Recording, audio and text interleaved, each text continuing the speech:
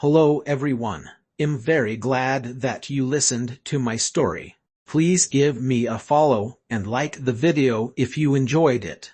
Feel free to comment and provide feedback so I can improve the sound quality. Yes, I will now continue the unfinished story Vol 5 Part 1. Chapter 401 Returning to the Ancient Monument Roman 2. In the quiet jungle, a figure in black appeared. Looks like this is it. Merlin looked around him and could vaguely feel a sense of familiarity from his memory. This was where the ancient monument had been. However, now there was only flat ground covered all over with a thick carpet of dead leaves. How could there be an ancient monument here? Rise! Merlin furrowed his brow, following which he waved his hand.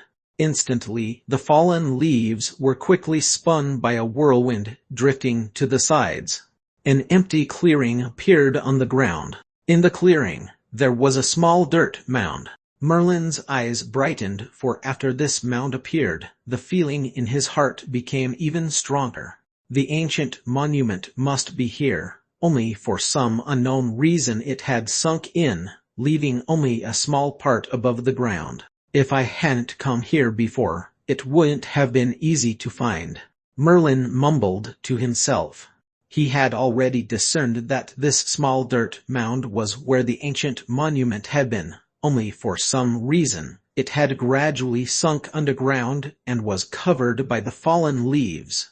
Back then, there had been a passage in the ancient monument, but now even the passage had been buried.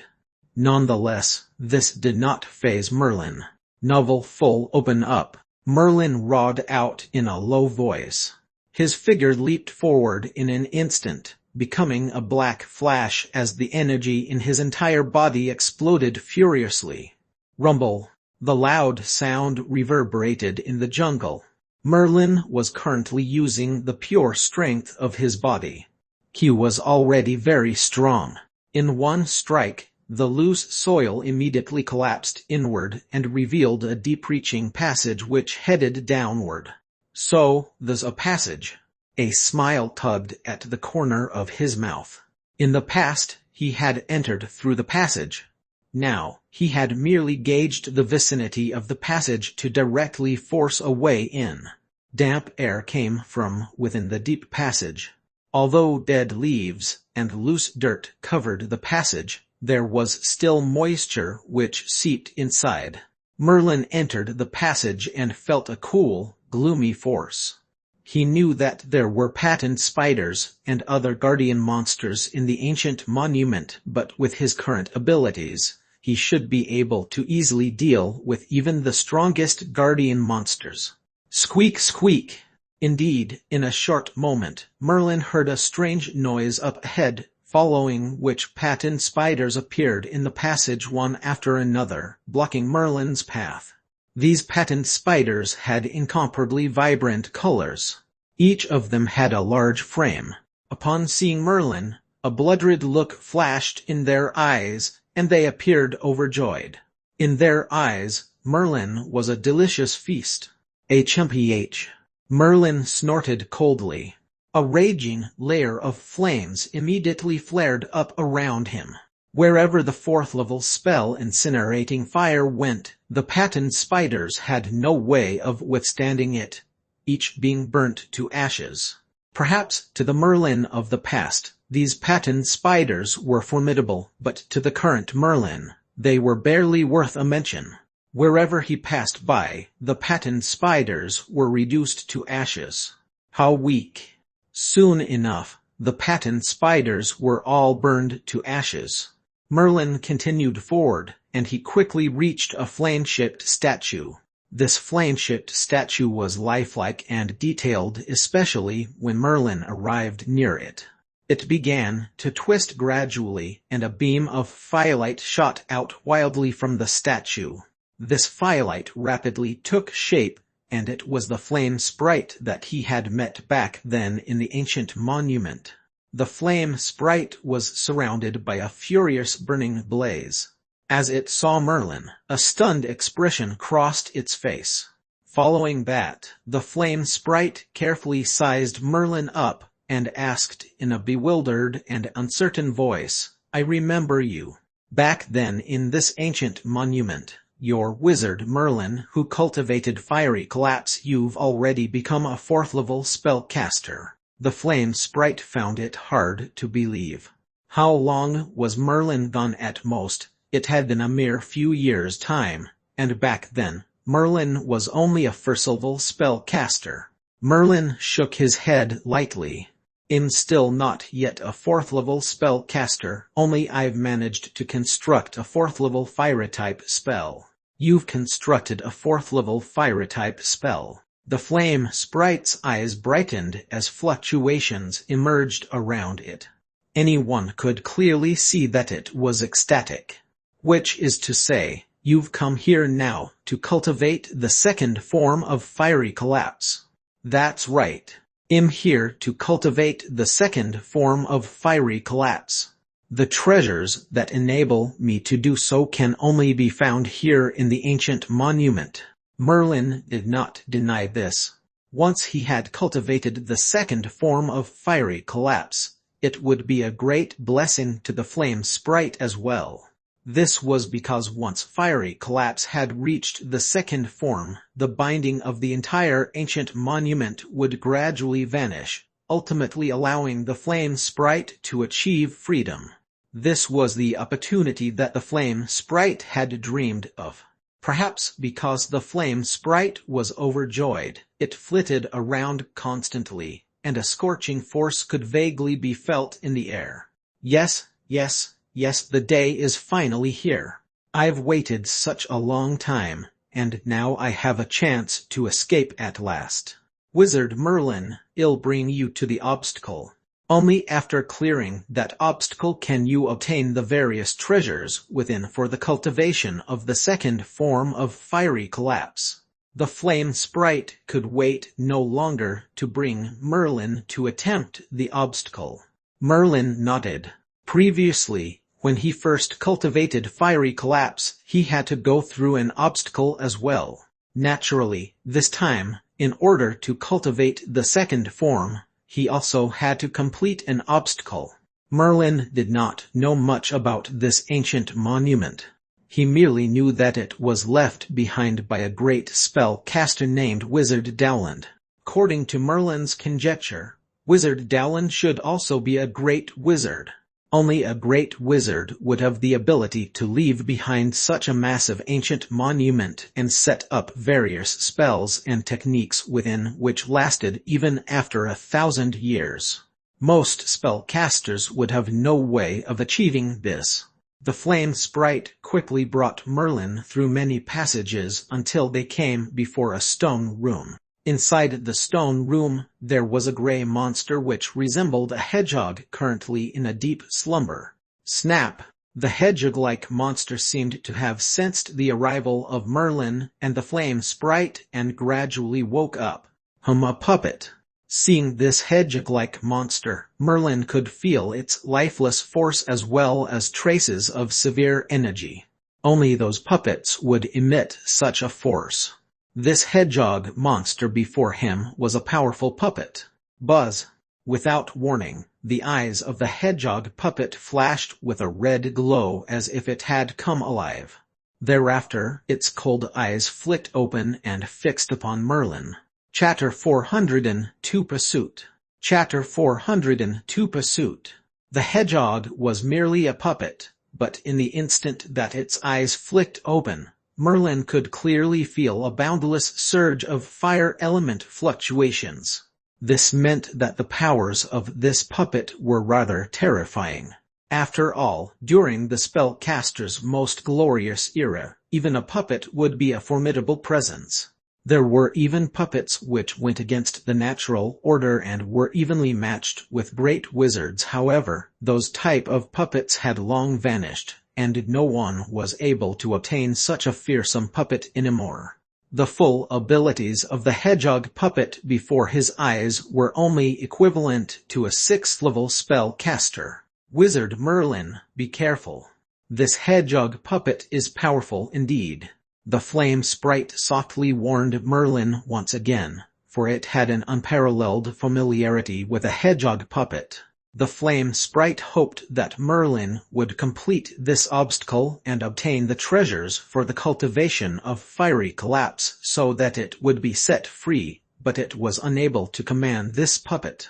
Therefore, it was powerless, and could only silently pray for Merlin's success. Whoosh! After it opened its eyes, the hedgehog puppet did not seem to slow down at all, rushing toward Merlin without warning. It was so fast that even Merlin was a little taken aback. Nevertheless, no matter how fast the hedgehog puppet was, it could not compete with Merlin's flash wind. Swoosh! Merlin's figure immediately appeared behind the hedgehog puppet, after which he slammed down with one hand. Boom! Endless raging flames turned into a sea of fire which covered the hedgehog puppet. These flames contained the power of fiery collapse, and its might was extremely frightening. Furthermore, this was the 4th level spell incinerating fire. Everything the spell encountered was reduced to ashes. This hedgehog puppet, even if it was transfigured from an extremely extraordinary material, had no way of withstanding the full explosive strength of Merlin's incinerating fire, which was merged with fiery collapse. It became ashes in the blaze. It's defeated. After the flames had gradually died out, the flame sprite's mouth was agape as if it found it hard to believe. The powerful hedgehog puppet was reduced to ashes with barely a whimper.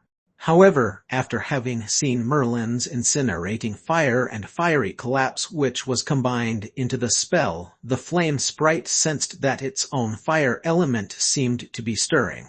What a powerful spell! Even the hedgehog puppet could not defend against a single attack. Upon seeing that Merlin had defeated the hedgehog puppet, the flame sprite was astounded, but it still smiled and said, "Wizard Merlin, you've defeated the hedgehog puppet, so you may enter the stone room to cultivate the 2nd form of fiery collapse." Merlin looked at the room and nodded, following which he came before the stone room. Rumble. After the hedgehog puppet had died, the stone door slowly opened, revealing a cramped room behind. Nonetheless, this small room was filled with precious treasures. They were all fire-type treasures. They were different in some aspects from when Merlin had cultivated the 1st form of fiery collapse back then, but mostly they just had a stronger effect. Cultivating fiery collapse using these treasures would allow one to achieve the 2nd form of fiery collapse quickly. After looking through some of these treasures, Merlin bobbed his head. Yes, I'll be able to cultivate the 2nd form of fiery collapse now, but I might need some time. Merlin looked at the flame sprite as he spoke calmly. The flame sprite nodded. It knew very well about fiery collapse. Cultivation would take a long time. Even putting aside the rest of the process, the assimilation of the treasures alone would take no small amount of time. Therefore, Merlin shut the stone doors and patiently cultivated the 2nd form of fiery collapse by himself in the stone room.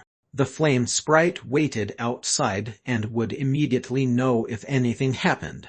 In particular, the flame sprite's eyes revealed its extraordinary longing. It had been trapped in the ancient monument for far too long. Now that it finally had a rare chance to escape, naturally it would be filled with desire. 1 day, 2 days, 3 days. In the blink of an eye, 5 days had gone by. However, in the stone room, Merlin seemed not to have moved at all. It was extremely quiet in the room, and there was not a single sound. What happened? Has the cultivation failed? The flame sprite was getting rather anxious. It had been 5 days, but there was not the slightest movement in the stone room. The flame sprite longed to enter the stone room and take a look, but Wizard Dowland had arranged everything in its place from the start, and the flame sprite had no way of entering the stone room. Just as the flame sprite was becoming fretful and restless, the entire stone room began to tremble violently. At the same time, wisps of pale white flames emerged, burning from the cracks of the stone room. Pale white flames. This is the second form of fiery collapse. The flame sprite was overjoyed. It was familiar with fiery collapse. The first form was white flames, whereas the second form consisted of pale white flames. As for the third form of fiery collapse, it would be translucent. Therefore, seeing that pale white flames had appeared within the stone room, one could roughly determine that Merlin had succeeded in his cultivation. Rumble. Indeed, Merlin's figure appeared before the flame sprite after the stone doors were opened. Although Merlin's complexion seemed to be somewhat drained, his eyes burned fervently, and he looked ecstatic. Is it a success? As soon as the flame sprite saw Merlin, it could not wait to ask. It's a success. A smile tugged at the corner of Merlin's mouth. Following that, he lightly stretched out a hand. His fingers were entwined with pale white flame. It was the second form of fiery collapse. You've succeeded indeed. Now we can head to the flame-shaped statue. Using the second form of your fiery collapse, activate the passage to leave the ancient monument. The flame sprite's voice revealed its irrepressible excitement. Merlin narrowed his eyes slightly, yet he did not follow the flame sprite's orders. Instead, he asked the flame sprite, I wonder how would I cultivate the third form of fiery collapse? The third form wizard Dowland did not speak of this back then, but he had only mentioned that one could use the second form of fiery collapse to access a secret place within the flame-shaped statue. The third form of fiery collapse is hidden there. Upon hearing what the flame sprite had said, Merlin pondered the matter for a long moment. He had not received any clues regarding the third form of fiery collapse, and merely knew that he would still have to cultivate the third form in the ancient monument. In other words, the ancient monument might still contain treasures for the cultivation of the third form of fiery collapse. Let's go to the flame-shaped statue and we'll find out. The flame sprite could wait no longer and urged Merlin repeatedly. After a long moment of consideration, Merlin did not have a better plan. His understanding of the ancient monument could never surpass the flame sprite's. Thus, he followed behind the flame sprite as they hurriedly walked toward the flame-shaped statue. Before the flame-shaped statue, Merlin stood quietly. The flame sprite hovered beside him. Channel the full flames of the second form of fiery collapse into the flame-shaped statue to open the passage and to obtain the third form of fiery collapse. If you don't believe me, here's a runic magic circle which was left behind by Wizard Dowland back then. The flame sprite's words caused Merlin to look at the flame-shaped statue.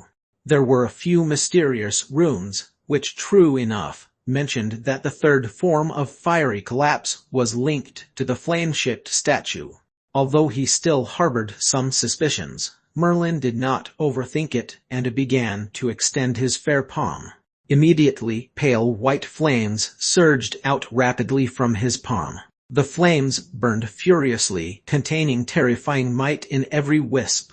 If it was combined with incinerating fire, its power would become even more fearsome and would be comparable to the peak of the 7th level. However, even such petrifying flames could not induce any changes in the flame-shaped statue as they burned steadily. This showed that the statue was made of a substantial material. After a moment, a change finally occurred to the flame-shaped statue. Mysterious runes began to emerge quickly, corresponding with the runes on the flame sprite's body. Crack! Finally, the runes on the flame sprite's body disappeared. It began to bellow with laughter, and its voice was even shaky. Anyone could see that the flame sprite was excited. "Har har, I've finally escaped. I can leave this demon place." The blaze on the flame sprite's body flared up countless times over in an instant, and it became a flame being, which was the same size as Merlin. Its body was suspended in midair, which was a strange sight. Merlin had always felt that something was wrong about the flame sprite, but he did not know what it was. In the moment the flame-shaped statue shattered, a beam of light shot toward Merlin. This was a narrow beam of firelight which combined with Merlin's flames. In that instant, a message materialized in Merlin's mind. It was this message that caused Merlin's face to change greatly as he turned his gaze toward the flame sprite. "You need the flame sprite to cultivate the third form of fiery collapse." This was the message left in Merlin's mind. That trace of flame was obviously left behind by Wizard Dowland, only for some unknown reason. It was contained in the flame-shaped statue. In fact, Merlin had already faintly guessed that this was all orchestrated by the flame sprite. It only wanted to leave the ancient monument, so it had been deceiving Merlin from the start. It was true that the cultivation method of the third form of fiery collapse was hidden in the flame-shaped statue. However, the flame sprite knew what it was long ago. Namely, the flame sprite itself was the price that needed to be paid for the cultivation. In order to escape its bonds, the flame sprite slipped the message regarding the third form of fiery collapse left behind by Wizard Dowland into the flame-shaped statue. The flame-shaped statue was also the place where the flame sprite was trapped. Once it was shattered, the flame sprite would be set free. This time, Merlin had been duped. In the instant that he broke open the flame-shaped statue, the flame sprite had already opened the passage and rushed outside at its greatest speed. By the time Merlin learned of the message left behind by Wizard Dowland, it was too late. The flame sprite had already escaped from the ancient monument. Trying to escape, I'm afraid it's not that easy. Merlin was in a rage. He did not expect that the flame sprite would make a fool of him. In order to cultivate the third form of fiery collapse, what he needed was the flame sprite. It was clear that the flame sprite had been captured by Wizard Dowland on purpose and left behind for future spellcasters to cultivate the third form of fiery collapse.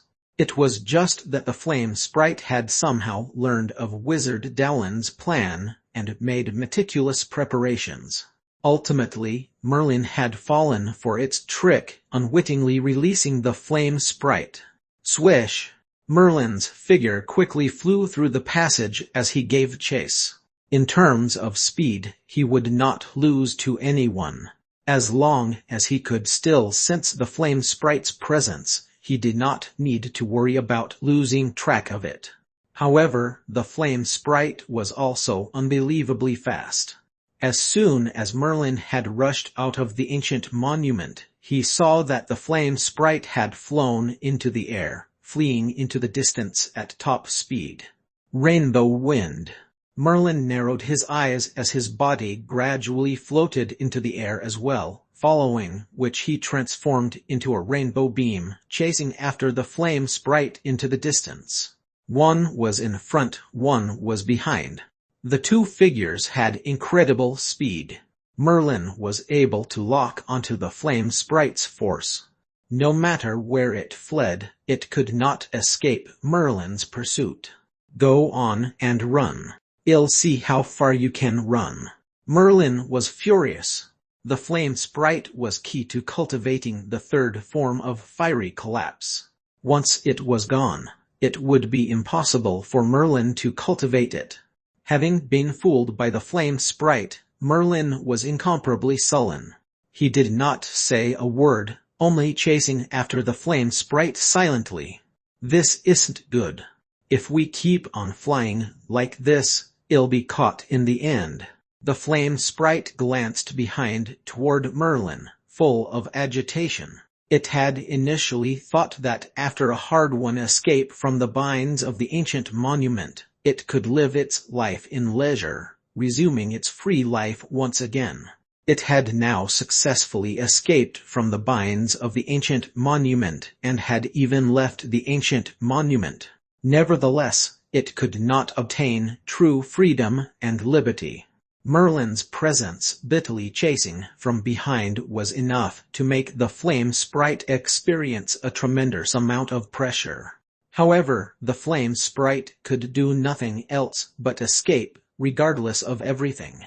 As for battling against Merlin and chasing him away, the flame sprite had not considered it at all. Although the flame sprite had great capabilities indeed, it was still lacking much in comparison to Merlin, especially since Merlin had merged fiery collapse with incinerating fire. Among fire-type spells, there were very few who had a more powerful spell than Merlin's fire-type spell. The flame sprite did not even know that there was also a flame maxim in Merlin's awareness. Overall, fire-type spells were unlikely to harm Merlin. The flame sprite no longer seemed to care in which direction it was going. It aimlessly picked a direction and escaped wildly while Merlin followed behind stubbornly. Without realizing it, the flame sprite and Merlin had lost track of where they were flying to. Suddenly, a team of spellcasters dressed in strange clothing appeared in the sky before them. Upon seeing the flame sprite, the spellcasters were slightly shocked. However, thereafter, one of them seemed to recognize that it was a flame sprite, something precious that one could only encounter by luck and not effort. Therefore, this strange group of spellcasters instantly got into a peculiar formation, spreading out toward the flame sprite. Chapter 403 Sub-Zero Snowfield. Chapter 403 Sub-Zero Snowfield. The flame sprite's abilities were not very strong. In terms of pure strength, it was merely equivalent to a 5th-level spellcaster. Moreover, if a real battle began, it was not even at the standard of a 5th-level spellcaster. The flame sprite was able to escape for such a long time only because of its unrivaled speed. Even after Merlin cast Flash Wind in addition to the 4th-level spell Rainbow Wind, he was barely able to keep up with the flame sprite. However, this group of strange Illidrist spellcasters had now formed into what looked like a formation of a runic magic circle shaped like a pocket, trapping the flame sprite within. The flame sprite began to panic and lost its wits, its body raging with flames once more. It was a sprite which had originally been born from flames, so naturally, it had perfected its control over fire. Boom! Endless flames began to rapidly cover the entire sky with shocking power. However, regardless of whether it was Merlin or that strange group of spellcasters, they were not afraid in the slightest. This was because Merlin had fiery collapse or his defensive spells, and was not fearful of the flame sprite's flame attacks at all. As for the strange group of spellcasters, they had formed a gigantic formation that seemed to somehow combine their powers. Upon seeing the sweeping flames, they immediately cast an ice-type spell. Instantly, swathes of ice crystals began to form in midair. Even the flame sprite's blaze was unable to escape and was frozen in place. Merlin squinted slightly. These spellcasters were completely different from the spellcasters he had met before. They were merely 4th-level spellcasters, but when grouped together, they were able to explode with the strength of a 6th-level spellcaster. Even the flame sprite was forcefully halted by them as it was suppressed in a flash. Har, so it's a flame sprite. This is a treasure indeed. To think that we've encountered such a treasure during this trip. We should get a great reward if we bring it back, right? That's to be expected.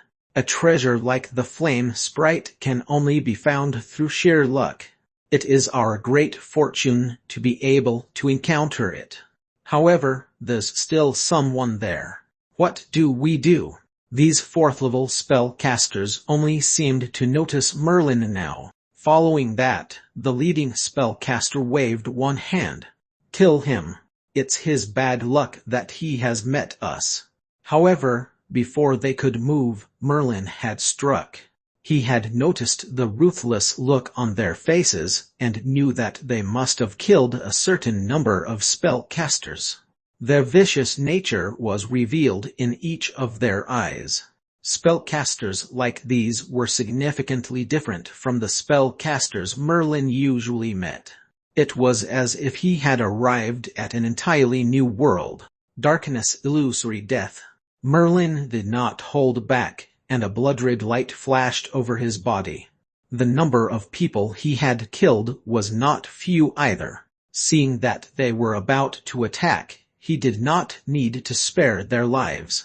Therefore, a stretch of darkness descended. Almost every spellcaster was instantly caught in an illusion. However, since this was darkness, illusory death, it also had an enigmatic power instead of merely causing illusions. Che. In the boundless darkness element, which was initially acting normally, now seemed to transform into the sharpest weapons, slashing unceasingly at every spellcaster. These spellcasters were caught in the illusion and were faced with the slashing and strangling of darkness element. They could not put up the slightest bit of resistance. This was clearly a massacre and not a fair fight. Once Merlin displayed darkness, illusory death in addition to being combined with darkness heart, it was rare for a spellcaster to be able to resist the attack. Therefore, even if there were more of these spellcasters, it was of no use as they were facing a darkness wizard. One after another, the spellcasters dropped. There were even many who were still sunken in the illusion, having no clue of what was happening as they were slashed and strangled to death by darkness element. Merlin looked at his palm. He could feel a cold, dark force coming from the dead spellcasters and worming into darkness eye in his palm. Negative energy. Merlin mumbled in a low voice. Darkness eye was able to absorb negative energy, increasing its own strength continuously. Merlin had long been warned by Wizard Leo to be careful of the negative energy of Darkness Eye, for there were also dangers along with its benefits. Its advantage was that Darkness Eye relied upon absorbing negative emotions to gradually grow stronger. There was the fourth form, the fifth form, and so on, which could be cultivated in the future. However, the risk was that the stronger Darkness Eye became, the harder it was to control, likely to ultimately lead to a backlash. The area shrouded by darkness element had now turned into a killing field. The corpses of the spellcasters fell to the ground, and the air was suffused with the acrid stench of blood. Merlin did not kill all of them, leaving behind 2 spellcaster for inquiries. Swish! Just then, the flame sprite grabbed the opportunity to escape. However, this time, Merlin would not let it escape so easily. Runic Heartprint Seal. Merlin's eyes flashed coldly, and the imprint of Runic Heartprint flickered constantly on his forehead. Following that, mysterious runes flew out abruptly, forming a runic magic circle in midair. This runic magic circle fell from the sky, completely binding the flame sprite. Although this was not a very powerful bind, without the power of a 7th-level spell caster, one could forget about escaping the suppression of this runic magic circle. It was more than enough to deal with a flame sprite. Having captured the flame sprite, Merlin could breathe easily now. He dispelled the darkness illusory death, and the 2 spell casters he had intentionally spared recovered their senses. As they saw before their eyes Merlin and the mass of dead bodies on the ground, an alarmed look flashed across their eyes, And they said shakily, "O wizard, we're spellcasters of Sub-Zero Snowfield. We've offended you this time. Punish us as you will." Sub-Zero Snowfield. Merlin furrowed his brow. In the sudden spellcaster world, if he had killed so many spellcasters and 4th-level ones at that, he would have thought that they came from a powerful spellcasters organization. However, it turned out it was a spellcasters organization which he had not even heard of. "Where's Sub-Zero Snowfield? What are you doing here?" Merlin continued his inquiries. The two spellcasters raised their heads to look at Merlin. Although they thought it was a strange question, they did not dare to disobey, and answered quietly, "Sub-Zero Snowfield is a massive country in Thule, a country consisting purely of spellcasters." Before they had finished, Merlin's mind flashed with understanding. He instantly recalled the extremely mysterious place to the north of the kingdom of Black Moon called the Ice Nation. Within the Ice Nation, most spellcasters constructed ice-type spells. They researched ice-type spells intensively throughout their lives. Pandora demon abilities and other knowledge regarding ice-type spells were developed by them to the peak. Furthermore, they were very different from spellcasters within the kingdom of Black Moon. "You mean the Ice Nation?" Merlin spoke slowly as he fixed his gaze upon the two spellcasters. The two spellcasters nodded hurriedly. It looked like this was the Ice Nation of the legends. Due to its unusual geographical location, most people besides spellcasters would have no way of surviving in it. In addition, the Ice Nation was a land of bitter cold, and the various resources needed by spellcasters were scarce indeed. Therefore, many spellcasters were unwilling to go to the Ice Nation. Over time, the Ice Nation seemed to become cut off from the rest of the world, existing only in the ancient records of a few spellcasters' organizations. "I didn't think that I've reached the Ice Nation. Tell me about the situation here." Merlin did not have much understanding regarding this fabled country. Still, the distance between the kingdom of Black Moon and the Ice Nation was far too great. He did not expect that having chased the flame sprite the entire way, he had arrived in the Ice Nation. Nevertheless, this indirectly demonstrated that the flame sprite and Merlin could move at an incredible speed. In reality, by using rainbow wind to its full potential combined with flash wind, Merlin's speed was astounding. It was a wild chase that took such a long time. Reaching the Ice Nation was not too far-fetched. Upon hearing Merlin's question about the Ice Nation, the two spellcasters cautiously asked, "Sir Wizard, is it your first time coming to Sub-Zero Snowfield in this part of the world? Almost no one talks about the Ice Nation as we now call it Sub-Zero Snowfield. What do you want to know about Sub-Zero Snowfield?" Merlin thought for a moment, then asked softly, "What powerful spellcasters' organizations are there in Sub-Zero Snowfield?" "Spellcasters' organizations," the two spellcasters laughed bitterly. "There are no such spellcasters' organizations in Sub-Zero Snowfield. In general, it's every wizard for themselves. You might think that there are so many of us, when in fact we only banded together recently."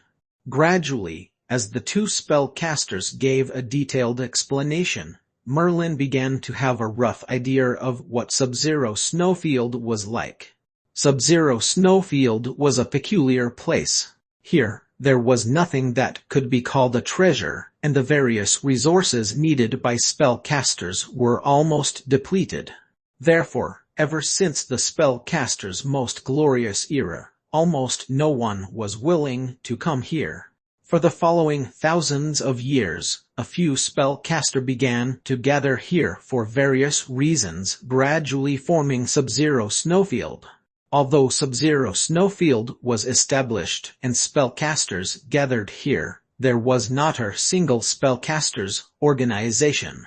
An organization like this would need a heritage and inheritances. Furthermore, as a mighty force, it would need to be supported by a colossal amount of resources. Sub-Zero Snowfield did not fulfill any one of those prerequisites, so there were no spellcasters organizations in Sub-Zero Snowfield. Everyone here was a lone wolf, and would sometimes struggle ferociously over a small number of cultivation resources. This was the reason for the intense hostility that surrounded everyone as Merlin had perceived when he saw them. Seeing that Merlin was deep in thought, the two spellcasters were on tenterhooks. In Sub-Zero Snowfield, a fight could break out at any time, and even a single word of disagreement could lead to a fatal brawl. They were not like those spellcasters with profound knowledge. Conversely, they were more like the brutal elemental swordsmen. Therefore, they were paying close attention to Merlin's attitude, hoping that he would be satisfied with their answers and thus spare their lives. Chapter 404 The Thousand Miles Snow Cave. Chapter 404 The Thousand Miles Snow Cave. Countless thoughts flashed across Merlin's mind. He was still carefully digesting the information he had just learned. After a long moment, Merlin cast a glance at the two spellcasters and slowly said, "The spellcasters of Sub-Zero Snowfield are all lone wolves and can further combine their attacks to trap the flame sprite. What did you do it for?" Merlin was interested in their technique of a combined attack. The faces of the two spellcasters shifted slightly, but they still clenched their jaws and replied, "We exchanged for our combined spell attack from other spellcasters after paying a certain price. In fact, it's an assembled casting tool. Each one of us holds a component, and we cast our spells through this casting tool. Thus, our power is magnified. As for why we did it, it was all because the second volume of the Neverending Book has been discovered. Rumor has it that it was obtained by a 4th-level spellcaster Nelson through chance, and he's now in hiding within an approximate range of 1,000 miles in this location. Many spellcasters are already looking for him." Merlin's outward expression did not change at all, but he was actually surprised. Assembled casting tools were extremely rare. Nevertheless, this was not to say that they did not exist. It was just that an assembled casting tool as powerful as the Bell Space was far too rare. Furthermore, most assembled casting tools functioned just as how these spellcasters had used them. Through assembled casting tools, many spellcasters were able to unite their strength, fighting above their own level. Still, what Merlin was most interested in was not the casting tool, of course, but the second volume of the Neverending Book that the two spellcasters had mentioned. Within Merlin's ring was the first volume of the Neverending Book. Merlin still remembered that there was some information regarding the second and third volume of the Neverending Book in the first volume. Novel full. According to the information in the first volume of the Neverending Book, the second volume should be on the shores of the Death Sea. However, Sub-Zero Snowfield was a vast distance away from the Death Sea. How could the second volume appear here? It looks like the actual hiding place of the second volume of the Neverending Book is not in the Death Sea. The location given was likely a wrong one to deliberately mislead future generations. Merlin gradually discerned that not all spellcasters were so generous to pass down an inheritance to other spellcasters willingly. Some remarkable wizards even had a twisted sense of humor, intentionally marking out some spells or Pandora demon ability or something else to be in a secret place to mislead future spellcasters. It was very likely that the first volume of the Neverending Book, which Merlin had obtained, was just like this. He was misled by the true creator of the Neverending Book, and details such as the location marked within the book were all false information. By collecting all 3 volumes of the never-ending book, there's a high chance of obtaining a flame maxim. This should be a true fact, for that remarkable wizard must have left behind a maxim. However, its precise location is falsely given. Merlin was determined to obtain the 2nd volume of the never-ending book. As long as he could gather the 3 volumes, he would be able to find some clue regarding the maxim. From Merlin's perspective, the thing which he now lacked the most was a maxim. Perhaps others would not have much use for a maxim even after obtaining it, only passively enjoying some benefits of the maxim. However, for Merlin, he was able to derive new spells. "Tell me, where's Nelson?" Merlin glared at the 2 spellcasters icily. He did not believe that these 2 spellcasters would know nothing about Nelson, for that would go against common sense. So many spellcasters joining forces for the time being, merely for the sake of carrying out a search. Therefore, the largest possibility was that these spellcasters had received some information about Nelson, which was why they dared to assemble so many spellcasters and headed out to look for him. Looking at Merlin's cold stare, the 2 spellcasters knew that they had no way of hiding the truth. Initially, they had decided that if Merlin released them, they might still try their luck and give it a shot. Perhaps they might really come upon Nelson within a certain region. It was only a shame that they could not deceive Merlin at all. "Sir Wizard, if only you let us go, we'll tell you everything we know about Nelson." One of the spellcasters gnashed his teeth and spoke in a low voice.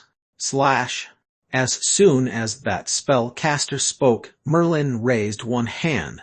A stream of darkness element turned into a sword and pierced straight into the throat of that spellcaster. Blood flowed over the ground, emitting a pungent, grisly stench. Seeing the violent death of his companion and Merlin's decisiveness, the remaining spellcaster no longer dared to bring up any conditions, and hurriedly said, "Nelson is hiding in the 1,000 Miles Snow Cave." Many spellcasters had rushed there. "As we were slightly late in receiving the information, we're only going there now to try our luck." "The 1,000 Miles Snow Cave."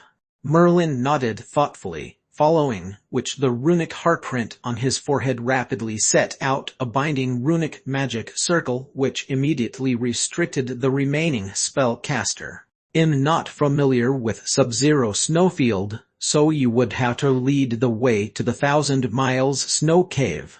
Even though Merlin's tone was very level, the spellcaster did not dare disobey, much less voice out any sort of opinion. He could only pray that Merlin would let him go upon reaching the 1,000 Miles Snow Cave.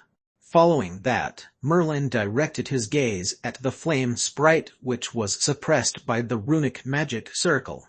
This was the flame sprite mentioned in the message left behind by Wizard Dowland, an essential part of cultivating the 3rd form of fiery collapse. "Flame sprite, why did you escape?" The flame sprite laughed gleefully.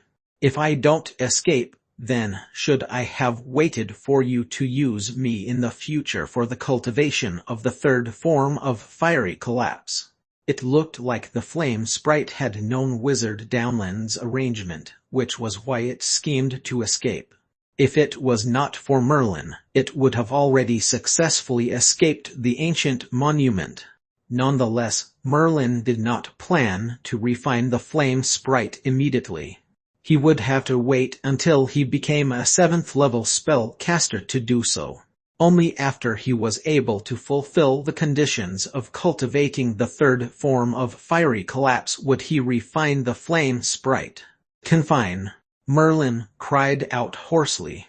Instantly, the runic magic circle rapidly shrank, transforming into a mysterious cloak which was glowing with light and runes as it fitted snugly around the flame sprite. Under the suppression of the runic magic circle, the flame sprite was stored away by Merlin. Whoosh! Merlin immediately grabbed the last remaining spellcaster. His body flickered with vigorous wind elemental fluctuations, and the air whistled as he flew forward.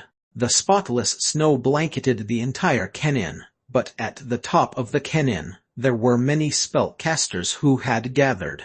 These spellcasters were all looking at the towering peak opposite the canyon. On the peak, there were uncountable large and small cave entrances. In particular, the passages within the caves snaked into different directions, making it hard to find any one person.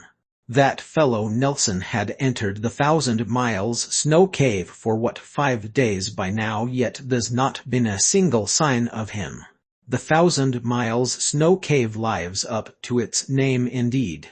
The crisscrossed cave entrances, in addition to the wandering passages once one enters the 1,000 Miles Snow Cave, it's equivalent to gaining countless opportunities. It was not surprising that Nelson would flee into the 1,000 Miles Snow Cave. It's just that we don't know who would be able to smoke Nelson out also. As more time passes, there are more and more powerful spellcasters here. Before the 1,000 Miles Snow Cave, there were many spellcasters who remained motionless as their gazes shone with a strange fervor, fixing onto the caves opposite them. Thud. Suddenly, a figure descended from the sky and landed heavily onto the ground, almost causing the entire surface to quake. The other spellcasters were dumbstruck. How alarming! Who is this? Countless gazes instantly gathered on the figure who had landed from the sky. The figure gradually became clear. It was a bald, middle-aged spellcaster with no eyebrows. There was also a vicious scar where his left brow would be, and he looked very fiendish. The bald spellcaster eyed the 1,000 Miles Snow Cave, following which he smiled and nodded. Good, it looks like I'm not too late. Let me try and see if I can force Nelson to come out. With that, the bald spellcaster drew in a sudden, deep breath, following which he opened his mouth and unleashed a roar. Nelson, show yourself. Rumble. No one had predicted that the bald man's voice would be so loud. The opposite 1,000 Miles Snow Cave, which was also a mountain, was initially piled high with a thick cover of snow. However, after the bald spellcaster had unleashed his yell, the snow on the peak gradually began to collapse, following which it tumbled with a rumble down the peak. This was an avalanche, the mention of which would turn anyone pale. Wretched fellow, who is this bald spellcaster? He actually caused an avalanche. Does he have a death wish? Once the thick layer of snow burst out into a massive avalanche, even a 7th level spellcaster who had not made thorough preparations would be buried in the avalanche. Therefore, all the spellcasters gnashed their teeth in resentment toward the bald wizard. Nevertheless, his ferocious appearance, in addition to the indistinct force of a 7th level spellcaster that he emitted, was one of the reasons why the surrounding spellcasters did not dare to act recklessly. The bald wizard seemed oblivious that he had aroused the anger of the crowd and continued doing as he liked. He opened his mouth, and intense wind elemental fluctuations appeared around his body. He wanted to try screaming his throat out again. If you dare to make a single peep, you'll die. Suddenly, a black-robed spellcaster walked out from the crowd, a wide hood hiding his face, making him appear enigmatic. The previous warning was delivered by this black-robed wizard who could not bear the unbridled roaring of the bald spellcaster any longer. Otherwise, if a giant avalanche was induced, everyone could forget about entering the 1,000 Miles Snow Cave. Heh. Many have said this to me, but I'm still here well and alive. The bald wizard merely cast a glance at the black-robed spellcaster and paid him no mind, and roared again. Moreover, this time, his voice was even louder than before. Perhaps he might really force Nelson to come out, but an avalanche might have already buried them all even before Nelson could show his face. "It's your death." The black-robed wizard's voice simmered with rage, after which his figure flashed and appeared before the bald wizard in an instant. He opened his palm and slammed it forward in one vicious stroke.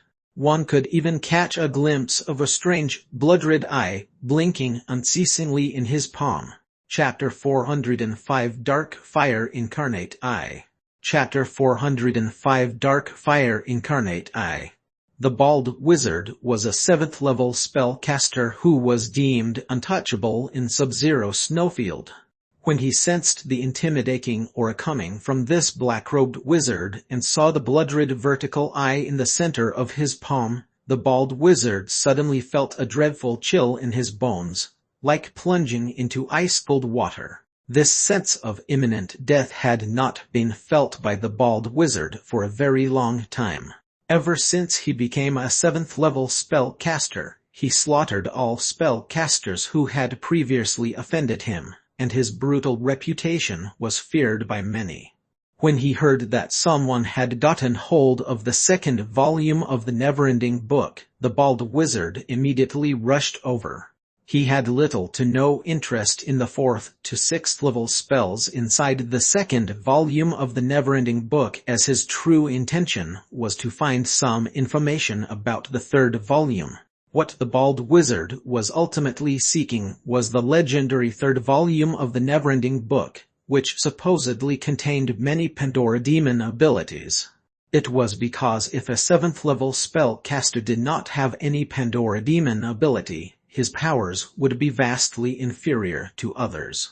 Unfortunately for the bald wizard, he had not even managed to obtain the never-ending book, not to mention the 2nd volume from Nelson, before he found himself in peril. "Darkness Eye Disintegrate," the black-robed spellcaster uttered with a cold voice. Following that, a crimson light wrapped around the bald wizard, and he felt as if his body was being squeezed strongly all around. Splat! The bald wizard, a 7th-level spellcaster, did not even get the chance to cast his spell when his entire body exploded violently into a bloody mess. Fresh blood spurted into the air and fell to the ground like raindrops. He was dead. Just like that, with just a single blow, the bald wizard was dead. His death was a stark contrast to his previously untouchable reputation. Sure enough, don't be arrogant. The more arrogant you are, the faster you die. A few 7th-level spellcasters hid among the crowd. They, too, had initially planned to enter the 1,000 Miles Snow Cave and force Nelson to hand over the 2nd volume of the never-ending book. However, these spellcasters were much more discreet. They did not stride in like a king, but instead blended into the crowd. As a result, the arrogant bald wizard was killed by the black-robed figure. TSSS. Everyone who was present took in a sharp intake of cold air. Some also recognized the power wielded by the mysterious black-robed figure. It was the legendary special Pandora demon ability Darkness Eye. It's Darkness Eye. Even the legendary accursed power has appeared. Darkness Eye is truly powerful. To be able to kill a 7th-level spellcaster so easily without any resistance, its power is terrifying. It's best not to provoke this wizard, since when did such a mysterious and powerful wizard appear in Sub-Zero Snowfield? Many of the spellcasters were discussing fervently among themselves, yet no one had any intention to challenge the black-robed figure's Darkness Eye.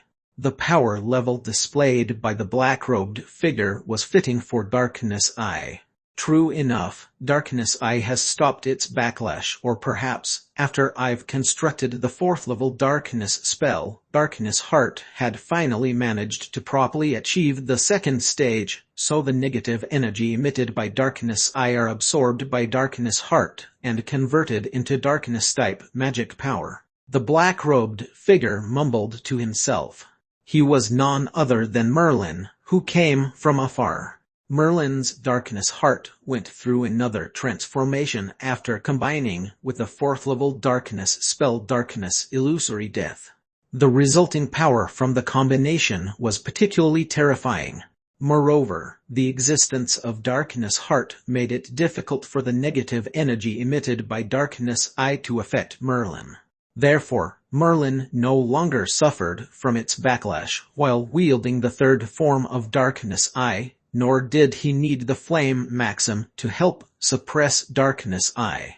This is unless Merlin opened the seal placed by Wizard Leo on the 4th form of Darkness Eye. Then there could be an overwhelming backlash which required the suppression of the Flame Maxim. Otherwise, in general, Darkness Heart was able to absorb some of the negative energy and convert it into magic power. Thus, in that sense, Merlin was more suited to cultivate Darkness Eye compared to Wizard Leo. After killing the bald wizard, Merlin swept his gaze over the crowd. Naturally, he was aware that there were some 7th-level spellcasters hiding among the crowd, but it appeared that none of them dared to show themselves.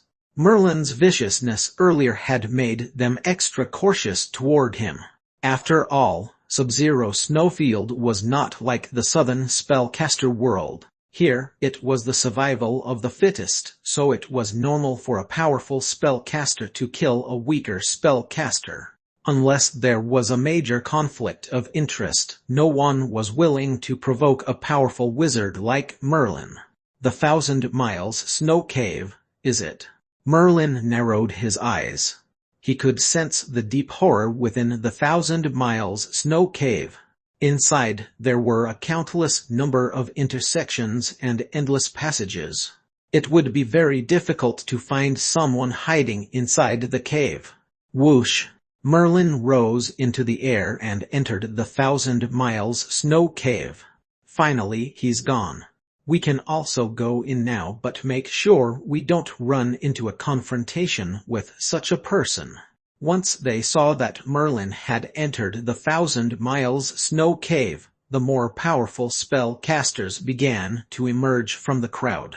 In order to obtain the 2nd volume of the Neverending Book as well as trace the location of the 3rd volume, they would attempt the mission despite the danger it posed.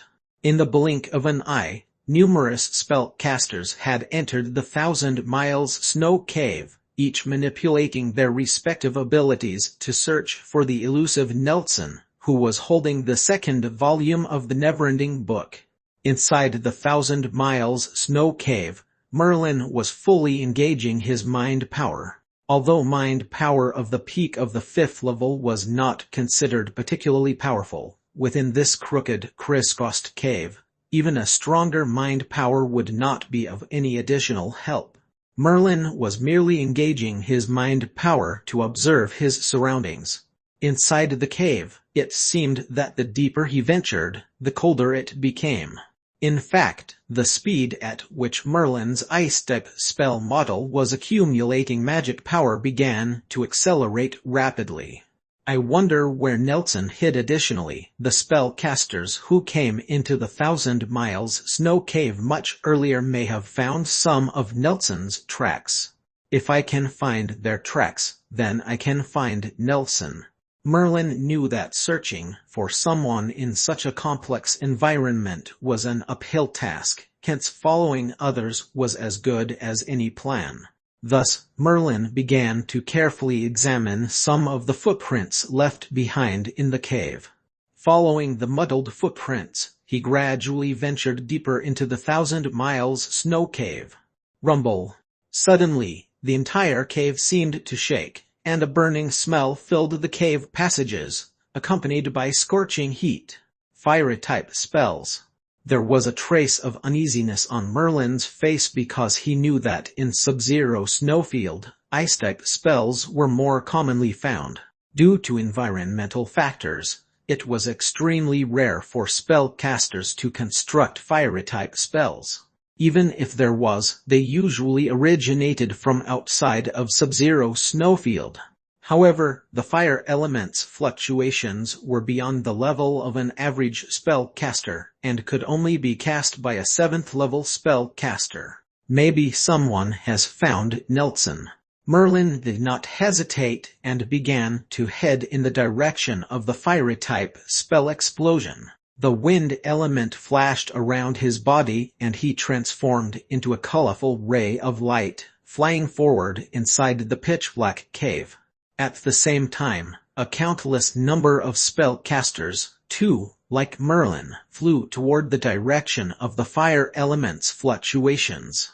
Inside the 1,000 Miles Snow Cave, 3 spellcasters stood in a triangle, each of them watching the others warily. The situation tensed. Behind them, a spellcaster with tattered clothing was leaning against the cave wall, his body unmistakably weakened. He was panting heavily, so it was apparent that he had suffered a massive injury and could not move. Despite the supposedly massive injury suffered by this weakened spellcaster, his eyes were constantly darting around, revealing a sly intention. However, the triangular formation of the 3 spellcasters had blocked off all the exits. All 3 spellcasters looked unyielding, and powerful auras emanated from their bodies. They were all spellcasters above the 7th level, and one of them, dressed in a long red robe, had a layer of flames burning all over his body. "Damn you, Wizard Base, are you really going to compete against the 2 of us? You know very well that you won't be able to leave with a never-ending book." These 2 spellcasters had subtly teamed up, their greedy gazes fixated on the quaint book in Wizard Base's hand. It was the 2nd volume of the never-ending book, with sacred white rays glowing all around it. The 2nd volume of the never-ending book had fallen into the hands of this red-robed Wizard Base. He was not a spellcaster from Sub-Zero Snowfield, but had traveled here from afar a few years ago. My spell earlier had shaken the entire 1,000 Miles Snow Cave. Anyone who's not an idiot would be able to guess that we ran into some trouble, and once they arrive, none of us would get the never-ending book. Therefore, I think we should leave immediately. Once outside the 1,000 Miles Snow Cave, we can fight it out," Wizard Base said with a sneer. He already made up his mind that upon reaching the cave exit, he would flee from 1,000 Miles Snow Cave at all cost. Once he escaped from Sub-Zero Snowfield, no one would be able to stop him.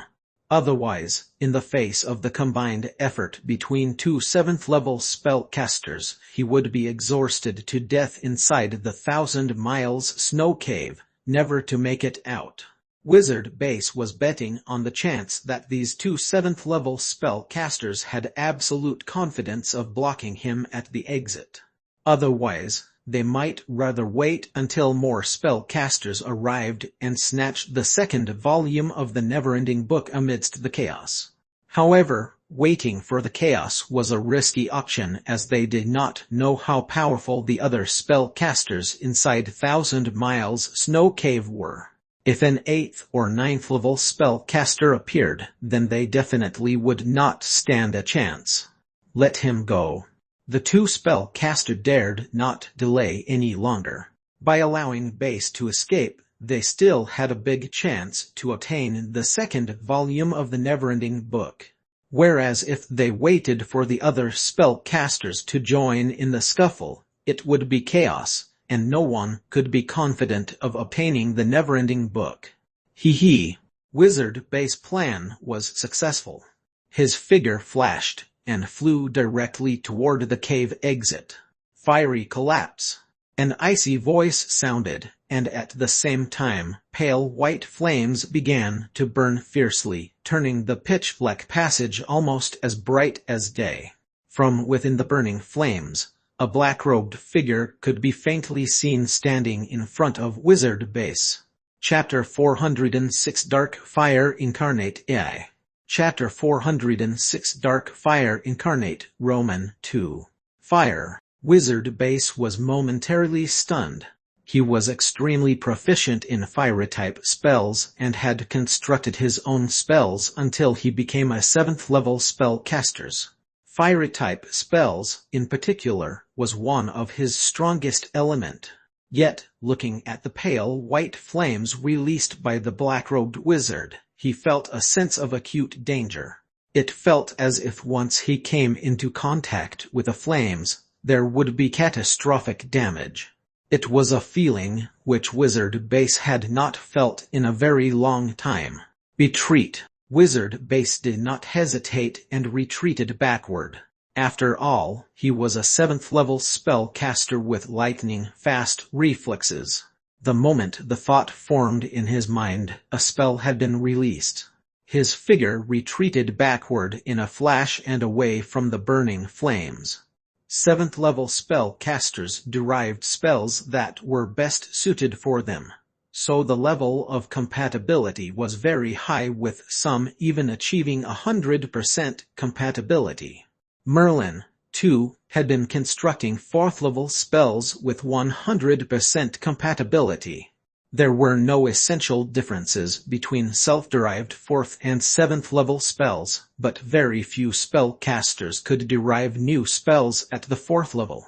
No matter how talented an elementary school student could be, it was impossible to understand calculus without slowly accumulating the knowledge that it comprised. Similarly, with the accumulation of profound knowledge and experience in constructing spells, it was much easier to derive a spell upon reaching the 7th level. In terms of quality, however, as long as the spells were self-derived, there were no fundamental differences between them. The only difference would be their power levels. Another benefit of self-derived spells was that the reaction time to cast a spell was nearly zero.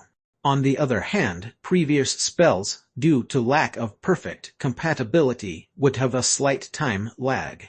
The time lag was usually very short that it was almost indiscernible.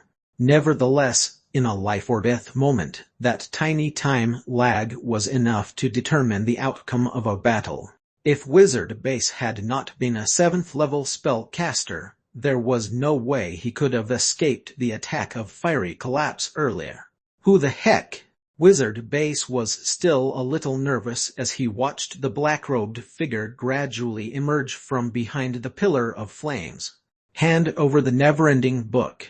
The mysterious black-robed wizard was still covered in a layer of menacing flames, almost like an embodiment of fire. Of course, it was Merlin, who had entered the 1,000 Miles Snow Cave earlier.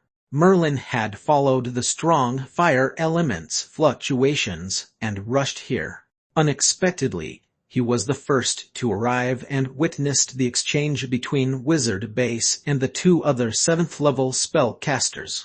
However, Merlin kept himself hidden in the dark. Since Wizard Base and the others were fully focused on guarding against one another, they did not notice that there was someone else lurking in the dark. It was up till the point that Wizard Base tried to leave that Merlin showed himself.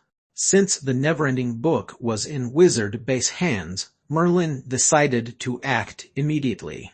However, he did not expect that his sudden attack would be dodged by Wizard Base. On the other hand, Wizard Base just had a close brush with death and was extremely wary of the mysterious black-robed wizard. The flames earlier made him shudder in fear. It was definitely not the kind of force that he could handle by himself. Nevertheless, obtaining the never-ending book had not been easy for Wizard Base either.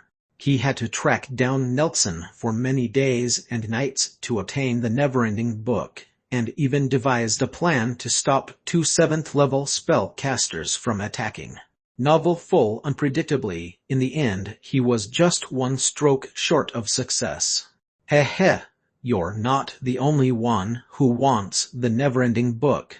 Wizard Base was trying his best to delay time because the black-robed wizard was far too intimidating.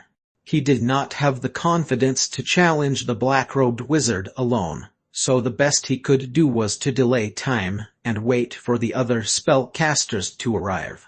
He believed that the fluctuation earlier would have attracted a lot of attention from the spellcasters inside Thousand Miles Snow Cave. At this point, Wizard Base could only hope that he would benefit from the imminent chaos. The catch, however, was that even he himself was not confident that he would be able to hold onto the never-ending book amidst the chaos. Nevertheless, it was his only hope. Unwilling, I see. A cold look flashed across Merlin's eyes. He must get the never-ending book, no matter what. Boom! It was only a single step from Merlin, yet it felt like a huge stomp directly on Wizard Base's heart. With a light flick of Merlin's finger, infinite darkness enveloped Wizard Base, trapping him in complete darkness. Illusion. Wizard Base was shocked as he recognized the illusion at once. The revelation made him even more shaken because he was a 7th level spellcaster who had achieved the mind power of the peak of the 7th level. Most illusions were unable to affect him. Yet with just a gentle flick of his finger, Merlin had cast an unknown darkness spell which managed to trap a 7th level spellcaster like him in an illusion, although the entrapment only lasted for a second before Wizard Base managed to regain his consciousness. Nevertheless, in a battle involving 7th level spellcasters, one moment was all it took to determine the outcome. Incinerating fire. The icy voice rang out again, and a faint gulp appeared on Wizard Base's face. He had been entrapped by the illusion for just a second, but when he regained consciousness, the opponent's fire-type spell had been activated. This time, Wizard Base was no longer able to escape. Pillars of fire had formed a circle around him and trapped him within. The scorching temperatures climbed, slowly draining his defensive-type spell. Darkness Eye disintegrate. Merlin extended his palm again and pressed downward. A crimson ray shot out and surrounded Wizard Base. The defensive-type spell on his body shattered immediately, allowing the white flames to engulf him and turned him into ashes within seconds. Within a short time, Merlin had managed to kill a 7th level spellcaster.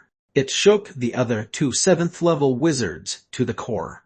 Even if they joined forces, the most they had hoped to achieve was overpower Wizard Base.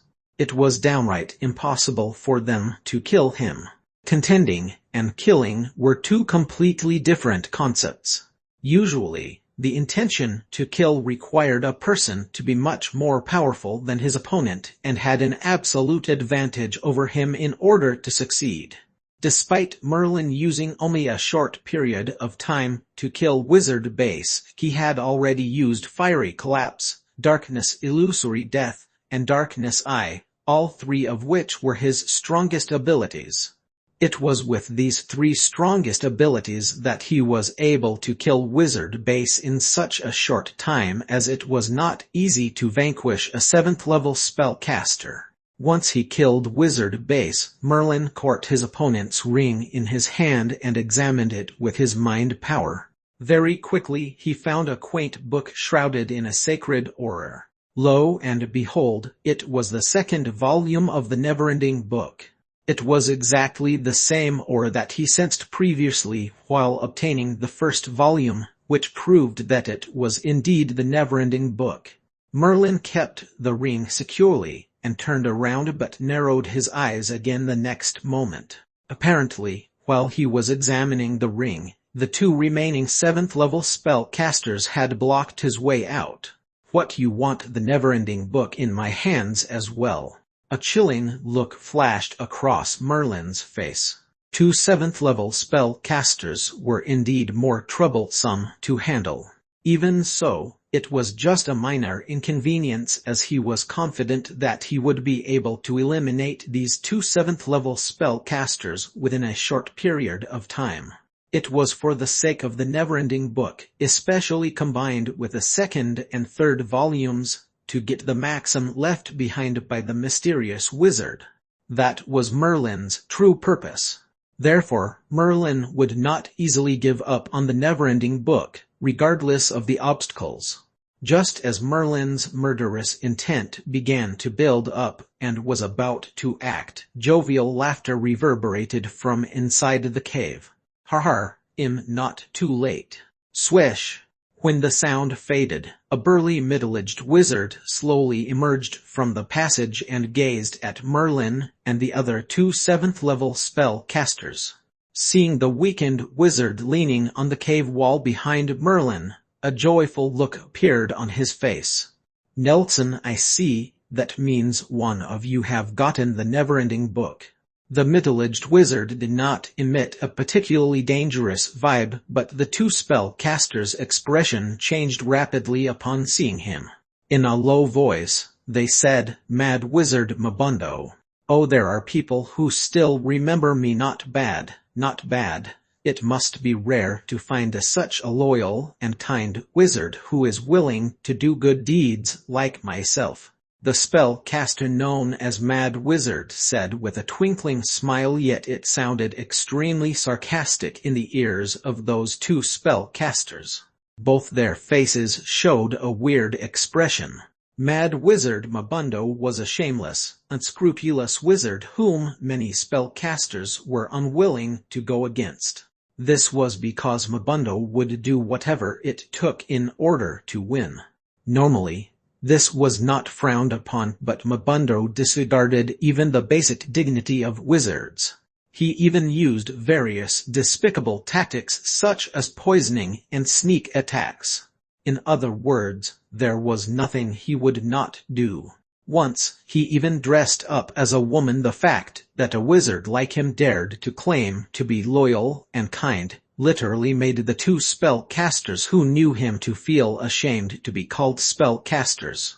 3. Merlin looked at Mad Wizard Mabundo calmly. He did not sense a particularly strong threat coming from him. However, with the appearance of Mabundo, more spell-casters began to appear. All of them were 7th-level spell-casters, and one after another, it came up to 8 7th-level spell-casters. These 8 spell-casters all knew that the never-ending book was in Merlin's hands, so their gazes were locked on Merlin. Nevertheless, no one dared to act because they could feel the extreme danger emanating from Merlin. No one wanted to be the first to strike. 8. Merlin took a deep breath. At this moment, his heart was filled with adrenaline. So, what if there were 8 7th-level spell-casters? He would triumph over all of them. Chapter 407 Dark Fire Incarnate AI. Chapter 407 Dark Fire Incarnate Roman 3. 8 pairs of eyes were locked on Merlin. The spell-casters were, to some extent, imperceptibly accumulating their powers. In order to obtain the never-ending book, these spellcasters from Sub-Zero Snowfield were ready for the worst-case scenario. Kill him. Suddenly, without warning, a 7th-level spellcaster led the first attack. Wind elements started to flash on his body and subsequently converged into a strong tornado. Inside the tornado were also some ice crystals. This was a combination of a wind-type spell and an ice-type spell, and the resulting power was astounding. Even though it did not have any Pandora Demon ability, its power was no less than an average Pandora Demon ability. The truth was, once spellcasters reached the 7th level, their ability levels would begin to differ greatly from one another. One reason was that 7th-level spellcasters with Pandora Demon ability would be able to cultivate their Pandora Demon ability to its 3rd form or 3rd stage, thus they would witness a massive leap in their abilities. Nevertheless, spellcasters with Pandora Demon abilities were of course very few in number. The other reason for the ability gap between other 7th-level spellcasters was due to the power level of their self-derived spells. If a spellcaster was proficient at constructing spells and spent the time to slowly derive a spell, it would be extremely powerful compared to spellcasters who just rushed through the process.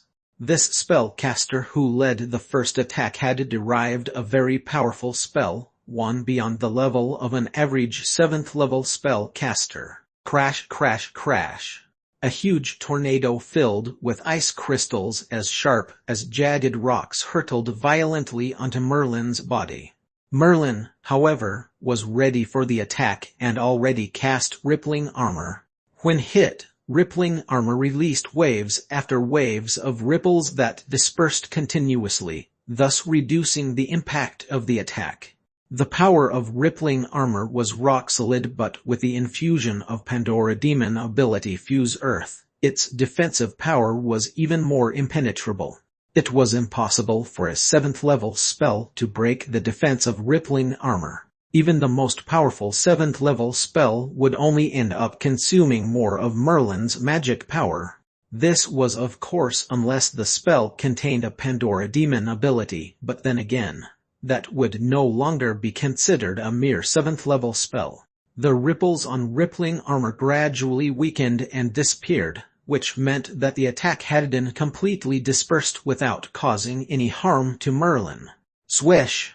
Merlin made his move at the exact moment his opponent attacked. His bodily movement was indecipherably fast. In the blink of an eye, he was already right in front of the spellcaster who led the first attack. Darkness, illusory death. Merlin was not targeting this spellcaster alone. He knew that although the remaining 7 7th level spellcasters had not launched their attack, they were simply waiting to gauge his abilities. However, if one of them was being threatened, Merlin was sure that the other spellcasters would not stand down. Therefore, he decided to keep them preoccupied with their own predicament, and in the meantime, kill as many as he could as fast as possible. Any one less would help reduce Merlin's burden later. After all, not everyone could stand up against 8 7th level spellcasters without feeling unnerved. Phoo! Darkness descended abruptly and turned the entire passageway pitch black. This pitch black darkness was woven together by thick darkness elements and was not a mere illusion. In fact, once a spellcaster's mind power had achieved the 7th level, it was very difficult to entrap them in an illusion. At best, they would only be slightly disorientated and would recover soon enough. Merlin's purpose of casting Darkness Illusory Death was not to cause any harm to these spellcasters, but only to disorient them. Once they were disoriented, even for a split second, he would have the advantage to initiate the first move. He could also focus his power and kill at least one 7th level spellcaster. SHT, this is a hallucinating spell, act quickly. Some of the spellcasters immediately sensed that something was wrong. Merlin's tactic was meant to give himself an opportunity, but these 7th level spellcasters were almost as old as time, hence they would not be fooled so easily. However, despite their realization, it was not an easy task to regain consciousness. Darkness elements had enveloped the entire passage, so everyone who was inside the passage would be affected by Darkness Illusory Death. Just darkness elements alone would not cause them any harm, but instead, the time spent being disoriented would pose the greatest danger. Incinerating fire. With a slight narrowing of Merlin's eyes, he transformed into an embodiment of raging fire with flames covering his entire body. Then, he pointed a finger toward the spellcaster who had made the first attack. Boom! Endless surging flames began to burn rapidly on this spellcaster, frantically attacking his defensive spell. Soon enough, the defensive spell collapsed, and a sliver of fear appeared on the face of that 7th level spellcaster. He did not expect that despite the threat posed by 8 7th level spellcasters, he would be killed so quickly. No. With one final wail, the spellcaster was swallowed by the column of pale white flames. Damn it. When the other spellcasters recovered from the illusion, it was already too late. Merlin had already killed a 7th level spellcaster at top speed. Some of their faces appeared gloomy because the killing of a 7th level spellcaster had caused some apprehension and anxiety among them. This was because at some point they might also be killed by Merlin's lightning speed. Everyone, let's not hesitate anymore. This person is very powerful and can kill any of us in a moment's notice. If we don't join forces now, I'm afraid we'll be in trouble today. The remaining 7 spellcasters quickly formed an alliance. Merlin's tactic had shocked and repulsed them. At the same time, it also made them feel extremely threatened, so it was easier for them to join forces. Darkness Illusory Death. Merlin did not hesitate and cast Darkness Illusory Death again.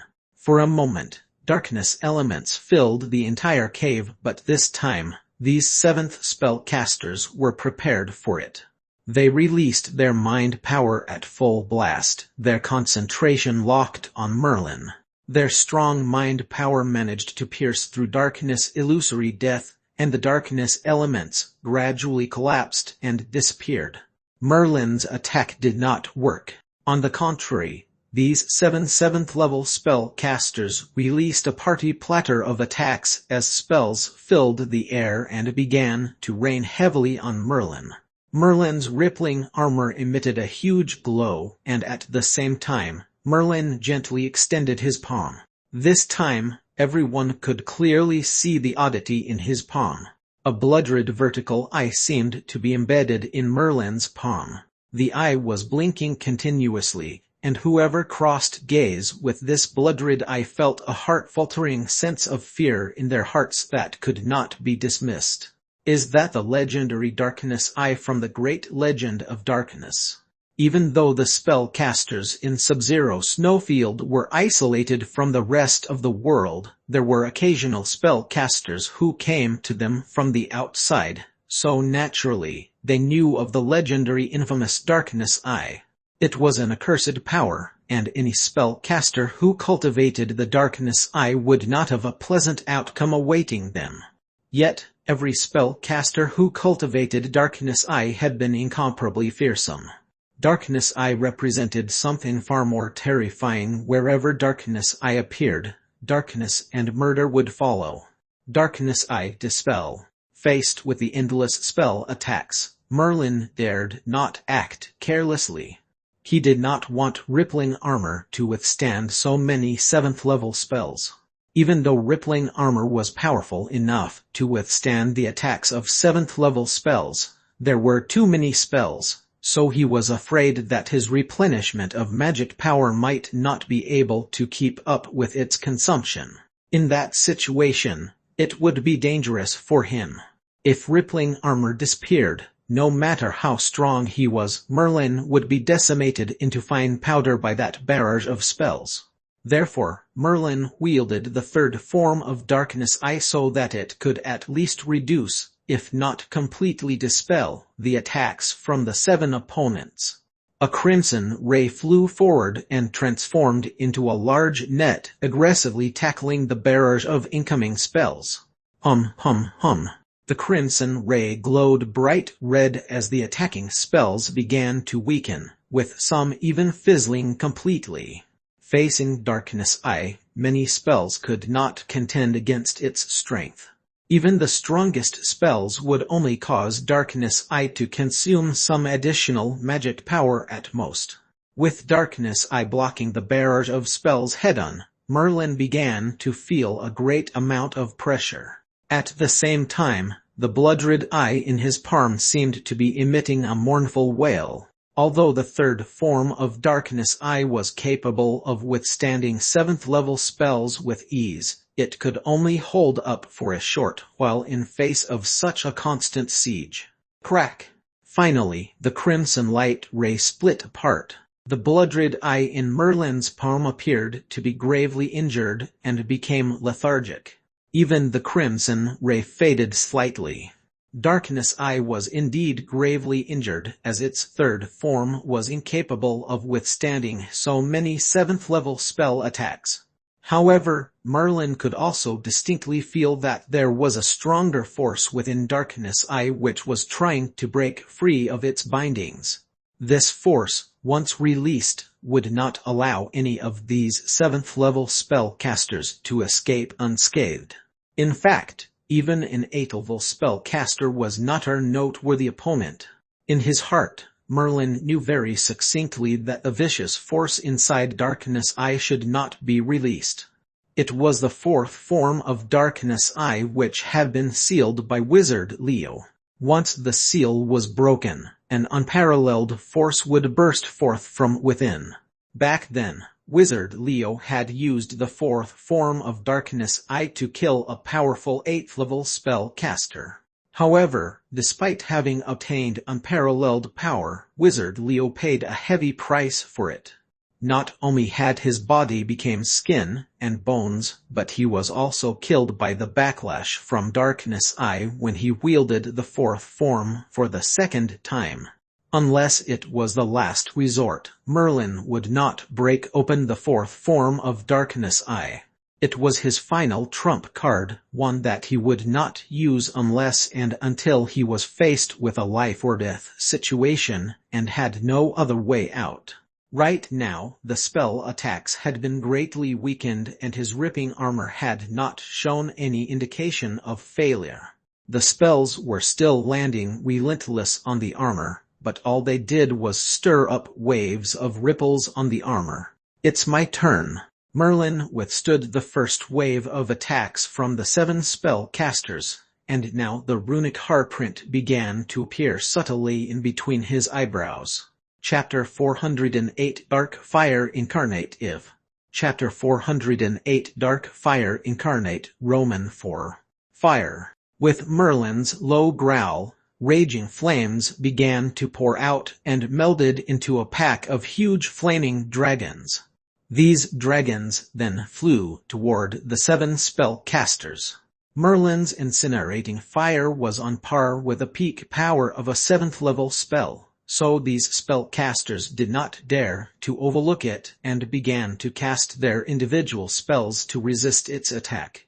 However, casting incinerating fire was merely a distraction to buy time for Merlin to set up a runic magic circle. The runic heartprint gradually glowed brighter and became more visible. Binding Circle Seal. Merlin's runic heartprint contained an array of runic magic circles such as attacking circles, defensive circles, suppressing circles, and so on. However, most of them required a long time to set up. After all, the runic heartprint was not a runic magic disc, so it was not a pre-prepared arrangement.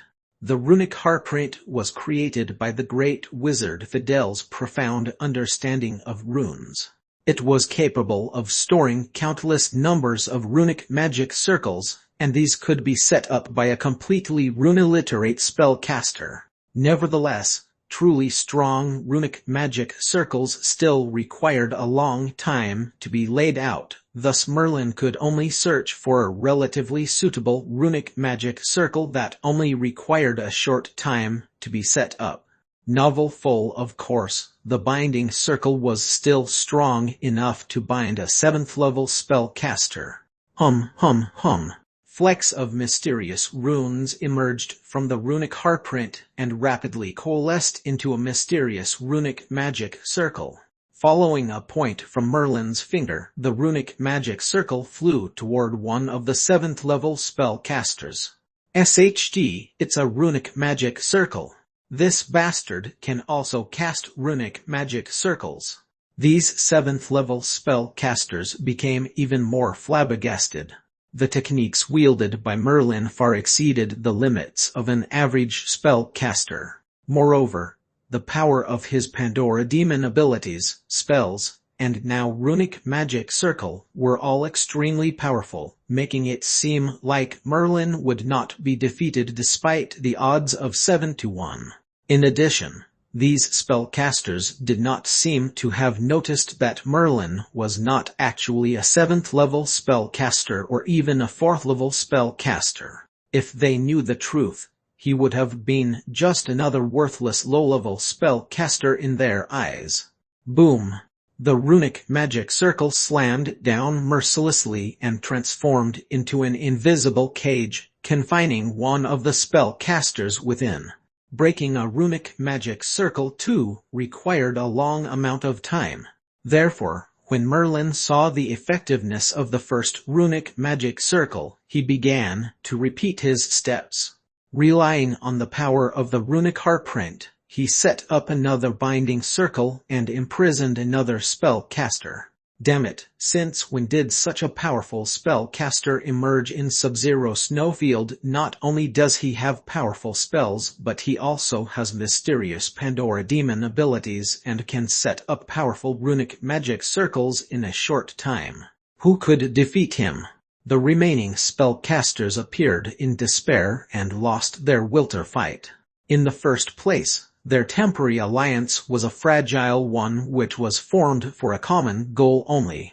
Once they saw that it was hopeless to defeat Merlin, the thought of retreating immediately formed in their minds. The mad wizard Mabundo, especially, was incontestably the most thick-skinned, as he was the first to run away. Go, the never-ending book might be invaluable, but we won't be able to get our hands on it this time. This person is as formidable as those 8th-level monsters. Novelful. The fact that the 7th-level spellcasters wanted to leave made things much simpler for Merlin. Although he was powerful, he could not stop any of the spellcasters who were bent on leaving, besides the ones he had already imprisoned. Moments later, the 7 spellcasters had disappeared without a trace, leaving only 2 spellcasters who had been imprisoned by Merlin's runic magic circle. Swish! Merlin's gaze landed on these 2 remaining spellcasters. Their hearts ran cold, and one of the older, a white-haired spellcaster hurriedly said, "Great Wizard, we're willing to sign a contract with you and follow after your lead." Sign a contract? Merlin paused in thought. A 7th-level spellcaster would make a great assistant. No matter the situation, a 7th-level spellcaster would not be taken lightly. If he had 2 7th-level spellcasters as assistants in this unfamiliar Sub-Zero Snowfield, it would save him a lot of trouble. With this line of thought, Merlin replied, "Sign a slave contract, and I'll spare your lives." A slave contract. Upon hearing Merlin's demand, the 2 spellcasters' faces paled. In order to survive in a harsh region like Sub-Zero Snowfield, they had used all sorts of underhanded methods, including murder and deception, and slowly grown step by step. The journey to become a 7th-level spellcaster was truly not easy. Therefore, compared to spellcasters from other regions, spellcasters in Sub-Zero Snowfield were more willing to surrender themselves to more powerful spellcasters. Thus, signing a contract was very common. However, the restrictions of a slave contract were much greater because their lives and deaths would be held in the hands of their master. This was the reason why both spellcasters hesitated. Merlin narrowed his eyes and extended a pale hand. A white flame flickered to life and started to burn. If they turned down his demand, he would kill them immediately with incinerating fire. Seeing the white flame in Merlin's hands, the 2 spellcasters paled further. Gnashing their teeth, they gritted and said, "We can sign the slave contract, but there must be an expiry date. 100 years after 100 years, you must let us go free." Finally, the 2 spellcasters agreed to sign the slave contract with Merlin. Again, compared to spellcasters from other regions, due to long periods of surviving in a harsh environment, concepts like self-dignity had long since been abandoned. Their foremost priority was to preserve their own lives, so even the most severe slave contract was acceptable to them. A smile appeared on Merlin's face. He was starting to like Sub-Zero Snowfield. If he was in the southern spellcaster world, no matter how dire the situation, It would be totally impossible for a 7th-level spellcaster to agree to a slave contract. In contrast, this demand did not appear too difficult to fulfill in Sub-Zero Snowfield. Following that, Merlin extracted 2 contracts from his ring, which swiftly flew in front of the 2 spellcasters. They could only clench their teeth together as they carved down their mind imprints on the contract. Merlin held the 2 contracts in his hand but did not stow them away immediately. Instead, he imprinted the power of the flame maxim onto both contracts. With a binding power of the flame maxim, even if the 2 spellcasters became great legend spellcasters later, they would not be able to break the binding power of the contract. Merlin was being too cautious. Even during the spellcaster's most glorious era, great legend spellcasters were few and far in between. Every great legend wizard had been a powerful existence who was able to fight against the gods. Today, whether or not the great legend wizard still existed was a mystery. Therefore, even without the imprint of the flame maxim, Merlin did not have to worry about any unexpected occurrences. With a contract in hand, Merlin no longer had to worry about the threat from these 2 spellcasters. The runic heartprint between his eyebrows flashed faintly and the runic magic circle disappeared in an instant. The 2 spellcasters exchanged a convoluted glance, their expressions troubled. Right now, they had become Merlin's slaves and would be controlled by Merlin for 100 years. Master. Nevertheless, these 2 spellcasters had succeeded in growing themselves despite the harsh conditions of Sub-Zero Snowfield. Naturally, they were not wizards who were easily defeated. They quickly adjusted their outlook and greeted Merlin respectfully. Merlin nodded, assessing both spellcasters from top to toe with his gaze. He was not unfamiliar with handling slaves. For example, he had placed his slave wizard Bammu with the Wilson family. Between the 2 spellcasters, one was slightly older, and the other had triangular eyes and looked somewhat fierce. At this moment, however, their faces were filled with congratulatory expressions. The transition from a respected 7th-level spellcaster to a lowly slave could be described as a plummet from their previous positions, which would be hard to accept for most people. Yet, these 2 controlled their emotions well. "What are you called?" Merlin asked casually.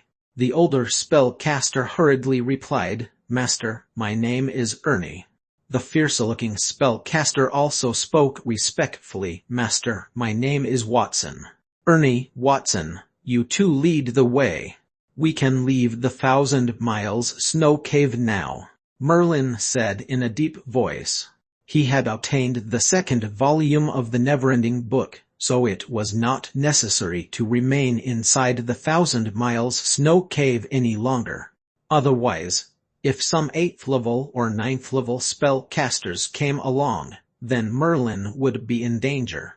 Leaving the 1,000 Miles Snow Cave right now would be dangerous as well, but he had his newly minted slaves, Ernie and Watson, to walk in front of him and fend off some of the unexpected attacks.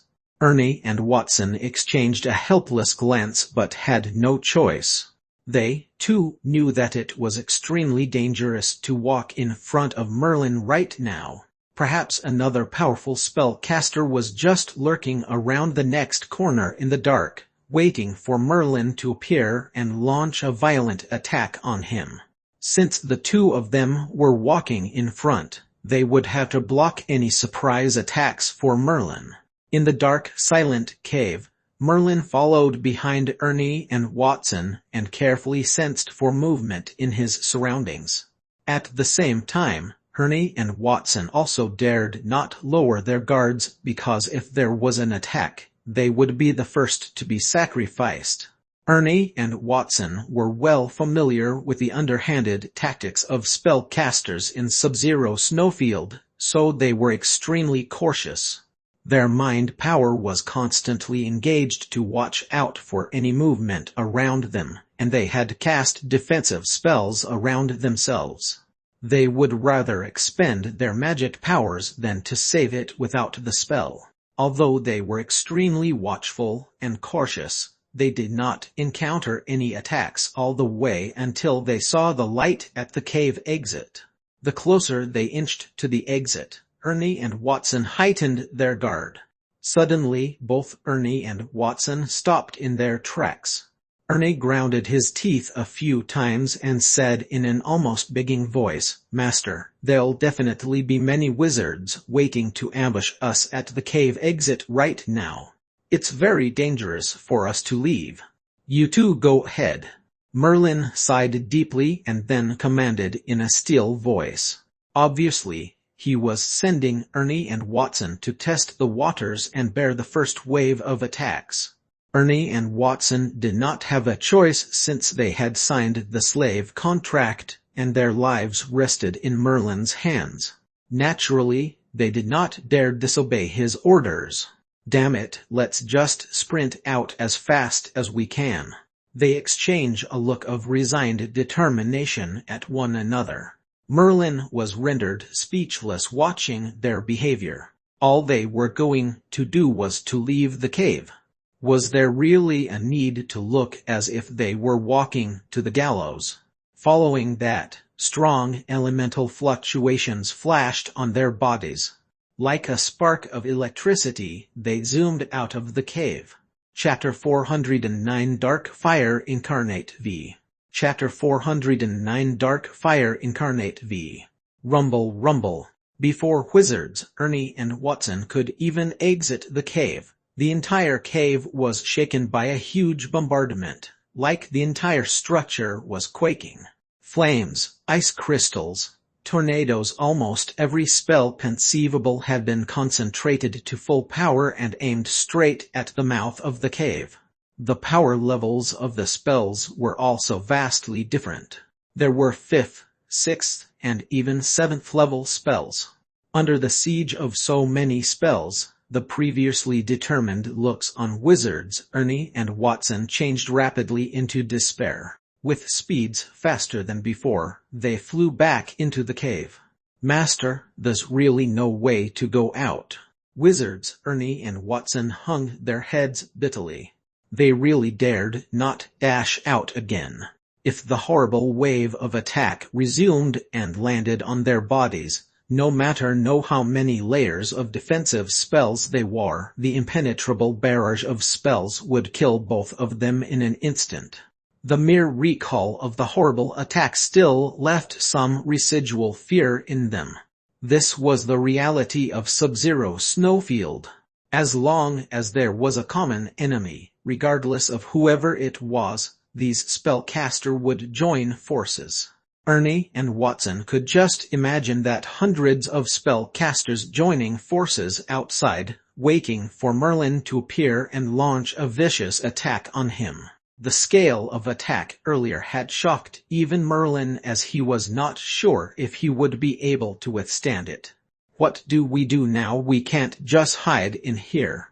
Merlin's face sunk and his eyes landed on Ernie and Watson in contemplation. He was thinking if he should use the two of them as cannon fodders to divert the attention of the spellcasters outside so he would dash out behind them. As long as he could exit the cave, he could rely on flash wind to further increase the speed of rainbow wind, and no one would be able to catch up to him. Seeing Merlin sizing them up with his gaze, Ernie and Watson's expression waned slightly. They were wizards who had survived as 7th-level spellcasters in Sub-Zero Snowfield, so they were, of course, aware of Merlin's line of thought to use them as cannon fodders. If they previously held a tiny trace of hope to survive the dash outside after the horrible siege of spells, they no longer held any hope. If they really continued to dash outside the cave, they would be killed by the endless barrage of spells in an instant. The fact that these two were willing to sign such a severe slave contract with Merlin in the first place proved that they were less than eager to die.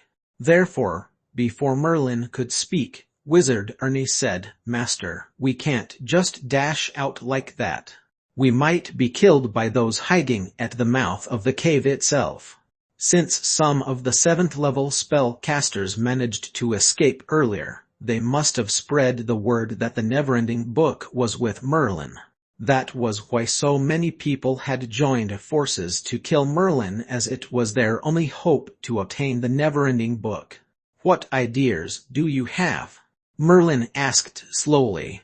Unless he had no other choice, he, too, did not want to sacrifice these 2 7th level spellcasters as cannon fodders. However, if there was no other way, then they would have to do it. Wizards Ernie and Watson obviously knew their lives were hanging on the line, so they cracked their brains to think of a solution. After a moment, they came up with a plan. "Master, we can help test the waters and take the risk dashing outside, but we'll have to make some preparations, and we need your help." Wizard Ernie paused, then bit his lip and continued. "Please also lay out some runic magic circles on our bodies, especially those with powerful defensive powers." "Oh, runic magic circles, that's quite easy." With the runic heartprint, runic magic circles were a relatively simple solution for Merlin. He activated the runic heartprint that was looming between his eyebrows. The runic heartprint contained an array of runic magic circles, including some powerful defensive runic magic circles, but they required a long time to be set up. Fortunately, they were not pressed for time right now because none of the wizards outside dared to step inside the 1,000 miles snow cave.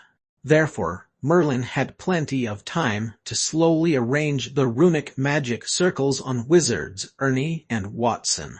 Soon, with the help of the runic heartprint, Merlin had arranged 2 runic magic circles that covered Wizards Ernie and Watson from head to toe. The mysterious runes glowed brightly, giving Ernie and Watson a little peace of mind. With the protection of the runic magic circles as well as their own powerful defensive spells as 7th level spellcasters, their confidence increased a notch to dash out of the cave. Nevertheless, before exiting, there was one last critical step. "Puppet, come out." Wizard Ernie used his large hand to grab 2 golden puppets from his ring. These puppets were commonly used in alchemy products. Of course, an intelligent puppet would require advanced knowledge of alchemy to produce, but an ordinary inanimate puppet like this was relatively simple to make. All it needed was a large number of alchemy ingredients. Once these 2 puppets were affixed with elemental crystal stones, they began to move slowly. Their abilities were not very strong, only about equivalent to a 6th level spellcaster, but the purpose of Ernie and Watson summoning the puppets was to use them as cannon fodders. They would at least divert the first wave of attack, which would hopefully enable Ernie and Watson to dash out the cave after them. Although it was still highly dangerous, the 1,000 miles snow cave had only one exit. Moreover, since they had become Merlin's slaves, they had no choice but to dash out. It was their only hope of survival. Otherwise, with just a single intention from Merlin, he could sentence them to death. Though Wizards Ernie and Watson were now Merlin's cannon fodders, but even then, they did not want to just wait helplessly to be claimed by death. On the contrary, they would do all they could in exchange for a hope of survival. In fact, the 2 of them had a good grasp of the psychology of the spellcasters waiting outside. If they were one of the spellcasters outside, they, too, would be aiming straight at the exit. No matter whoever appeared from the cave, they would do whatever it took to kill the person, all for a chance at obtaining the Neverending Book. Following the low growl from Wizard Ernie, the 2 puppets were the first to dash out of the cave. Despite their huge physiques, upon emerging outside the cave, a barrage of spells already blasted them into fine ashes. The two powerful puppets dashed out of the cave, and just like that, they were blasted into ashes. This made wizards Ernie and Watson feel very uneasy. Nevertheless, they followed after the puppets and dashed out, seizing the tiny gap after the first wave of attack to exit the cave. Bang, bang, bang. However, despite having managed to dash out of the cave, they were still faced with a series of terrifying attacks. Numerous spellcasters wielded their strongest powers, hellbent on killing anyone who exited the cave. Unfortunately for wizards Ernie and Watson, who were cannon fodders, they attracted the attention of all the spellcasters, and a barrage of spells rained down upon the two of them. Crack! The incomparably powerful defensive runic magic circle only managed to withstand the attacks for a small amount of time and suddenly broke apart. Even the defensive spells on their bodies flashed continuously as if they were going to collapse at any time. Master, save us! Wizards Ernie and Watson did not care anymore. At the brink of life and death, they shouted at the top of their lungs. Whoosh! When their voices fell, a spellcaster had appeared outside the cave, unbeknownst to everyone. It was Merlin.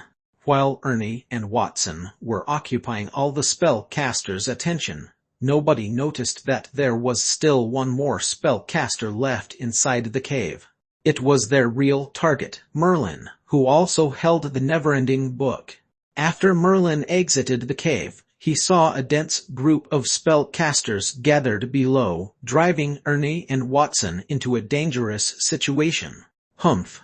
Merlin's eyes glimpsed as he had not performed a massacre for a long time. After all, killing was almost part and parcel of darkness-type spells.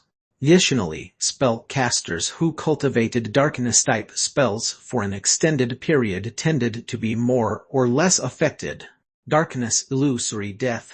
By nature, darkness-type spells were never limited to a certain number. No matter how many people were present, it did not affect the effectiveness of the spell. Thus, with just one darkness-type spell, most of the spellcasters were trapped in an illusion. With a wave of Merlin's finger, the bright clear sky suddenly dimmed and darkened into a night sky. Large slabs of darkness elements began to shroud the entire sky. The sky was completely pitch black, and nothing could be seen. Even their mind power did not seem to have any effect, and most spellcasters were still trapped inside the infinite illusion. Darkness illusory death could not only entrap, but also kill a spellcaster. In this case, the darkness elements morphed into a razor-sharp blade and slashed the spellcasters who were still trapped in the illusion. Although the attacking power from the darkness element was quite weak for spellcasters who were trapped in the illusion, even the weakest attack could not be resisted.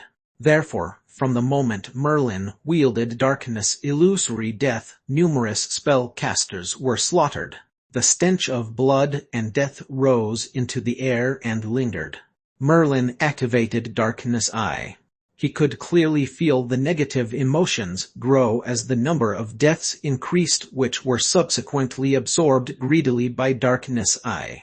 Negative emotions were the source of power for Darkness Eye. As long as it continued to absorb negative energy, Darkness Eye would become more and more powerful and could be cultivated to its fifth or even sixth form. It's not surprising that spellcasters who cultivated Darkness Eye are often accompanied by killing and fear. It's the favorite source of power for Darkness Eye. Merlin muttered under his breath. Naturally, the negative energy did not affect him, but it gave him a deeper understanding of Darkness Eye. Our master's darkness-type spell is truly formidable. Seeing that Merlin was able to effortlessly kill numerous spellcasters, especially those who were completely immersed in the illusion, they could be killed with any spell. Wizards Ernie and Watson felt a slight chill in their bones. Compared to Merlin, the so-called massacre in Sub-Zero Snowfield was nothing but a child's play. This was a true massacre. Wherever darkness shrouded, the stench of blood appeared. Chapter 410 Dark Fire Incarnate VI. Chapter 410 Dark Fire Incarnate VI. Wisps of negative energy wormed into Darkness I. Merlin could even sense the glee of Darkness I in his palm. Before Wizard Leo died, he had told Merlin that Darkness I was sentient. Merlin now felt even more keenly that Darkness I was sentient indeed. Darkness I only required a continuous supply of negative energy to grow. The Master of Darkness I would finally be unable to suppress it and suffer from a backlash. In its lengthy history, most spellcasters who cultivated Darkness I had, in fact, died due to the backlash from Darkness I. It was not surprising that Darkness I was called a cursed power. Want to come out without my permission? You have no way of doing so. Merlin seemed to be speaking to himself. In his eyes, he glimpsed an enormous ghostly face which snarled as it battered against the unyielding cage. Once it broke through, the ghostly face would surge out and swallow Merlin. This was the fourth form of Darkness I which had been sealed by Wizard Leo using the last of his strength. Now that it was stimulated by the negative energy, it was futilely trying to break the seal. Darkness I has always been a concealed danger. Although Merlin knew that Darkness I could not become much of a threat within a short period, if there ever came a day when he unleashed the fourth form of Darkness I and resulted in its backlash, he could still use the flame maxim to quell it by force. He would not end up like Wizard Leo, who died due to the backlash. However, even the fourth form of Darkness I would result in such a terrifying backlash. In the future, there would be the fifth, the sixth, even the seventh form. How dreadful would those be? Anyone who cultivated Darkness I would have no way of getting rid of it unless they acted like Leo, who paid with his life to seal Darkness I. Only then could he extract Darkness I. Nonetheless, in that particular case, Wizard Leo had died all the same. Merlin could not bear the burden of such a cost. Thus, in the long term, Darkness I was really an unstable, dormant danger. No one knew when it would suddenly flare up. These thoughts flashed across Merlin's mind all at once because Merlin's recent massacre had generated great amounts of negative energy. This was absorbed by Darkness I, which tried in vain to tempt Merlin to unleash its fourth form. Thus, all of these considerations crossed his mind. Nevertheless, the priority now was to suppress the spellcasters below because numerous beams of colossal mind power had soared into the sky, threatening to dispel Darkness Illusory Death. Darkness Illusory Death was not of much use against spellcasters above the 7th level. Therefore, Merlin pointed to the space between his eyebrows with both hands. The runic heartprint instantly emerged once more. Seal. Mysterious runes rapidly flew out from the runic heartprint, glowing brightly in the sky. Following that, they were directed by Merlin's mind power and rushed down immediately toward a few spellcasters with formidable mind power. Swoosh, swoosh, swoosh. This time, Merlin freely displayed the amazing capabilities of the runic heartprint. Blocks of mysterious runes quickly filled the sky, and powerful runic magic circles were consolidated one after another. Then, they all flew downward. All those who were bound by the runic magic circles, even if just for a while, was enough to please Merlin because he had employed the runic magic circles only to restrict their movements. Fiery collapse. Pale white flames burst out in an instant, and like the spark that started a prairie fire, quickly extended in all directions. The area which was engulfed in darkness was turned into a sea of fire. If runic magic circles and darkness illusory death were unable to cause those 7th-level spellcasters any real damage, then the current fiery collapse caused them no end of dread. This was because the 7th-level defensive spells they had cast were unable to withstand even the slightest contact with fiery collapse. By relying on the second form of fiery collapse, Merlin had eliminated a few 7th-level spellcasters before, so those 7th-level spellcasters could not afford to underestimate this attack. Let's go quickly. Dark Fire Incarnate is far too fearsome. We have no way of contending against him. Dark Fire Incarnate from now on, there's one more terror in Sub-Zero Snowfield. Without realizing it, Merlin had acquired the nickname of Dark Fire Incarnate. Of course, Merlin obtained this through his killings and his force. It was merely a nickname, yet it encapsulated Merlin's most frightening techniques. However, 7th-level spellcasters were formidable after all. The runic magic circles which Merlin had constructed in a hurry could not hold on for long. So a few spellcasters broke out of the binding of the runic magic circle. Thereafter, they quickly escaped from the burning sea of fire, terror-stricken. Following their departure, the name of Dark Fire Incarnate would also reverberate across Sub-Zero Snowfield. Dark Fire Incarnate. An eerie smirk appeared on Merlin's lips. He had not expected that he would have such a nickname, one that was unmatched in its tyranny. In the southern spellcaster world, not even those 9th-level spellcasters would dare to go by such an imperious title. However, this was not the southern spellcaster world but the incomparably chaotic Sub-Zero Snowfield. Here, there was a simple method to obtain a nickname, which was to slaughter.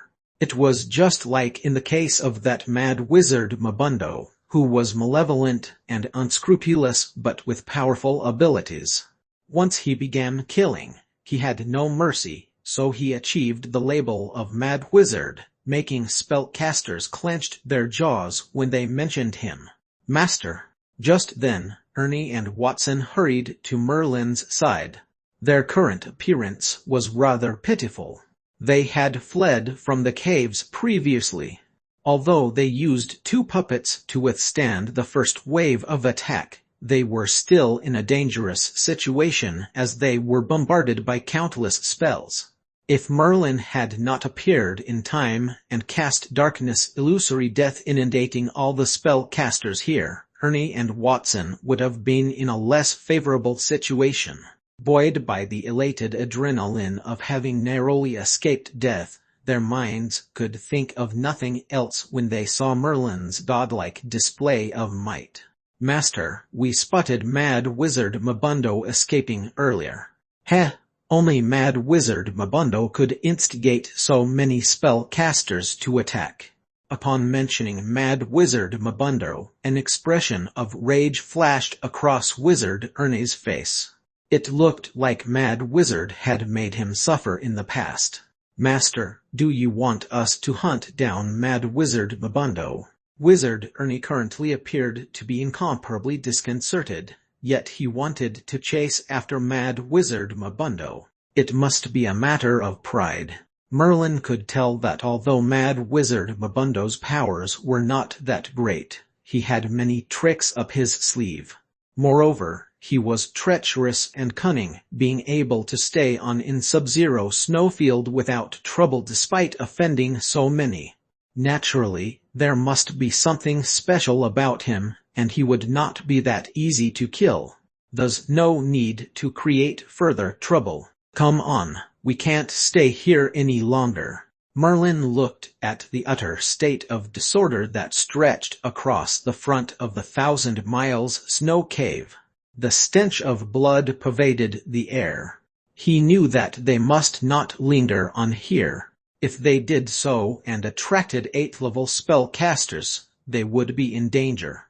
Thus, Merlin, Wizard Ernie, and Wizard Watson quickly left the 1,000 Miles Snow Cave. The icy wind wailed in the white, blinding expanse of the snowstorm. 3 figures sped along in the air. "Master, the snowstorm is far too violent. Should we find a place to rest first?"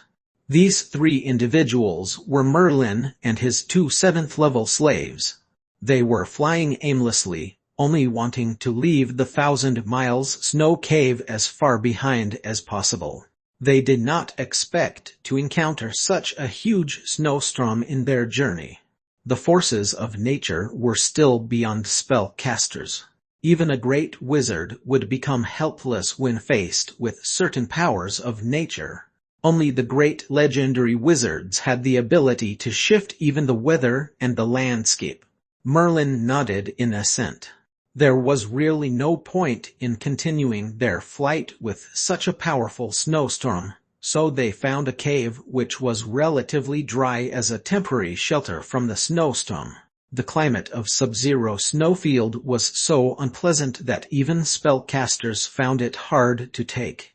It was thanks to this that no normies lived in Sub-Zero Snowfield despite the provision of ample land. Only spellcasters were able to survive in Sub-Zero Snowfield. In the cave, Wizard Ernie started a bonfire. The red flames were reflected upon the faces of Merlin and the rest, shifting incessantly along with a cold wind that blew in from time to time. Merlin thought back to the battle today. His darkness-type spell in addition to darkness heart was now so formidable, and it was unaffected by the number of spellcasters.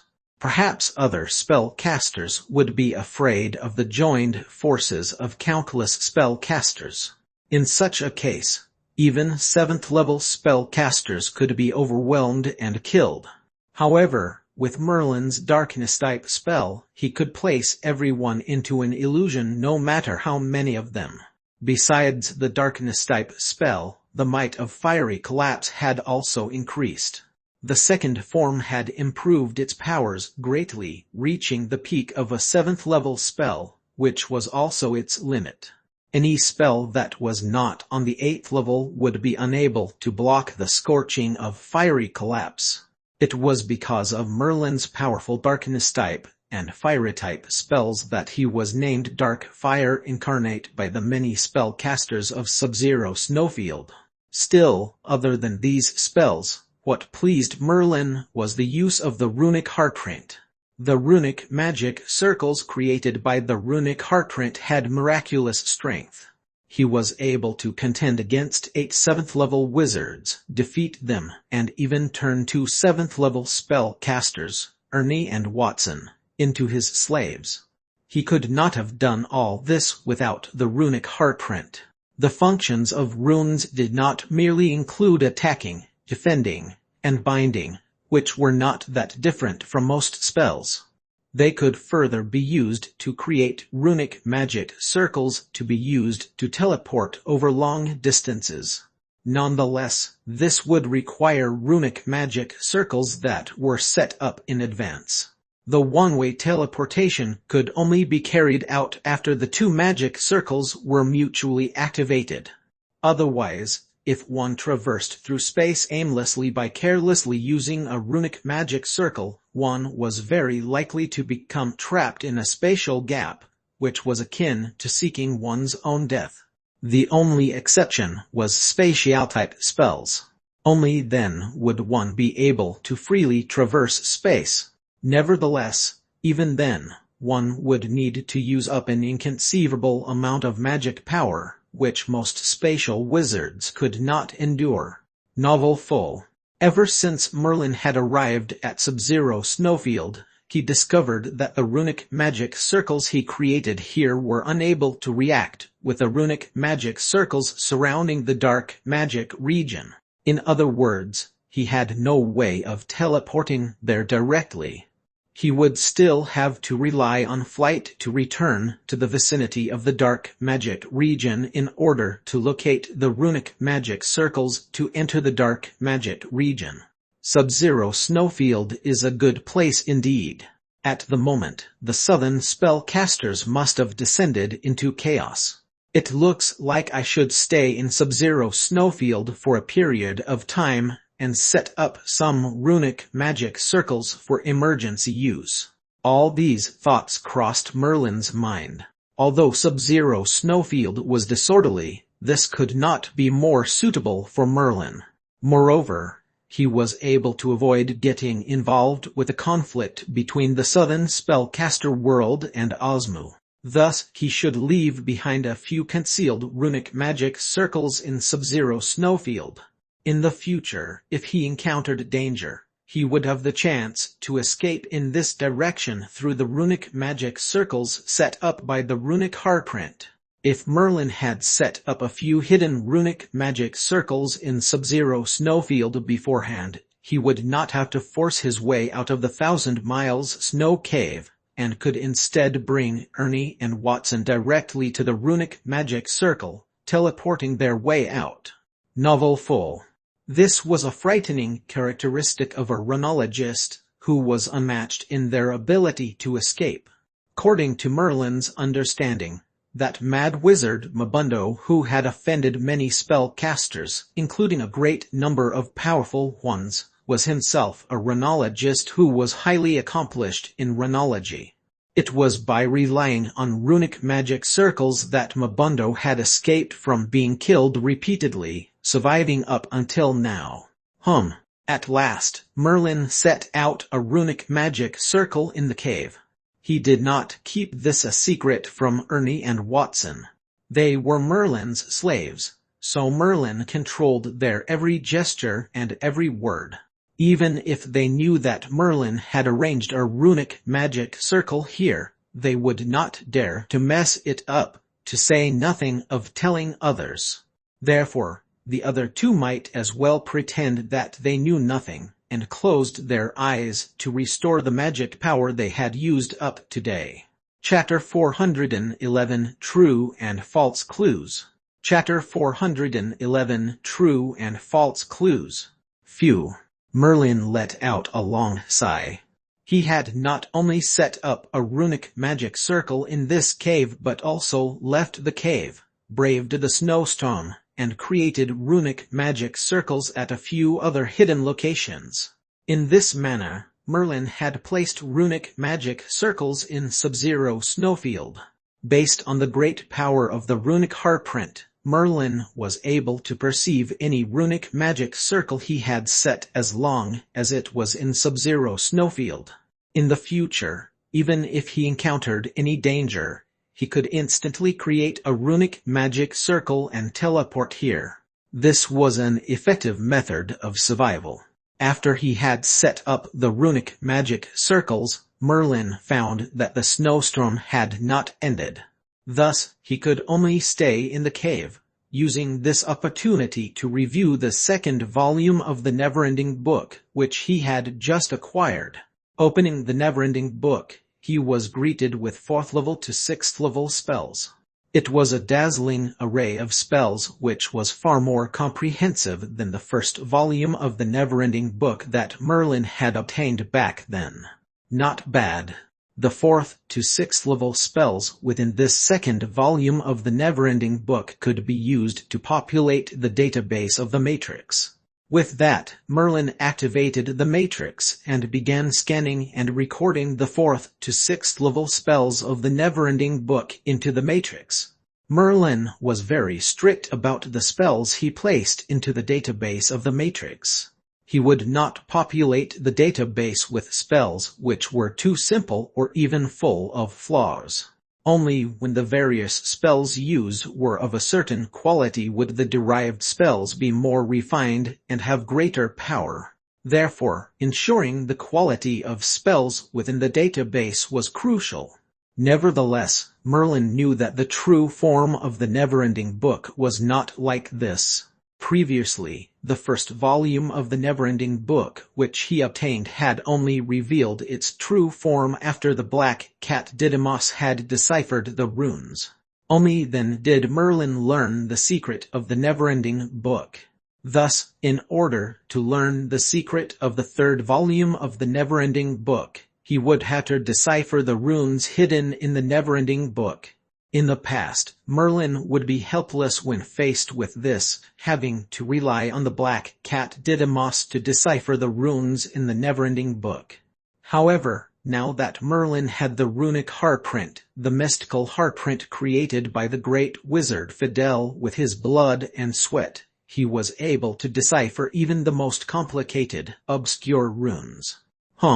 Following that, Merlin's left hand tapped his forehead, and the runic heartprint surfaced indistinctly.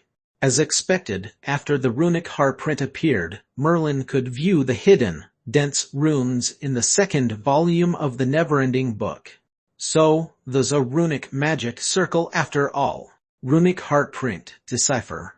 Immediately, mysterious runes flew out from the runic heartprint and burrowed into the never-ending book. The runes, which were firmly adhered to the never-ending book, flashed slightly, following which they gradually faded under the effect of the runic heartprint. The never-ending book glowed with a soft light once more, after which its appearance changed greatly. It took on a form that was similar to the first volume of the never-ending book. The only difference was that this was the second volume, and it held many 4th level to 6th level spells. It's been deciphered as I thought. This is the true form of the second volume of the never-ending book. Merlin felt a rush of glee and hurriedly focused his gaze on the cover of the never-ending book. He carefully looked for information regarding the third volume. Back then, the first volume of the never-ending book had mentioned that the second volume was at the Death Sea, whereas the third volume was in the rock cavern.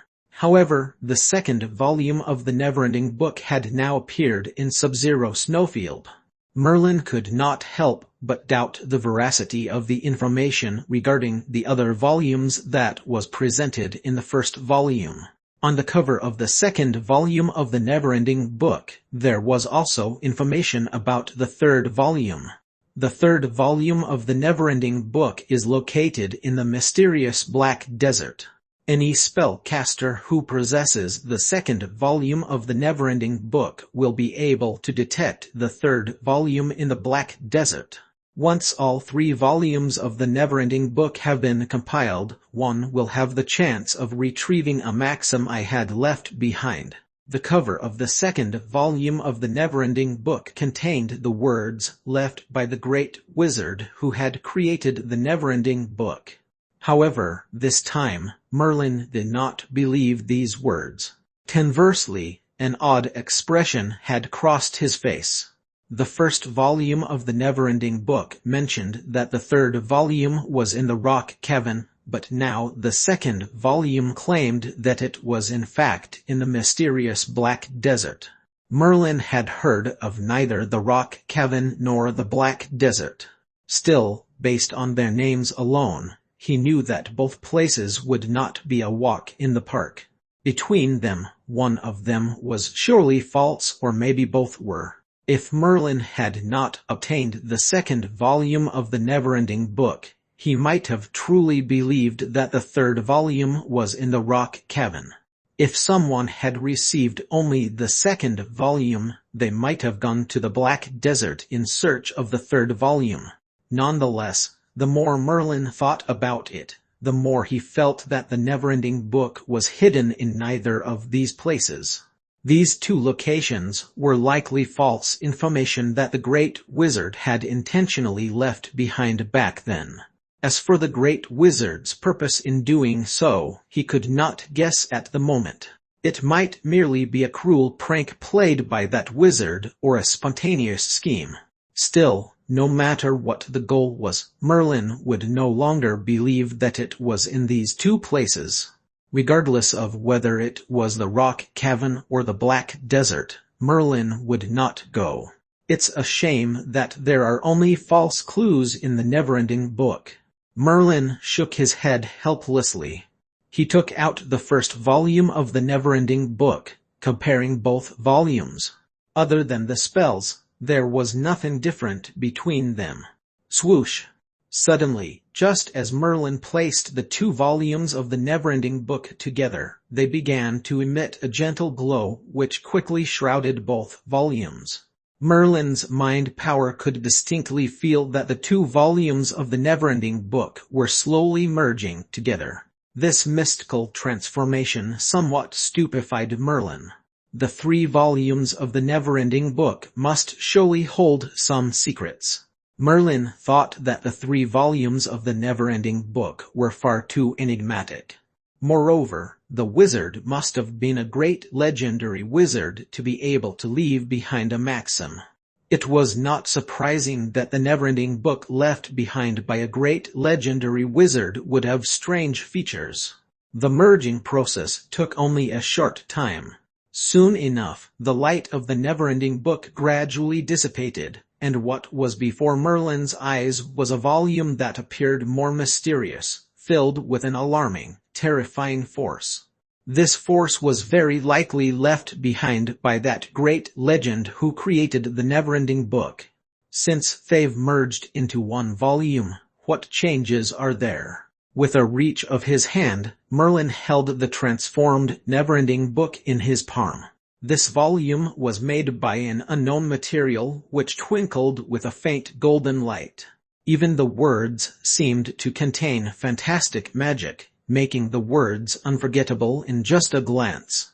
This new volume of the never-ending book is rather unusual and mysterious. There are 1st to 6th level spells inside, and the spell models are imprinted into one's memory in just a glance. How wondrous! Merlin carefully flipped through the new never-ending book. The contents within had not changed much and were still 1st to 6th level spells. It was appropriate for the merging of the 1st and 2nd volumes. However, there was a great transformation on the cover. As Merlin directed his gaze on the cover of the never-ending book, the words on the cover flew out and formed into words in midair. "O fortunate one, you haven't been to the Death Sea or the Rock Cavern, and likely have not gone to the Black Desert. These places are death traps. Once you step into them, not even a great wizard would be able to help you. Only by possessing the 1st and 2nd volume of the never-ending book can one receive the true message. I have placed the 3rd volume of the never-ending book on the top of Sky-Piercing Peak. Only when you've obtained the 3rd volume and merge it forming the never-ending key, will you be able to access the maxim I've left on Sky-Piercing Peak." These words appeared on the cover of the new never-ending book and were deeply imprinted into Merlin's mind. Following that, the words disappeared, and there was not a word left on the cover, only a blank space as if everything had been a dream. However, Merlin knew that it was not a dream. The spellcaster who had left this message behind was a great legendary wizard named Satu. No matter if it was the never-ending book or the maxim, it was left behind by the great legendary wizard Satu. Moreover, the initial places of the Death Sea, the Rock Cavern, and the Black Desert were all dangerous locations. Once one entered these places, one would be in a disastrous situation, unable to escape. This was a trap set by Wizard Satu. He did not know what Wizard Satu's intention was in devising such a dangerous trap. If Merlin had not obtained the 2nd volume of the never-ending book, he might have actually gone to the Death Sea in search of the 2nd volume. At that point he would be in grave danger. So, it's at Sky-Piercing Peak. A strange glint emerged in Merlin's eyes. He believed that no wizard in the southern spellcaster world would be unfamiliar with Sky-Piercing Peak because it was located within the territory of the southern spellcaster world. Moreover, it was very well known, being the highest peak in the south. In addition, a rather famous spellcaster clan had grown in the area surrounding Sky-Piercing Peak, and it was occupied by this clan. Since there's much trouble in the south, I won't go to Sky-Piercing Peak for now. Merlin believed that the 3rd volume of the never-ending book was 90% likely to be at Sky-Piercing Peak. Otherwise, Wizard Satu would not have gone to such lengths, requiring 2 volumes of the never-ending book to be merged before a new clue was provided. If it was still a false clue, Merlin would admit defeat. A trip to sky-piercing peak was necessary for the sake of a maxim, even if turned out to be fake. It was just that he would not go now. The entire southern spellcaster world was in chaos right now. Merlin had escaped all of that, waiting for time to pass before returning. Moreover, sky-piercing peak was occupied by a spellcaster clan. The capabilities of this clan were not weak, and there were a good few 7th-level spellcasters. Even if Merlin reached sky-piercing peak, he would not be able to acquire the 3rd volume of the never-ending book so easily. Therefore, with various reasons considered together, Merlin still decided to stay in Sub-Zero Snowfield for some time. Chapter 412 The Mysterious Frozen Lake. Chapter 412 The Mysterious Frozen Lake. The snowstorm persisted for a few days before it gradually stopped. The sky outside was finally bathed in a warm stream of sunlight. However, the sun was not fierce in the entire Sub-Zero Snowfield, and even the frost would not melt. Under the illumination of the sunshine, one could clearly see that Sub-Zero Snowfield was piled in a thick blanket of snow. It's time to leave. Merlin cast a glance at wizards Ernie and Watson in the cave. Now that they had recovered most of their strength, they could hurry on their way. It was just that Merlin did not know where to go. He had only been in Sub-Zero Snowfield for not too long, and was not even familiar with the place. Before this, when they had left the 1,000 Miles Snow Cave, he had merely flown off without a direction in mind and did not know where he should head toward. Ernie, where should we go now? Novel full. Merlin directed this question at Wizard Ernie.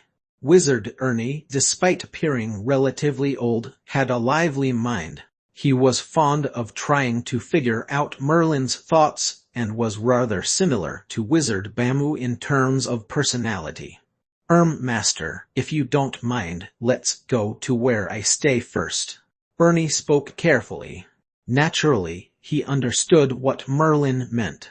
After the past few days of observation and learning, Ernie and Watson now knew that Merlin was an outsider who came to Sub-Zero Snowfield and was not familiar with the situation in Sub-Zero Snowfield. Merlin pondered for a moment. All right, just as you suggested then. We'll head to your place first. Therefore, this band of 3 took flight once more, heading toward Wizard Ernie's residence. In the sky, the view below was an expanse of whiteness as the ground was completely covered in snow. It was extremely astounding. Merlin had never experienced such a spectacular view. Suddenly, a colossal gust of snowstorm appeared in midair, rolling toward Merlin and the other 2. Most snowstorms would not be much of a threat to them, but this current one appeared extremely fearsome.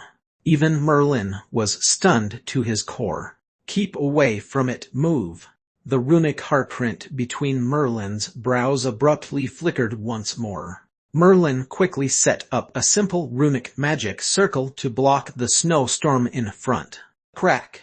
It was as if the runic magic circle served no purpose, as it was completely crushed and swept away by the snowstorm, turning quickly into fragments. Fortunately, Merlin and the rest had evaded in time. What a formidable snowstorm! Merlin and the rest looked at the snowstorm with lingering trepidation. However, the weather was calm now, so how could there suddenly be this peculiar snowstorm?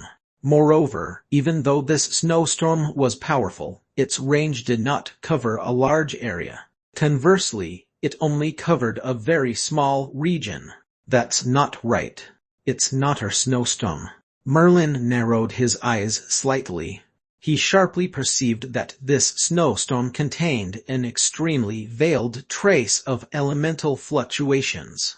Such fluctuations would only appear when someone had cast a spell. Before Merlin could find out the source, Another wild gust of snowstorm rolled in from the distance. Wizards Ernie and Watson's expressions shifted greatly. "Damn it, what's really happening here?" Wizard Ernie and Wizard Watson could not help but begin cursing. They felt as if after meeting Merlin in the 1,000 Miles Snow Cave, they had nothing but bad luck, and now they had encountered such an odd snowstorm. These snowstorms contained terrifying strength. Even as 7th-level spellcasters, they dared not resist it by force. There was a possibility that the snowstorm would tear their defensive spells apart, crushing them into pieces. "Come on, let's go over for a look. There's something wrong about these snowstorms." After the gusts of the snowstorms had disappeared, Merlin immediately flew into the air, his mind power unreservedly sweeping in all directions. With this, not even the most concealed things could escape its detection. What intense ice element. Those seem to be frozen spellcasters. Merlin's mind power suddenly came across a queer area. It was a lake of unparalleled size. However, the lake could no longer be seen, for it was frozen under a thick layer of ice crystals. On the frozen lake, there were many frozen spellcasters in all sorts of positions and appearances. Their postures were exceedingly amusing as well.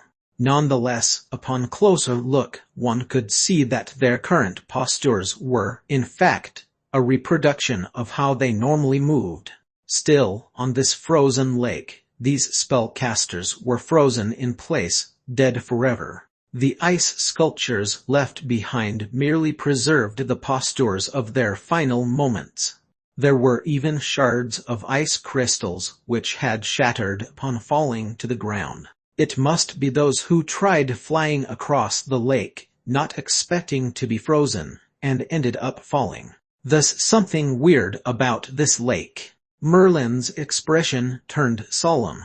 Thereafter, he lightly waved one huge hand, and a flash of thunderbolt appeared on the lake. Crack!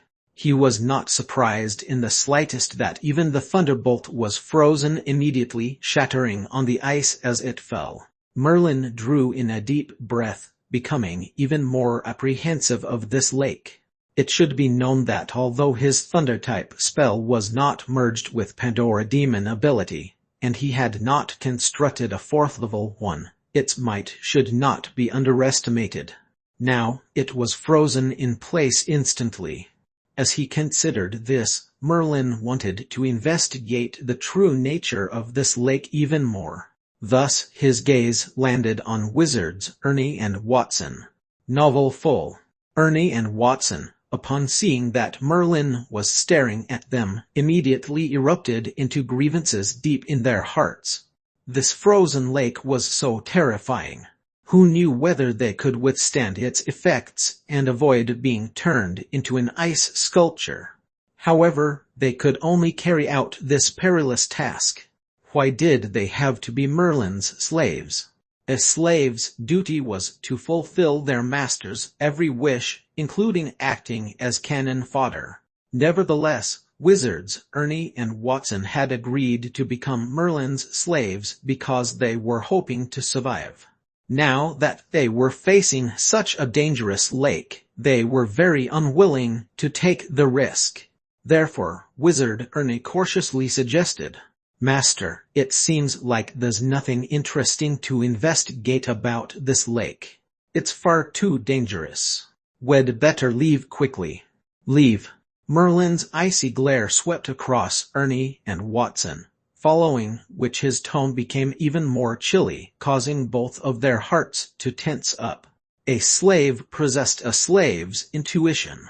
Wizards Ernie and Wizard Watson, upon receiving Merlin's frosty glare, dared not linger any longer.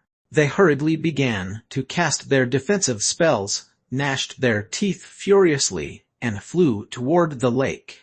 Nevertheless, as they reached the lakeside, they did not have the courage to fly in directly.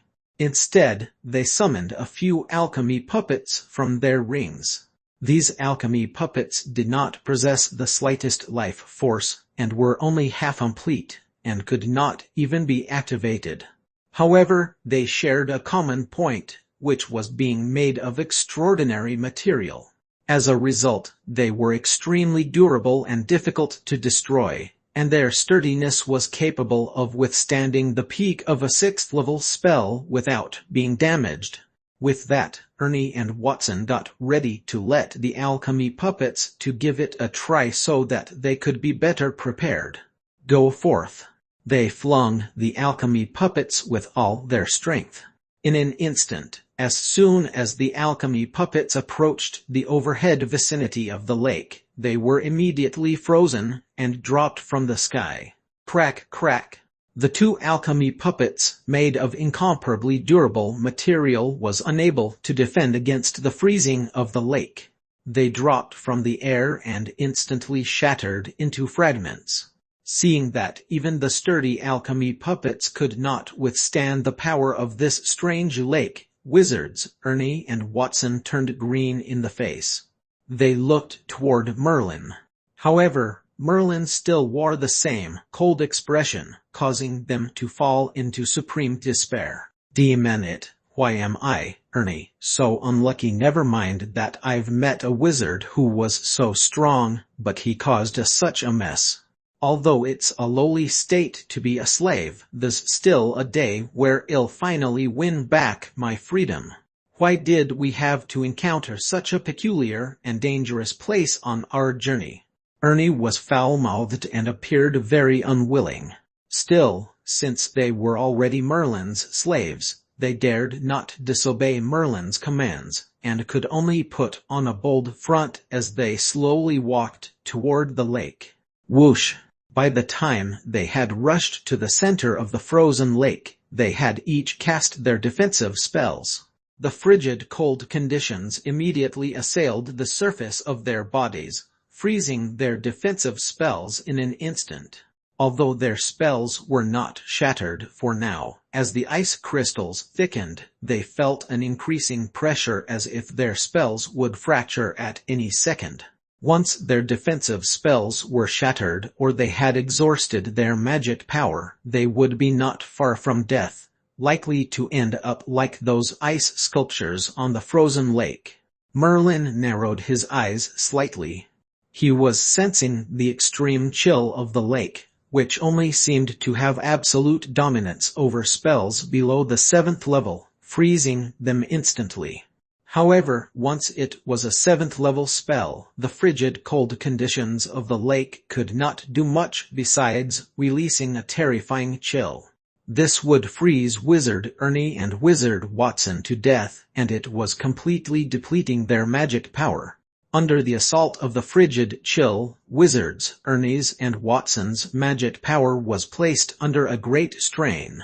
In a short moment, they would no longer be able to hold on, and the chill would invade their bodies, turning them into ice sculptures.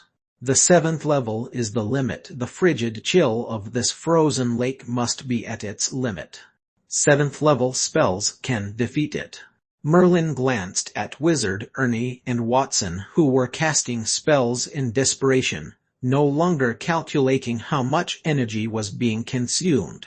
There were plenty of benefits in taking both on as slaves.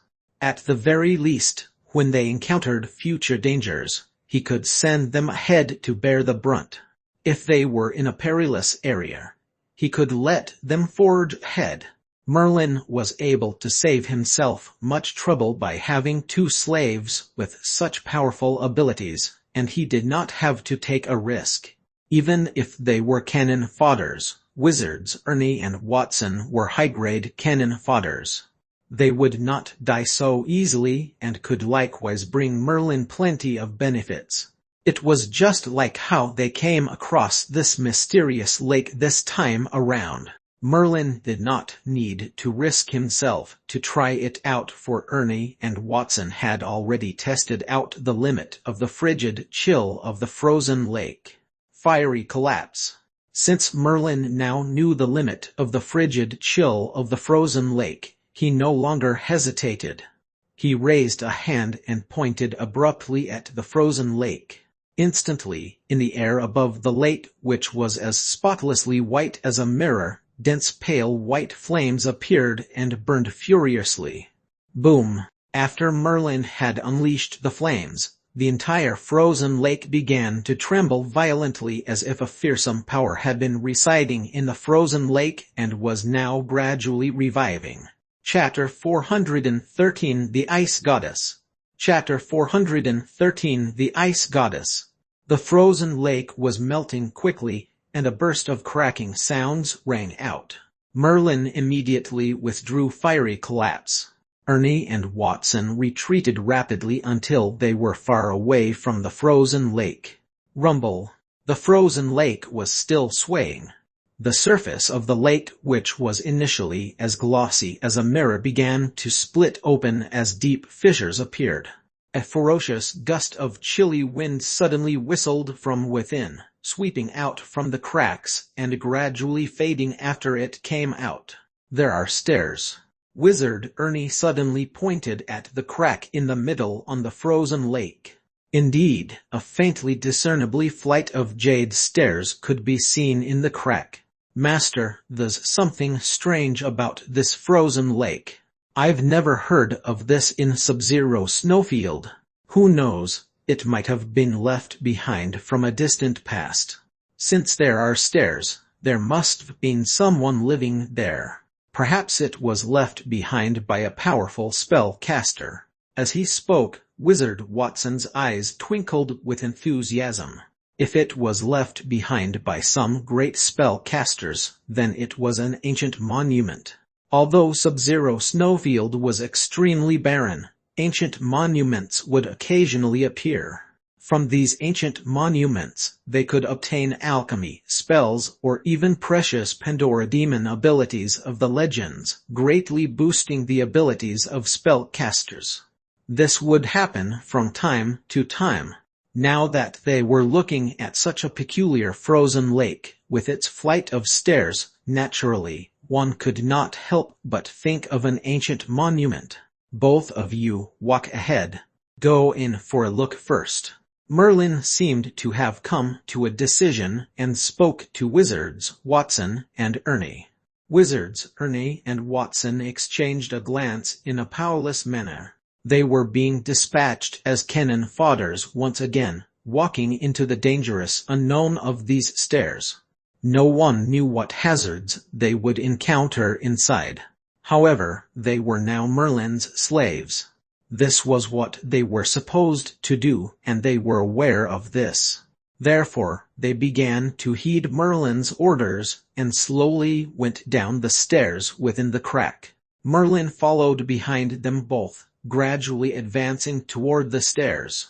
This flight of stairs was made of jade, which looked magnificent, causing them to gasp in amazement. Jade was enjoyed as an abundant output all over the world. Nonetheless, in terms of time period, there was no doubt that the era that cherished jade the most was the Multer Empire from 3,600 years ago. During the era of the Multer Empire, regardless of whether it was the common folk, the aristocrats, or great spellcasters, they all had a great fondness of jade. Therefore, there were traces of jade everywhere. However, to be as extravagant as to use jade to build stairs was rarely seen. Most spellcasters would not have been able to accomplish this. If this ancient monument was truly left behind from the era of the Multer Empire, it must have been an extremely powerful spellcaster, a great wizard at least, who was able to be extravagant enough to use jade to build stairs. Merlin counted this flight of stairs consisted of around 365 blocks of jade. It was a rough allusion to the number of days in a year. This was definitely not a coincidence. After descending the stairs, they found an extended passage. What astonished them was that in the passage, regardless of whether it was the floor tiles or the two walls and ceilings of the passage, everything was paved with jade. This was basically a world of jade. It was enough to show that the previous master of this place was very fond of jade. Master, the end is just up ahead, and there's only a jade door. Wizard Ernie had stopped in his steps.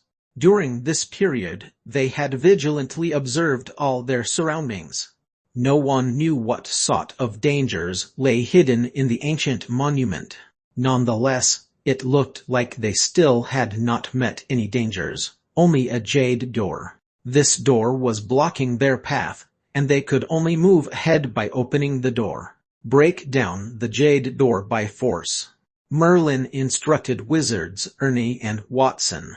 This jade door did not appear very strong, and brute force should be enough to break it open. Wizard Ernie drew in a deep breath, and intense elemental fluctuations appeared around his body. Whiz! An ice spear consolidated from ice crystals appeared in an instant, after which it whistled through the air, flying viciously toward the jade door. Rumble! There was a deafening crash. Ernie's 7th level Ice Step spell had countless permutations and could be unleashed in various forms, but with more or less the same power. Still, it was unable to shift the door. Master, this jade door is far too solid and durable. I can't get it open. Wizard Ernie was somewhat flustered. He was a majestic 7th level spellcaster, yet now he was incapable of opening a jade door. Merlin had been observing the changes in the door. From the moment Wizard Ernie had cast his spells, mysterious runes had, in fact, emerged on the surface of the jade door. However, these runes were very obscured, and their color was not that different from jade, which was concealed on its surface. If Merlin had not scrutinized it, not even his mind power would detect anything out of the ordinary. It must mean something. So it's runes. In the past, Merlin did not understand runes and would not have been able to decipher even a crude runic magic circle. Nevertheless, with the runic heartprint now, no runes could mystify him. Swoosh! The runic heartprint between Merlin's brow flickered faintly, and streams of light engulfed Merlin's eyes. This was the power of the runic heartprint. As long as it was runes, it could not escape the screening of the runic heartprint. As expected, following Merlin's use of the runic heartprint, the runic magic circle on the jade door was discerned clearly by Merlin. This was an extremely mighty and complicated runic magic circle. If one was using brute force, never mind 7th level spells, not even 8th level spells could break it open. The only exception was a special Pandora demon ability such as Merlin's Darkness Eye and Clay's Spatial Blade. The 4th form would need to be unleashed, or it needed a 9th level spellcaster to forcibly break the door down. Nonetheless, it was naturally not that troublesome for Merlin. He did not need to force it open because it was a runic magic circle on the jade door. Merlin could use a corresponding runic magic circle to break it open in a precise manner. Whoosh! A beam of light flew from Merlin's forehead. Merlin pressed down firmly with his left hand between his brows. The runic heartprint was throbbing faintly, and mysterious runes accompanied the light. These mysterious runes rapidly flew to the surface of the door. Following that, the jade door quaked slightly. Merlin, using the runic heartprint, could clearly perceive that the runes concealed within the door were gradually dismantled. As soon as the strength of the runic magic circle had vanished completely, the jade door began to slowly swing open. The jade door gradually opened to reveal a hall which seemed to come from a dream world. This great hall was extremely spacious, and the floor was paved with the most exquisite emerald jade. There were also a few massive pillars that were likewise carved from jade. These were made entirely from jade and were not merely inlaid with jade on the surface. This was a genuine world of jade. It was the first time Merlin had witnessed such an opulent place. TSS. As soon as they entered the great hall where everyone was stunned to their core, they could not hold back a cold shiver. This was uncommon, indeed. It should be known that they had cast their defensive spells. What sort of extreme chill was able to make them incomparably cold in these circumstances? Their gazes roved around in all directions. In the front of the hall, they saw a wide jade bed, and on this bed lay a bare, naked woman. This woman, who was completely bare and naked, was at the peak of beauty. Her face was serene, and her eyes were shut, just like a sleeping beauty. It was the first time Merlin had seen such delicate features.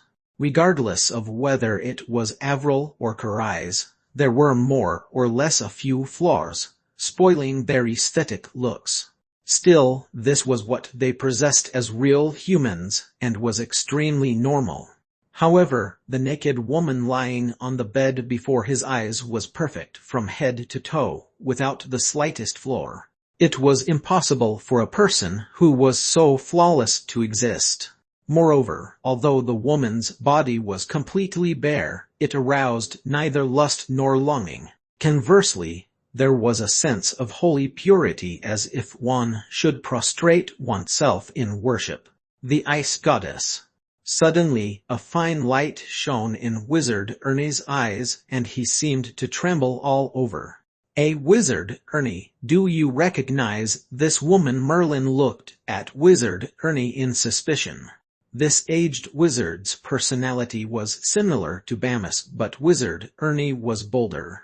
In order to survive, he had now thoroughly cast aside the pride of being a 7th-level spellcaster, obeying Merlin's every word. Obviously moved, Wizard Ernie replied, "Exactly, Master, I know this woman. In other words, I've seen her statue before. Master must know that before the era of the Molter Empire, besides spellcasters, there were also powerful gods. These gods were the sole, true rulers of heaven and earth. Normies and spellcasters shared a similar position, being controlled by the gods.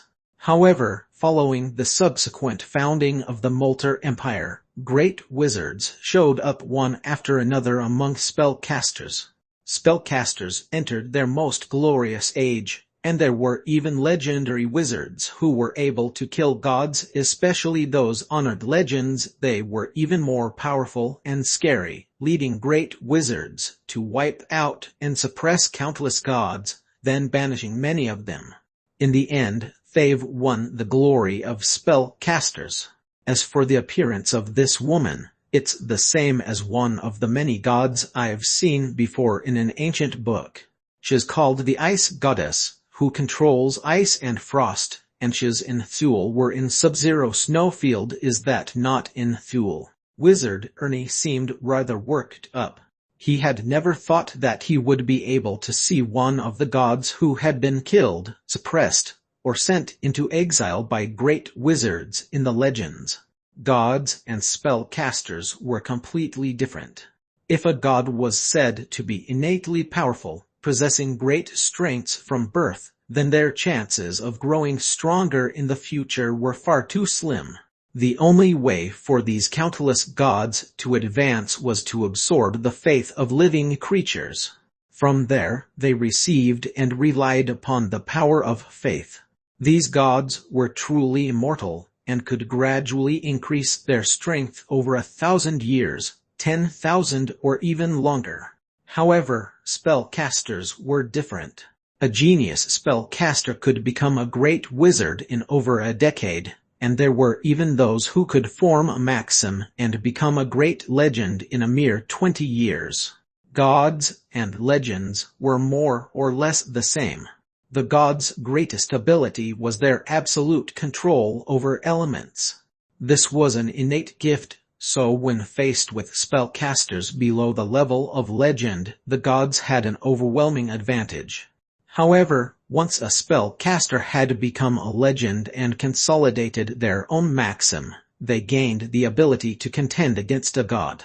A maxim controlled the elements as well, and its command of elements was equally matched to a god's. The most formidable legendary wizard's mastery over a particular element was even more terrifying than these natural gods, and they were able to easily kill most gods. Legendary wizards like these were named honored legends.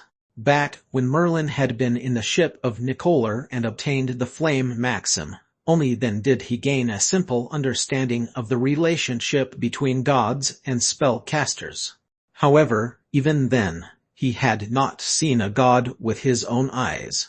Now, the legendary god the Ice Goddess was silently lying on the jade bed in a serene and tranquil manner.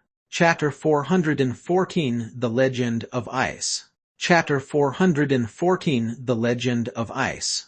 The Ice Goddess laid so quietly on the jade bed as if she was in a peaceful sleep. Wizard Ernie, Wizard Watson, and Merlin were even holding their breaths, but none of them dared to take a step forward. Besides this mysterious Ice Goddess, there was an unseen pressure stemming from the mass of light as pure white as ice crystals above the Ice Goddess. The light emitted an intangible force as well as an incomparable chill. Boundless ice element seemed to be suppressed under this ball of light. The pressure coming from the ball of light filled the entire sumptuous hall to the point where even the Ice Goddess' bare and naked body seemed to pale in comparison before this ball of light. What is this really? Wizard Ernie did not know what this ball of light was, but since it appeared before the Ice Goddess, it was obviously closely linked to the Ice Goddess. It was just that Wizard Ernie and Wizard Watson did not know what that connection really was.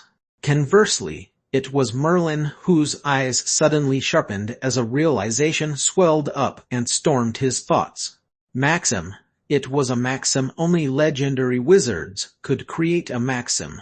As Merlin possessed a flame maxim in his awareness, he could be said to be familiar with maxims. The ball of light before their eyes was giving off a force that was even more fearsome than the flame maxim had been. It must be a very powerful maxim. Furthermore, its purpose was clear too, which was to suppress this bare and naked Ice Goddess. In the area where the Ice Goddess dwelled, a part of the strength of the maxim had in fact completely isolated her from the external world, preventing contact from anyone. That mysterious ball of maxim had confined the Ice Goddess here. A legend who could suppress a god must be very formidable. The legend Nicolar could only compare to the gods.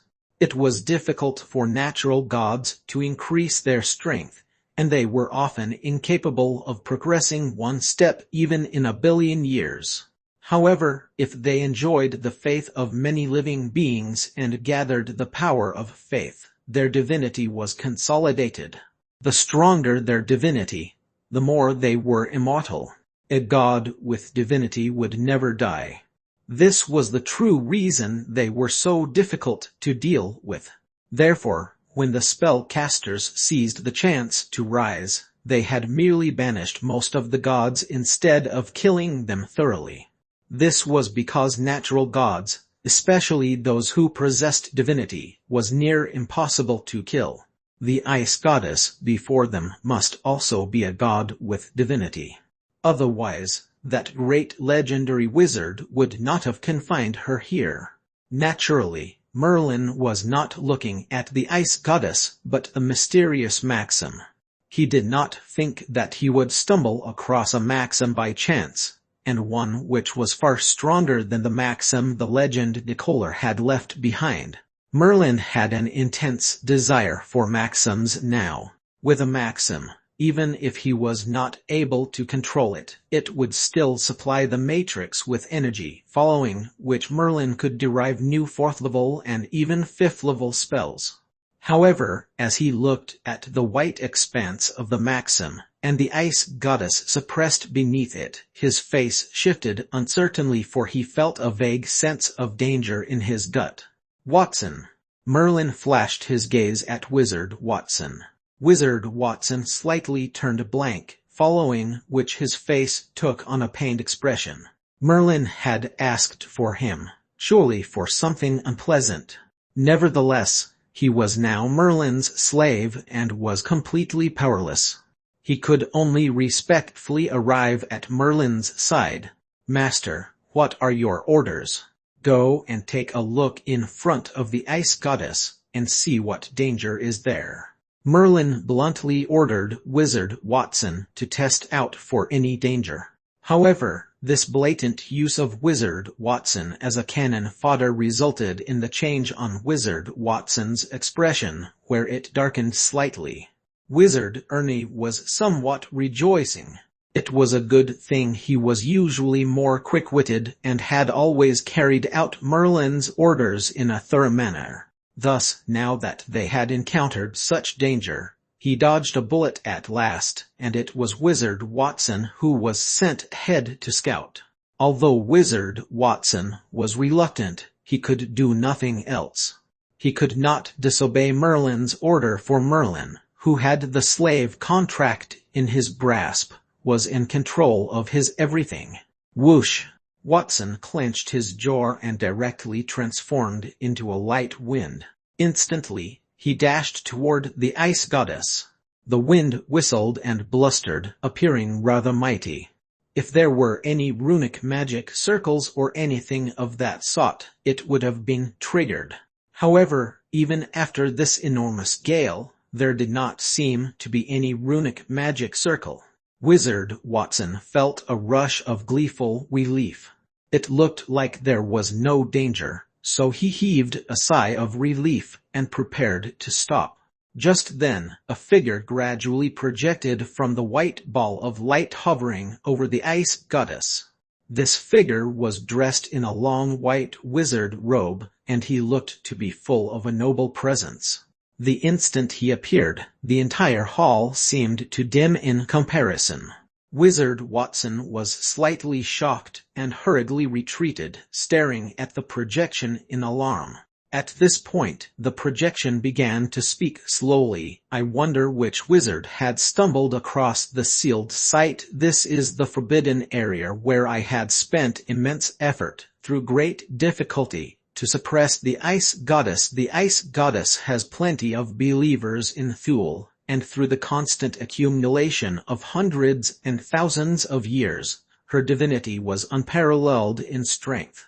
There was no way to kill her completely.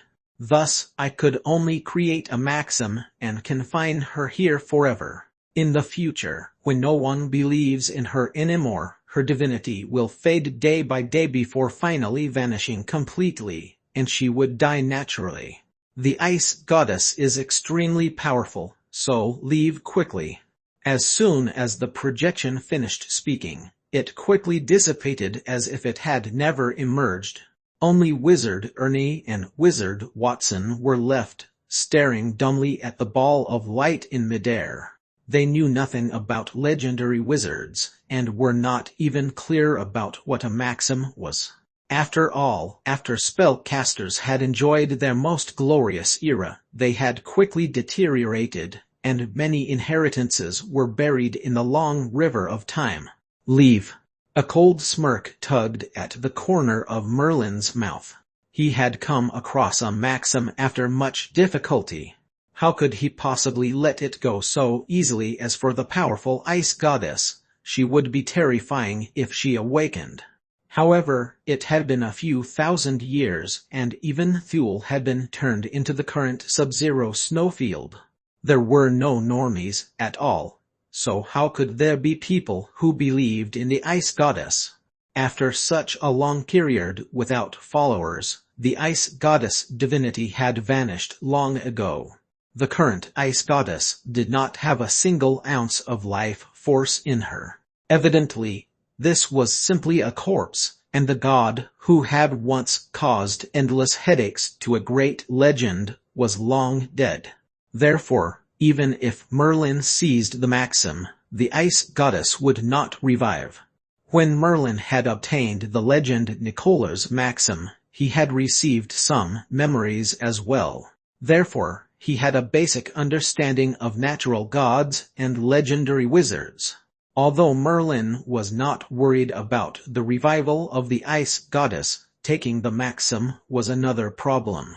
Back then, the flame maxim had been purposefully left behind by the legend Nicolar to be given to the spellcaster who could clear the obstacles. Thus, Merlin was able to smoothly absorb the flame maxim. It was not because Merlin was that special, just that the legend Nicolar had considered the matter when he left the maxim. However, this maxim was different. It was used purely to suppress the ice goddess and was full of a frantic, powerful force. It would be exceedingly difficult for Merlin to absorb this. Moreover, this maxim was many times stronger than the flame maxim left behind by the legend Nicolar. Merlin had no absolute assurance of the outcome. Nevertheless, no matter what, Merlin must give it a shot. After all, he had a daring vision. If he wanted to continue deriving new 4th level, 5th level, and even 6th level spells, he could not do without powerful maxims to supply the matrix with energy. However, maxims were incomparably precious. Now that he had come so far, it was hard to say if he would find another maxim in the future. Both of you stand guard outside the door and don't let anyone in, Merlin said to Ernie and Watson in an icy tone. Ernie and Watson exchanged a doubtful glance, but they did not dare disobey an order from Merlin. Even though they were now curious about the ice goddess and the maxim, they had to leave the hall and retreat to the doorway, helping Merlin to guard the door. Maxim. Merlin drew in a deep breath and fixed his determined eyes upon the mysterious maxim hovering above the ice goddess.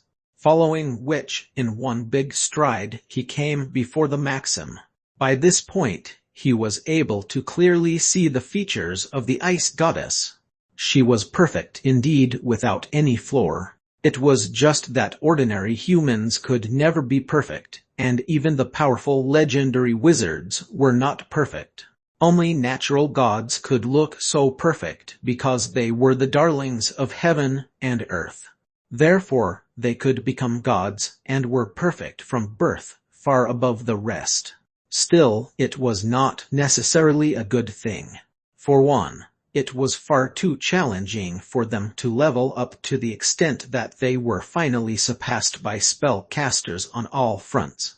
Merlin did not pay any more attention to the ice goddess suppressed on the jade bed, but reached out a big hand and immediately grasped that enigmatic maxim.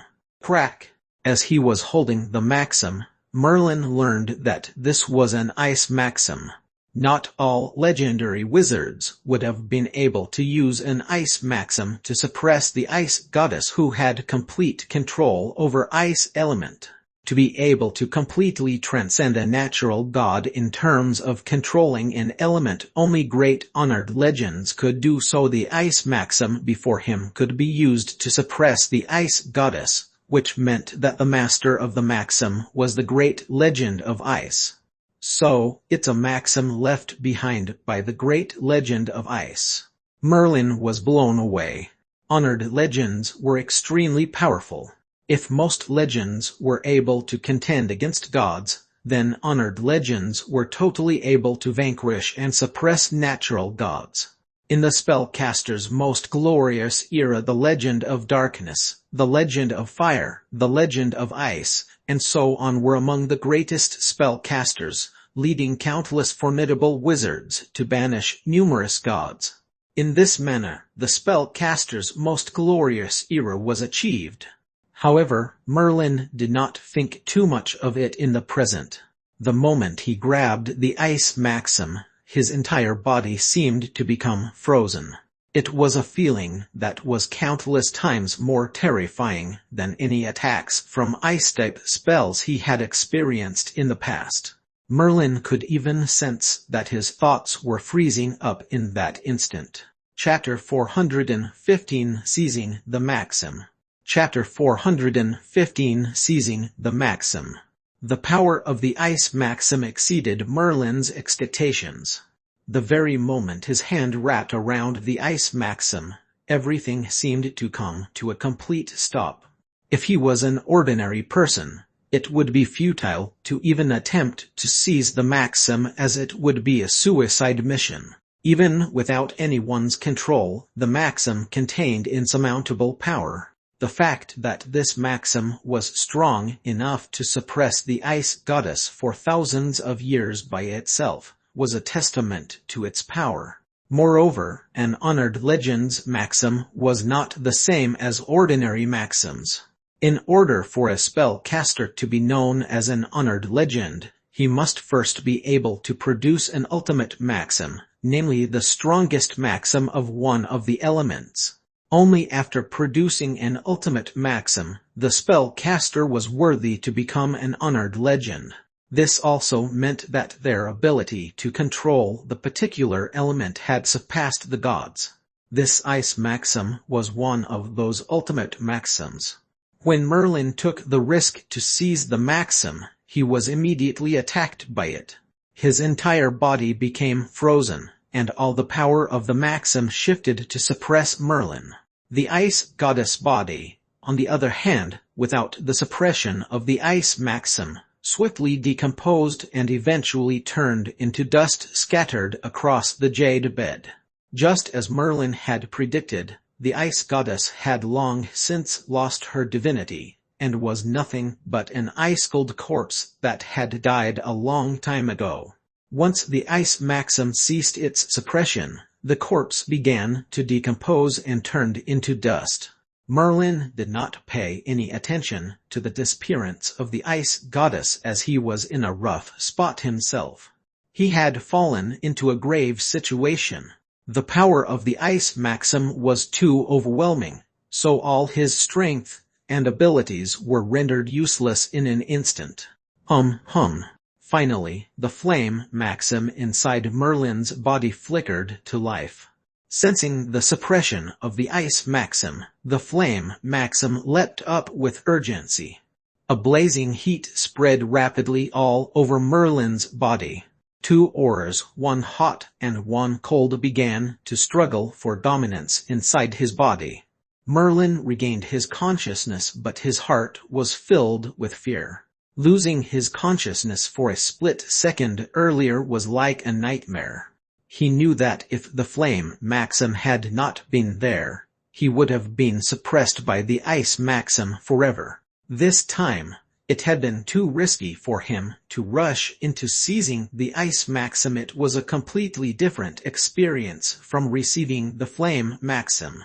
Although the fire maxim was also uncontrollable by Merlin, it was intended by the legend Nicolar as a reward for any spellcaster who had successfully defeated the challenge.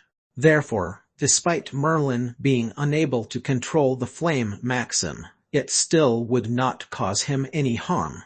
On the contrary, the ice maxim was originally intended to suppress the ice goddess, hence, its strongest power was suppression. Regardless of what it encountered, it would suppress it to the best of its ability. Right now, the ice maxim was doing exactly that, which was using all its power to suppress the flame maxim. Once the flame maxim was completely suppressed, Merlin would be suppressed as well. An honored legend's ultimate maxim naturally had extraordinary powers that far outstripped the flame maxims. Even right now, Merlin could feel that the ice maxim had occupied most of his body in addition to penetrating his awareness and suppressing the flame maxim. The flame maxim, too, was in an unstable state, as if it would disappear any time soon. Once Merlin regained consciousness, he realized the danger he was in. Despite the fear in his heart, he held no regrets. He already had a plan in his mind, so he grunted. Matrix, derive 4th level Thunder-type spells. This was Merlin's plan all along. As long as he could introduce the ice maxim into his awareness, he could activate the Matrix. After some strange transformation, the matrix appeared to be able to absorb the power of maxims to derive new spells. Merlin's intention of seizing the ice maxim was not to control it. A powerful maxim like this, if it was not specifically produced with the intention to be absorbed by another, even a great wizard would not be able to control it. Thus, Merlin did not even consider controlling the ice maxim. All he wanted was to provide raw power for the matrix to derive spells. The flame maxim had almost been exhausted, and Merlin did not want to consume it anymore. So when he encountered the ice maxim, it was an opportunity he simply could not miss. Nevertheless, whether or not this plan of Merlin's would be successful was contingent on the ability of the matrix to absorb the power of the ice maxim to derive new spells. Beep.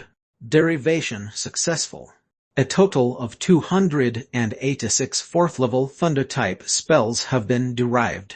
Upon hearing the beep from the matrix, Merlin was ecstatic. This meant that his plan had worked, and the matrix was able to absorb the power of the ice maxim to derive new spells. Merlin carefully inspected the ice maxim, and sure enough, it had diminished slightly, though the difference was not very noticeable. After all, the ice maxim was far more powerful than the flame maxim. However, this was just the beginning. The ice maxim was still very powerful, so Merlin would need to consume larger amounts of its power. Matrix, derive new fourth-level ice-type spells.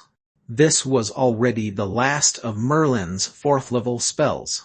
Once he had derived all the spells, then he only had to wait until his mind power achieved the sixth level, construct the last two fourth-level spells, and voila, he would become a fourth-level wizard. The ice maxim diminished a little more, but still, it was not noticeable. Merlin took a deep breath. He had to quickly exhaust the ice maxim in one swoop. Otherwise, it would remain in his awareness and could not be controlled. It was a huge ticking time bomb. Matrix, derive fifth-level darkness-type spells. Matrix, derive fifth-level fire-type spells. Merlin activated the matrix and began to derive fifth-level spells one after another. The power required to derive fifth-level spells, of course, exceeded the power required to derive fourth-level spells. Therefore, with every successful derivation of fifth-level spells, the size of the ice maxim diminished at a speed visible even to a naked eye. Thud. Finally, after deriving 4 types of fifth-level spells, namely darkness-type, fiery-type, earth-type, and wind-type spells, Merlin stopped the matrix. The ice maxim had diminished from the size of a fist to the size of a fingernail. At this stage, the flame maxim was also barely able to balance out the power of the ice maxim. Additionally, with the intervention of Merlin's mind power, the flame maxim also managed to suppress the no-diminished ice maxim. Merlin did not fully exhaust the ice maxim. After all, it was still a maxim. Moreover, it a maxim which belonged to the great legend of ice. Merlin was sure that it possessed some unique characteristics, and would be of great help for his ice-type spells. Of course, the most important reason was because Merlin wanted to obtain the memory fragments from the ice maxim. Every maxim carried some memory fragments from its spellcaster. The flame maxim from the legend Decoller also carried some memories with it. The greater the size of the maxims, the more complete the memory would be. Otherwise, they would just be disjointed memory fragments. However, in Merlin's case, he merely wanted to understand some of these memories, so even the memory fragments were sufficient. Thus, Merlin quickly extended his mind power into the ice maxim. Boom! There was tremendous aura that gave people a shudder. In the memory, Merlin saw an almost perfect woman standing in the midst of a snowstorm, like the holiest of all goddesses. It was none other than the ice goddess. Around the ice goddess, there seemed to be many other gods surrounding her. They protected the ice goddess in the middle as she was the most powerful god in Thule and also kept a large group of gods under her command. Whereas in front of the ice goddess stood a tight pack of ordinary-looking spellcasters. These were great wizards, and they stood so tightly packed that even at a single glance, there were more than 100 of them gathered together. Merlin felt extremely shaken to the core. If the number of great wizards alone were already more than 100, he could not imagine how impressive the spellcasters were during the golden age of spellcasters. This was just the tip of the iceberg. It was not surprising that the spellcasters managed to exile even the most powerful gods. This scene was obviously from the fateful day 3,600 years ago when the spellcasters and the gods went to war with each other. Under the leadership of the great legendary wizard, the spellcasters had fought against countless gods. In the end, they managed to kill, suppress, and exile most of the gods, subsequently securing the respectable leadership position for the spellcasters. The ice goddess, too, must have been suppressed by the legend of ice for this reason until thousands of years had passed and her divinity diminished away. Then the ice goddess was truly dead. The scene changed, and a gigantic palm appeared in the sky. This gigantic palm descended from the sky like a country. Inside, infinite ice elements transformed into several huge dragons and swallowed all the gods. Even the ice goddess was unable to control the ice elements from this country because the ultimate maxim was controlled by the legend of ice. Although the ice goddess was powerful, her control over the ice elements was far from the legend of ice, who possessed the power of its ultimate maxim. Therefore, once the legend of ice attacked, she could not resist and was subsequently suppressed. However, due to the continuous worship from her numerous believers in Thule over thousands of years, the level of divinity attained by the ice goddess was so incomparably powerful that it was impossible for the great legend of ice to kill her. All he could do was produce an ultimate maxim to suppress her for an indefinitely long period of time to rid her of the divinity. These memory fragments were from the ice maxim the size of a fingernail, so the memories were extremely scattered and disjointed. It was Merlin who organized them and arrived at the conclusion. Nevertheless, Merlin's focus was not on the war between the spellcasters and the gods because it was already a common mention in most ancient books where they contained information of great legendary wizards who led the spellcasters to exile the gods. Merlin was more interested about the tiny memory fragment in the ice maxim that described the powerful tactics used by the legend of ice to suppress the ice goddess. Other than the power of the ultimate maxim, there was a glacier country that descended from the sky and enveloped all the gods. Glacier country, a special Pandora demon ability. Merlin mumbled softly, his eyes sparkling with excitement. Glacier country was like Darkness Eye, where both of them were special Pandora demon abilities. Since glacial country was invented by the legend of ice, its memory was deeply weaved into every strand of his maxim. Therefore, even a single strand of the ice maxim contained a complete memory of glacial country. Merlin had braved a huge risk to seize the ice maxim, but now he was about to reap its benefits. He quickly immersed himself into the memory of glacier country and investigated the cultivation methods of this special Pandora demon ability. Chapter 416 The Frost Lord I. Chapter 416 The Frost Lord I. 7 Forms. Merlin swiftly immersed himself in the cultivation methods of glacier country. The first message he deciphered was that glacier country had a total of 7 forms. This was considered very powerful among special Pandora demon abilities. Similar to Clay's spatial blade and Wizard Leo's darkness eye, these were all special Pandora demon abilities with 7 forms, so they were considered highly powerful. Naturally, the special Pandora demon ability Glacial Country invented by the great legend of ice also had 7 forms and was just as powerful as Darkness Eye and Spatial Blade. Nevertheless, in order to complement its powerful abilities, the cultivation method of Glacier Country was also extraordinarily challenging.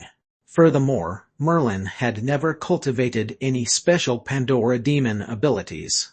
Even Darkness Eye was passed down to him by Wizard Leo, so he had no inkling of how challenging it would be to cultivate a special Pandora demon ability. First and foremost, Glacier Country required ice-step spells, that much was certain. Whether it was Darkness Eye or Spatial Blade, even if they did not require specific spells, the ability to construct spells was a must. Novelful.com As a 6-elemental spellcaster, Merlin of course also constructed ice-level spells, but this was merely the most basic prerequisite for cultivating Glacier Country. There was an even more onerous requirement, which was a physical transformation. This was the most important requirement of all because once Glacier Country descended, it would be nothing short of a freezing Arctic, and the conditions would be frigid. If a spellcaster's body was unable to withstand such frigid conditions, it would be impossible to wield Glacier Country.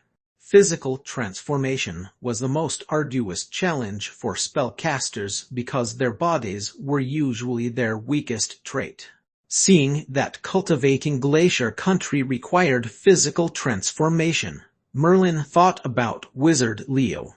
He wondered back when Wizard Leo cultivated Darkness Eye, was it the need for physical transformation that made him dig out his eyes? What about Clay's? Did he also undergo some special physical transformation in order to cultivate Spatial Blade? Otherwise, the act of slipping through space and slashing space with his bare hands were definitely not feats achievable by the weak physiques of spellcasters. The more Merlin dwelled on the question, the more he became certain of his inference. Every spellcaster who cultivated a special Pandora demon ability had to undergo a physical transformation, or else it was impossible to cultivate a special Pandora demon ability. Novelful.com Neither constructing spells nor cultivating ordinary fusion Pandora demon abilities imposed any physical requirement on the body. On the other hand, cultivating a special Pandora demon ability demanded great physical requirements from the body. The only reason Merlin managed to wield Darkness Eye so easily was owed to the fact that Wizard Leo had passed it to him directly. If that was not the case, it was difficult to determine whether Merlin might have been able to cultivate Darkness Eye. The foremost requirement of Glacier Country was a physical transformation, which involved immersing the body in frigid cold conditions so that it would be able to withstand the invasion of ice elements. Moreover, the colder the environment that was being immersed, the more effective it would be toward cultivating Glacier Country. Merlin's ring did, in fact, contained 1,000 years ice bone marrow, which he kept for the purpose of cultivating the second form of Glacial Finger. Since he already gave up on Glacial Finger, he no longer had any use for this 1,000 years ice bone marrow. However, the amount of this 1,000 years ice bone marrow was simply too little, so it would not suffice for Merlin to undergo a physical transformation. In fact, cultivating a special Pandora demon ability was incredibly difficult, and the success rate was only 1 out of 10 attempts. The first challenge, namely the physical transformation, was enough to fail countless spellcasters. This was because only a very small handful of spellcasters would be able to persevere through the physical transformation. Darkness Eye, for example, perhaps did not require such drastic physical transformation, but once cultivated, the spellcaster would need to be constantly vigilant for its backlash. On the other hand, Glacier Country did not contain a large amount of backlash but imposed stringent physical requirements. Only after the physical transformation was successfully completed, the danger of cultivating Glacier Country would be reduced. However, the transformation process would be akin to hanging a millstone against one's neck. Due to the inherently weak bodies of average spellcasters, without the protection of spells, even the slightest chill might not be bearable for their bodies. However, Merlin was not just an ordinary spellcaster. He had practiced the mysterious postures of the relief structures, so his physical condition was very strong. Hence, he was relatively confident about attempting the physical transformation. Thinking along these lines, Merlin withdrew himself from the memory fragments of the ice maxim and looked around. He was still in the magnificent great hall built from jade. The only difference was that the naked body of the ice goddess on the huge jade bed had disappeared. This was because when Merlin seized the ice maxim, her corpse had decomposed and turned into dust, and was scattered by the wind. On the jade bed, Merlin only saw an exquisite white gold pendant which was previously worn by the ice goddess on her chest. Initially, he thought that it was just an ordinary ornament, but the ice goddess body as well as all the other items had turned into dust and disappeared except for this pendant, which was still intact, without blemish. This proved that the white gold pendant was extraordinary. Merlin stretched out his hand and grabbed the white gold pendant.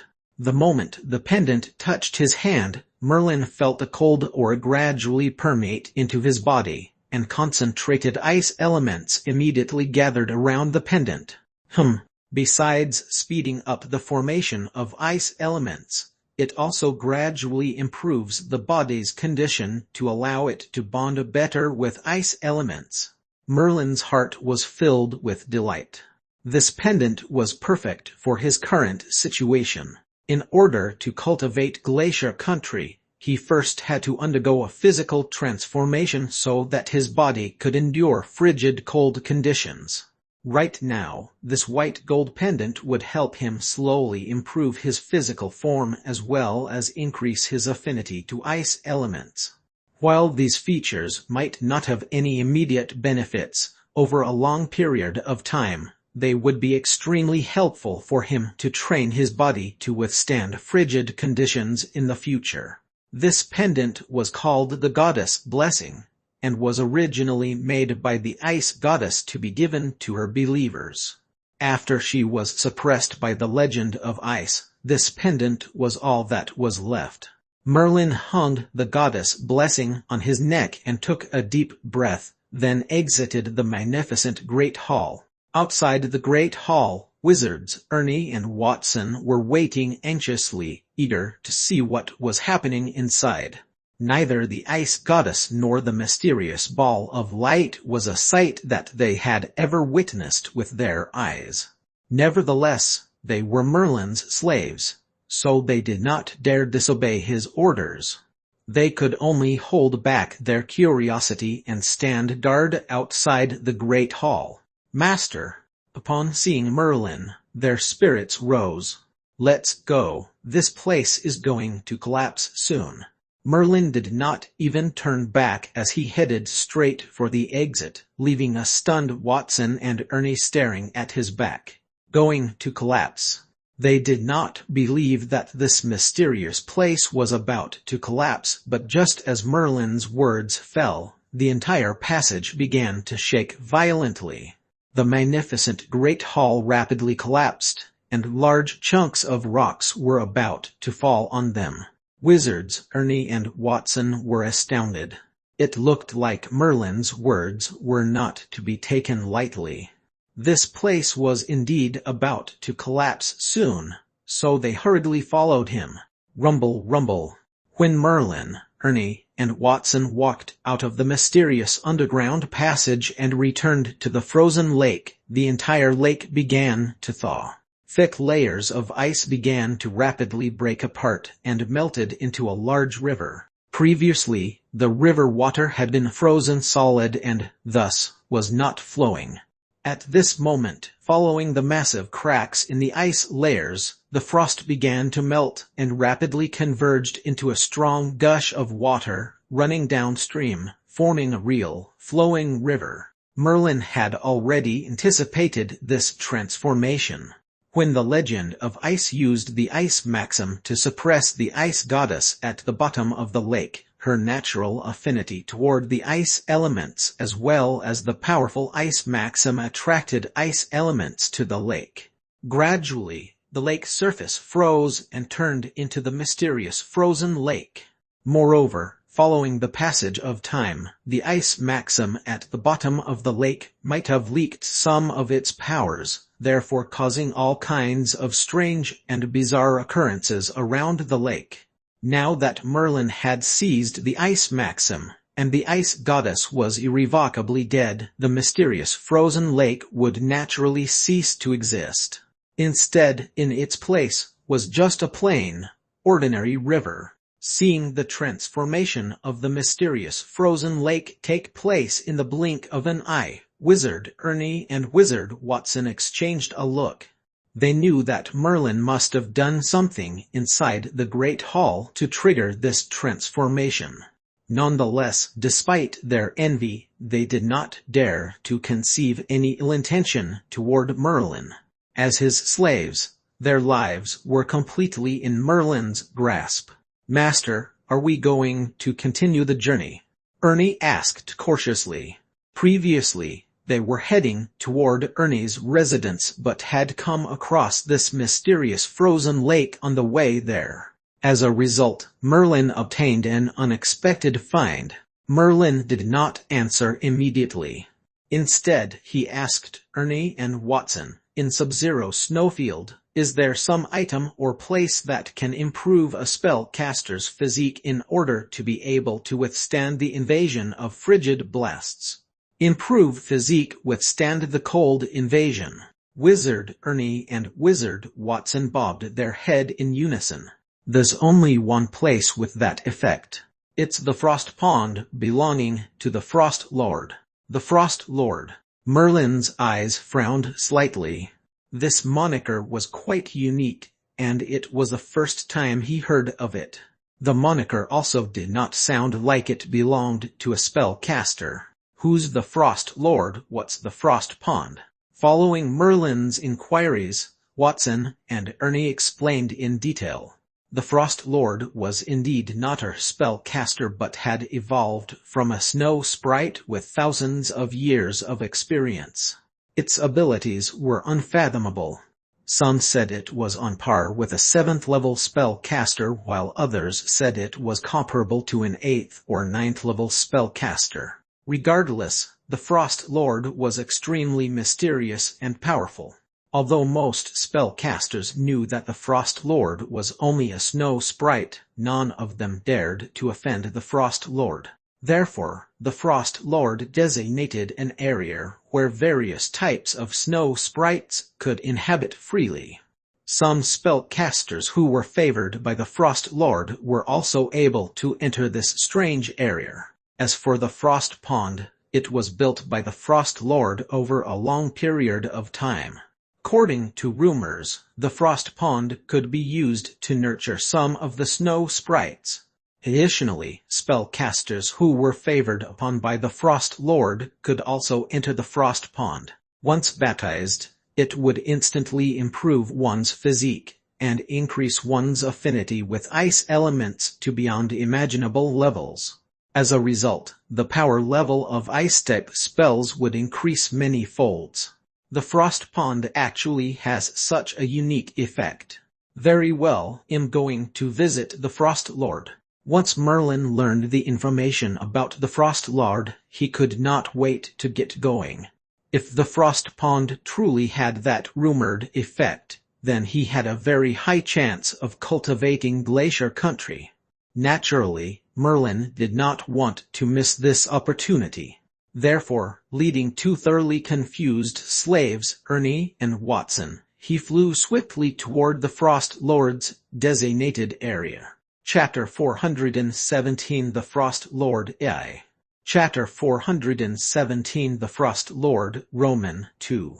A heavy snowfall had just lifted and the sky turned azure blue. From the clear skies, warm sunlight shone on the entire sub-zero snowfield. Nestled in the icy depths of the snow-capped mountains stood a majestic palace complex. At this moment, several snow sprites were flying toward one of the palaces. From a distance, a few spellcasters gazed wistfully at the scene. There is so many snow sprites. Tusk tusk. Besides here, where else can you see such a spectacular view? Yeah. If these snow sprites were encountered elsewhere, they would be in great danger. In this place, however, the Frost Lord reigns supreme. Especially here, the rank of snow sprites is second to none. Who would dare challenge them?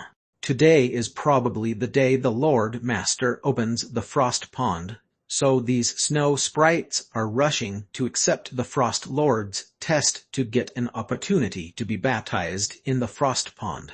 There was a fervent discussion among the crowd. These people consisted of spellcasters who were allowed to enter the Frost Lord's area and were given a relatively safe degree of guarantee. However, in this area, the highest status still belonged to these snow sprites. Like sprites from the other elements, snow sprites inherently possessed a weaker status, so if they were encountered elsewhere, they would be caught by spellcasters. In this place, however, the Frost Lord reigned supreme, so no one would even dream of harming the snow sprites. The Frost Lord too had started as a weak little snow sprite, and slowly grew into a remarkable overlord in Sub-Zero Snowfield. Nevertheless, the Frost Lord was very low-key and basically only focused on nurturing the snow sprites. In Sub-Zero Snowfield, there were many snow sprites born here, so most of them would come to the Frost Lord's area for protection as well as to enjoy the various facilities prepared for them by the Frost Lord. This was the ultimate paradise for snow sprites. Whoosh! Suddenly, three silhouettes flew swiftly toward the huge palace with mighty winds swirling around their bodies. From afar, they looked considerably impressive. Who's that?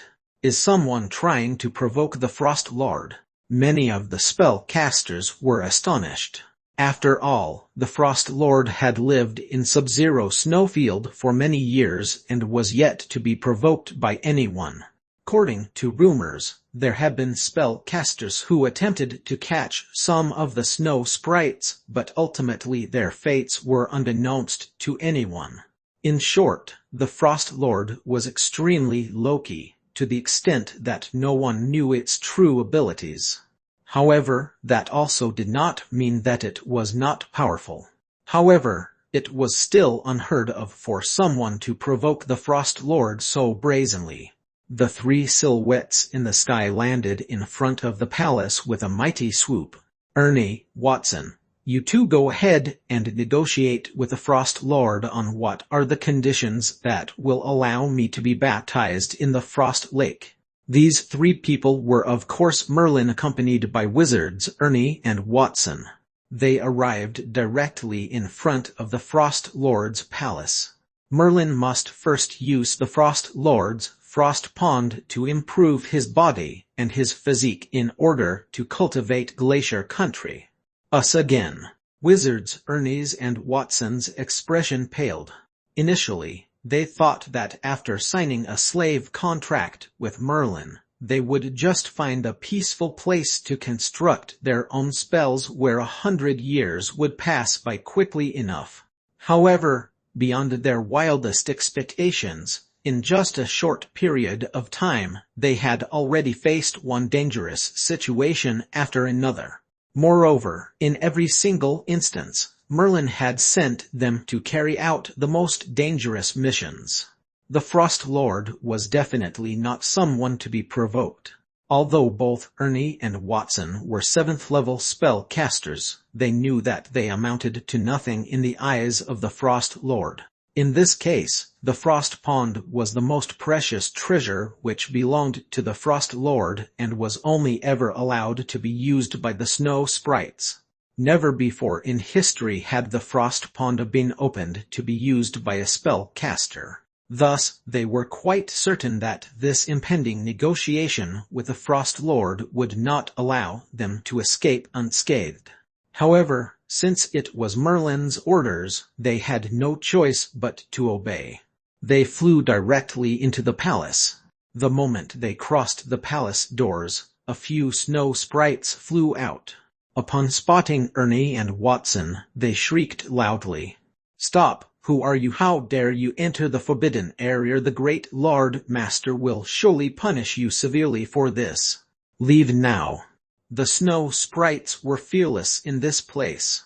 Wizards Ernie and Watson looked at each other and decided to release their formidable elemental fluctuations as 7th-level spellcasters. For a split second, these intimidating 7th-level spellcaster auras stunned the snow sprites into silence.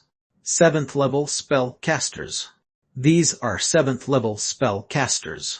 I've seen these two before. Are they not Wizard Watson and Wizard Ernie? Turns out it's those two cunning spellcasters.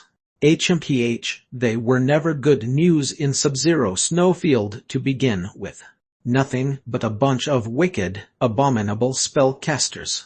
Let's quickly report to the Lord Master. Once they recovered from the shock, the snow sprites swiftly flew back inside the palace and reported to the Frost Lord.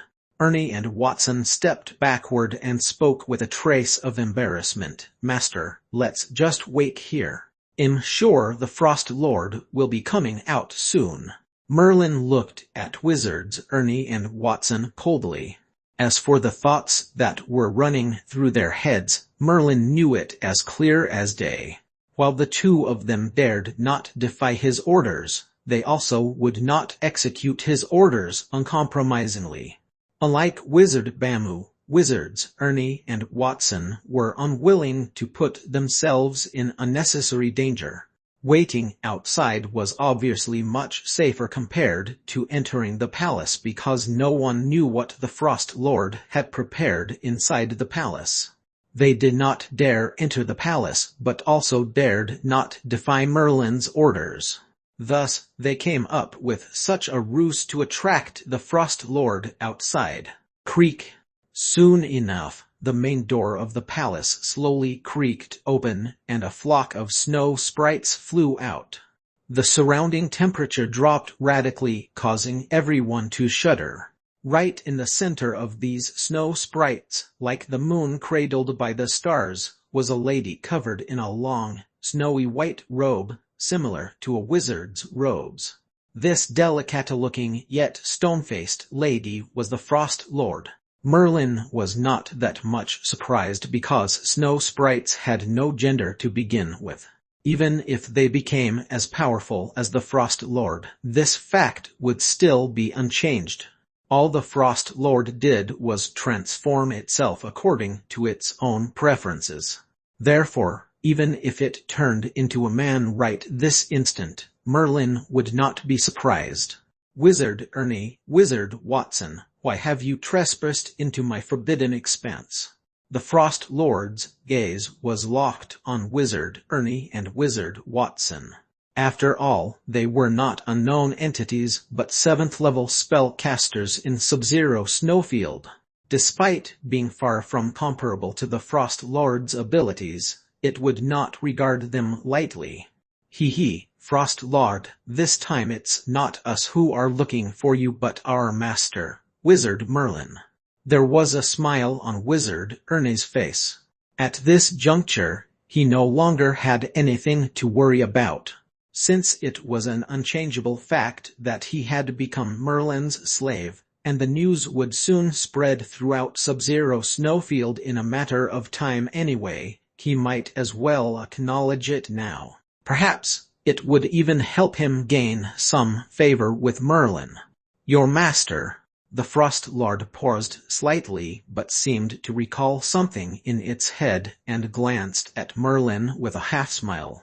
There were rumors that Wizard Ernie and Wizard Watson signed a slave contract with a mysterious spellcaster to be his slaves. Seems that the rumors were true. The looks on Wizards Ernie and Watson's faces turned sour. Although it was a fact that they had become Merlin's slaves, the Frost Lord's words uttered before them were laced with ridicule. HMPH.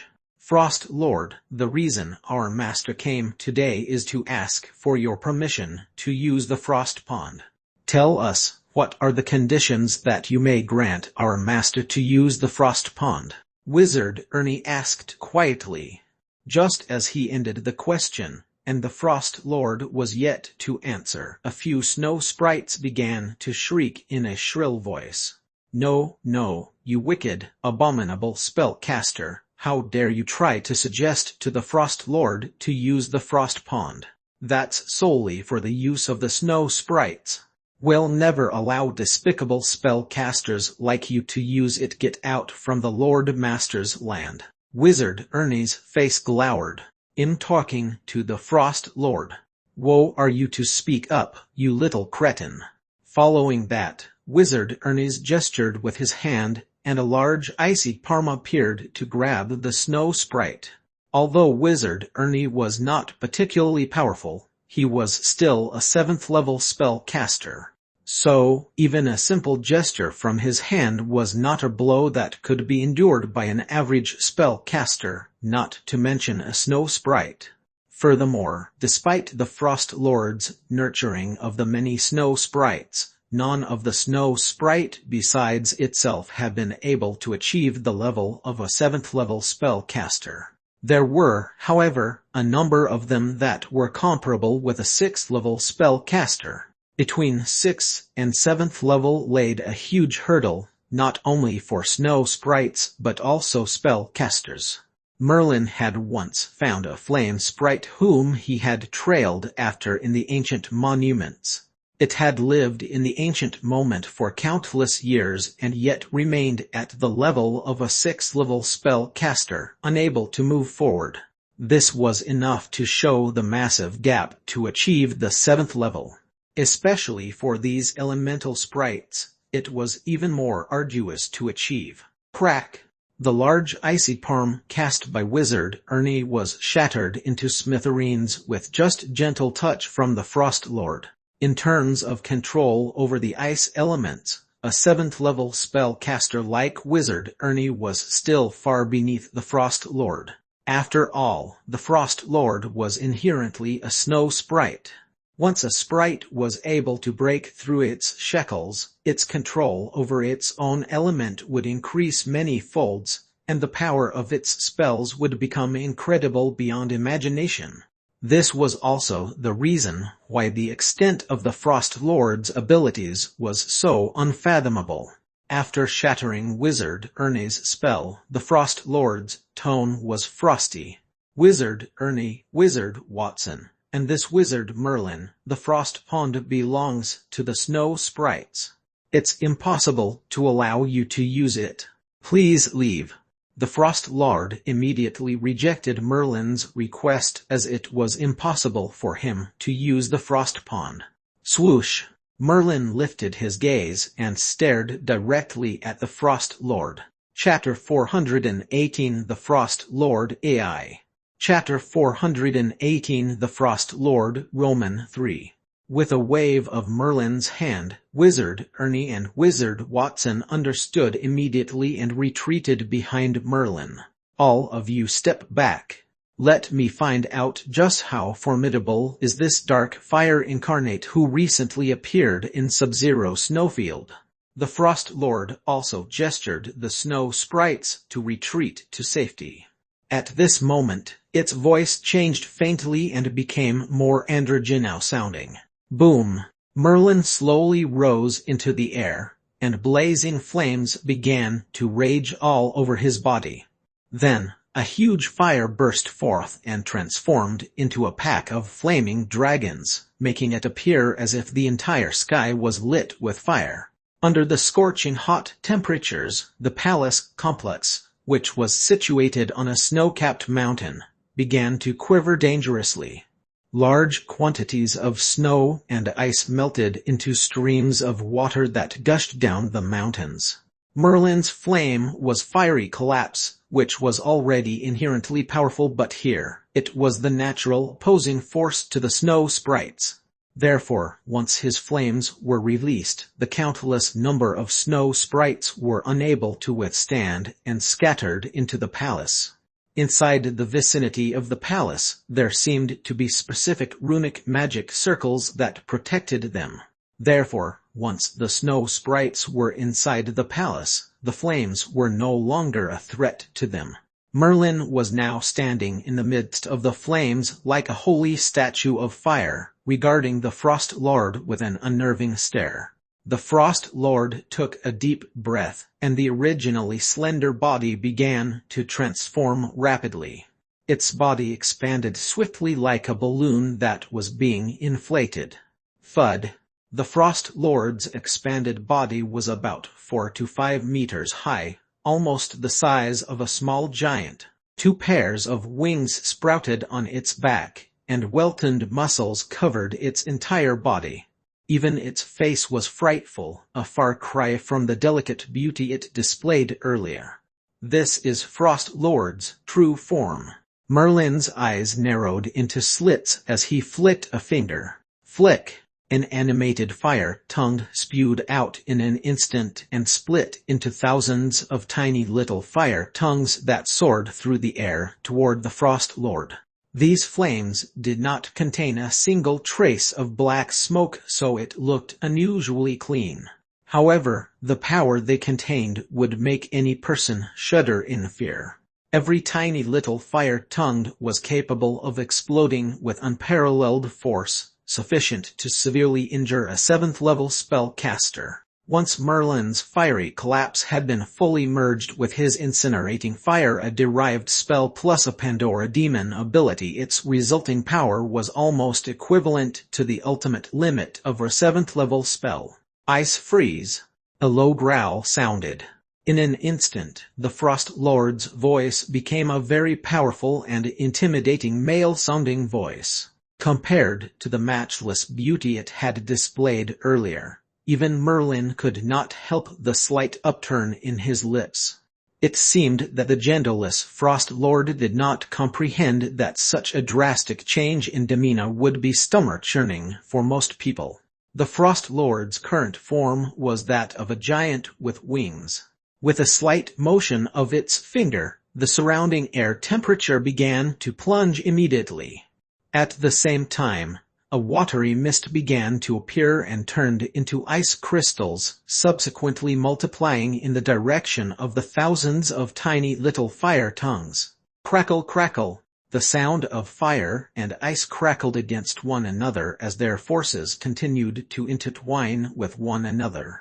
Merlin's fiery collapse and the Frost Lord's icy chill turned out to be surprisingly equally matched, and neither one was able to subdue the other.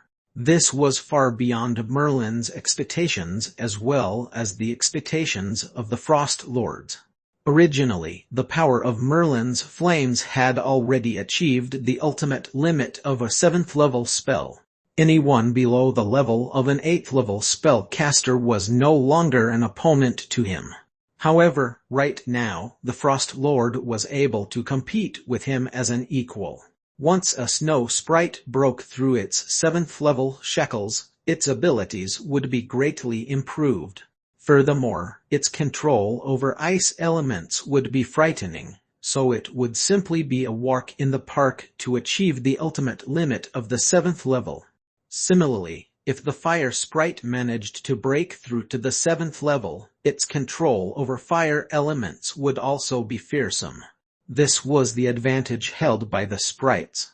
At this moment, the two competing forces were wrangling over one another, and the fire-type spell model in Merlin's body was providing massive amounts of magic power to sustain fiery collapse.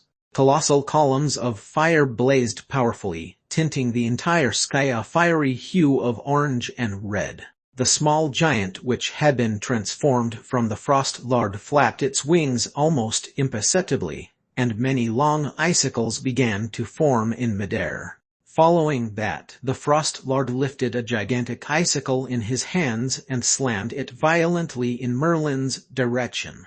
Whoosh! Merlin transformed into a light breeze and instantly retreated to safety. With flash wind under his belt, his speed was impressive enough that very few were able to keep up with him. Nevertheless, looking at the Frost Lord before him, Merlin felt a slight pang of worry in his chest. His face, too, revealed a peculiar expression. He had not expected that the Frost Lord's transformation would end up in this manner. The current Frost Lord was quite violent and barbaric, and his abilities were not the least bit dismissible. All the surrounding ice elements seemed to be under his control, and Merlin struggled to even cast ice-type spells. It was as if he was being suppressed. Hee. Dark Fire Incarnate. Is this all you can do? You're supposedly the Dark Fire Incarnate, but you've yet to wield any darkness-type spells. Come on, give me your best shot. The Frost Lord rumbled in a thunderous voice. The two pairs of wings supported the Frost Lord as it rose slowly into the air. Around him, ice-cold air swirled continuously, and numerous ice crystals formed in the air. Merlin narrowed his eyes. The Frost Lord was truly difficult to defeat. This opponent was probably on par with him at the ultimate limit of the 7th level, or perhaps even slightly more powerful than him. Since they were in Sub-Zero Snowfield, and ice elements were aplenty, if it was a real battle, the Frost Lord would have the upper hand. However, Merlin was bent on entering the Frost Pond. He took a deep breath and began to activate the spell model of Darkness Illusory Death. Suddenly, the entire sky dimmed as darkness shrouded the entire palace. Pitch-black darkness descended except for the top of the palace, where mysterious runes began to glow brightly, apparently resisting the darkness. As Merlin released his Darkness Illusory Death, his indifferent eyes stared right ahead at the Frost Lord. As long as his opponent was distracted for a split second, it would immediately face Merlin's thunder-like attack. In the dark, the Frost Lord howled loudly. Around him, layers upon layers of ice had formed a thick wall, yet it failed to stop the darkness from descending. The Frost Lord had had a very long lifespan. From the day of its birth until it achieved its current powerful Frost Lord form, more than 1,000 years had passed. Elemental sprites had a very long lifespan, so although their innate mind powers were not strong, over a long period of time, they would eventually strengthen to an impressive level. Therefore, Merlin's Darkness Illusory Death did not pose any threat to the Frost Lord. Instead, it utterly infuriated him because the snow sprites which did not manage to go inside the palace were killed by Darkness Illusory Death without any resistance. In Frost Lord's eyes, these snow sprites were like its own children. "You've killed my children, so you must die." The Frost Lord's deadly growl was even more terrifying than before, accompanied by its thickening chilling aura as if it was preparing to launch an earth-shattering blow. The entire mountaintop seemed to be vibrating, and even the fluffy clouds in the air seemed to be frozen solid, forming a huge cage that surrounded Merlin and the others. Wizards Ernie and Watson's faces paled greatly. Although they knew that the Frost Lord was powerful, they did not expect it to be so strong to the extent that they were completely helpless to resist. Merlin knew that the Frost Lord was livid, so he had to fight for his life. The fact was, this entire area had been occupied by the Frost Lord for thousands of years, so it had long since been prepared as its personal battlefield. In this place, the Frost Lord's powers could be increased several folds. Once the power of the entire area was activated, the Frost Lord's power would undoubtedly surpass the 7th level and reach the 8th level as well as the peak power of the 8th level. Frost Lord, you might want to reconsider. If we truly start engaging in a big battle, will the snow sprites in the palace be able to survive if push comes to shove? I'll just break open the seal on the 4th form of Darkness Eye. For an accursed power like this, I'm sure you're well aware of the strength of its 4th form. Merlin saw that the Frost Lord was beginning to prepare for a large battle with an unpleasant expression on his face. He did not expect that his opponent would be so terrifying when it went berserk, so Merlin had to take a step backward and revealed Darkness Eye in his palm. The blood-red, demonic-looking eye was constantly glowing crimson as if there was a strange power lurking within it. Darkness Eye.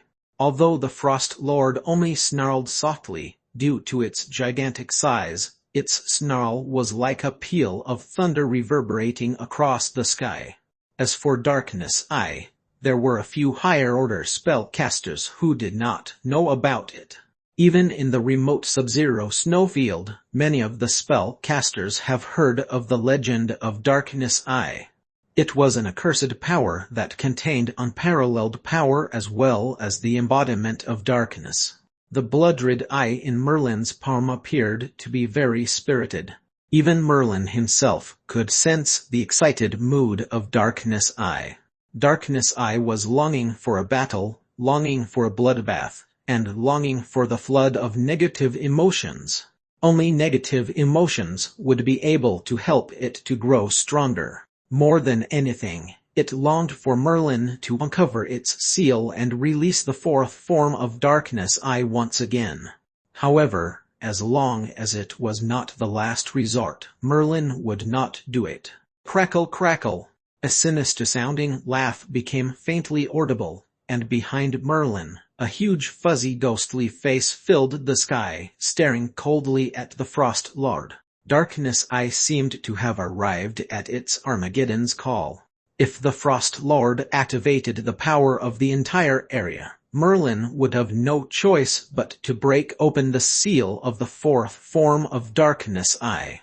Following the loosening of the seal on Darkness Eye, the huge ghostly face behind Merlin began to become clearer. The ghostly faces continued to distort and change, and the darkness aura thickened discernibly. The real battle was a mere hair's breadth away. Chapter 419 The Frost Lord If. Chapter 419 The Frost Lord Roman 4. Merlin regarded the Frost Lord coldly. Unless he had no other choice, he would not break the seal on the 4th form of Darkness Eye. He knew that once the seal was opened, he would have to use the power of the Maxims to constantly suppress the 4th form of Darkness Eye. Once the power of the Maxims was exhausted, Merlin would no longer be able to suppress Darkness Eye. Nevertheless, improving his body was also an important quest because if he succeeded in cultivating Glacier Country, Merlin would possess 2 types of special Pandora demon abilities. By then, even if Merlin was only able to wield its 3rd form, Glacier Country would suppress everything in its surrounding when it descended. Should the opponent be too strong to be suppressed, his abilities would still be considerably weakened. Thereafter, Merlin would wield Darkness Eye. With this combination, even Clays who possessed Spatial Blade would no longer be his opponent. Therefore, the Frost Lord's Frost Pond was quintessential to him. There was no price that Merlin was unwilling to pay in order to enter the Frost Pond and improve his physique. Who? The giant ghostly face belonging to Darkness Eye seemed to be getting clearer and clearer. The Frost Lord's face fell slightly. It could vaguely sense a vicious power lurking as if once the ghostly face fully appeared, the Frost Lord would be in grave danger. The 4th form of Darkness Eye. After a long, tense silence, the Frost Lord exhaled heavily, and its humongous body began to gradually change back into the delicate-looking beautiful lady it displayed earlier. However, after witnessing the Frost Lord's terrifying true form, Merlin could no longer gaze fondly at the current form. Well, if your desire is to enter the Frost Pond, it's not completely impossible, the Frost Lord said pointedly, finally relaxing its tone. It appeared that the Frost Lord, too, did not want to engage Merlin, the dark fire incarnate, in a life-and-death battle. What are your conditions? Merlin's eyes narrowed in concentration as he curled his fists into a tight grip, and the huge ghostly face behind him disappeared without a trace. Darkness Eye seemed to resent Merlin for reining it in, so waves of angry emotions were ebbing out. However, they did not affect Merlin as he was still able to easily suppress Darkness Eye. Why don't you come in with me first? The Frost Lord regarded Merlin with indifference and turned to fly back into the palace. Merlin did not hesitate and led both wizards, Ernie and Watson, to follow behind the Frost Lord, and they flew into the mysterious palace. This palace was only accessible to the snow sprites since it was specifically built for them by the Frost Lord. In other words, it was built for the sole purpose of training the snow sprites in the Frost Pond. Upon entering the palace, Merlin felt even colder than before. Even with his physical fitness, he felt quite chilly and had no choice but to cast a spell. Whereas wizards, Ernie and Watson, upon entering the palace, immediately cast spells on themselves in order to walk around freely. Crack! Around Merlin and the others, occasional ice crystals would appear and freeze rapidly, as well as a thin layer of ice which slowly spread on the ground toward Merlin. Merlin stepped on it gently, and the ice layer instantly shattered into pieces in all directions. Interesting. The corners of Merlin's mouth curved into a smile. It was not an attack, but a snow sprite which was practicing its innate abilities.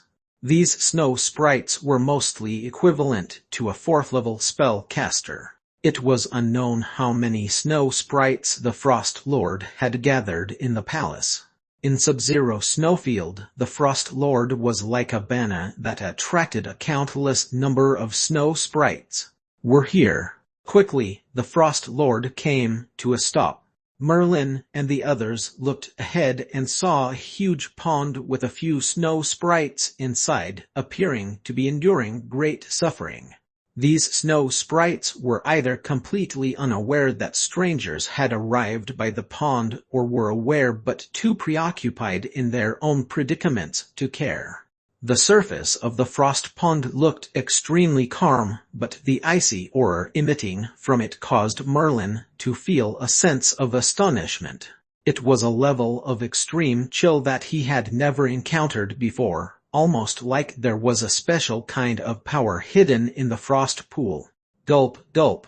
The snow sprites in the frost pool suddenly started to struggle frantically, and their auras became more and more chaotic as they struggled for help. However, the Frost Lord who stood beside the frost pool stayed very still and did not show any intention of extending a helping hand. Soon enough, the snow sprites were completely submerged by the cerulean blue pond and lost their life forces. Just like that, 2 snow sprites were swallowed by the frost pond. It seemed like the frost pond was not as simple as it was rumored to be. Frost Lord, are those snow sprites not under your protection? Merlin pointed at the frost pond, but his meaning was clear. Why did the Frost Lord not react when the 2 snow sprites fell into danger? Throughout Sub-Zero Snowfield, it was a well-known fact that the Frost Lord protected all the snow sprites. As long as they made it into the Frost Lord's territory, they would be safe from harm. Now, on the other hand, those two snow sprites could have been easily rescued by the Frost Lord, yet the Frost Lord had chosen to stay aloof to their cry for help. This appeared to be completely different from the rumors. This is their destiny. I can protect them for a moment, but I cannot protect them forever. If they want to be strong, then they have to pay the price of becoming stronger. At this moment, the Frost Lord seemed to be particularly cruel. The Frost Lord looked at Merlin and said, "The Frost Pond is here, but it was built with my own blood, sweat, and tears for the sake of the snow sprites. If you want to enter the Frost Pond, you must agree to one condition. Tell me, what is it?" Merlin was already prepared to pay a steep price. If the Frost Pond was truly as magical as its legend and could improve Merlin's physique to the point that he would be able to cultivate glacier country, then no price was too high to pay. It's very simple. I need you, after the baptism in the Frost Pond, to help me defeat another snow sprite. The Frost Lord's words surprised Merlin. Was there another snow sprite in Sub-Zero Snowfield that could attract Frost Lord's wrath? The Frost Lord's infallible reputation was known throughout Sub-Zero Snowfield, yet he had never heard of a snow sprite that could compete against the Frost Lord. In fact, there was not even a snow sprite that could compare to a 7th-level spellcaster. What's the real problem? Naturally, Merlin had to ask. Although he was eager to enter the frost pool as soon as possible, these details had to be discussed properly first. Wizard Merlin, that snow sprite is probably about as strong, or perhaps just slightly stronger than me. It's not that much stronger compared to me. This is a matter between the other snow sprite and I. If Wizard Merlin agrees to defeat the snow sprite with me, then you can use the Frost Pond whenever you want. The Frost Lord did not elaborate further, but even from the simple explanation, Merlin could surmise that the snow sprite, being targeted by the Frost Lord, would not be easily defeated. In fact, it was even stronger than the Frost Lord, albeit not by much. Nevertheless, it was still an extremely tricky mission. The Frost Lord was already stronger than him, so to defeat a snow sprite slightly stronger than the Frost Lord was definitely going to be a tough row to hoe. Seeing that Merlin was hesitant, the Frost Lord continued. "Wizard Merlin, it won't be just you and I. I've also invited some powerful great wizards among the 7th-level spellcasters.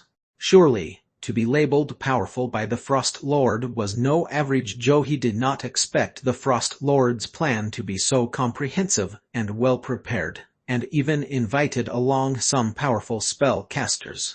Merlin deliberated internally for a moment and finally nodded his head.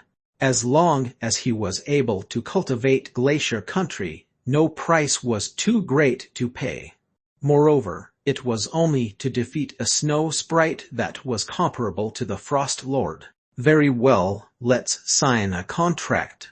The Frost Lord was very thorough as it took out a contract which flew toward Merlin. Merlin quickly glanced through the contents of the contract.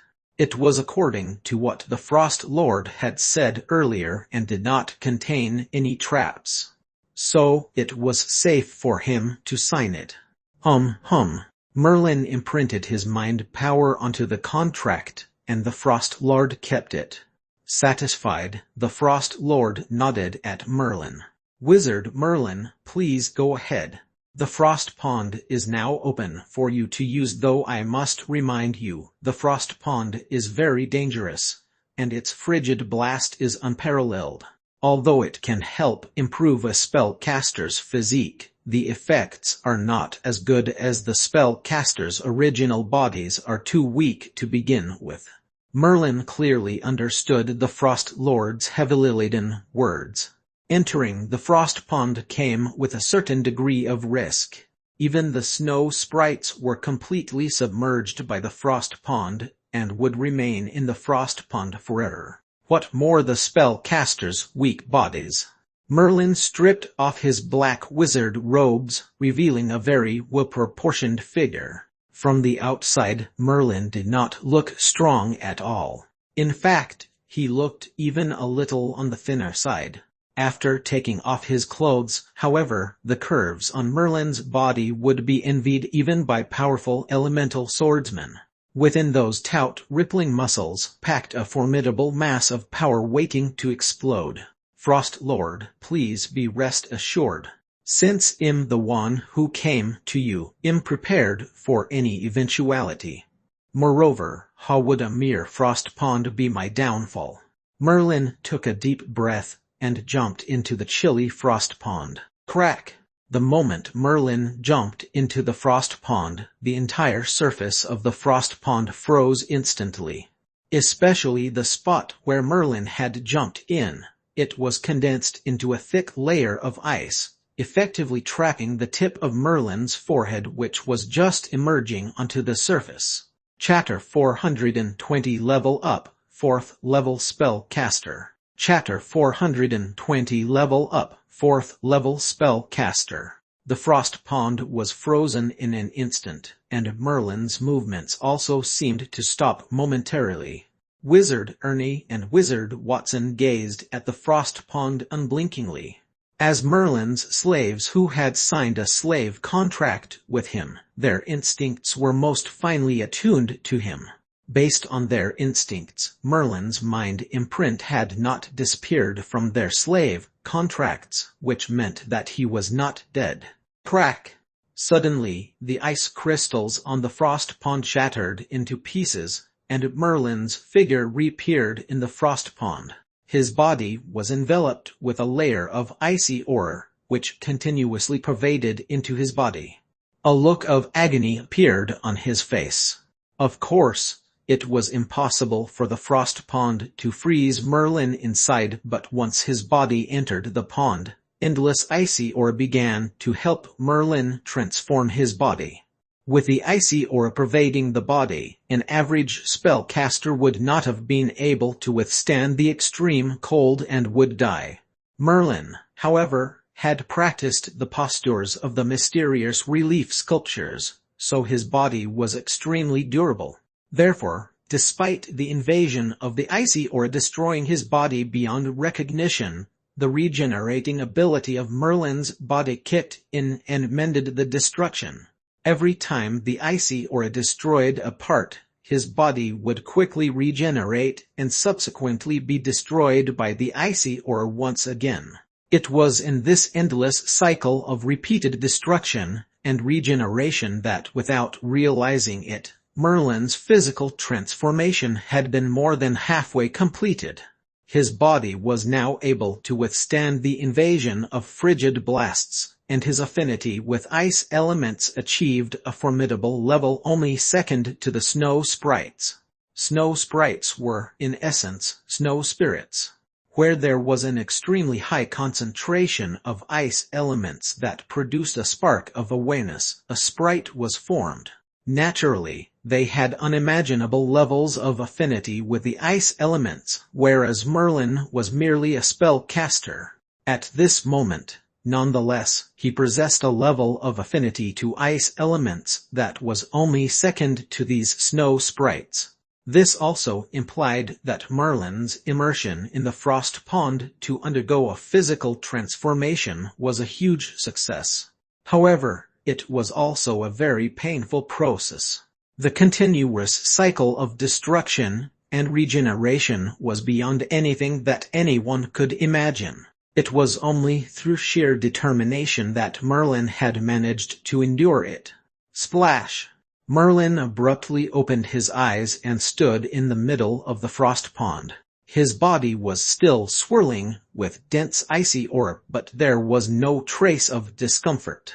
Instead, there was a sense of fondness in him. The transformation is a success. A thought struck in Merlin's heart, and he extended a finger to cast an ice-type spell. Despite it being only a third-level spell, the entire frost pond was frozen solid in an instant. The power level was terrifying, clearly exceeding the level of an average third-level spell. For the first time, Merlin could also distinctly feel his level of affinity toward the ice elements. It was truly incredible, only second to the snow sprites. Whoosh! Merlin rose from the frost pond and stood before the Frost Lord. Smiling, he said, "Thank you so much, Frost Lord. This frost pond is no longer of use to me. You can allow the other snow sprites to use it now." "Oh, Wizard Merlin, you're apparently able to withstand the icy aura of the frost pond, and managed to undergo the physical transformation so quickly. The speed you took was even faster than the snow sprites." Deep inside, the Frost Lord was very astonished. The frost pond was created by its own two hands, so no one knew the frost pond better than the Frost Lord. Even some of the snow sprites could not withstand the process and had to stay in the frost pond forever, becoming a part of the frost pond. However, Merlin, as a weak-bodied spellcaster, was surprisingly able to undergo a physical transformation in the frost pond. It was truly incredible. Additionally, the Frost Lord could clearly sense that Merlin did not cast a single protective spell in the frost pond. He had endured the entire physical transformation with his own flesh and blood. The Frost Lord was puzzled and full of unanswered questions because it would not have known that Merlin possessed the mysterious relief sculpture, and thus was able to possess extraordinary regenerative powers even as a mere spellcaster. It was for that reason that the transformation had gone so smoothly, and within such a short period, he managed to undergo a physical transformation with the help of the frost pond. "Frost Lord, please arrange a quiet place for me." Since Merlin had succeeded in his physical transformation, he could finally attempt to cultivate Glacier Country, hence he needed a quiet environment where he would not be disturbed by anyone. Obviously, the Frost Lord's territory was not the best choice, but since Merlin had signed a contract with a Frost Lord to defeat the other Snow Sprite, it was understood that he could not leave. The Frost Lord nodded. "Of course, no problem. I'll personally show you the way." Thus, the Frost Lord led Merlin to an isolated courtyard where he would not be disturbed, which perfectly fitted Merlin's request. "Wizard Merlin, you may meditate here. When the time comes, I'll come and look for you." Merlin knew that the Frost Lord was talking about the matter of the contract. It appeared that the Frost Lord still needed to make some preparations. Therefore, he nodded. "Just inform me when the time comes." Merlin waited until the Frost Lord left before using his mind power to carefully examine his vicinity. After he had made sure there was no particular discovery, he said to Ernie and Watson, "You stand guard outside the door. Don't allow anyone to disturb me." Sensing the seriousness in Merlin's tone, wizards Ernie and Watson both nodded. As Merlin's slaves, they could only obey his orders. With two 7th-level spellcasters standing guard, Merlin felt a little relieved as he stepped into the house. The furnishing in the house was very simple, but it exuded a feeling of serenity. Merlin did not care one way or the other, and began to closely examine the condition of his body. After the transformation in the frost pond, his body's regenerative ability was still as resilient as before. This was the benefit he derived from the mysterious relief sculpture. Although the posture did not provide much help to Merlin in terms of battle strength, it benefited him greatly in many other aspects. The physical transformation this time, for one, would not have been successful without those strong regenerative powers. Merlin's body right now had indeed vastly improved its affinity to ice elements, that even the ice-type spells he released were more powerful than before. All the requirements to begin cultivating Glacier Country had been fulfilled. However, Merlin did not immediately start cultivating Glacier Country. A special Pandora Demon ability like this would consume an incredible amount of magic power, and the magic power contained in the few spell models in his awareness was definitely not enough to support more than a few tries of Glacier Country. Therefore, he had to first construct 4th-level spells. At present, Merlin was yet to construct Ice-type and Thunder-type 4th-level spells. Once these two 4th-level spells were successfully constructed, Merlin would become a 4th-level spellcaster. The Ice-type and Thunder-type 4th-level spells had already been derived by Merlin using the Matrix back when he forcibly seized the Ice Maxim. In order to diminish the power of the Ice Maxim, he used the Matrix to derive many new spells. He even derived 4 types of 5th-level spells. So Merlin was in no shortage of spells. What he lacked right now was mind power because although he had reached the mind power of the peak of the 5th level, it was still insufficient. Fortunately, Merlin still had the ingredients for Macro Potion, so he could brew a large amount of Macro Potion here. Although the Frost Lord's area was not completely secure, Merlin was more reassured by the protection of Wizard Ernie and Wizard Watson. Therefore, in the subsequent period, Merlin began to frantically prepare the Macro Potion. During the process of brewing, he also took occasional doses of Macro Potion. Even though the effect of the Macro Potion had weakened significantly as a result of Merlin's long-term use, it was ultimately unable to beat the large amount of Macro Potions brewed by Merlin. Back in the Imperial City, the 8th Prince had given Merlin 1,000 servings of potion ingredients. So even with a 1/3 success rate, he was able to brew more than 300 servings of Macro Potion. This was a huge number. Naturally, with such a huge number of Macro Potions, Merlin's mind power grew rapidly. Nevertheless, to advance from the 5th to the 6th level, he still needed to accumulate the requisite mind power. Therefore, despite consuming countless servings of Macro Potion and rapidly growing his mind power, there were no signs of breaking through. Boom! Finally, after 3 months of consuming unknown portions of Macro Potions, Merlin's mind power had broken through. Like boiling water, his mind power began to surge wildly. 6th level mind power. Merlin slowly opened his eyes and smiled. Since he held more spells than an average spellcaster, and the level of complexity of his spells exceeded that of an average spellcaster, the amount of mind power required was also beyond imaginable levels. Until now, the only obstacle keeping Merlin from becoming more powerful was his mind power. It was fortunate that Merlin's mind power had finally broken through to the 6th level, so now he was able to easily construct 4th level Ice-type and Thunder-type spells. The 4th level Ice-type spell, Arctic Realm, was also a new spell derived by the Matrix. It was still a binding spell, but it became a territorial binding, and its binding powers were greatly enhanced. The derivation of Ice-type spells continued in the same vein, in which all of them constituted binding spells. So along the way, their binding powers would become stronger.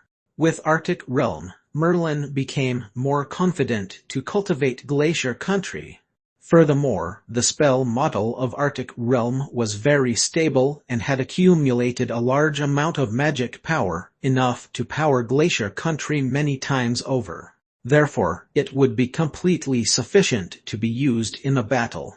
Besides Arctic Realm, Merlin's 4th level Thunder-type spell, Thunder Realm, was also successfully constructed.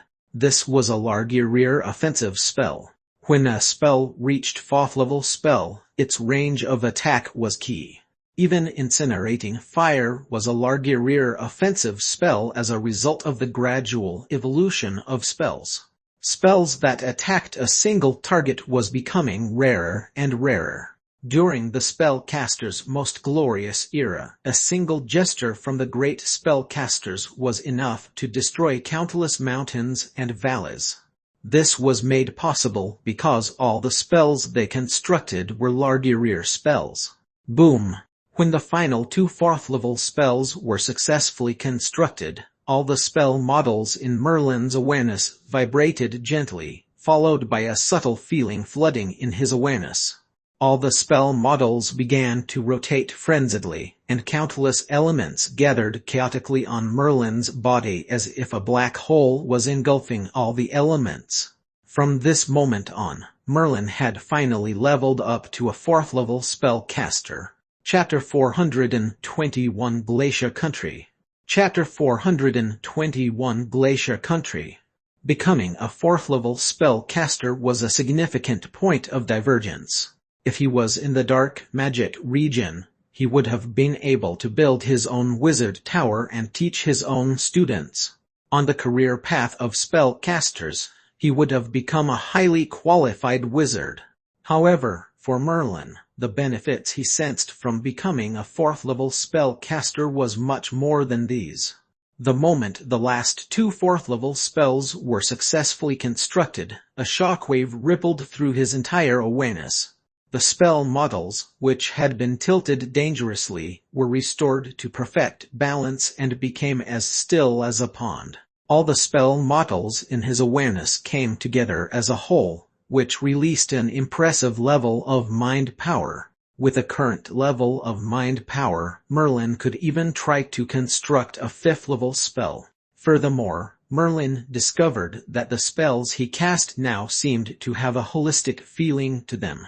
All 6 elements, fire, wind, ice, earth, thunder, and darkness were wildly pervading his body, whereas Merlin's body was like a black hole that engulfed these elements hungrily. Upon leveling up to 4th level, all the spell models within his awareness underwent a subtle change. It seemed like the limits of the spell models had been expanded and thus, they were able to accommodate more magic power. This transformation was experienced by all 4th-level spellcasters, and not only to Merlin. It was no wonder, then, that 4th-level spellcasters were fundamentally different from those below 4th level. Upon leveling up to 4th level, their abilities were increased many folds, and in all aspects, their powers exceeded spellcasters below 4th level. After Merlin became a 4th-level spellcaster, he did not immediately construct 5th-level spells. Although the balance in his spell models finally allowed large amounts of mind power to be released and he could actually construct 5th-level spells, he knew that if he constructed the 5th-level spells, the spell models in his awareness would lose its balance once again. Then, he would have to consume large amounts of mind power to stabilize the spell models. In that situation, it would have been hard to determine whether there would be enough mind power left to activate spells in a fight. Although it was not usually a noteworthy point of consideration, mind power was actually a crucial component. Without mind power, a spellcaster would face problems to even cast a spell. This was because in order to cast a spell, mind power is involved to activate the spell model, and from there, the spell is released. After leveling up to a 4th-level spellcaster, Merlin began to cultivate the special demon ability, Glacier Country. Since he had already constructed his 4th-level ice-type spell, Arctic Realm, he was able to cultivate Glacier Country. The biggest hurdle in cultivating Glacier Country was the physical transformation. It was the tipping point for most as it was very difficult to achieve. Most of the spell casters were unable to successfully transform their bodies. Those who wanted to cultivate special demon abilities had to undergo the challenge of physical transformation. Once the transformation was successful, they would possess a powerful ability. On the other hand, if the physical transformation was unsuccessful, they would only face certain death. Merlin had relied on the impressive regenerating powers of the mysterious relief sculptures to succeed in his physical transformation. Thus, it was no longer difficult for him to cultivate the glacier country. On Merlin's body, a mysterious symbol appeared. This mysterious symbol glowed with an ice-cold aura, drawing a chilling shudder. Endless ice elements began to accumulate around Merlin's body. The first step of cultivating the glacier country was to successfully carve out a mysterious symbol. Following that, he had to use his mind power to stimulate the symbol and follow the instructions of the glacier country to make it descend. Boom! Merlin's mind power was already sufficiently strong. Coupled with his success in carving the symbol and stimulation of his mind power, the ice-cold sensation reappeared. Then, an invisible, freezing space suddenly descended. Crack, crack. Since Merlin was in the center, he could feel the invasion of the frigid blasts, but his body was now able to withstand the invasion and, as a matter of fact, even felt a sense of familiarity. An invisible ice-cold power enveloped the entire area. Merlin knew that this was the glacier country. If anyone was trapped within it, a mere thought from Merlin would be able to freeze the person or stir up a snowstorm, allowing infinite ice elements to rage throughout. This was the horror of the glacier country. Once the glacier country descended, any spellcaster who was trapped in it would be suppressed.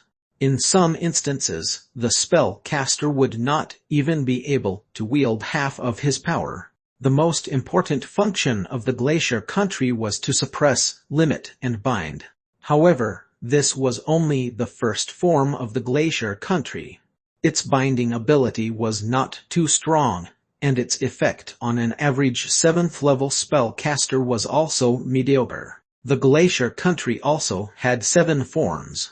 As the demon ability belonged to the Legend of Ice, its power was naturally formidable.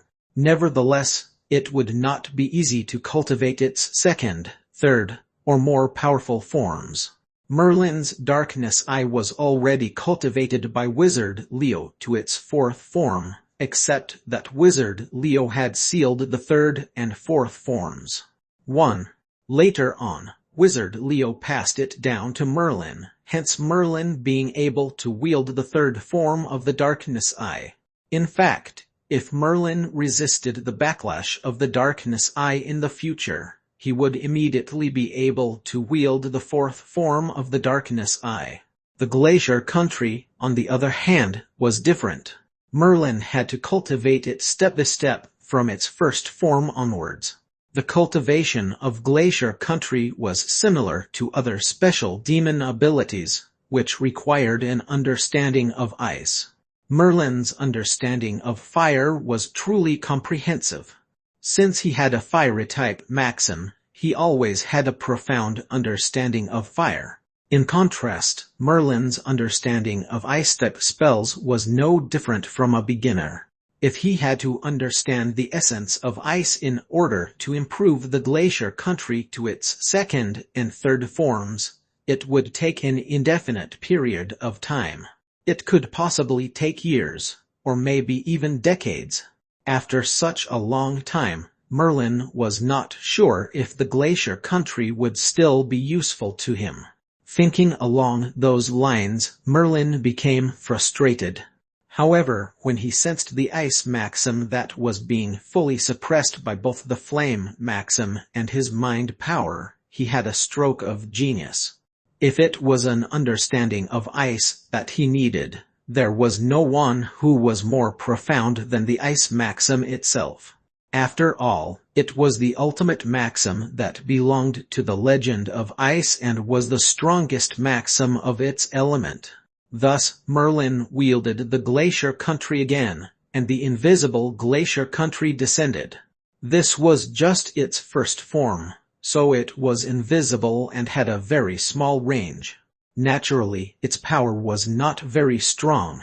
Once the glacier country descended, Merlin used all his strength to push the ice maxim, which had been driven away by the flame maxim until only a small smidgen was left, directly into the glacier country. Boom! The ice maxim gradually seeped into the glacier country, and it changed in its entirety rapidly. Since ice maxim had been the strongest technique of the legend of ice, its understanding of ice was almost at its peak. As a result, the glacier country was changing rapidly. The originally invisible glacier country began to turn slightly transparent, enough to be faintly visible to the naked eye.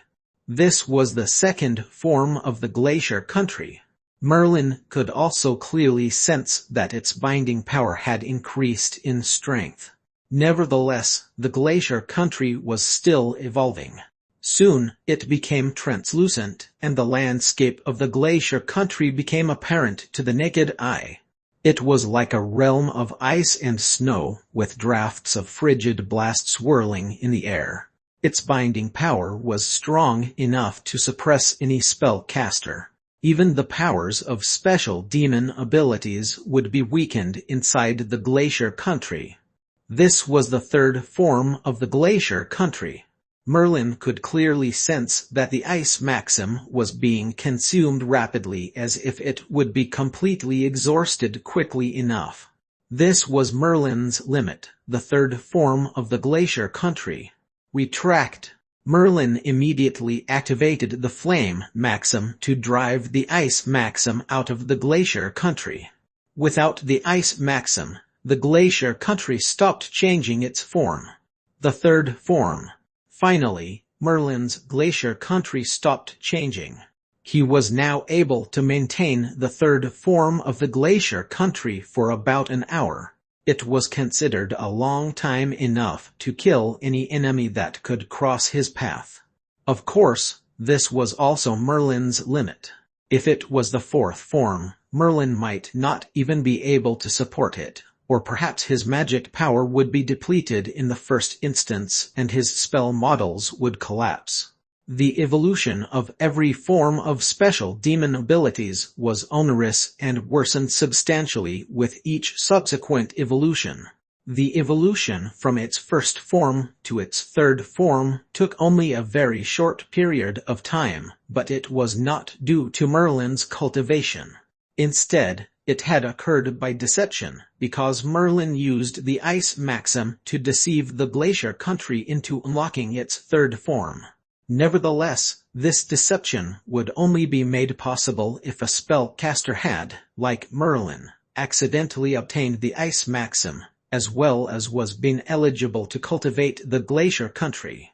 If any of the two requirements had not been fulfilled, then it would not have come to fruition. In reality, Merlin was the only person who relied on the ice maxim to deceive the glacier country and cultivate its third form. I see. The ice maxim has such properties. In that case, I better save it.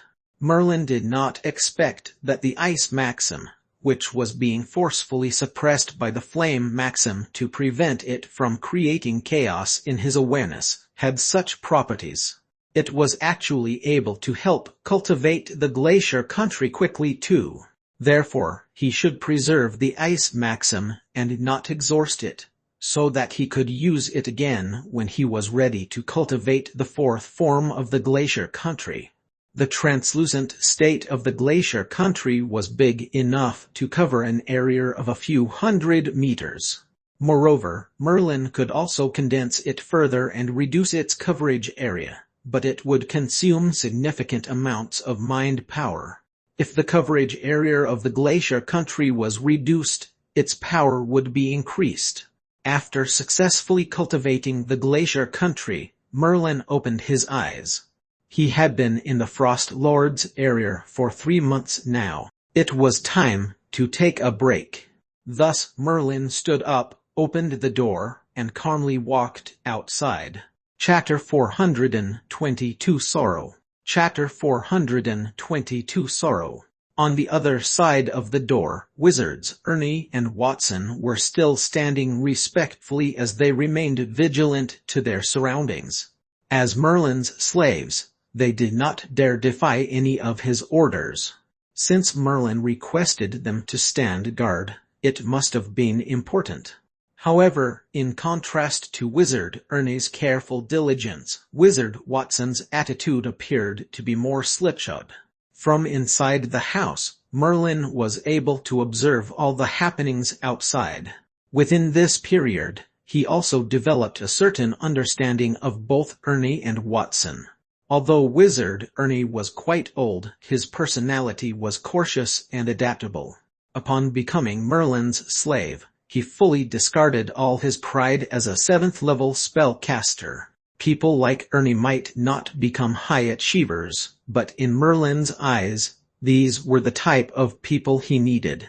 Watson, on the other hand, though he could not disobey Merlin, he was ultimately unable to discard his pride as a 7th-level spellcaster.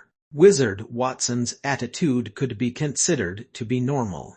After all, he was a high-level spellcaster and held a certain level of dignity associated with being a 7th-level spellcaster. Therefore, despite becoming a slave, he upheld his dignity. In Merlin's eyes, Watson's usefulness was limited because he was quite normal. If they were ever faced with a highly dangerous situation, Merlin would choose to sacrifice Watson instead of Ernie. Wizard Ernie was similar to Wizard Banmu in the sense that Merlin could use them as an extension of himself, and thus, they were able to help him solve a lot of problems. Master. When Merlin walked out of the house, Wizard Ernie immediately noticed and acknowledged him respectfully. Wizard Watson hesitated slightly but came to Merlin's side. Merlin nodded slightly. Throughout this time, did the Frost Lord come? Master, the Frost Lord never came, Wizard Ernie replied after pondering for a while. Merlin was slightly surprised to hear that the Frost Lord did not come at all in the last 3 months. After all, before Merlin entered the Frost Pond, he signed a contract with a Frost Lord to defeat another snow sprite. Now 3 months had passed, yet the Frost Lord had not initiated any action. It was very strange indeed. Come, let's go out and see. With both Ernie and Watson by his side, Merlin exited the isolated courtyard and headed towards the outside world. The palace of the Frost Lord was extremely luxurious. The main color scheme was white, yet it seemed perfectly spotless, so it was obvious that the snow sprites cleaned the palace quite often. Moreover, Merlin could also see a large number of snow sprites scurrying in and out of the palace complex. Ordinarily, there were very few of them outside. They were similar to flame sprites, who were also extremely rare. Merlin had only ever encountered one flame sprite, and it was inside the ancient monuments. Even then, the flame sprite had been captured by the great wizard Dowland, the owner of the ancient monuments, who then imprisoned it for thousands of years. Flame sprites and snow sprites were both elemental sprites, but inside the Frost Lord's palace complex, the number of snow sprites was unexpectedly bountiful. Their population was so dense that they seemed to be everywhere. Wizard Ernie stole a look at Merlin and seemed to notice the look of disbelief on his face, so he carefully explained. Master, one of the reasons there are so many snow sprites here is because they don't have a limited lifespan, so they could live for more than tens of thousands of years. Therefore, as time passes, it is not impossible for the number of snow sprites to slowly accumulate to its current population size in the Frost Lord's palace. Additionally, Sub-Zero Snowfield is covered in thick snow all year long, so it's like a wonderland for ice-step spellcasters. With a high concentration of ice elements, more snow sprites are born here compared to anywhere else. However, the real reason behind the incredible population of snow sprites is the Frost Lord's influence. With the Frost Lord's protection, These snow sprites would not be captured by other spellcasters and can live peacefully. Otherwise, no matter how many snow sprites there were, the spellcasters would not cease their actions. Listening to Wizard Ernie's explanation, Merlin nodded darkly. It was true that no matter how many snow sprites there were, their population would not be enough to cater to the level of demand from spellcasters. The power of the Frost Lord protected a large population of snow sprites and provided a stable environment for them to grow. The snow sprites in this palace all possessed the skills of a 4th-level spellcaster and above. However, as opposed to spellcasters, the differences in the snow sprites' level of abilities were determined based on their control over the ice elements. Newborn snow sprites, on average, were already powerful enough that their control over the ice elements were comparable to a 1st-level spellcaster. They were born naturally powerful and could progress up to 4th level rapidly with no problem. Nevertheless, since God granted them such an advantage in the early stages, their progress would not be as smooth sailing in the later stages. At 4th level, they would encounter a difficult hurdle, where many of the snow sprites would be required to undergo their first transformation. If their transformation was successful, their control over the ice elements would be a cut above the rest. The ice-step spells that they wielded would be much more powerful than spellcasters of the same level. This was an attribute derived from their natural predispositions. However, should the transformation be unsuccessful, these snow sprites would disappear completely and return to the air and the earth. Moreover, this was far from over. From 4th to 6th level, snow sprites did not face any difficulties and were able to progress smoothly, but 7th level posed an even bigger hurdle. Among all the snow sprites inside the palace complex, only the Frost Lord alone had succeeded in the transformation to achieve 7th level. Similarly, if this transformation was successful, then the snow sprite's abilities would be on par with 7th level spellcasters with fusion demon ability. However, the specifics of how the snow sprites could undergo their transformation were not known by Ernie, Watson, or even Merlin. It appeared to be a closely guarded secret. All the snow sprites in this palace were 4th level and above, which also meant that they were the ones who had undergone a successful transformation. The snow sprites below 4th level, who were yet to experience their first transformation, were not eligible to enter this palace. Bang! A massive crashing sound rang out, and Merlin stopped in his tracks. He raised his head to look around. In the open space ahead of them, 2 powerful snow sprites appeared to be fighting. Judging from the elemental fluctuations emitted from their bodies, their controls over ice elements were extremely strong. These were 6th level snow sprites.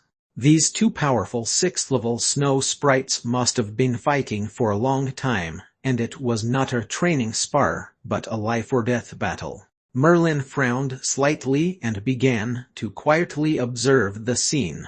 A few other snow sprites also gathered around these 2 snow sprites, but they did not seem to care about the public scrutiny and focused only on the intense battle between them.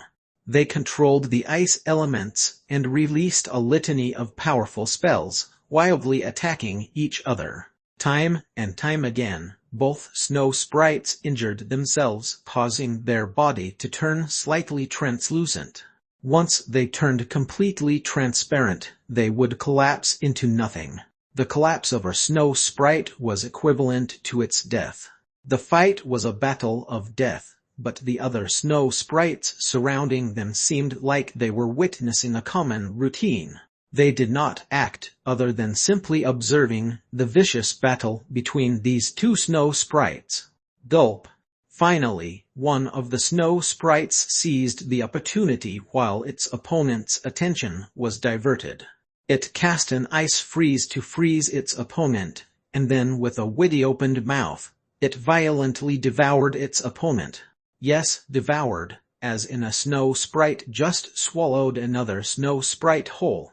This was Merlin's first time witnessing this scene, so his jaw fell open with an expression of disbelief. Like Merlin, Wizard Ernie and Wizard Watson, too, were astonished. 6th-level snow sprites were considered powerful even in the outside world, and there were not that many of them in the palace to begin with. The fact that the Frost Lord allowed the snow sprites to engage in a life-or-death battle was already hard to believe, but now they even devoured one another. It was incomprehensible. Nevertheless, the other snow sprites did not seem at all surprised at the ending. Their expressions were resigned as they had already expected for it to happen. In addition, their focuses were transfixed on the snow sprite that had just devoured its companion. Standing in a distance, Merlin's eyes were still shining with disbelief. However, a flicker of understanding had begun to dawn on him when he sensed a change in the elemental fluctuations emitted by that snow sprite. The elemental fluctuations on the snow sprite intensified, like a pot of boiling water that reached its boiling point. Boom! The snow sprite exploded in an instant, blowing away the snow sprites around it. With that, the snow sprite that had earlier devoured its companion collapsed. Another failure. A gentle sigh resonated behind him, and Merlin promptly turned around. Apparently unbeknownst since when, the Frost Lord had appeared behind him. The Frost Lord's gaze was locked on the snow sprites in a distance, its face riddled with a complicated expression. Merlin contemplated for a while and slowly spoke up. "Is this the real reason you're protecting the snow sprites, just so that they can devour one another to boost their abilities?" From Merlin's short observation, he understood that the two snow sprites were actually trying to devour one another. In order to boost their abilities, they would have to defeat their opponent to be able to swallow them. The fact that they were able to devour their own companions in public without any fear of repercussion meant that the practice was endorsed by the Frost Lord. In the outside world, the Frost Lord had a praiseworthy reputation, but it seemed like there was a cruel side that was hidden from the public eye. "You realized it." The Frost Lord's expression did not waver. With a single glance at Merlin, the Frost Lord casually replied, "Correct." The population of snow sprites used to be extremely few in numbers, and our abilities were pathetically weak. We used to be captured by spellcasters to boost their own powers, and there was nothing we could do. However, later on, I was fortunate enough to undergo the transformation.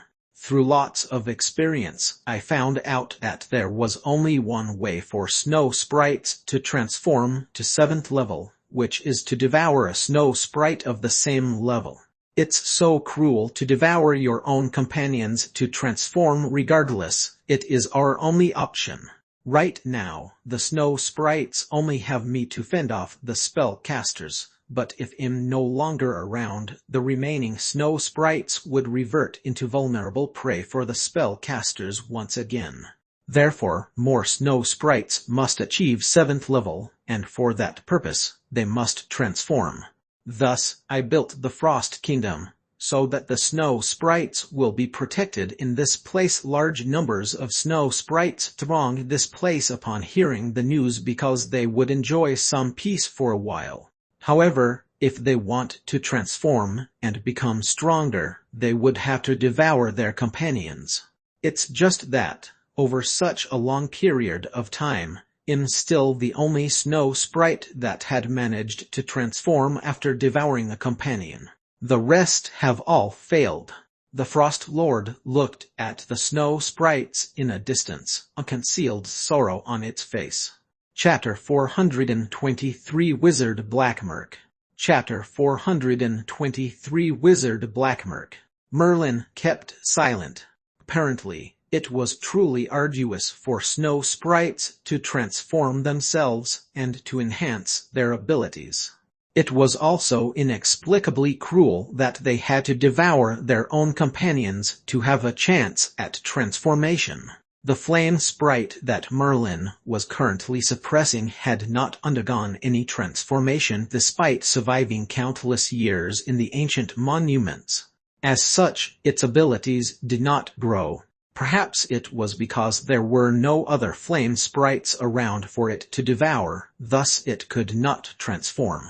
In the entire kingdom of the Frost Lord, the only snow sprite that was comparable with a 7th level spellcaster was the Frost Lord alone.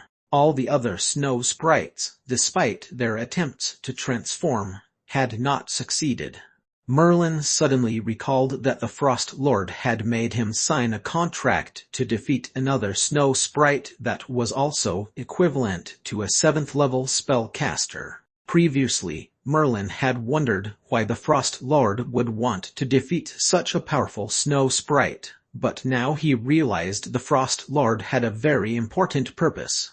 Frost Lord, you're thinking of devouring a companion in order to transform further? Merlin asked in a low voice, his gaze unwavering from the Frost Lord. Besides this, Merlin could not think of another reason why the Frost Lord would spend so much effort to defeat a similarly skilled 7th level snow sprite. The Frost Lord replied after a long pause, "You're right. Right now, I can only protect these snow sprites temporarily. There are many spellcasters in Sub-Zero Snowfield who are much more powerful than I am. Perhaps they could not be bothered, or do not bear any bad intentions towards the snow sprites, therefore they had never acted against my kingdom. Nonetheless, entrusting our safety to the will of others will not last forever. We snow sprites have to control our fate in our own hands, therefore, I need to become more powerful, and the only way is for me to transform is to devour a companion." A steely look of determination rose in the Frost Lord's eyes. "Frost Lord, how long will it be until we can depart? I cannot afford to spend a few years here." Merlin was referring to the contract. No matter for what reason the Frost Lord wanted to defeat the other 7th level snow sprite, Merlin was only concerned about discharging his obligations under the contract and to leave this place. He did not want to be confined in this place for a long time. Soon, just wait for a bit. Once Wizard Blackmurk is ready, we can move. Once the Frost Lord mentioned Wizard Blackmurk, Merlin's heart thumped, and he glanced expectantly at Ernie. Wizard Ernie quietly replied, "Master, Wizard Blackmurk is a 7th level spellcaster, but his reputation in Sub-Zero Snowfield is savage. He has an alchemy creature that is completely venomous all over. He excels at concocting venoms so deadly that even 7th level spellcasters have to be careful. Even the slightest contamination from his venom would corrode all defensive spells. In Sub-Zero Snowfield, Wizard Blackmurk is so fearsome that even the 8th level wizards are unwilling to provoke him. I wonder what price the Frost Lord paid to persuade Wizard Blackmurk to come." Just the mere mention of Wizard Blackmurk revealed a trace of trepidation on Wizard Ernie's face, which shed light on his infamy in Sub-Zero Snowfield. Additionally, most of it constituted villainy that even Wizard Ernie felt terrified of him despite being at the same level. Actually, upon achieving 7th level, the gap between spellcasters becomes more pronounced. The comparison between an average 7th level spellcaster and a top 7th level spellcaster could be as different as heaven and earth.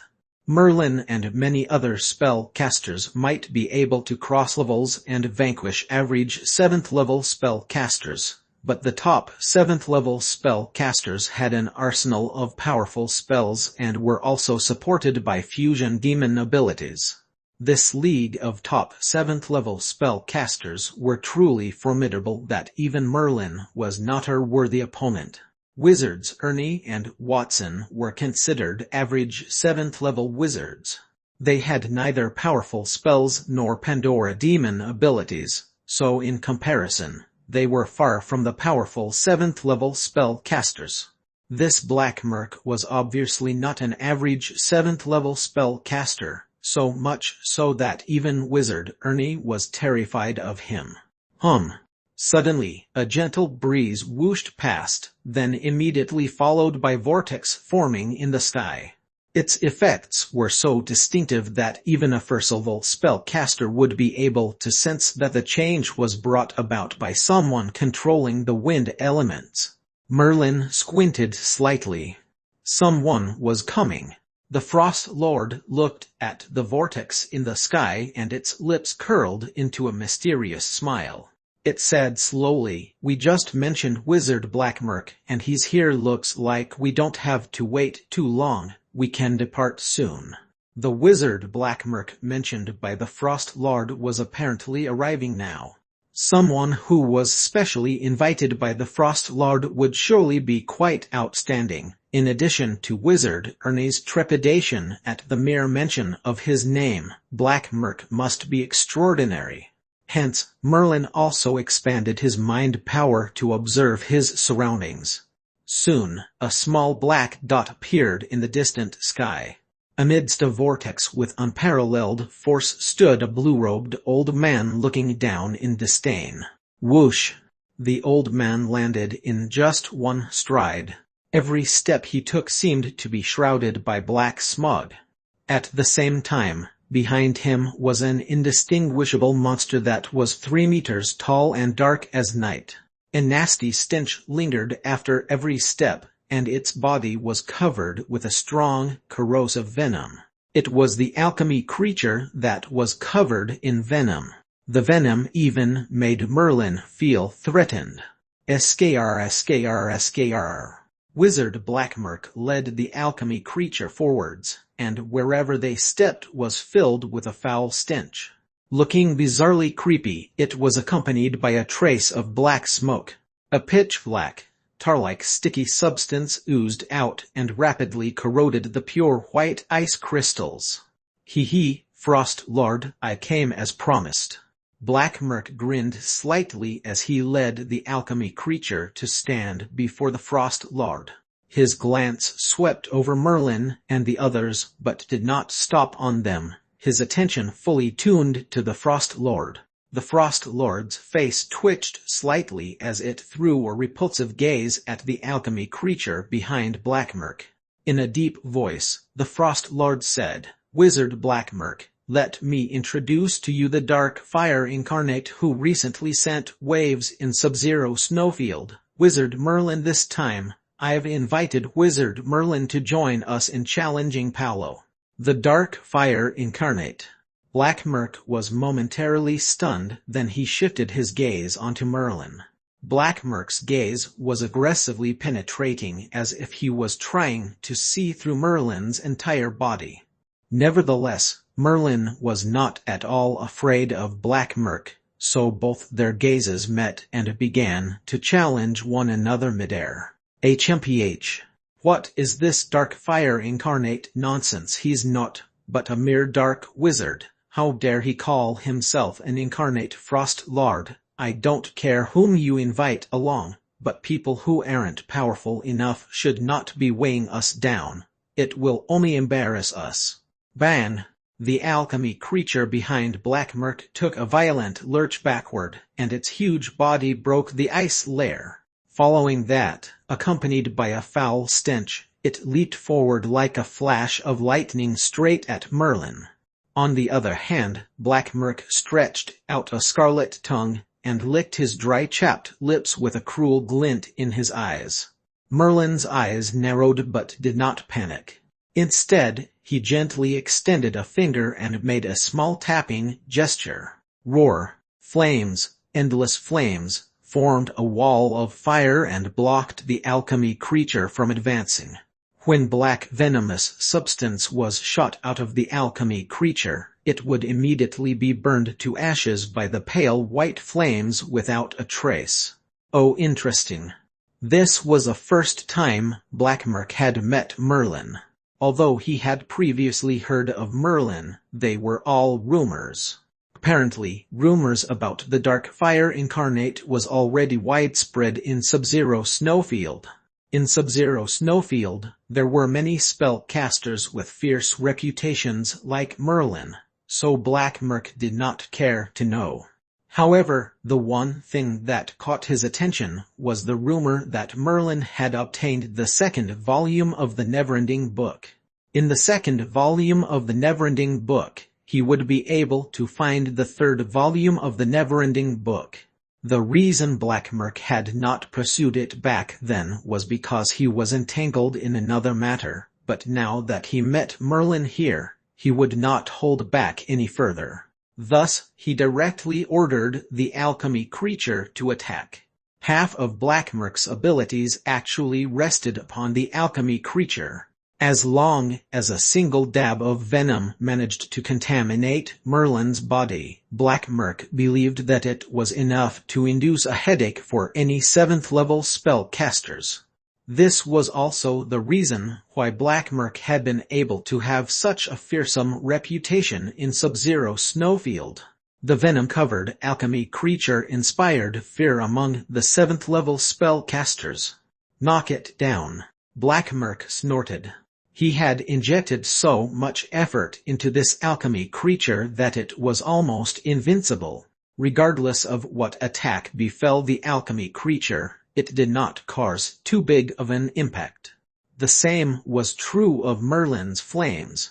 Despite his flames already achieving the ultimate limit of a 7th-level spell, its power was not fully utilized to attack the alchemy creature but was used as a means of defense. Therefore, the alchemy creature was not afraid. Despite being covered in a blanket of raging flames, the alchemy creature continued its sprint towards Merlin. Merlin could not help but frown. An alchemy creature that was not afraid of death was truly troublesome to deal with. Regardless, he would not allow the alchemy creature to come close to him. Moreover, Merlin also had flash wind, so he was only a mere thought away from leaving, and the alchemy creature would no longer be able to harm him. Nevertheless, since he was being tested by Blackmurk, he refused to budge. "Who?" Merlin pointed a finger towards the sky, and in an instant, all the snow sprites in the palace were staring vacantly at the sky. They saw concentrated darkness elements gathering in the sky, and the formerly bright sky turned dark. Subsequently, the sky would turn even darker and eventually pitch black, to the point that it would not be possible to see their own fingers stretched out in front of their faces. This was Merlin's darkness illusory death spell that had been further enhanced by the darkness heart. In fact, it was even more intimidating than those powerful fusion demon abilities. In the blink of an eye, darkness descended. Blackmurk's face changed when he felt the presence of a strong illusion. It would not affect him, but his alchemy creature was not an inanimate monster. It possessed a tiny sliver of awareness that was deliberately left behind by Blackmurk himself. Otherwise, an inanimate alchemy creature would not be able to grow and become stronger. Now, the tiny sliver of awareness that he left behind in the alchemy creature would be threatened by Merlin's darkness spell, as the alchemy creature might very well be entrapped by the illusion. For the first time, Blackmurk sensed that the rumored Dark Fire Incarnate was truly powerful. Crack! At this very moment, the Frost Lord acted. With a wave of the Frost Lord's hand, strong mind power pierced the darkness, and a thick ice wall blocked the alchemy creature's way, separating Merlin and Blackmurk. "Both of you are my esteemed guests, so please stop. Your respective techniques and strengths will be useful when the time comes." The Frost Lord could see that Merlin and Blackmurk were equally matched as long as they did not use their trump cards. This actually impressed the Frost Lord because Blackmerk's notorious reputation had prevailed in Sub-Zero Snowfield for such a long time that even 8th-level wizards dared not provoke him. This was mostly due to the strength of his alchemy creature. The fact that Merlin was able to restrain Blackmerk's alchemy creature was already a testament to his abilities. Dark Fire Incarnate Wizard Merlin. I'm very interested in the second volume of the Neverending Book in your hands. We'll battle again at the next opportunity. Blackmerk said with a smirk, his tone laced with deadly venom. Chapter 424 Paulo I. Chapter 424 Paulo I. On the snowy horizons, there were some occasional dome-shaped igloos. The characteristics of these houses were very unique because it was put together using blocks of ice. Most of them were built by spellcasters. At this moment, 2 spellcasters, a male and a female, stood before the dome-shaped igloos. The female spellcaster was young, perhaps 14 or 15 years old. Her face was pure and innocent, and her big eyes were transfixed on the tall man dressed in a long white wizard's robes. Brother Paulo, my father asked you to explain some of the things that I need to pay attention to regarding the first-level wind-type spells, but your explanation just now was a little too complicated, so I didn't understand. Can you repeat it again? The tall, white-robed wizard had handsomely chiseled features, and his smile was exceptionally dazzling, like a bright ray of sunshine that made everyone feel warm. The female wizard liked the white-robed wizard's smile so much that she even told a small lie to see him for a little longer. Using her lack of understanding as an excuse, she requested the white-robed wizard to repeat himself. The white-robed wizard appeared to be very patient as he smiled. All right, I'll explain it to you again. Following that, the white-robed wizard started to share some knowledge about first-level wind-type spells in a simplified manner. His explanations were very detailed, which showed that his understanding of first-level wind-type spells was very profound. The female wizard listened intently, but more attention was paid to the white-robed wizard in front of her. She was very fond of Brother Paulo as he was kind and talented. Her father once mentioned that it was only a matter of time before Paulo would become a 4th-level spellcaster. A 4th-level spellcaster was the strongest person the female wizard had ever seen. She seldom went out in Sub-Zero Snowfield and had only met a handful of people. So from her limited exposure, a 4th-level spellcaster was already very powerful. Once the white-robed wizard finished explaining, the female wizard suddenly asked, Brother Paulo, do you know if there are more powerful wizards outside? Outside. The white-robed wizard paused slightly, and his smile faltered. Then, he nodded his head. Of course there are more powerful spellcasters on the outside. Besides 4th level, there are also 5th, 6th, and even 7th level spellcasters. The female wizard was enthralled to hear that. Naturally, she did not understand what 7th level wizards were like, because the most powerful spellcaster she had ever met was only her father, who was a 4th level spellcaster. Whoosh! Right there and then, an old wizard returned from Sub-Zero Snowfield. Upon seeing the old wizard, the female wizard smiled and rushed forward to welcome him. Father, you're back. Brother Paulo was just telling me about the outside world. Oh, the outside world, you'll see it one day. The old wizard cast an unfathomable look at the white-robed wizard. For some unknown reason, his gaze was faintly filled with awe. Teacher, the white-robed wizard also came to the old wizard and greeted him respectfully.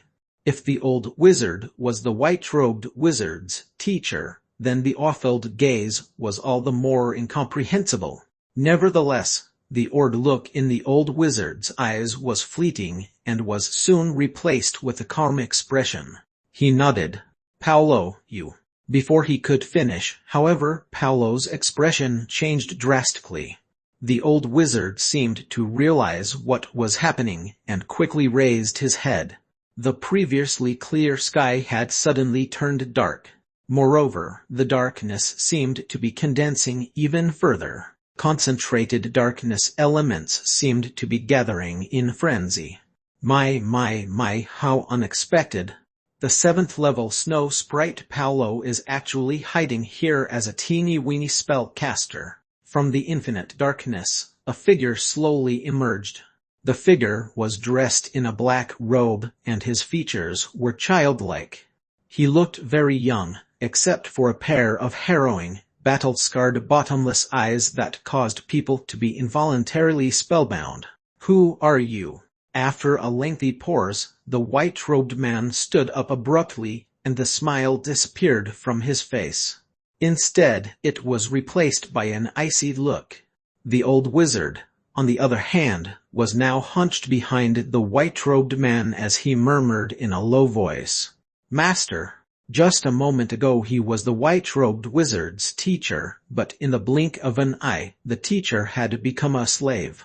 This abrupt change was quite puzzling, but the white-robed man seemed unperturbed. He nodded. "Retreat now. The matter at hand is not for you to be involved in." The old wizard took a deep look at the mysterious figure that emerged from the darkness and swiftly retreated. 7th level fluctuations flashed on his body. Apparently, he was a 7th level spellcaster too. The mysterious wizard who emerged from the darkness only glanced placidly at the retreating old wizard. Calmly, he said, "Who I am is not important. What's important here is, today you won't be able to escape." "Really, with just this darkness spell, let me guess, the Frost Lord invited you to come, and besides you, there are also others in hiding to ambush me. Come out then, Frost Lord, I've already smelled your aura. You know very well that neither of us can fool the other." The white-robed wizard, Paolo, had his hands clasped behind his back. There was not a single trace of fear. Instead, he spoke calmly as his eyes swept around the vicinity. "Sigh." A deep sigh resounded in the air, followed by a gust of white cold air. The cold air gradually condensed into a figure, and it was the Frost Lord. The Frost Lord glanced at the white-robed man with a troubled expression. In a low voice, it said, "Paolo, we meet again." Paolo seemed to be filled with regret as he replied, "Yes, we meet again. This time, you've made the decision to devour me." Paolo seemed to be mocking himself as he stared unblinkingly at the Frost Lord. The Frost Lord did not react. Quietly, the Frost Lord said, "Paolo, we were born together and grew up together. Then, we were forced to devour our companions to finally become 7th level snow sprites. In order to protect more snow sprites, I need to build a stronger force to stand against the spellcasters, so that the snow sprites will no longer be captured. I needed your help, but instead, you chose another path. You chose to wander around and be free, but you have neglected your mission nevertheless. It's still not too late, Paolo. Besides me, you are the only snow sprite in Sub-Zero Snowfield that had managed to transform. As long as you agree to follow me back to the kingdom and help the other snow sprites, it's still not too late." "And if I don't agree?" Paolo asked in a frosty tone. "Don't agree." After a moment of silence, the Frost Lord raised its head fiercely with a look of determination and said, "If you don't agree, then don't blame me. In order for snow sprites to become stronger, we can only devour our companions. I've reached the bottleneck, so in order to transform, I can only devour you. Since you are unwilling to help me voluntarily, then you will contribute your strength to help me transform, in order to protect the snow sprites." The look on the Frost Lord's face was maniacal. Har har, Paolo laughed. Your so-called mission is nothing but shackles that you have placed upon yourself. No one forced you to shoulder the burden. That is their destiny as snow sprites and a part of nature. The fact that you and I managed to escape that destiny was merely a stroke of luck. It does not make it a mandatory requirement if there was any use to force it to happen, and if your method was correct, then tell me, why is it that after so many years, not a single 7th-level snow sprite has emerged from within your kingdom? Paolo sneered. He was well acquainted with the Frost Lord. After all, they were born together and grew up together, and they even devoured their own companions together and transformed into 7th-level snow sprites. In the entire Sub-Zero snowfield, it was a very rare occurrence. Later on, due to the clash in their ideologies, these two snow sprites went their separate ways. Too late. Whatever you say now is useless, Wizard Merlin. Wizard Black Merc, attack. The Frost Lord took a deep breath, and its expression turned indifferent once again. The main purpose of coming here today was to surround Paolo and devour him in order for the Frost Lord to embark in its transformation. Wizards Merlin and Black Merc had both signed a contract with the Frost Lord. Thus, they could only attack as per the Frost Lord's command and help the Frost Lord suppress Paolo. Darkness, illusory death. With a sweeping command from Merlin, the surrounding became pitch black to the extent that it was impossible to see one's outstretched fingers. Even Paolo would not be able to sense his entire surroundings. This was a very dangerous situation because there could be unknown threats lurking in the darkness. Since the Frost Lord had deliberately planned this trip to confront Paolo, there must be a detailed strategy. Thinking along those lines, Paolo dared not regard the attack lightly.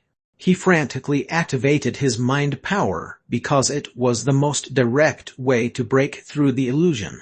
Boom! An enormous mind power rose into the sky.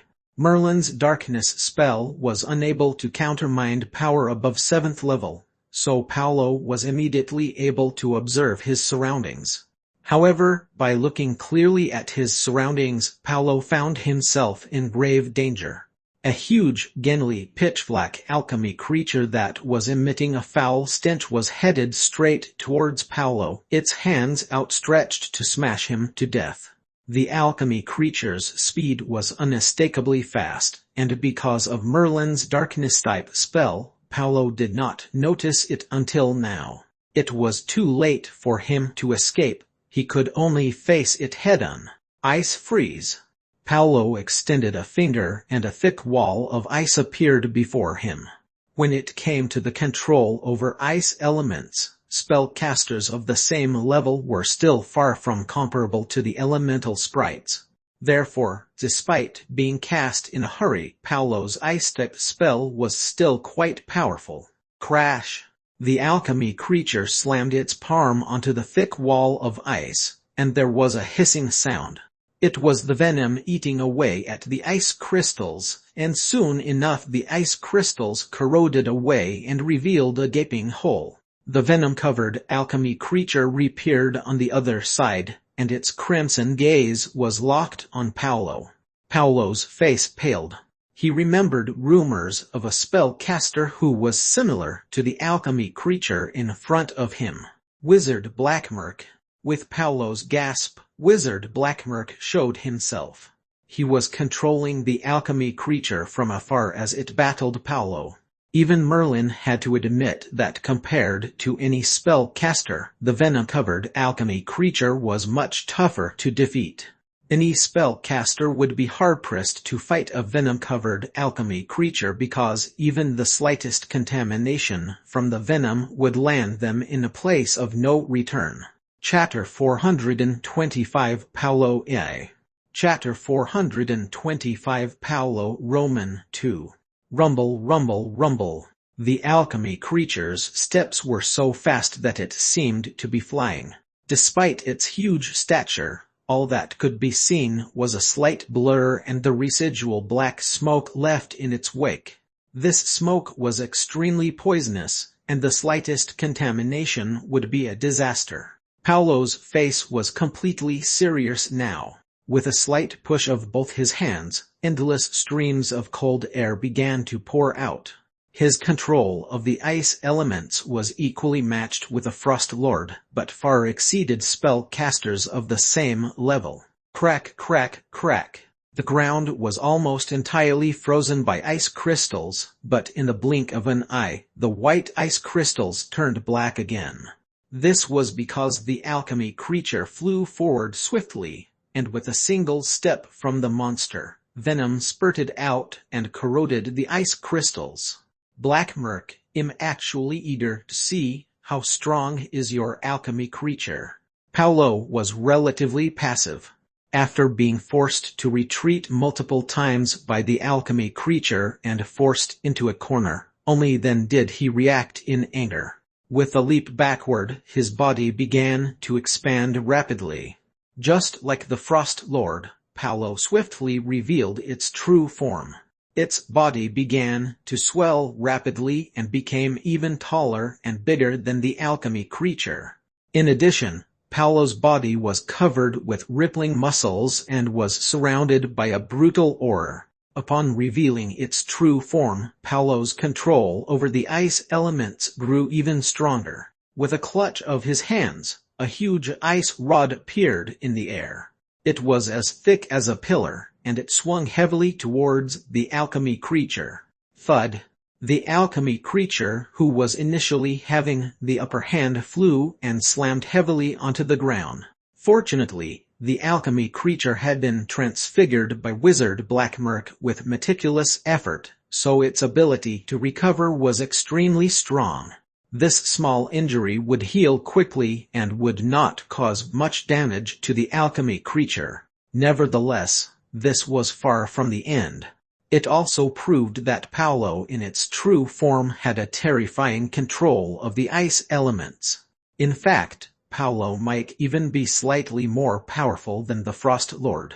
Beside Paolo, countless ice elements had gathered together, enough for Merlin and the others to distinctly sense the gradual accumulation of ice elements around them. Paolo looked at Merlin and the others with a frosty gaze and spoke up. Frost Lord, back then, you and I grew up together. Do you think I don't know what you're thinking? Your noble-sounding words can only fool the snow sprites. Hee hee. You've gathered so many snow sprites in your kingdom, but all you really dreamt about is for them to transform into 7th level snow sprites so that they can be devoured by you. It's too bad that none of them have been able to transform, so now you can only hunt me down. Do you think that by bringing along these 2 spellcasters, you can suppress me? Dream on. Towards the end of his rant, Paolo was almost growling in anger. In the air around them, a storm began to brew, a storm that was filled with large amounts of ice crystals. Crack! Finally, the ground and even the air began to freeze. One of the first targets to be frozen was Wizard Black Merc's alchemy creature, so it appeared that Paolo was also repulsed by this alchemy creature. Thick ice crystals were keeping Wizard Black Merc's alchemy creatures frozen. Although the ice layers were quivering rapidly and cracked open one after another, new ice layers were forming at a faster rate. Paolo's control over the ice elements was truly formidable. Despite the rate at which it was being consumed, it did not seem to affect Paolo. In fact, Paolo was still able to divert its attention to battle other spellcasters. It was no wonder then, despite the Frost Lord being no less powerful than a peak 7th level spellcaster, it saw the need to invite Merlin and Wizard Black Merc along to defeat Paolo. It was true that Paolo was very hard to beat. Hee hee, you think that without the alchemy creature, I would be left vulnerable. Wizard Black Merc's face changed slightly and turned bright red. He waved a large hand and a strong gale gushed out. However, this gale was very ominous as it was black in color. The gale was black because it was filled with a venomous substance. All of Wizard Blackmerk's spells carried some form of venom, and the strength of his spells were considerably formidable. Although they did not contain any Pandora demon ability, the strength of his spells was impressive enough. Merlin narrowed his eyes slightly. He knew that it was not true that Wizard Blackmerk did not have any Pandora demon ability, but his Pandora demon ability was defensive type. Hence, Wizard Blackmerk used his powerful Pandora demon ability to first and foremost to protect his life. He used the alchemy creature to complement his 7th level spells, which made him almost invincible and matchless. Kai. Controlled by Paolo, countless ice flakes fluttered in the air and flew directly towards Merlin and the Frost Lord. With just his own capabilities, Paolo was fighting against Merlin, the Frost Lord, and Wizard Blackmerk all at once. The Frost Lord also roared and revealed its true form. In an instant, the temperature dropped further that even Merlin felt a slight chill. The ferocious battle between the Frost Lord and Paolo, with the help of Wizard Blackmerk but without the alchemy creature, was still not enough to suppress Paolo. On the contrary, Paolo's strength seemed to be growing. The scattering range of his ice crystals seemed to stretch further and further, almost threatening Wizard Blackmerk, who had retreated far away. Moreover, despite the alchemy creature struggling to break free of Paolo's ice freeze, the ice layers seemed to be freezing one layer on top of another continuously. The alchemy creature was completely frozen and would not be able to break free within a short time.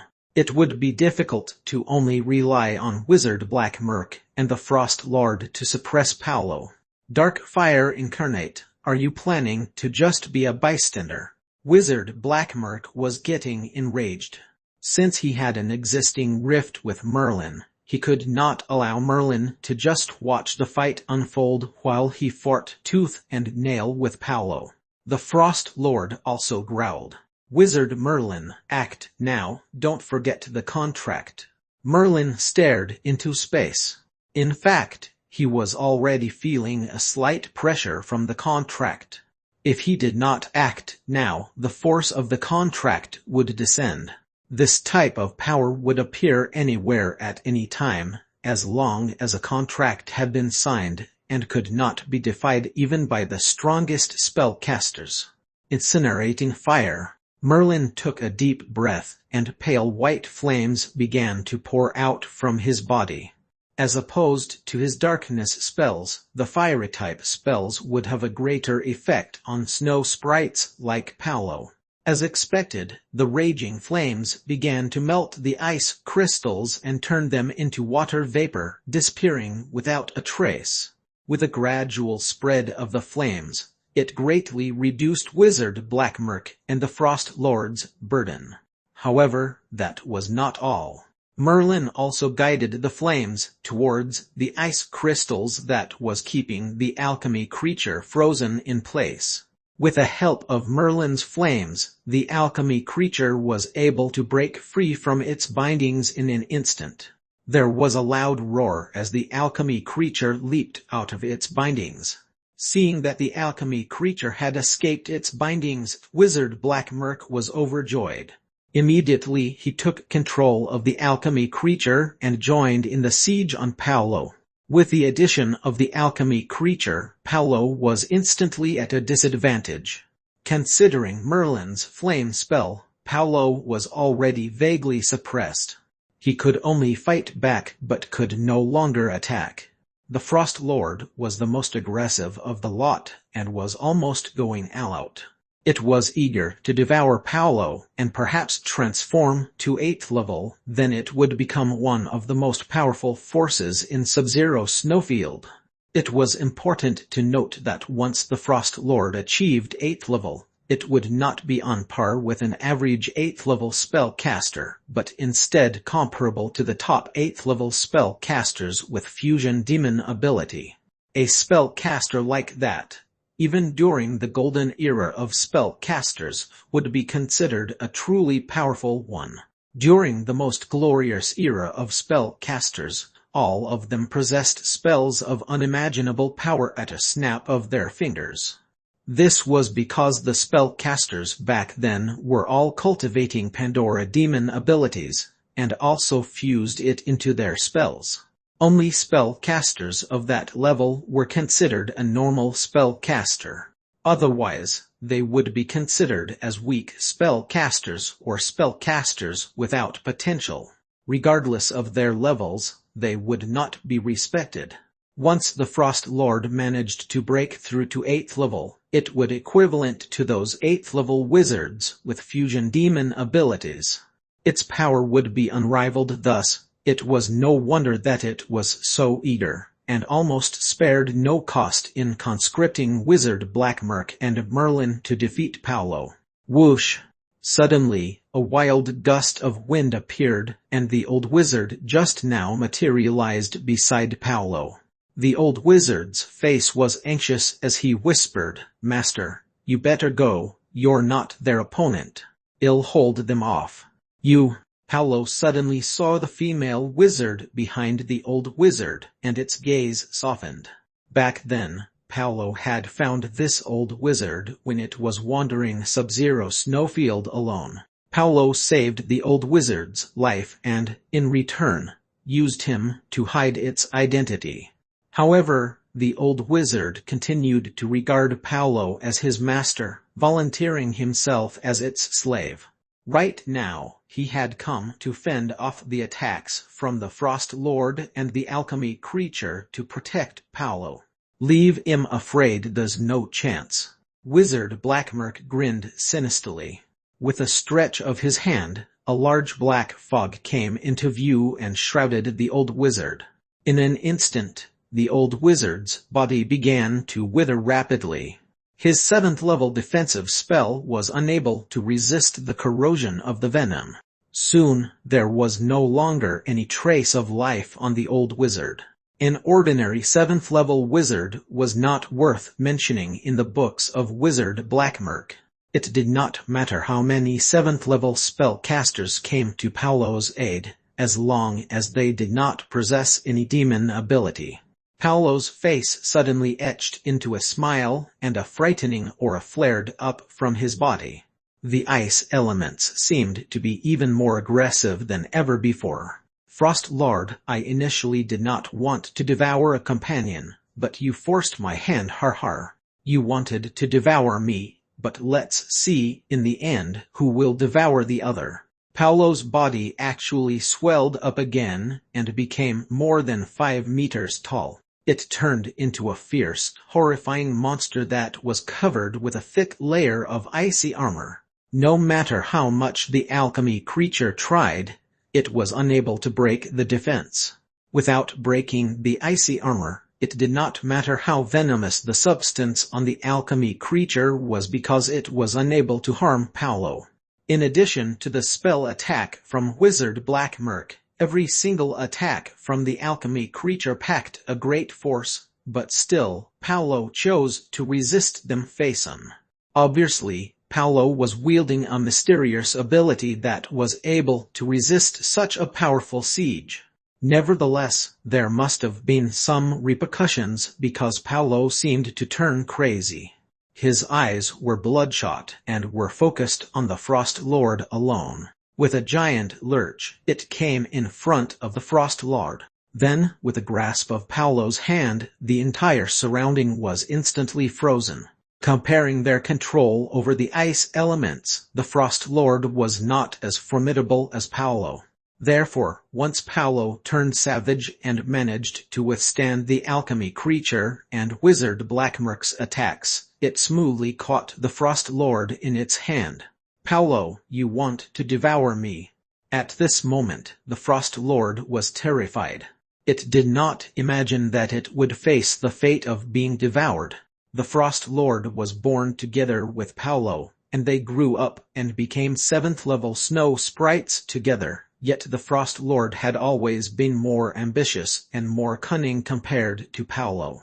The Frost Lord was the one who dreamt of ruling over Sub-Zero Snowfield one day. However, the Frost Lord's plans and dreams had been crushed into pieces. Just as it could devour Paolo, so can Paolo devour the Frost Lord. Disappear with all your dreams. Paolo's eyes were bloodshot, and his face was streaked with insanity. Then, his mouth opened wide and a huge bloody mouth appeared. It was big enough to directly devour the huge body of the Frost Lord. Chapter 426 Greed. Chapter 426 Greed. At this point of time, Paolo was already unstoppable. With a single swipe, it grabbed and froze the Frost Lord. They were both snow sprites and thus should have the same level of control of ice elements.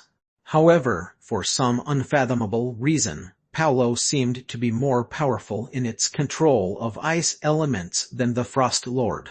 Therefore, Paolo was able to completely suppress the Frost Lord, while the latter was not even able to control a single ice element. Once Paolo devoured the Frost Lord, there were two possibilities. If Paolo failed, it would not be a problem. On the other hand, if Paolo succeeded, it could potentially become a powerful 8th-level wizard. Moreover, it would become one of the top 8th-level wizards who were so powerful that they were acknowledged even during the spellcaster's most glorious era. Facing such a powerful spellcaster, both Merlin and Wizard Blackmerk dared not think that they would be able to emerge triumphant. On the contrary, it might be difficult for them to even escape, so they would be in great danger. Shit, we mustn't allow him to devour the Frost Lord. Wizard Blackmerk's expression paled, and controlled his alchemy creature to rush forward. Nevertheless, despite the speed possessed by the alchemy creature, it would not arrive in time to stop Paolo from devouring the Frost Lord. Paolo's big mouth was stretched open like a blood-filled basin, and began to sink its teeth into the Frost Lord. In that brutal face, there was no trace whatsoever of the previously kind-looking handsome man. Glacier Country, descend. Right at this moment, Merlin acted. The spell he chose to use was the newly cultivated Glacier Country, a special Pandora demon ability which could completely suppress and bind everything within it. When Glacier Country descended, there was a translucent light ray flashing continuously. Wisps of cold air began to condense rapidly, and despite Paolo stretching his big mouth a little wider, he was unable to swallow the Frost Lord. In other words, his motions became incomparably slow. This was the exact purpose of Glacier Country, as everything would be suppressed and every ability would be bound. Although Paolo had unparalleled control over ice elements, he was not able to control ice elements within Glacier Country. Boom! Merlin wielded Glacier Country to slow down Paolo's devouring progress, and then with a flick of his finger, raging flames began to burn and engulf Paolo.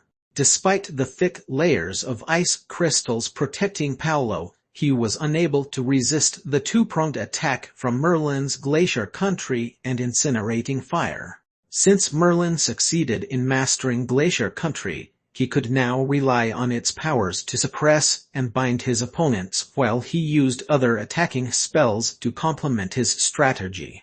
Basically, he no longer had any problems dealing with opponents below the 7th level because very few wizards under the 7th level would be able to pose a threat to him. Even Paolo, a snow sprite who was naturally gifted with unparalleled control over ice elements, was no longer a worthy opponent once Merlin wielded Glacier Country. While Merlin's raging flames would not inflict any harm on Paolo within a short period of time, Paolo would not be able to withstand it longer. What power is that? Feeling anxious, Paolo asked. Presently, The Frost Lord had recovered its free will once again, but was regarding Merlin with certain disbelief. The Frost Lord could not believe that Merlin was able to defeat Paolo just by himself. What power it is doesn't matter. What's important here is that you've lost. Crunch. Just as Merlin finished speaking, the ice crystals on Paolo's body melted completely, and the raging flames began to burn its body. Paolo's life force became weaker and weaker, like it would soon disappear. Wizard Merlin, that's enough.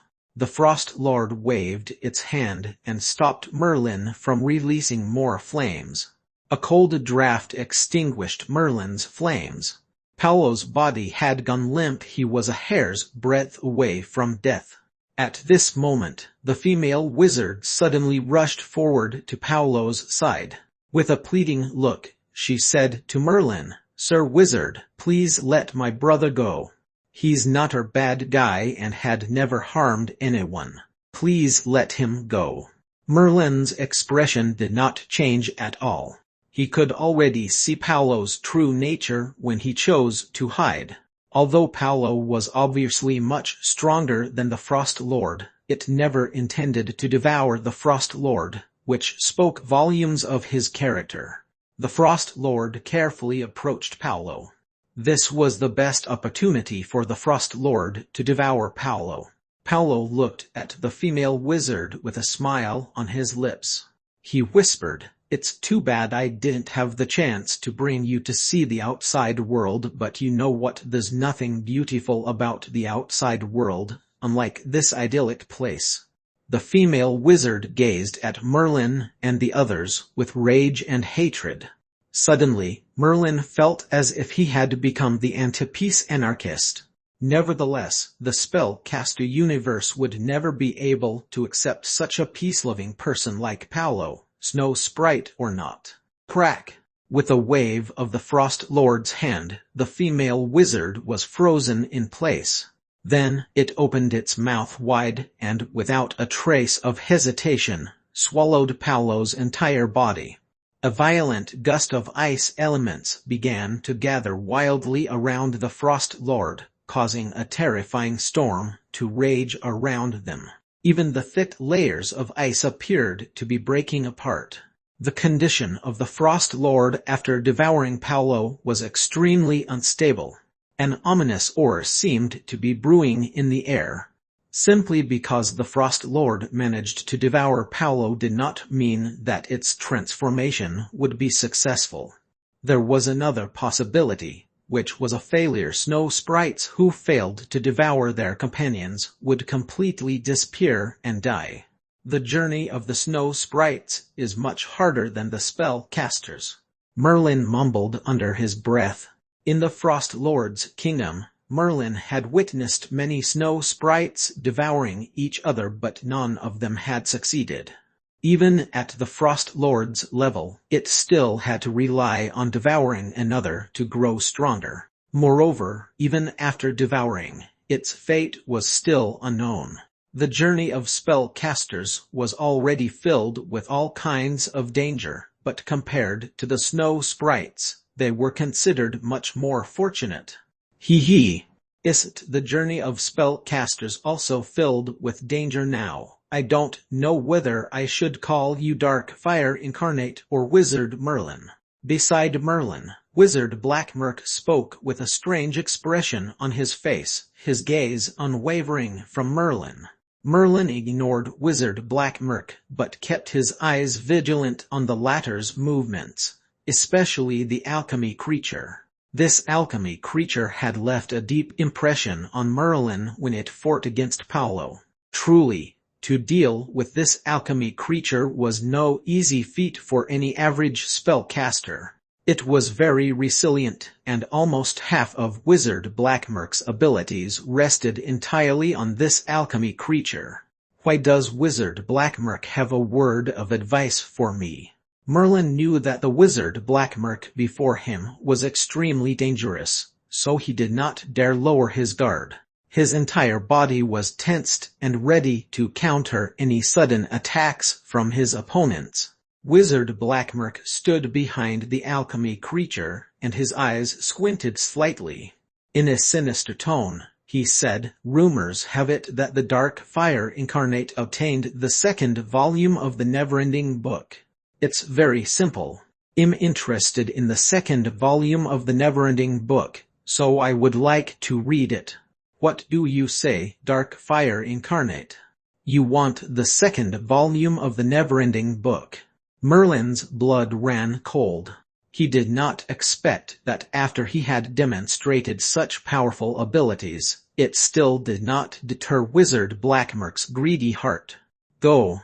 A murderous glint flashed across Wizard Blackmurk's eyes, and with a pointing of a finger, the alchemy creature in front of him began to sprint toward Merlin at full speed. Everywhere it stepped left a foul stench, and the venom-filled air was also rushing toward Merlin. Merlin dared not come into contact with this black venomous substance, so he wielded Flash Wind to retreat backward. Then, he cast a wall of fire in front of himself so that any venom that passed through the wall would be burned to ashes. Respectable Dark Fire Incarnate, why are you running away?" Wizard Blackmurk sneered. He was not the least afraid of Merlin's flames, so he made the alchemy monster continue to chase after Merlin, which turned Merlin's face even gloomier than before. Subsequently, Merlin decided not to retreat anymore but to face Wizard Blackmurk's alchemy creature head-on. Glacier Country. Merlin wielded Glacier Country. In an instant, it descended along with its all-suppressing, all-binding powers. The all-encompassing power made the alchemy creature's movements become extraordinarily slow, and its venom turned useless when met with Glacier Country. Once any venom was spilled, it was immediately frozen into ice crystals, so it could no longer bring any harm to Merlin. My baby isn't so easily suppressed." Wizard Blackmurk snickered, seemingly unalarmed that his alchemy creature had been bound by Glacier Country. A few crimson rays burst forth from his palm, and violently pierced into the alchemy creature's body. Roar! The alchemy monster released a massive aura filled with incomparable viciousness, and its body seemed to be surrounded by a thin layer of blood mist. The originally 3-meter-tall creature grew even taller and turned into a horrifying monster with long black fur and harsh snorting noises, just like a wild beast. This was Wizard Blackmurk's real trump card and his true strategy. Facing Paolo earlier, Wizard Blackmurk did not wield his strongest power. This was the true strategy that Wizard Blackmurk relied upon to defeat the powerful 8th-level wizards. After the alchemy creature changed its form, both its speed and strength increased greatly. Moreover, the layer of blood mist on his body seemed to possess strong recovery abilities. While the alchemy creature was being suppressed by Glacier Country, Merlin had managed to score some attacks against the alchemy creature.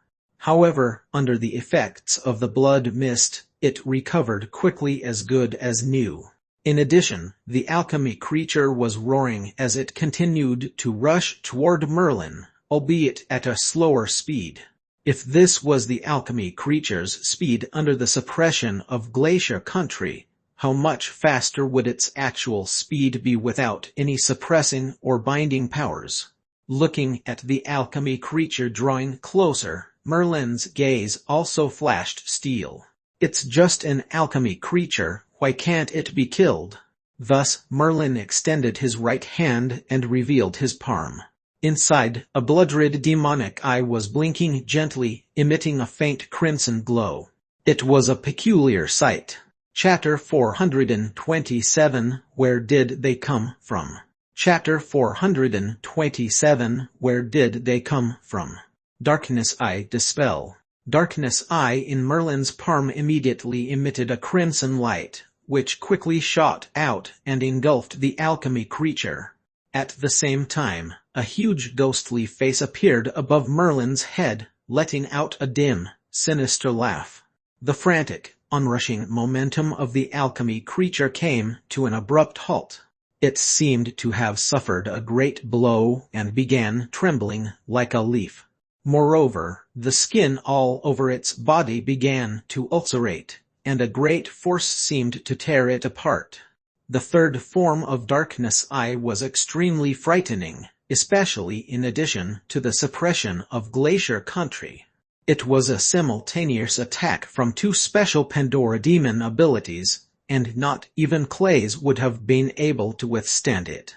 Upon seeing the gigantic ghostly face above Merlin's head, Wizard Blackmerk's face changed slightly as he growled, "The legendary accursed power, Darkness Eye." Wizard Blackmerk knew of Darkness Eye as well. It was a special Pandora demon ability, a formidable ability created by the great legend of darkness, Wizard Offlers, who possessed unfathomable powers. He did not expect that Merlin would possess Darkness Eye. Wizard Blackmerk was overjoyed at this unexpected discovery. In truth, he was named Blackmerk because he was a darkness wizard. However, since his alchemy creature was too powerful, many spellcasters had forgotten that he used to be a fearsome darkness wizard. With his alchemy creature around, Wizard Blackmerk rarely used darkness-type spells in front of anyone. He would be able to cultivate Darkness Eye as well. Har, Darkness Eye, the fabled Darkness Eye. Not only do you have the never-ending book, but you also have Darkness Eye as well. Hand them both over, for you won't be able to escape.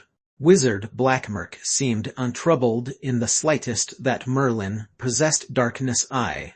Seeing that his alchemy creature was no match for it, he did not panic, but instead unleashed a blood-red mist which rapidly submerged the alchemy creature. Roar! The alchemy creature gave another majestic roar and stubbornly endured the strength of Darkness Eye. It rushed toward Merlin once again. With every step it took, the skin upon its body was further torn apart. This was the power of Darkness Eye. Carmine blood flowed out from the splits in the alchemy creature's skin, which was a ghastly sight. However, the injuries on the alchemy creature were healed soon enough. The layer of blood mist surrounding it had incredible regenerative powers. As long as the alchemy creature was not dealt with a single, fatal blow, small injuries like these were of no concern to it. This was a nearly indestructible creature, incinerating fire. The huge ghostly face above Merlin's head seemed to become more distinct as it howled noiselessly. The third form of Darkness Eye was unable to cause much harm to the alchemy creature. Any spellcaster at the 7th level would have no way of withstanding the third form of Darkness Eye. Nonetheless, the alchemy creature was not a spellcaster but an indestructible monster with terrifying regenerative abilities. There was no end to its extraordinary strength, and it was fast too. Without the suppression of glacier country, Merlin would have been in grave danger. Still, despite the suppression of glacier country, and even with Darkness Eye along with incinerating fire which he had just cast, his opponent's alchemy creature was still not dead, rushing ferociously toward Merlin. As he watched this bulldozer-like, colossal mass rushing at him furiously, a fiery viciousness flared up in Merlin. It was not that he was incapable of handling this alchemy creature or that he did not have the ability to kill Wizard Blackmerk. Once he unleashed that kind of strength, he himself would be in danger. It was not quite worth the price. Darkness Eye in his palm seemed to be swept up in wrath as well. Within Darkness Eye, a vague force was vehemently pounding as if it wanted to break the seal. This was the fourth form of Darkness Eye which had been sealed by Wizard Leo before his death. This was Merlin's greatest power.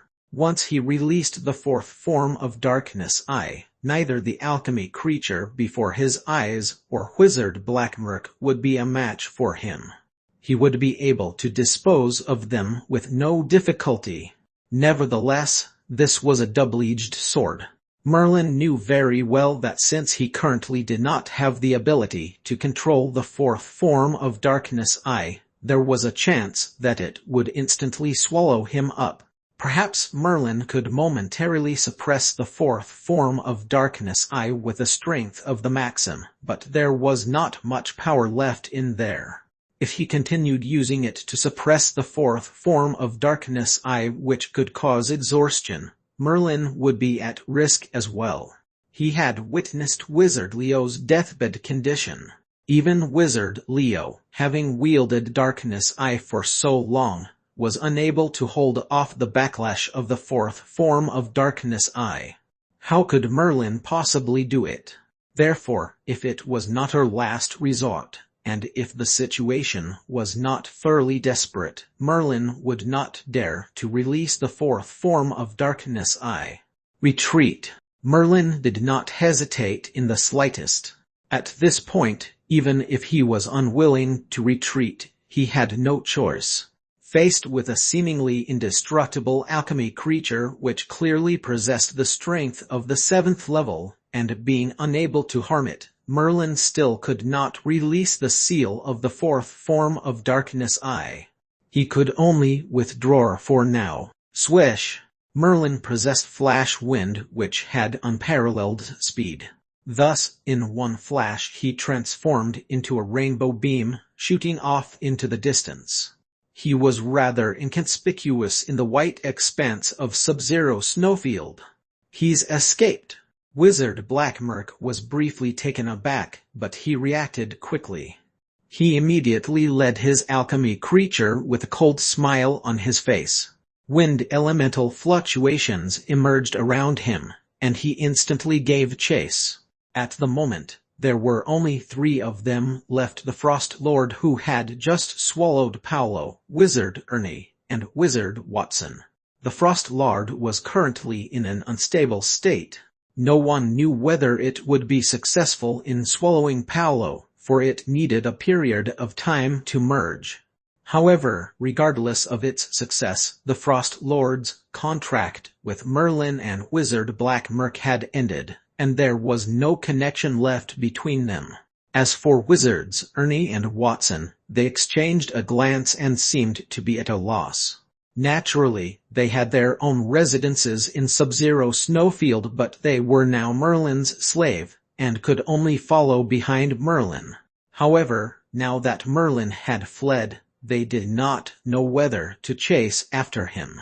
Just as both of them were deliberating, a message flashed across their minds, sent by Merlin through the contract paper. Both of you follow behind me, but don't alert Blackmurk.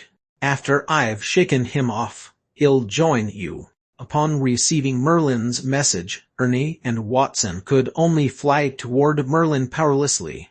In the pure white expanse of the snow plain, 3 spellcasters dressed in long, blue wizard robes were cautiously approaching a small hill. At their lead was a middle-aged man with fine scars on his face. Phew! The middle-aged man let out a long sigh.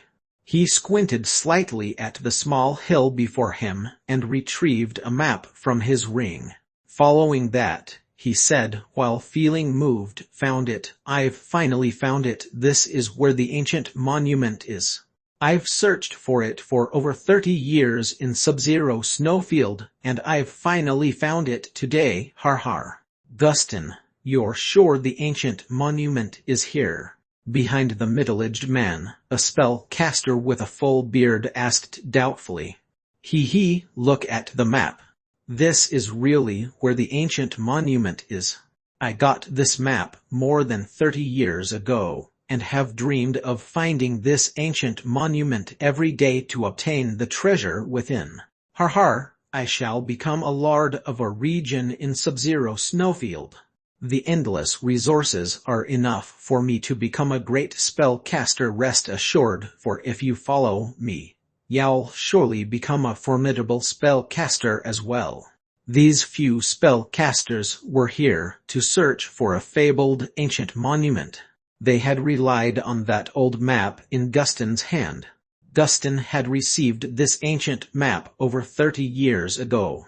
At that time, he was still an entrance-level spellcaster and did not have the abilities to search for the ancient monument.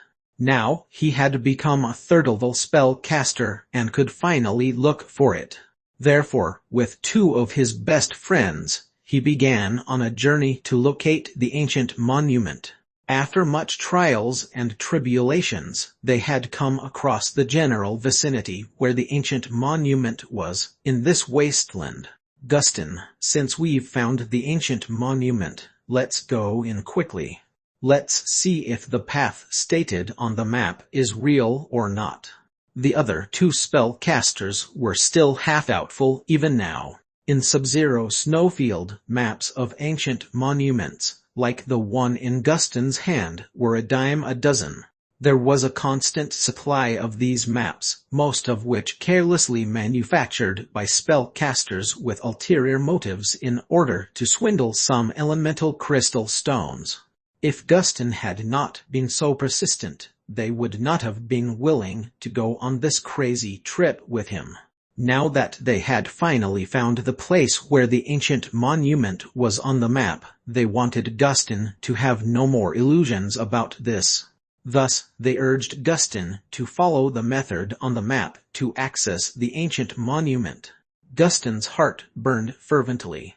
He took a few steps forward and came to the place where the ancient monument was marked on the map. He began to mutter as fluctuations of ice element gradually materialized around him. "Open up Ecuador's door." Gustin's face flushed red due to his excitement. As soon as he spoke, the group of three directed their gazes at the plain of white snow before them. Rumble. Soon enough, the entire snowfield began to quake, and a terrifying force seemed to awaken beneath the thick blanket of snow. The fallen snow began to rise to a peak. A gigantic, ancient castle rose from the depths in the initially vast and empty snowfield. At the only entrance of the castle, there was a mysterious large door covered completely in runes. On the door, the word Ecuador was written in the ancient Molter language. "It's the secret treasure of Ecuador, har har, it really is the secret treasure of Ecuador. Are you guys seeing this? I, Gustin, have finally found Ecuador's secret treasure." Gustin was incomparably excited. He pointed at the ancient castle which had appeared out of thin air, and babbled incoherently. "Ecuador's secret treasure was left behind by a great spellcaster. There are powerful guardian puppets within, but these have been fossilized. As long as we don't touch them, we won't trigger them. So, we're able to enter the depths of the castle and obtain the secret treasure of Ecuador." Gustin pointed at the lofty stone statues deep within the ancient castle. These statues were scary guardian puppets, but they have been fossilized by a mysterious spell. As long as the spellcasters did not touch them, they would not be activated, and the spellcasters would be safe. These details were all the same as what was recorded on the map. Seeing the truth before their eyes, Gustin's two companions could not deny that Gustin was right. There really was Ecuador's fabled secret treasure. Now they had discovered Ecuador's secret treasure. Upon thinking about the various benefits that they were about to receive, their hearts surged with an excitement that was beyond words. "Come on, let's go in. Remember, no matter what, don't touch those stone statues." Gustin carefully warned them as he did before. However, just as they got ready to step into the ancient castle, a black cloud suddenly appeared in the distant sky, blustering mightily as it flew toward where they stood.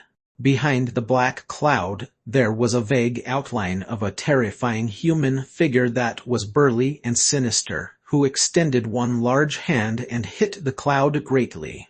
The resulting elemental fluctuations were shocking, to say the least, causing them a great amount of alarm. Bang! After a loud crash, the black cloud dispersed and a figure dropped in a straight line toward the ground, right in the direction where Gustin and the rest stood. No, no, no, oh my God, please don't touch the stone statue at all cost.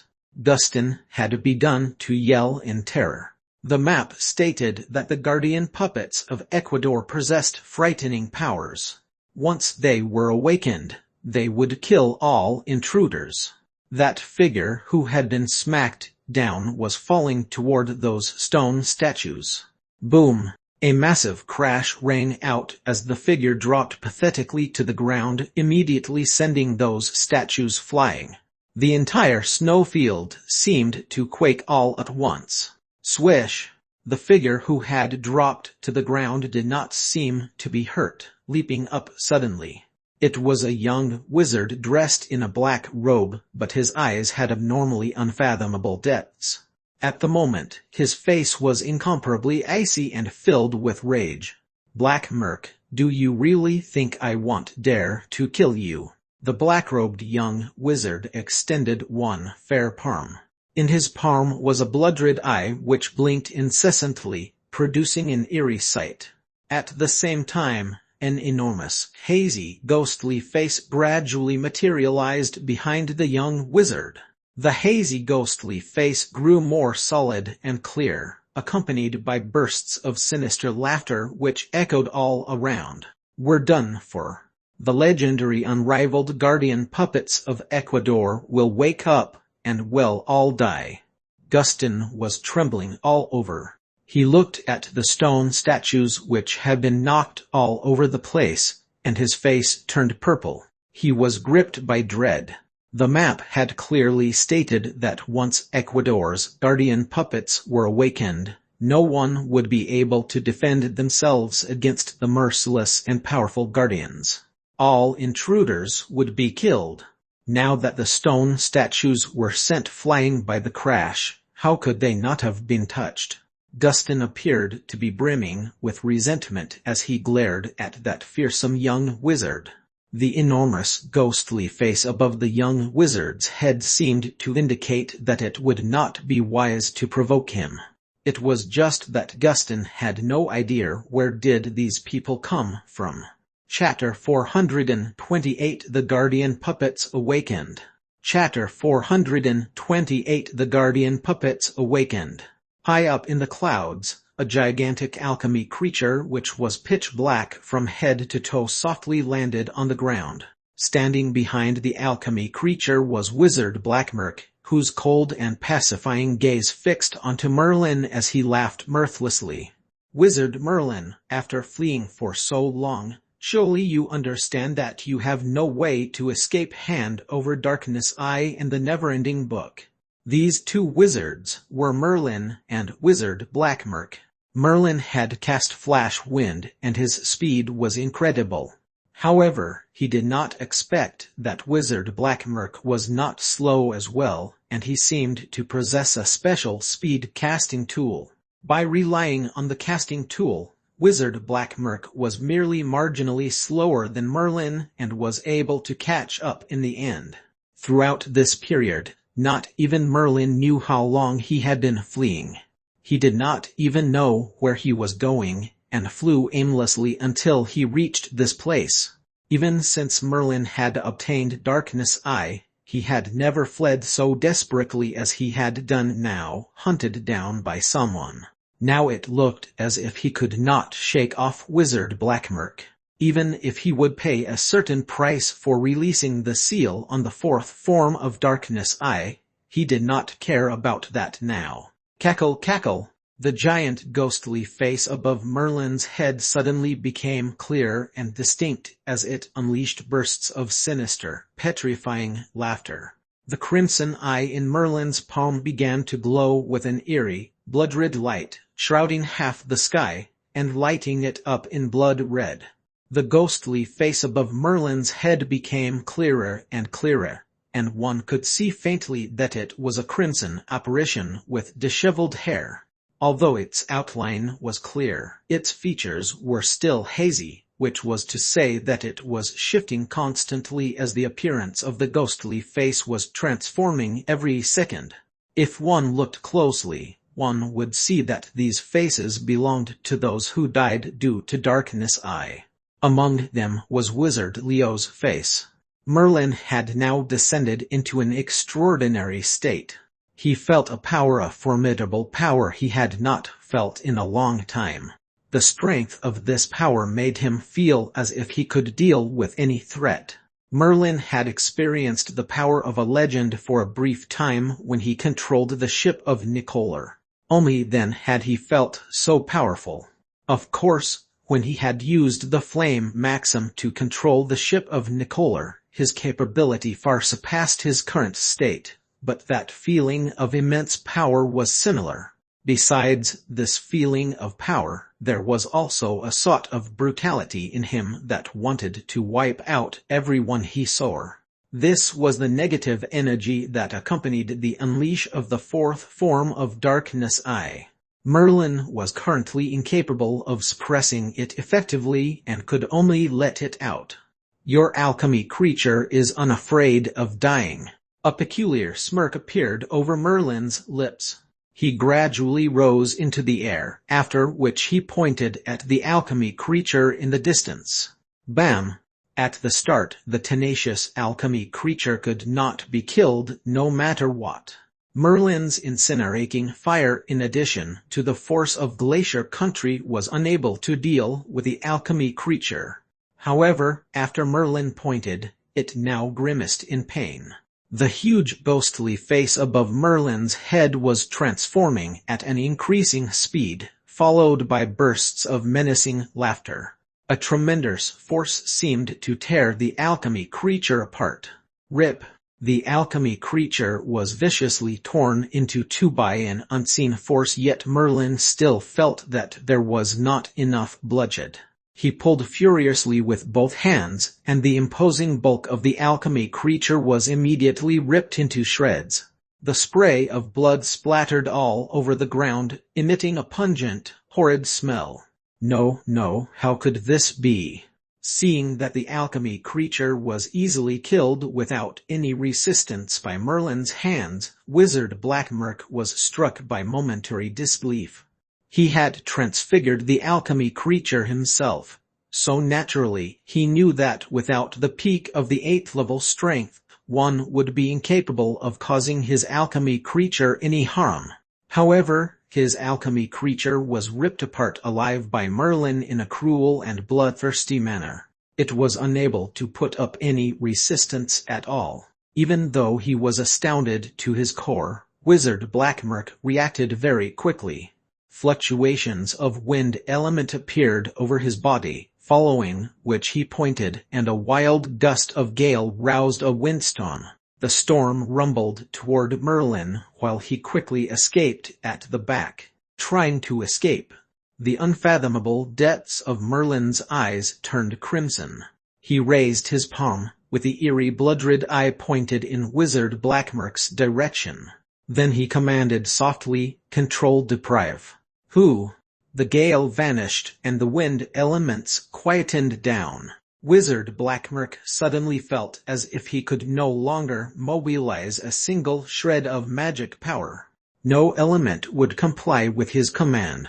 The power of control is so formidable. Merlin was currently drunk on the power of the fourth form of darkness eye.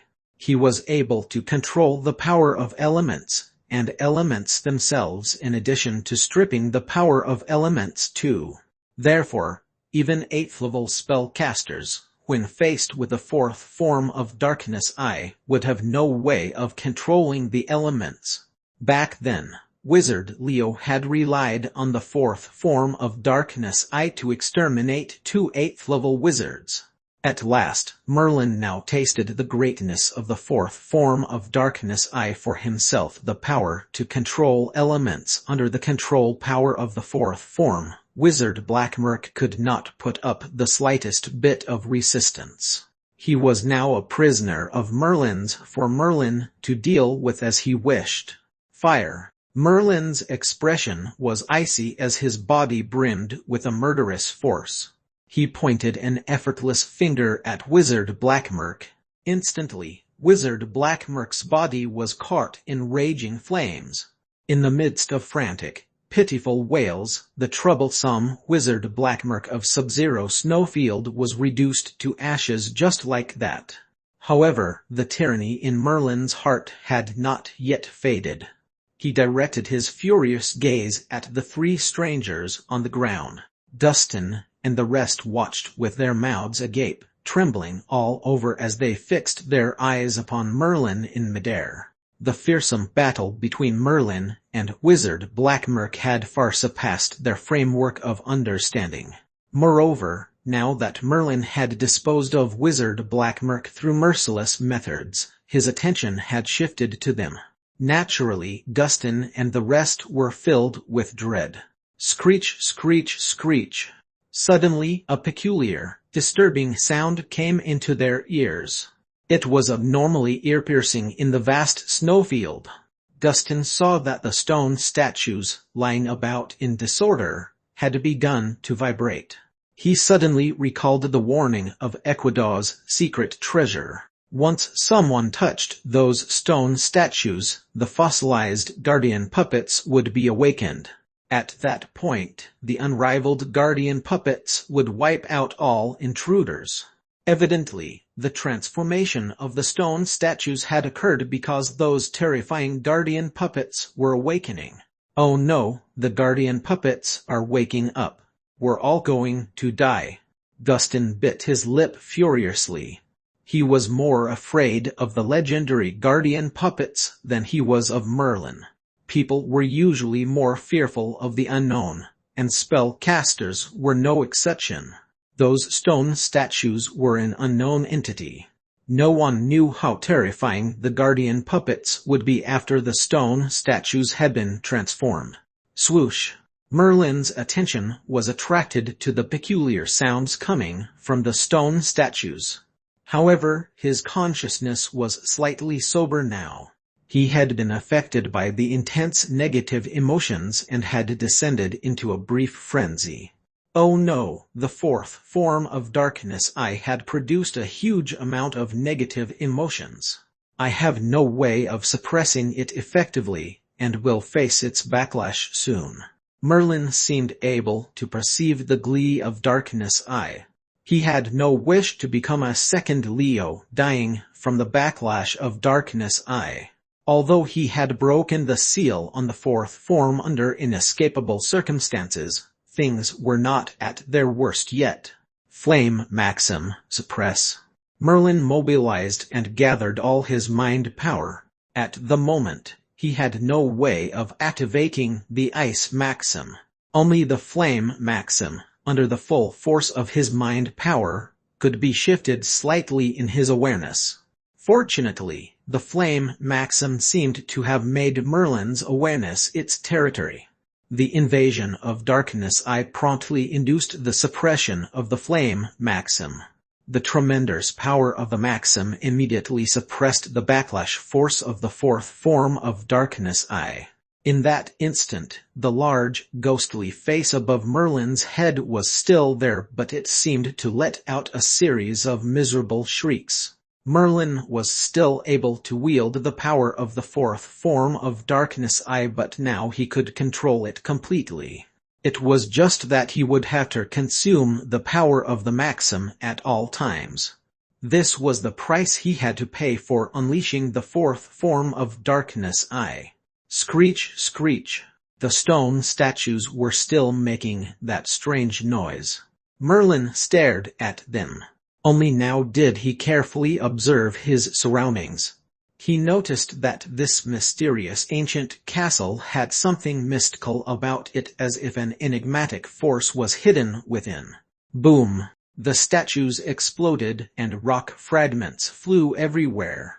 From within the shattered stone, a few large and imposing puppets, each with 2 horns, appeared. Ha ha! Freedom at last. Master had sealed us for thousands of years.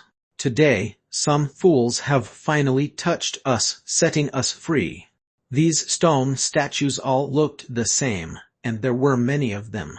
The only different one was a statue in the middle, which was dark red all over. It looked extremely agile, and the guardian puppets which emerged from the statues all gathered by the side of this dark red puppet. Merlin shot a baffled look at these stone puppets.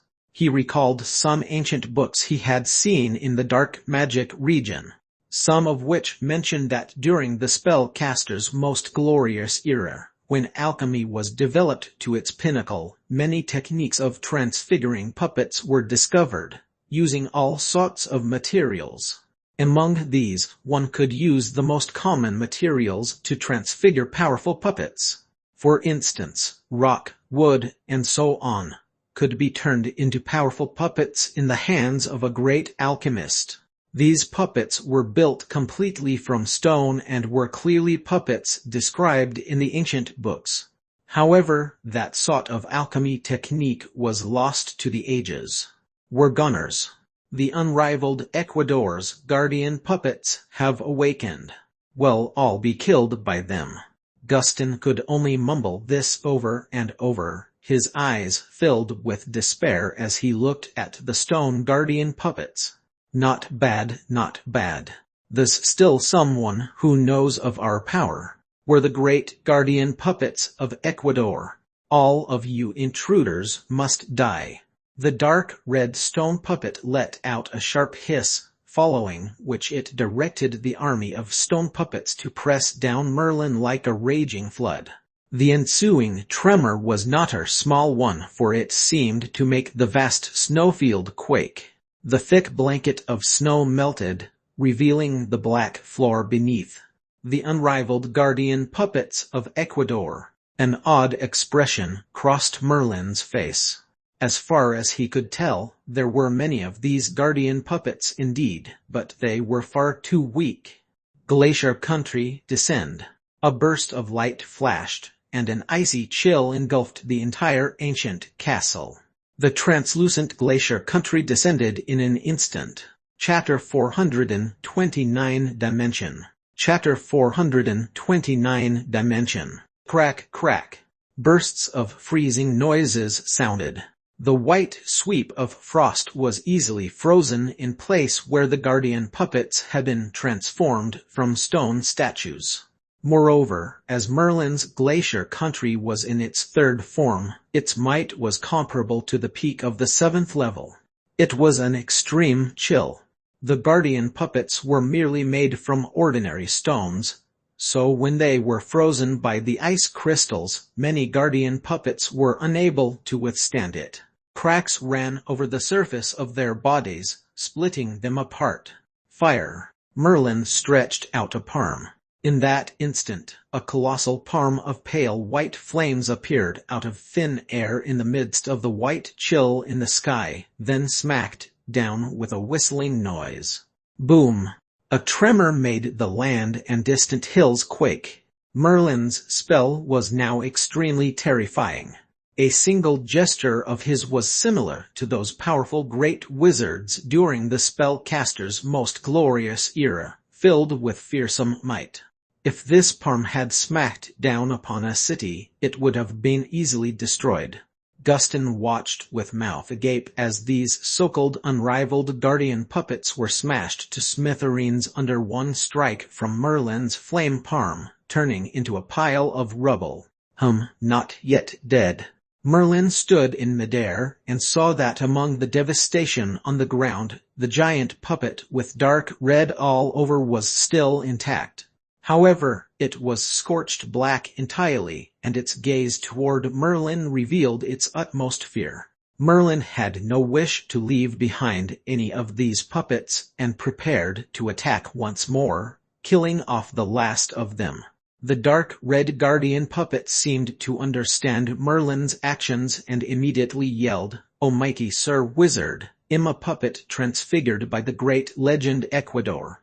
If you're willing to keep me with you, I'll tell you many secrets of my previous master, the legend Ecuador. What's more, Sir Wizard, if you happen to leave the glorious land, I know of a vast dimension that the legend Ecuador had once occupied. You may enter that dimension and obtain all that the legend Ecuador had left behind. Upon hearing what the dark red puppet said, Merlin was somewhat stupefied. Perhaps Gustin and the rest beside him were not clear about the meaning of the dark red puppet's words, but Merlin had obtained the flame maxim of the legend Decoller and knew much about the spellcasters from the past era of the Molter Empire. The glorious land that the dark red puppet spoke of referred to the entire vast continent. During the era of the Molter Empire, it was the land where spellcasters peaked in their glory. Powerful spellcasters, under the leadership of legendary wizards, exiled the gods, traveled beyond the Molter Empire, and stepped into other dimensions. Furthermore, they began to conquer one dimension after another, leading to the era of the spellcasters' unmatched glory. The legend Ecuador must be a legendary wizard from the spellcasters' most glorious era who had even occupied a vast dimension. Swish! Merlin gradually landed and began his queries with the dark red puppet. He had many questions regarding the spellcasters' most glorious era and might as well obtain some answers from this puppet. This ancient castle was left behind by Wizard Ecuador. Merlin raised his head and eyed the ancient castle as he spoke. That's right. This ancient castle was a place where Master used to live, but after he occupied the Ecuador dimension, he stayed there. He sealed the ancient castle and never came back. The dark red puppet rolled its eyeballs, and it appeared very intelligent at one glance. At this point, it would answer in detail whatever questions Merlin posed, and dared not conceal any information. Suddenly, Merlin turned around and stared at the three spellcasters beside him. Up until now, Merlin had been gradually figuring out the entire story. These three spellcasters had searched for the hidden treasure for many years, yet unexpectedly they had encountered him. As he looked at them, a murderous intent rose up in Merlin's heart. Crack! With a wave of his hand, the three spellcasters were frozen instantly, completely losing their chance to survive. That's not right. Merlin frowned. Normally, he would not kill people senselessly, but now he seemed to have no feelings regarding slaughtering them. An icy force had slowly burrowed into his palm. Merlin raised his hand. The crimson darkness eye faintly transformed into a ghostly face and seemed to be mocking Merlin. Its darkness eye. Merlin's face gradually darkened. Even he himself had not realized that he was unwittingly affected by darkness eye. He did not have the slightest scruple about slaughtering, and was even caught up in the thrill of it. The more he killed, the more negative energy Darkness Eye would absorb. Darkness Eye would thus grow stronger, and it would be harder for Merlin to suppress Darkness Eye. It looks like he'll have to be wary from now on. However, since the seal of the fourth form of Darkness Eye had been broken, I can only use the maxim to suppress it temporarily. I'll have to use my time wisely and search for a new maxim. Countless thoughts flashed across Merlin's mind in an instant, but his expression did not shift. Thereafter, he walked straight into the ancient castle. In the ancient castle, the dark red puppet led the way. Merlin was still secretly wary of this puppet. Who knew what would happen in the castle? What's your name? In the pitch darkness of the ancient castle, Merlin asked the dark red puppet. I have no name, only a code name. Sir Wizard may address me as Number 3. Number 3, since you're a puppet, can you really disobey your master as you wish? Merlin felt that it was odd. Wizard Ecuador should by right be the master of a puppet like this, but the puppet's current words and actions did not seem to be controlled by Ecuador. Number 3 did not stop walking, and said in a calm tone, as a puppet, of course I'm bound by master's control. However, Many years ago, I had sensed that Master had died. The control mechanisms he left behind had all vanished along with his demise. Therefore, I'm now under no one's control. He's dead. Merlin was slightly taken aback. Nevertheless, a few thousand years have passed. No one knew what would happen in the end. Perhaps something unexpected had happened to Wizard Ecuador in the Ecuador dimension. That would not be surprising. Since Wizard Ecuador was dead, did that not mean that the entire dimension he occupied was now a dimension without a master? Merlin knew what a dimension was. It was an enormous world. Currently, the entire continent, including the Holy Light Empire, the Kingdom of Black Moon, and many other large and small nations, in addition to Sub-Zero Snowfield, the Endless Ocean, and other mysterious places, all these combined to form one complete continent. This could be referred to as one dimension. Wizard Ecuador had occupied a dimension, which meant he was nearly equivalent to a god, and a sole god at that, who was able to reap all the resources of that dimension. Even legendary wizards longed and hoped to possess an entire dimension. This was the fundamental reason the spellcasters, after banishing the gods, had traveled beyond the glorious land to conquer one dimension after another. Merlin's desire began to burn fervently. A dimension without a master, just the thought of it made one felt extremely excited. As if it knew what Merlin was thinking, Number 3 turned around to say, "Sir Wizard, I believe you understand well the value of a dimension. In order to occupy this dimension, Master had battled against the gods of the dimension for 100 years before finally wiping them out and occupying the entire dimension. What's more, I know the exact coordinates of this dimension. If Sir Wizard is able to leave the glorious land and reach the Ecuador dimension, you might be able to obtain a prosperous dimension with no master." "How does one leave the glorious land?" Merlin asked in a low voice. This was a crucial question. The glorious land they spoke of was the entire continent.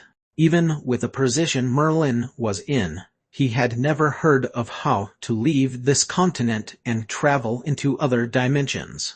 Nonetheless, the seemingly all-knowing Number 3 now shook its head. "I don't know how to leave the glorious land either. After all, I'm just a puppet transfigured by my master to guard the castle. However, I've heard Master inadvertently mentioned that in order to leave the glorious land, one had to be a great wizard at least. Otherwise, one would not be able to leave the glorious land and set foot in other dimensions. At least a great wizard, huh?" Merlin was rather disappointed, but it made sense after careful thought. Even during the spellcaster's most glorious era, many spellcasters had to become legends and had exiled the gods before they learned of the many dimensions. Only then could they travel beyond the glorious land and set foot in other dimensions. Therefore, it was surely not a simple matter to set foot in other dimensions after leaving the glorious land. Perhaps only by becoming a great wizard could one find a way to do so. Even though Merlin was disappointed about this, he was not too sorry about it. He was currently just a 4th-level spellcaster and was still a long way from becoming a great wizard. "Hold on." Merlin suddenly stopped in his tracks and his eyes flickered ceaselessly. He glared at the dark red puppet before him. "Number 3, what do I do to control you? You should know that without control over a puppet, I have no way of trusting your words. In that case, I only have one choice, which is to destroy you." Merlin extended one hand which shone with pale white flames, illuminating the pitch-black passage as if it was daylight. The dark red color of Number 3 was now lighted up by the pale white firelight, and it appeared incredibly weird. It wore no expression, and a red glow twinkled in its eyes. After a long moment, number 3 answered slowly, "Oh powerful Sir Wizard, it's easy enough to control me. You just have to engrave a mind branding, and you're done." Engrave a mind branding, just like signing a contract. Merlin had no experience in controlling puppets. That's right, just like signing a contract. After engraving the mind branding, you can control me completely. However, I plead that Sir Wizard don't destroy me upon controlling me. Although I'm just a puppet, I long to see the outside world. This puppet appeared to be rather sentient, unlike the dead stiffness of other puppets. Merlin nodded. He had no intention of destroying this puppet. With it around, he could learn much more about the matters of the spellcaster's most glorious era. Furthermore, Merlin had set his heart on the Ecuador dimension that number 3 had mentioned. If he really became a great wizard one day, he would not let a prosperous dimension slip through his grasp. With that, Merlin began to fan out his mind power, which promptly extended toward the place where number 3's heart was. Its control core should be where its heart was located. Chapter 430 Divinity. Chapter 430 Divinity. Merlin was already greatly experienced in signing contracts. Controlling number 3 was just the same. When his mind power extended into the part where the puppet's heart was, he perceived a crystal-like, transparent sphere. After Merlin's mind power entered the crystal sphere, the dark red puppet lightly trembled. Merlin could also immediately feel a sense of connection to the puppet. This was a mystical feeling. Merlin was able to discern a powerful wisp of consciousness occupying the crystal sphere. However, he could now completely control the puppet and was able to stifle that burst of consciousness in the crystal sphere. If Merlin wanted to, he could even extinguish the consciousness of the dark red puppet. Still, this would be of no benefit to Merlin. The dark red puppet knew many secrets and could be a great help to Merlin. Now that he could control number 3, naturally, it was not necessary to exterminate it. Very well, number 3. What's in the ancient castle? Since he had arrived at the ancient castle, he thought that there was sure to be something valuable in a place where a legendary wizard had lived. As a guardian of the castle, number 3 should have intimate knowledge of what was inside. Number 3 thought for a moment before shaking its head lightly. Master, this was merely one of the residences of my previous master back then. In the glorious land, my previous master had many other residences like this. In addition, when he moved to the Ecuador dimension, he had moved everything from the ancient castle. Thus, there's nothing precious left in this castle. It's all been taken with him. Disappointment washed over Merlin's face. He had thought that he might obtain something good from this castle, but did not consider that it had been moved. Hold on, my previous master had sealed some items in the ancient castle. I wonder if he brought them along with him, master. I'll take you for a look. If he hadn't moved them with him, it might be something good. The dark red puppet's mysterious look aroused Merlin's curiosity, so he simply followed behind number 3 and walked deeper into the castle. As no one had moved about in the ancient castle for a long time, there was a dry, unpleasant smell of dust. There were also cobwebs in the passageway, and everything appeared to be in ruins. Merlin followed number 3 past a few passages and through a few stone doors. At last, they stopped in a spacious hall. The design of the hall was very unusual, but it was just as number 3 had said. Most items were gone, taken away by the master of the castle, leaving only empty and hollow space behind. Number 3, what are you looking for? Merlin was somewhat puzzled. Number 3 seemed to be searching for something in the hall. In this ancient castle, was there something number 3 did not know about? I've found it. Let's hope my previous master didn't take it with him. A trace of a smile grew on number 3's lifeless face, following which he approached a wall and pressed down gently. Rumble. The wall rose up gradually, revealing a small room behind. Merlin followed behind number 3 curiously and entered the room as well. As soon as he stepped in, Merlin saw dense runes which seemed to be suppressing something at the front. A peculiar wave of energy fluctuations was emitted from there. As I thought, he didn't take it. Master, look, this is what the previous master had left behind in the ancient castle. Perhaps he overlooked it back then, so it was left behind. Number 3 pointed to the mysterious white thread of light that was suppressed by the runes. Merlin had never seen anything like this, and his heart brimmed with curiosity. Number 3, what's this? Why does it need to be suppressed by runes? Master, this is a strand of divinity extracted from a god whom Wizard Ecuador had waged a war against. Wizard Ecuador initially wanted to study it, and I don't know what he found. Yet he left this strand of divinity behind. This is a divinity that was painstakingly manifested by a god through the power of faith. It's the most precious and wondrous strength of a god. Even if it's just a strand, it possesses inconceivably miraculous effects.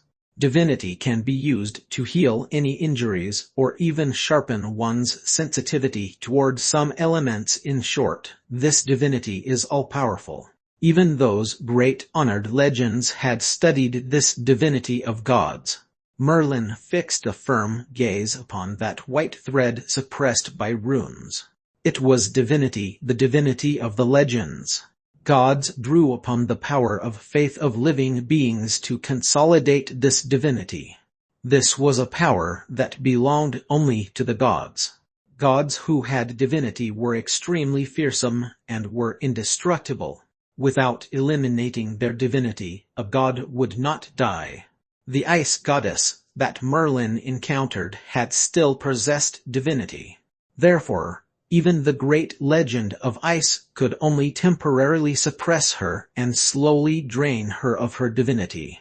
This was enough to show how marvelous divinity was. Merlin had come across such a mystical power in this ancient castle. Although it was just a strand, it was still the wonderful power of divinity.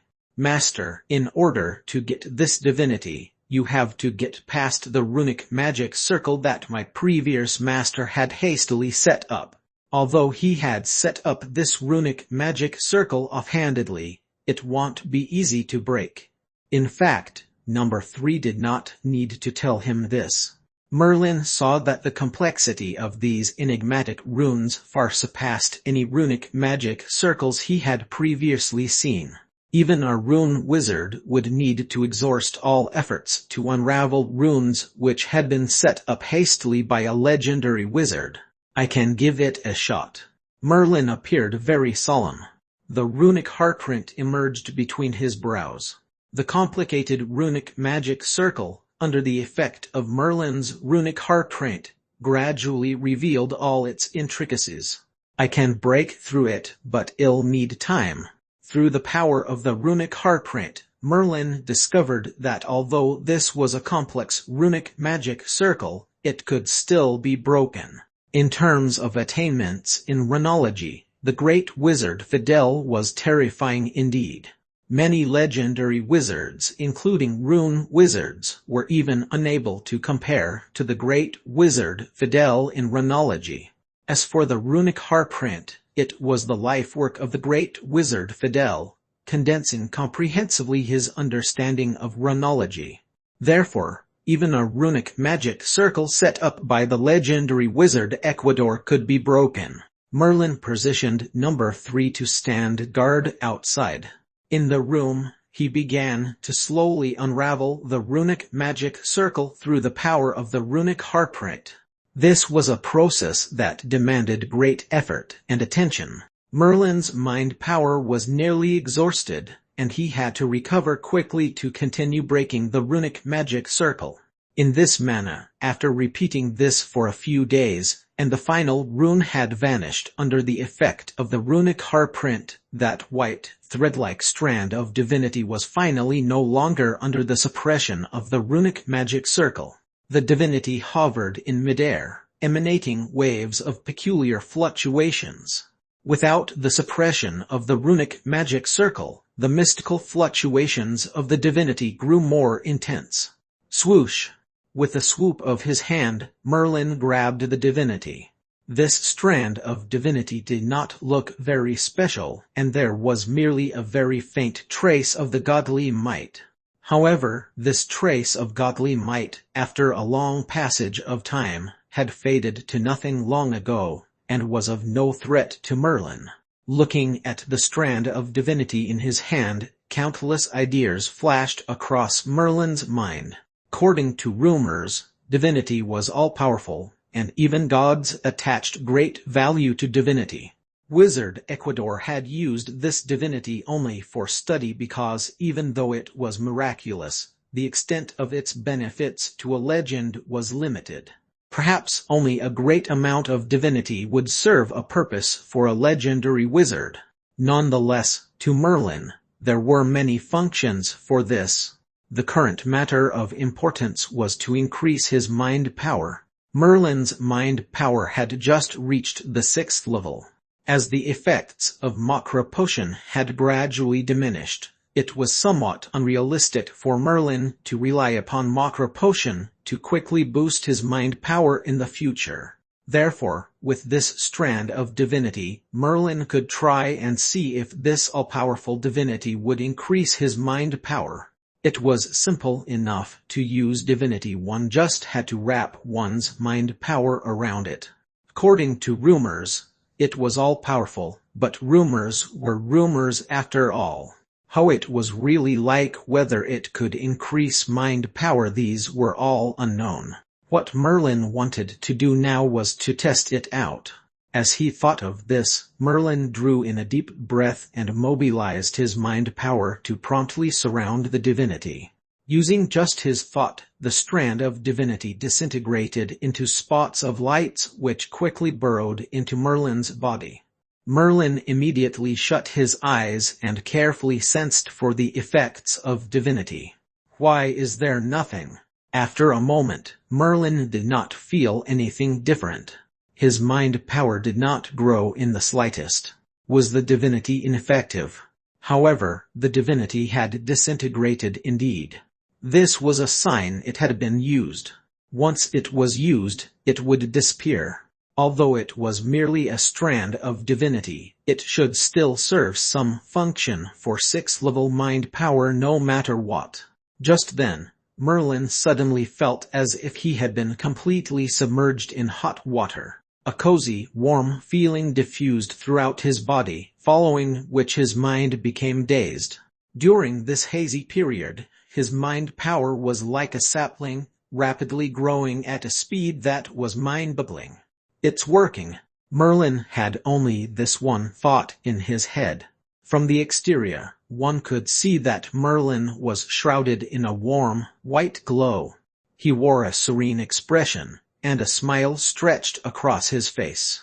He could distinctly feel his mind power fluctuating vigorously.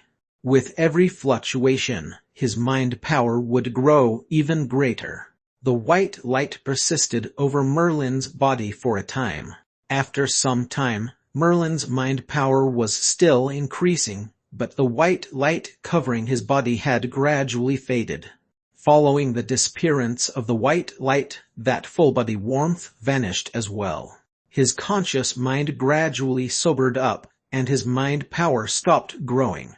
He calculated the time.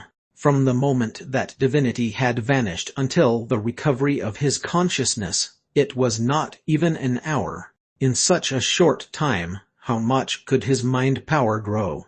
Let's see how much my mind power has grown. Merlin still harbored some doubts. After all, it was too short a time. He was not clear regarding how much growth that strand of divinity would bring to his mind power. Chapter 431, Sky-Piercing Peak. Chapter 431 Sky-Piercing Peak. The time which he had used the divinity was far too short. Even if that divinity was wondrous, Merlin did not think that it would increase his mind power by much. Based on his understanding, an increase of 1 time over would be considered decent. With Merlin's mind power currently in the beginning stage of the 6th level, an increase of 1 time over would mean that he was still in the same state. The higher a spellcaster's level was, the more amount of mind power needed for a breakthrough. However, when Merlin looked at his current mind power, he was stupefied and somewhat incredulous. His current mind power was not at the beginning stage nor the middle stage, but had reached the terrifying peak of the 6th level. That was right, the peak of the 6th level, after a transformation that took merely an hour. Such colossal mind power was enough to construct numerous 5th-level spells. It was the first time Merlin had truly experienced how awesome divinity was. It was not surprising that even the great honored legends were powerless facing gods who possessed divinity, and could only suppress or exile them, yet had no way of killing them. Gods who had divinity were indestructible. The wondrous properties of divinity exceeded the common imagination, and even legendary wizards wanted to carry out research on divinity. Phew! Merlin was extremely excited, following which he gradually calmed his turbulent emotions. If I could get more divinity, won't that mean I don't have to worry about increasing my mind power anymore? Some thoughts crossed Merlin's mind. However, he could only imagine how wondrous divinity was. Even legendary wizards wanted to study it and ascertain its fundamental properties, to say nothing of ordinary spellcasters. It was nearly impossible for them to obtain divinity. Moreover, the gods of the entire continent were mostly banished. There were no more gods, so how would one obtain divinity? Merlin's idea to get more divinity and use it to increase his mind power could only remain nothing more than his musings. It was far too unrealistic. The fact that he was able to come across this strand of divinity in the ancient castle and increase his mind power was already an unexpected fortune. Moreover, he had learned of a few secrets regarding spellcasters thousands of years ago in a dimension that had no master, in addition to the fact that only great wizards could leave this continent and set foot in other dimensions. These were all a great harvest. Nonetheless, Merlin could not linger here any longer, and could not even stay in Sub-Zero Snowfield. He had originally arrived at Sub-Zero Snowfield by accident. If it was not for the threat of Darkness Eye, Merlin would have been willing to stay in Sub-Zero Snowfield for a long time, waiting for the sudden spellcaster world to calm down before returning. However, with the threat of the 4th form of Darkness Eye, Merlin had no way of continuing his stay in Sub-Zero Snowfield. There was not much left of his maxim, and he needed to look for a new one. From the 1st and 2nd volumes of the Neverending Book, Merlin had learned of the location of the 3rd volume. It was at Sky-Piercing Peak, situated in the southern spellcaster world. Therefore, if he wanted to acquire the maxim left behind by the master of the Neverending Book, he would have to go to Sky-Piercing Peak. Merlin exited the ancient castle, bringing with him the puppet number 3. He checked upon the flame maxim and the ice maxim in his awareness. Based on the current consumption speed of suppressing the 4th form of Darkness Eye, these 2 maxims could last him for at least 1 more year. A year's time was far too short for a spellcaster. Thus, Merlin had no choice but to get a new maxim. He had set his heart on this matter, and it was an important task that must be fulfilled. If he obtained the 3rd volume of the Neverending Book yet still did not obtain a maxim, then Merlin would be in danger. With his current state, he would not be able to suppress the 4th form of Darkness Eye no matter what. Merlin had been forced into a high-risk situation. Still, back when he was facing Wizard Blackmurk's relentless pursuit, Merlin had no better option other than releasing the seal on the fourth form of darkness. I'll wait for a while and inform Ernie and Watson to hurry here as soon as possible. Following that, we'll return to the south together. This time, Merlin's trip to Sub-Zero Snowfield had reaped him plenty of benefits. Not only had his capabilities increased, but he also gained 2 7th-level slaves. A 7th-level wizard was a mighty force even in the southern spellcaster world, let alone 2 of them. In addition, there was the dark red puppet, number 3, which Merlin had just gained control of. Its abilities were extraordinary too. To be able to withstand Merlin's incinerating fire and glacier country, it must possess strength comparable to a 7th-level wizard. In this manner, Merlin's power alone was already comparable to a massive spellcaster clan with an extensive legacy, one which was most formidable. Thus, Merlin sent a message to Ernie and Watson through the contract paper. Both of them had been following behind Merlin and Blackmurk, but Merlin and Blackmurk were far too fast and they had been unable to keep up. Now they were still far behind. Merlin waited for 1 day more. Only then, in the distant sky, 2 figures appeared before landing on the ground. They were Ernie and Watson. Master! Master! Ernie and Watson gazed somewhat curiously at number 3 by Merlin's side. It should be known that number 3, being a puppet, was unusual to begin with, in addition to the eye-catching dark red color of its body. It left a deep impression on people even after just a glance. This is a puppet I've just obtained. There's something urgent I need to attend to. I've to hurry back to the southern spellcaster world. Are you both willing to go with me? Merlin spoke straightforwardly. Ernie and Watson exchanged a glance. Ever since they had become Merlin's slaves, they knew that Merlin was from the south, and would have to return sooner or later. It was just that they did not think it would be this soon. Although Merlin seemed to be asking them, how could they refuse as slaves even if they had to leave Sub-Zero Snowfield, which they grew up in? They had no choice in the matter.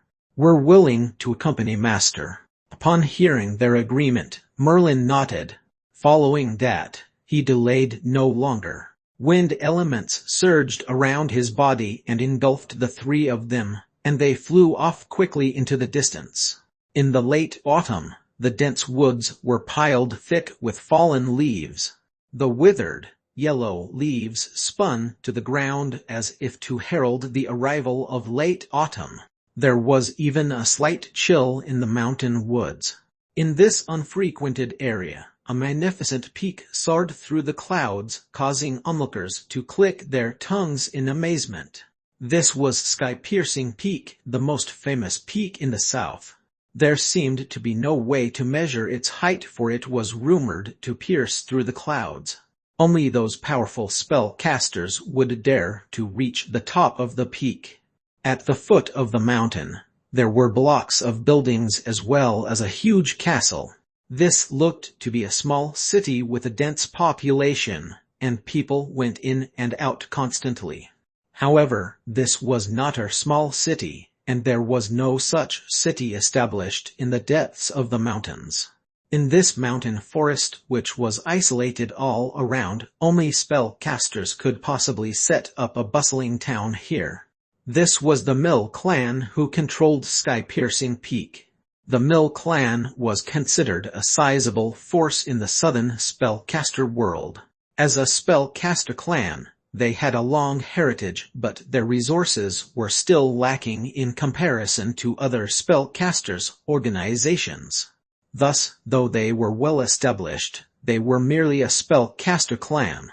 However, as they dominated Sky-Piercing Peak, they were relatively well known in the southern spellcaster world. At the moment, the entire southern spellcaster world had descended into chaos. Nonetheless, this border area was calm and peaceful. A sky-piercing peak was at the northernmost part of the south and was surrounded by dense mountain forests. Even the average spellcasters would rarely come here. If sky-piercing peak had not been so special, no spellcaster would ever come here.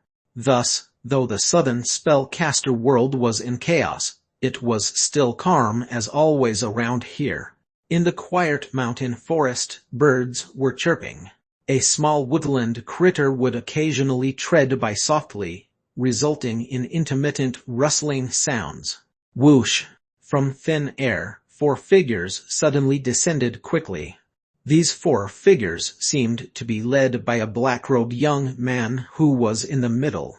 He did not speak, only gazed at that highest peak.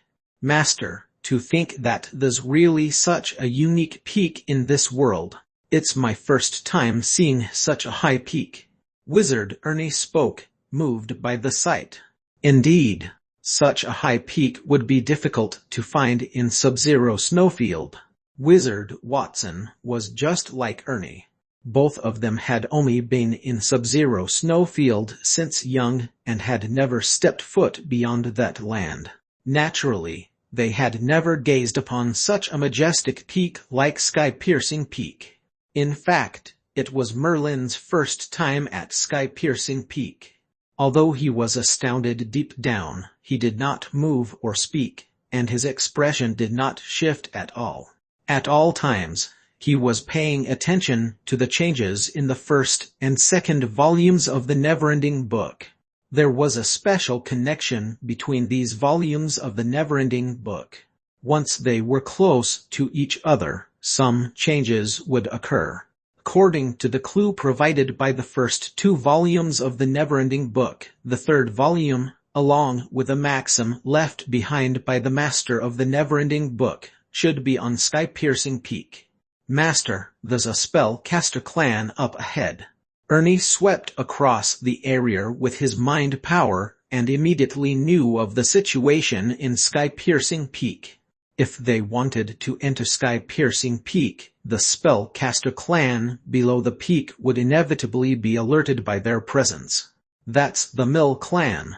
Well, go straight up, for we don't have to care about them. Merlin spoke coldly. The Mill clan was nothing but a mere spellcaster clan. The strongest in that clan might perhaps be a 7th-level spellcaster, but Merlin currently possessed the 4th form of Darkness Eye. He could wipe out even 8th-level spellcasters, to say nothing of a 7th-level spellcaster. Swish! With that, Merlin led Ernie and the rest, rapidly flying toward the peak. Nonetheless, such a huge disturbance, with 4 figures at that, naturally attracted the attention of the Mill clan. In particular, as Merlin neared the peak, there were flickering runes, indicating that there was an expert in runes among the members of the Mill clan. Merlin and the rest came into contact with the runes and were immediately encircled by these runes. Below them, a few figures quickly flew out from the Mill clan, heading toward Merlin and the rest.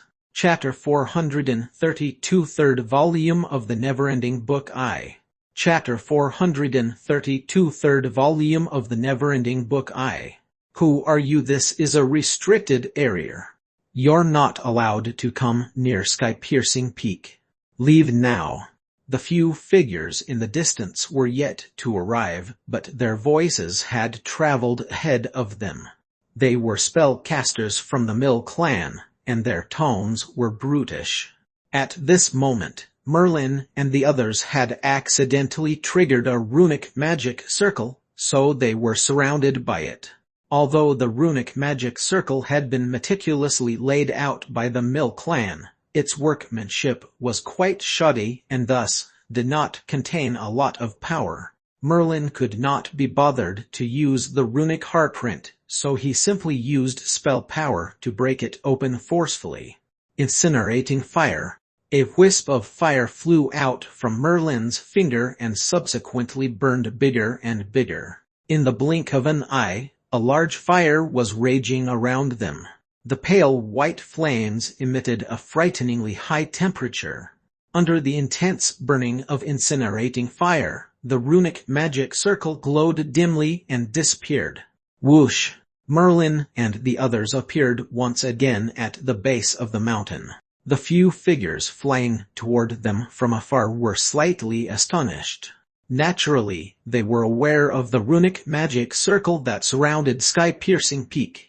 The fact that these few wizards appeared meant that they had managed to break the runic magic circle. Who are you? This is a restricted area belonging to the Mill clan. Outsiders are not allowed to enter without permission. From the foot of the mountain, an elderly wizard flew toward them. He peered at Merlin and the others with a cautious look.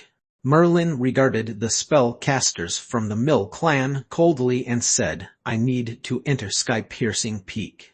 Once he finished speaking, Merlin did not spare these wizards another look, and took off toward Sky-Piercing Peak. Every moment he spent dithering, it would consume more power from the Maxim, so he was not willing to waste his time on the Mill clan. Swish! Seeing that Merlin and the others had completely ignored them, the spellcasters from the Mill clan looked slightly enraged.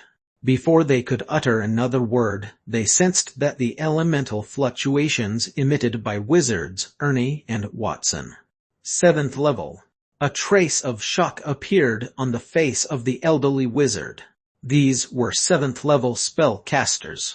The elemental fluctuations which emitted from both their bodies were characteristic of 7th level spellcasters. The fact that the two followers were 7th level spellcasters, accompanied by their respectful behavior toward Merlin, the elderly wizard, could not help but feel slightly shocked. The words in his mouth died, and he could only watch wide-eyed at Merlin and the others flying toward Sky-Piercing Peak. Sky-Piercing Peak is the foundation of the existence of our clan. They mustn't be allowed to enter freely. However, they have at least 2 7th level spell casters, so we can only request the 7th level wizards to act. You're reading on novel full.tks. The Mill clan was a formidable spellcaster clan. Although they did not have a 9th level spellcaster like the Dark Magic Region to safeguard the fort, they had a number of 7th level spellcasters. These 7th level spellcasters were in charge of protecting the status of the entire Mill clan, so unless it was a truly dire situation, they would not be called upon. However, right now, Merlin and the others were adamant about entering Sky-Piercing Peak. As it was the foundation of the existence of the Mill clan, the secret of Sky-Piercing Peak must not be discovered by others. Thinking along these lines, the elderly wizard quickly flew toward the Mill clan at the foot of the mountain. In midair, Wizard Ernie's mind power was constantly surrounding the mountain, so naturally, he noticed the departure of the elderly wizard. "Master, the wizards from the Mill clan has left, but I'm afraid they won't give up so easily." Wizard Ernie cautioned Merlin carefully. "Don't mind them." Merlin's voice was icy. He was completely unconcerned about the Mill clan. If they tried to stop him, then he would no longer hold back. He was starting to like bloodshed. He knew that this was due to the subtle influence of Darkness Eye, but he was unable to control it. "Oh, there's a change." Merlin paid close attention to the 2 volumes of the never-ending book in his hands. When he was at the foot of the mountain, there was no change to the never-ending book. However, now, at mid-level, the 2 volumes of the never-ending book were emitting a soft glow. This confirmed that Sky-Piercing Peak contained the 3rd volume of the never-ending book. Since there was now a clue, Merlin did not hesitate and sped up toward the peak of the mountain. Nevertheless, this mountain was called the Sky-Piercing Peak for a reason. Despite Merlin flying into the clouds at an incredible speed, he was yet to reach the peak. At last, a few silhouettes landed on the peak of the mountain. which were none other than Merlin and the others. Due to the incredible height of sky-piercing peak, which was way above the clouds, there was a strong, cold air that blew in their faces like a sharp knife, causing pangs of pain on their faces. Fortunately, all of them had defensive spells, and Merlin's physique had been primed to an impressive level, so none of them were bothered by the terrible conditions at the peak. Merlin assessed the surroundings of the peak with his gaze. The ground was littered with dents and dips like it had experienced a big battle. However, in one corner of the peak, there was still a patch of even ground. The area was shrouded with runic magic circles, obviously placed there by the Mill clan. The entire sky-piercing peak had been occupied by the Mill clan for many years, so they must have discovered something unique about it. Merlin was thus worried that the third volume of the never-ending book, and the maxim left behind by the mysterious wizard in sky-piercing peak had been discovered. When Merlin approached the runic magic circles, the 2 volumes of the never-ending book in his hands glowed even brighter than before. It was clear that the third volume of the never-ending book probably lay inside the runic magic circles. Otherwise, these 2 volumes would not display such a reaction.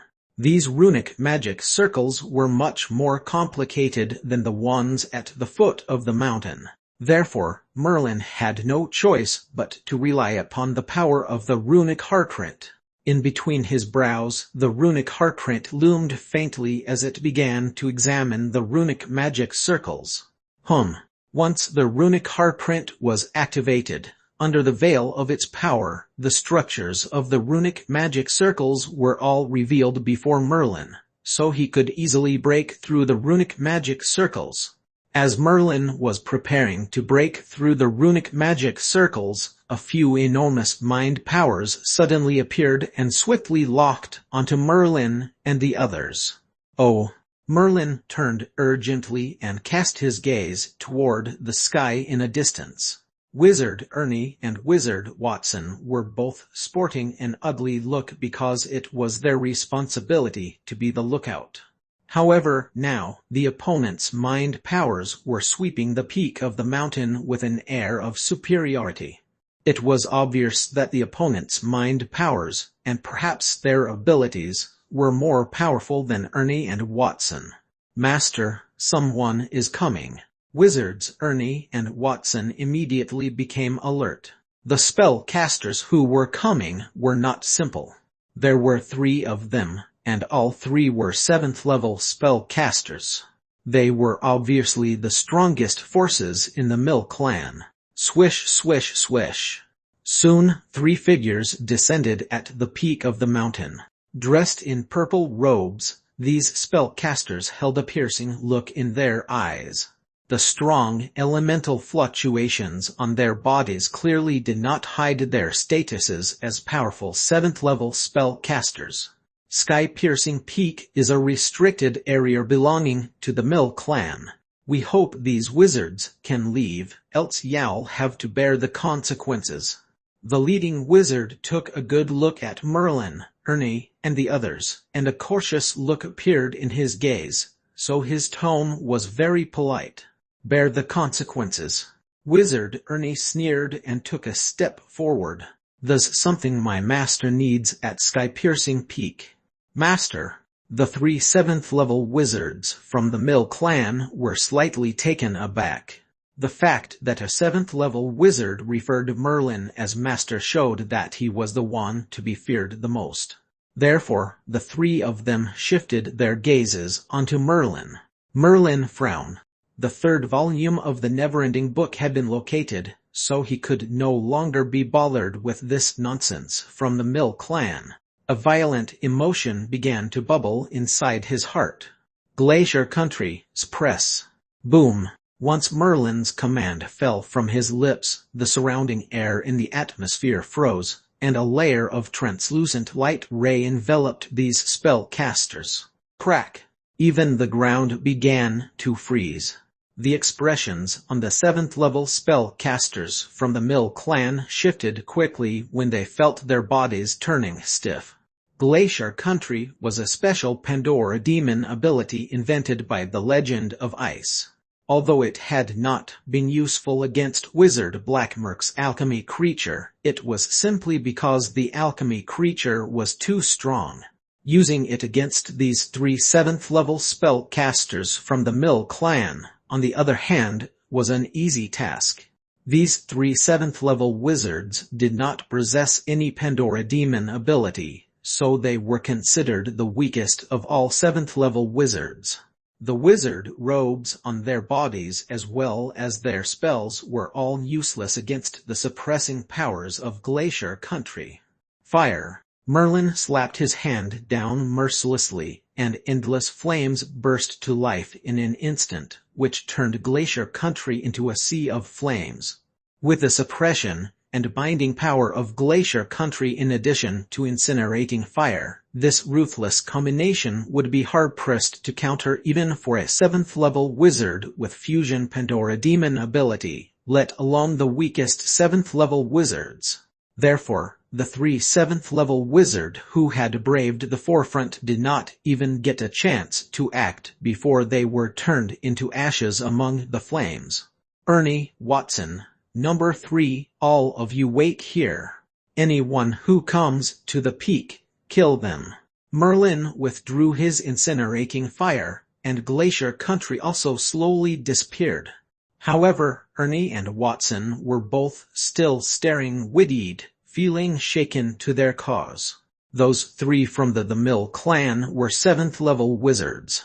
Though they were weak and did not have Pandora demon abilities, they were still 7th level wizards.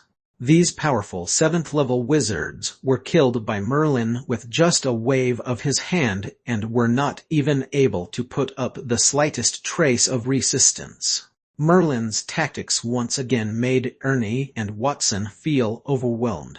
Yes, master. Despite their hearts being shaken to the core, Ernie and Watson did not dare to neglect or disobey Merlin's orders. Far. Merlin exhaled lengthily. Without the harassment from the Mill clan, a burden was lifted, so he could now search for the 3rd volume of the never-ending book at Sky-Piercing Peak. Hence, Merlin quickly turned around and squinted his eyes at the complicated runic magic circles on the peak.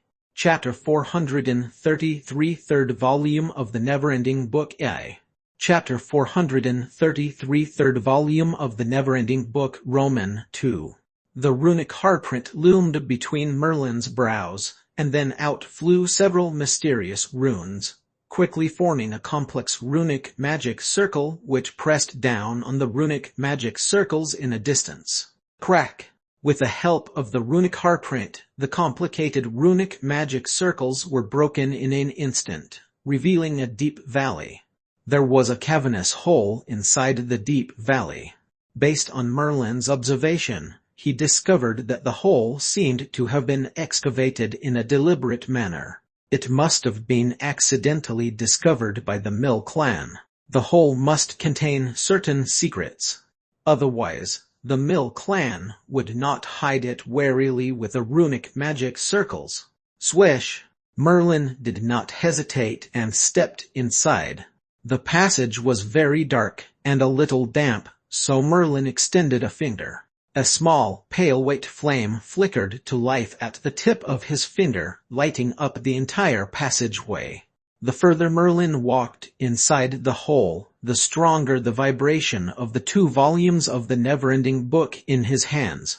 There was no doubt that the 3rd volume of the never-ending book laid in the depths of this passage. Therefore, Merlin was even more cautious than before. If the never-ending book was inside the passage, then why did the Mill clan not take it? If it truly was the 3rd volume of the never-ending book, it would contain vast amounts of Pandora demon abilities.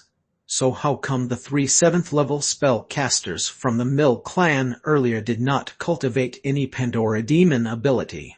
Everything seemed to be shrouded in mystery. As Merlin ventured deeper inside, a glimmer of light finally appeared at the end. It was the kind of glow from candlelight, and Merlin wondered if there was a member of the Mill clan waiting inside. Merlin's mind power kept a close lookout on his surroundings. At the end of the passage, he came to an underground chamber. On its walls, lit candles illuminated the entire room, but there was not a single spellcaster in sight.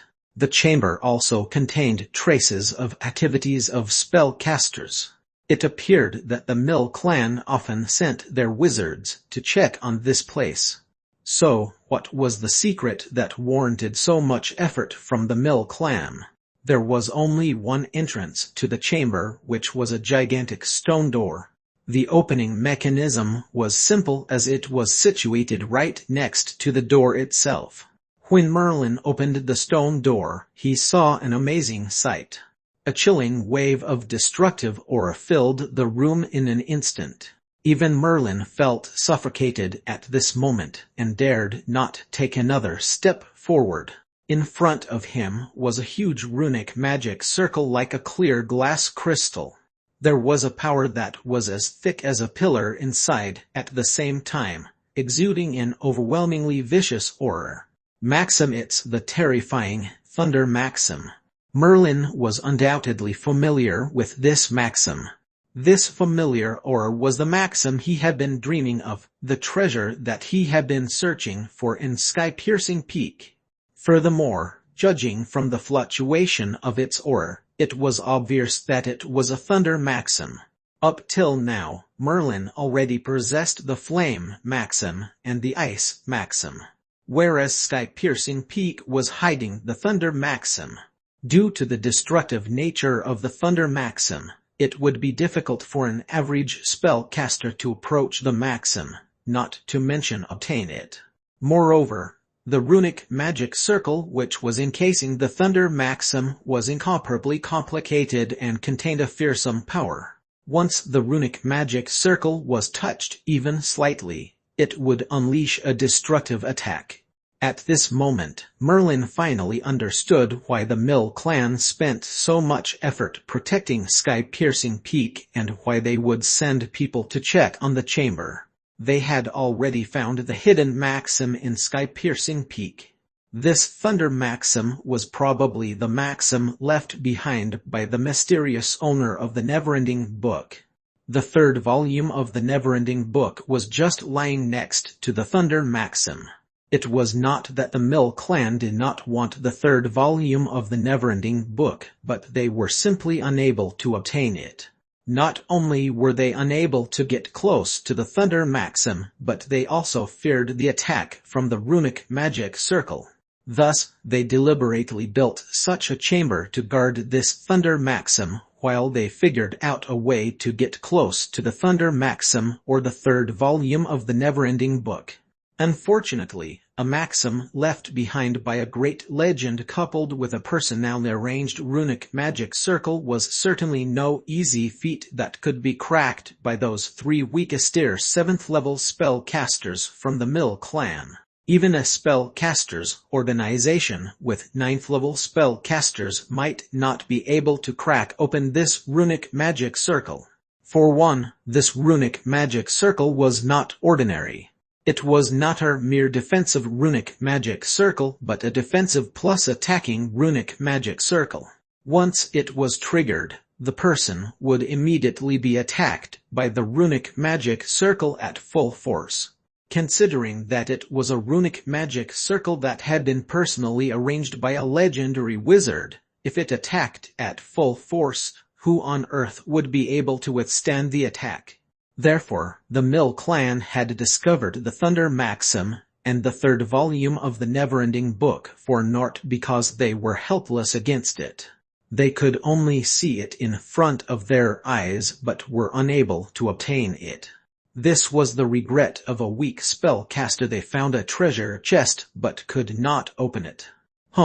Merlin took a deep breath and activated the runic heartprint. The glowing runic heartprint clearly displayed before Merlin. every structure of the runic magic circle that had been personally arranged by the legendary wizard. However, after carefully studying the structure of the runic magic circle, it was Merlin's turn to sigh deeply. This runic magic circle was indeed too complicated to solve. It was the most complicated runic magic circle that Merlin had ever seen, excluding the combination of the runic magic circles that covered the entire dark magic region.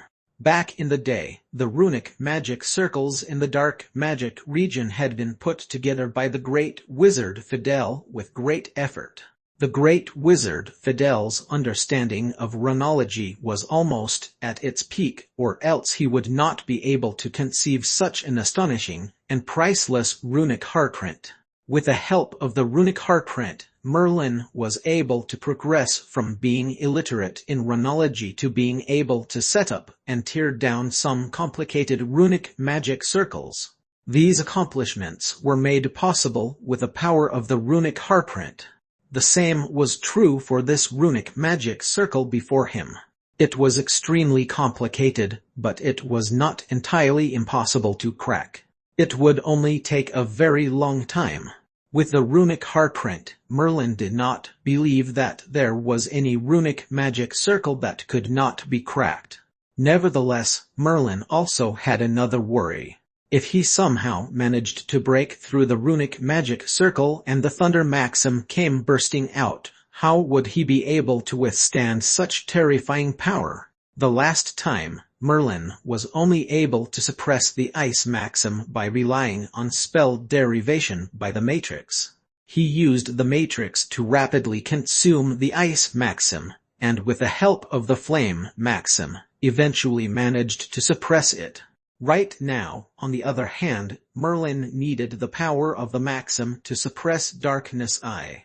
Since keeping Darkness Eye constantly suppressed required the powers of the maxims, Merlin needed a large number of maxims. The Thunder maxim was very large, so Merlin did not want to simply exhaust it. Otherwise, he would no longer be able to suppress the fourth form of the Darkness Eye. Swoosh! Merlin took out the first and second volume of the never-ending book. At this moment, the two volumes were changing rapidly and seemed eager to fly out from Merlin's hand. Merlin considered for a moment and decided to allow nature to take its course. He wanted to see what would happen when the three volumes were combined. Whoosh whoosh! Merlin did not suppress the two volumes of the never-ending book any longer and allowed them to fly out. In a flash, the two volumes of the never-ending book flew toward the runic magic circle but hovered outside like they were being obstructed by the runic magic circle. At the same time, inside the runic magic circle, the third volume of the never-ending book, which was lying next to the Thunder maxim, also appeared to have sensed the presence of the other two volumes.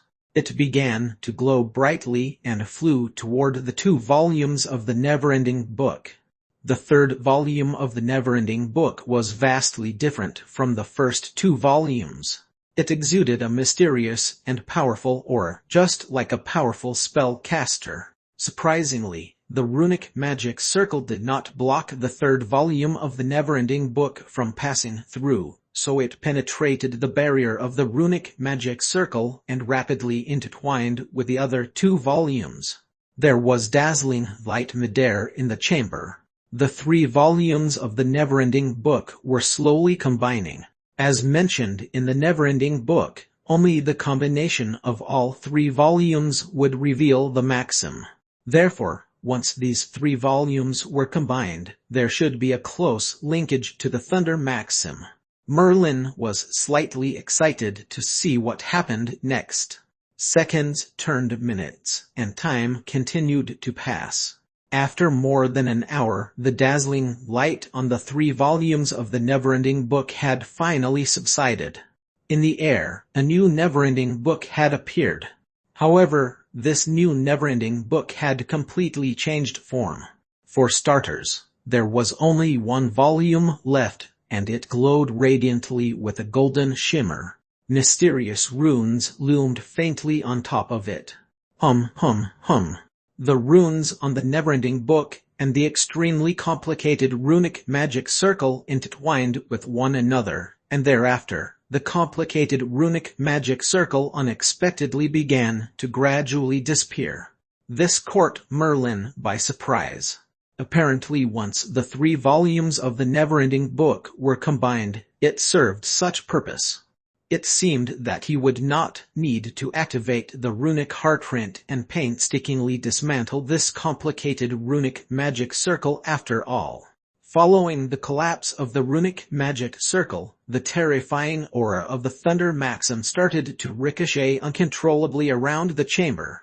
Even Merlin felt like he was caught in a tidal wave, seemingly small and helpless. Merlin tried his best to hold on, and through strong, gritted teeth, he caught the never-ending book in midair. The moment the never-ending book came into contact with his hand, Merlin felt the terrifying aura of the Thunder Maxim being absorbed by the never-ending book. Suddenly, Merlin was completely unaffected by the surge of the Maxim. Moreover, the never-ending book faintly emitted a strange power that seemed to be linked with the Thunder Maxim, allowing him to get closer to the Thunder Maxim with ease. Holding the 3 volumes of the never-ending book allows you to absorb the Thunder Maxim. On the cover of the never-ending book, small golden letters began to flash into view. They were all written in the ancient Malta language, so it was probably left behind by the mysterious legendary wizard.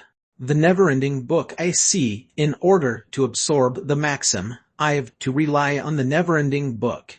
Merlin's eyes shined brightly. Now he knew the true importance of these 3 volumes of the never-ending book. Otherwise, even if he had found the Thunder Maxim by himself, he would be in the same quandary as the Mill clan, completely helpless against the Thunder Maxim and the runic magic circle. This Thunder Maxim was different than the Ice Maxim, where it was meant to be passed down and absorbed by another wizard. As long as the wizard held the 3 volumes of the never-ending book, the Thunder Maxim could be easily absorbed. Merlin took a deep breath and reined in his excitable emotions. He held the golden never-ending book tightly in his grip and began to edge closer to the Thunder Maxim with a destructive aura. Chapter 434 The Thunder Maxim. Chapter 434 The Thunder Maxim. Thunder was a violent element by nature. Although both thunder-type spells and fire-type spells were offensive spells, there was a vast difference between the two. Fire-type offensive spells were mostly long-lasting or used high temperatures to burn their opponents. These spells could be sustained for extended periods, but their explosive powers were weaker by comparison. On the other hand, thunder-type spells were distinctive in their instantaneous explosive powers. Their biggest advantage was that they were extremely violent and could detonate an explosion of unparalleled power in an instant. The same was true of the Thunder Maxim. A violent, destructive aura filled the surrounding atmosphere. Despite Merlin's wide repertoire of tactics, if even the slightest trace of the power of the Thunder Maxim had leaked out, he would not be able to withstand the terrifying power of the Thunder Maxim. However, Merlin was now holding the never-ending book with all 3 volumes combined, which acted as a key to absorb and fuse together with the Thunder Maxim. Only with the 3 volumes of the never-ending book in hand that it was possible to get close to the Thunder Maxim without harm. Merlin's figure quickly moved toward the Thunder Maxim. The violent aura continued to swirl around the chamber. However, with the protection of the never-ending book, he was safe. Although Merlin was not harmed by the Thunder Maxim, the closer he got toward the violent Thunder Maxim, a terrifying amount of pressure began to exert on the thunder-type spell models in his body. It felt as if these spell models would collapse if he got any closer to the Thunder Maxim. Fortunately for Merlin, All his spell models had been carefully constructed by the Matrix, especially his fourth-level spells, which were completely derived using the Matrix. Their compatibilities were as high as 100%. Thus, the spell models were extremely stable and able to withstand such great pressure. Perhaps this was also one of the tests of the great legend. If someone was unable to bear the force of the Thunder Maxim, and as a result his spell models collapsed, how then would such a wizard be worthy of inheriting the Thunder Maxim? Whoosh! Merlin fiercely bit his lip and, despite the huge pressure on his body, increased his pace. Quickly, he came before the Thunder Maxim. With an outstretched hand, he grabbed the Thunder Maxim in his hand. Boom! The Thunder Maxim exploded with a burst of violent power. Merlin felt like he was completely submerged in water, unable to put up even a trace of resistance as the Thunder Maxim pierced into his body. However, the Thunder Maxim was unlike the Ice Maxim. For one, the Thunder Maxim was massive. Its size was even bigger than both the original Flame Maxim and the Ice Maxim put together. Despite such a massive Thunder Maxim entering Merlin's awareness, it stayed genially inside his awareness.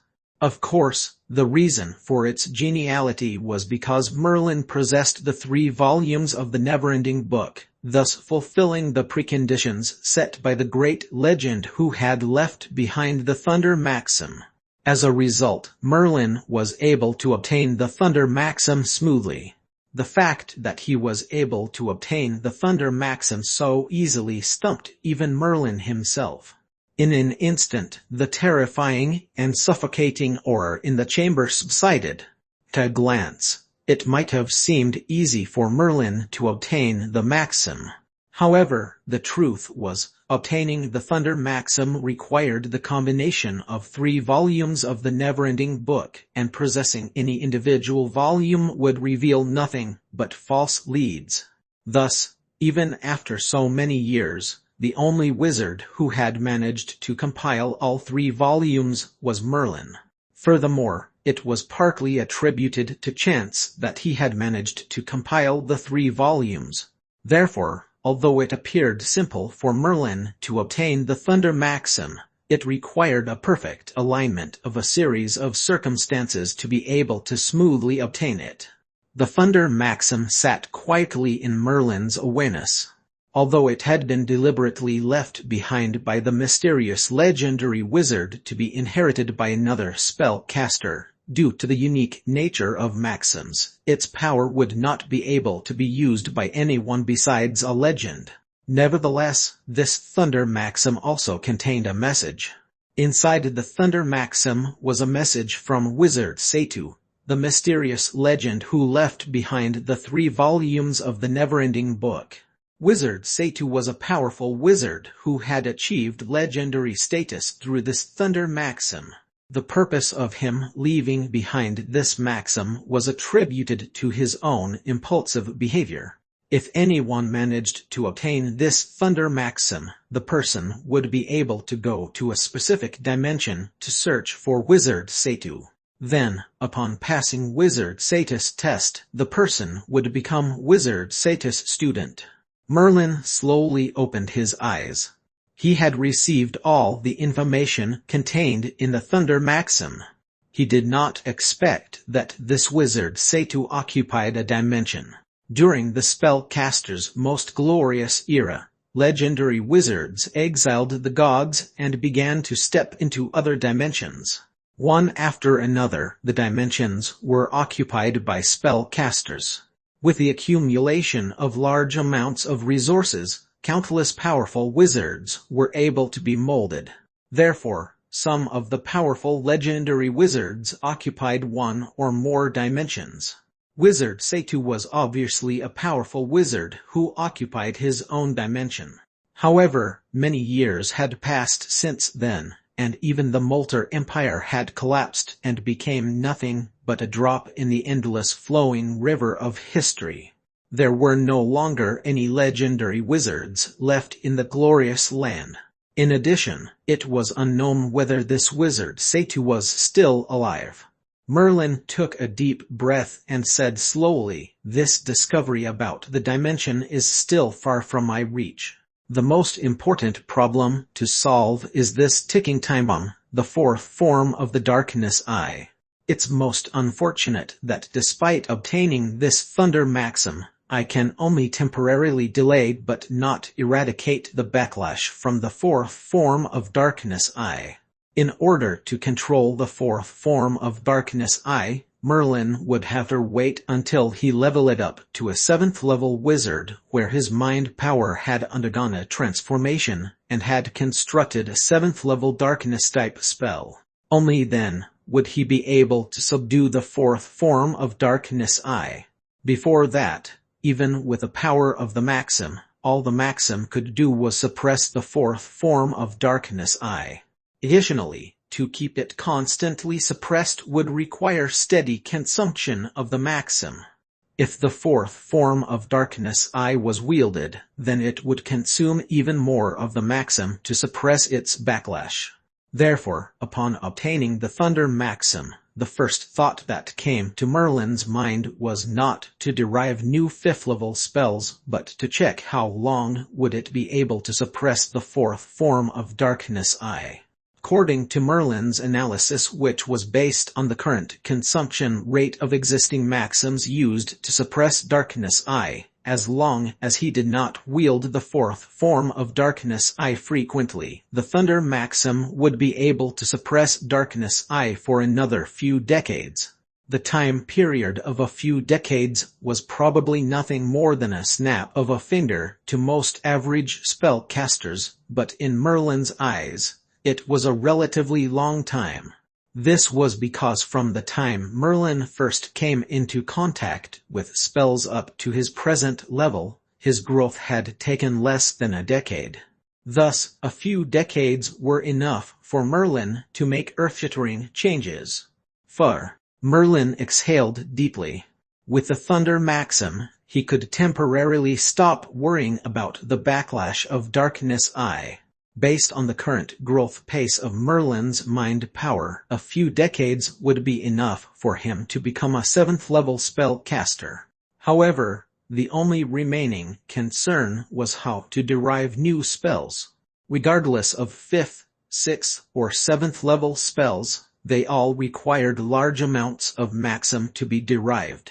As a result of the divinity, Merlin's mind power had achieved the peak of 6th level, so he was able to construct a number of 5th level spells.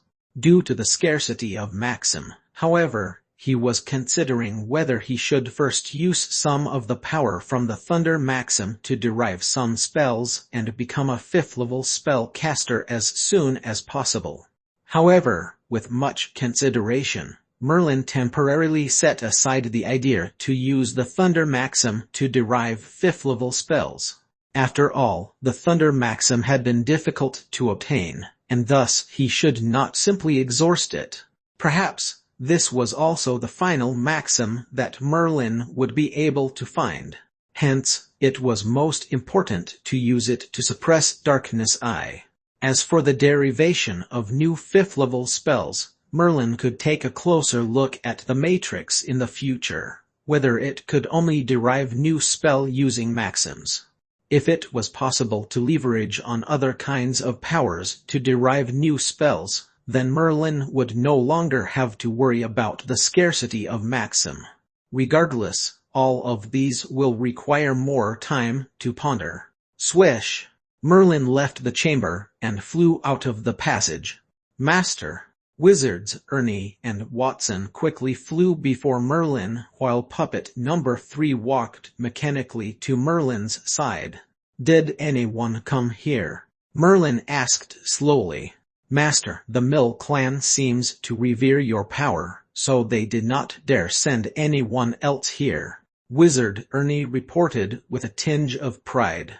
Earlier on, Merlin had casually slain 3 7th level wizards who were even more powerful than Ernie and Watson.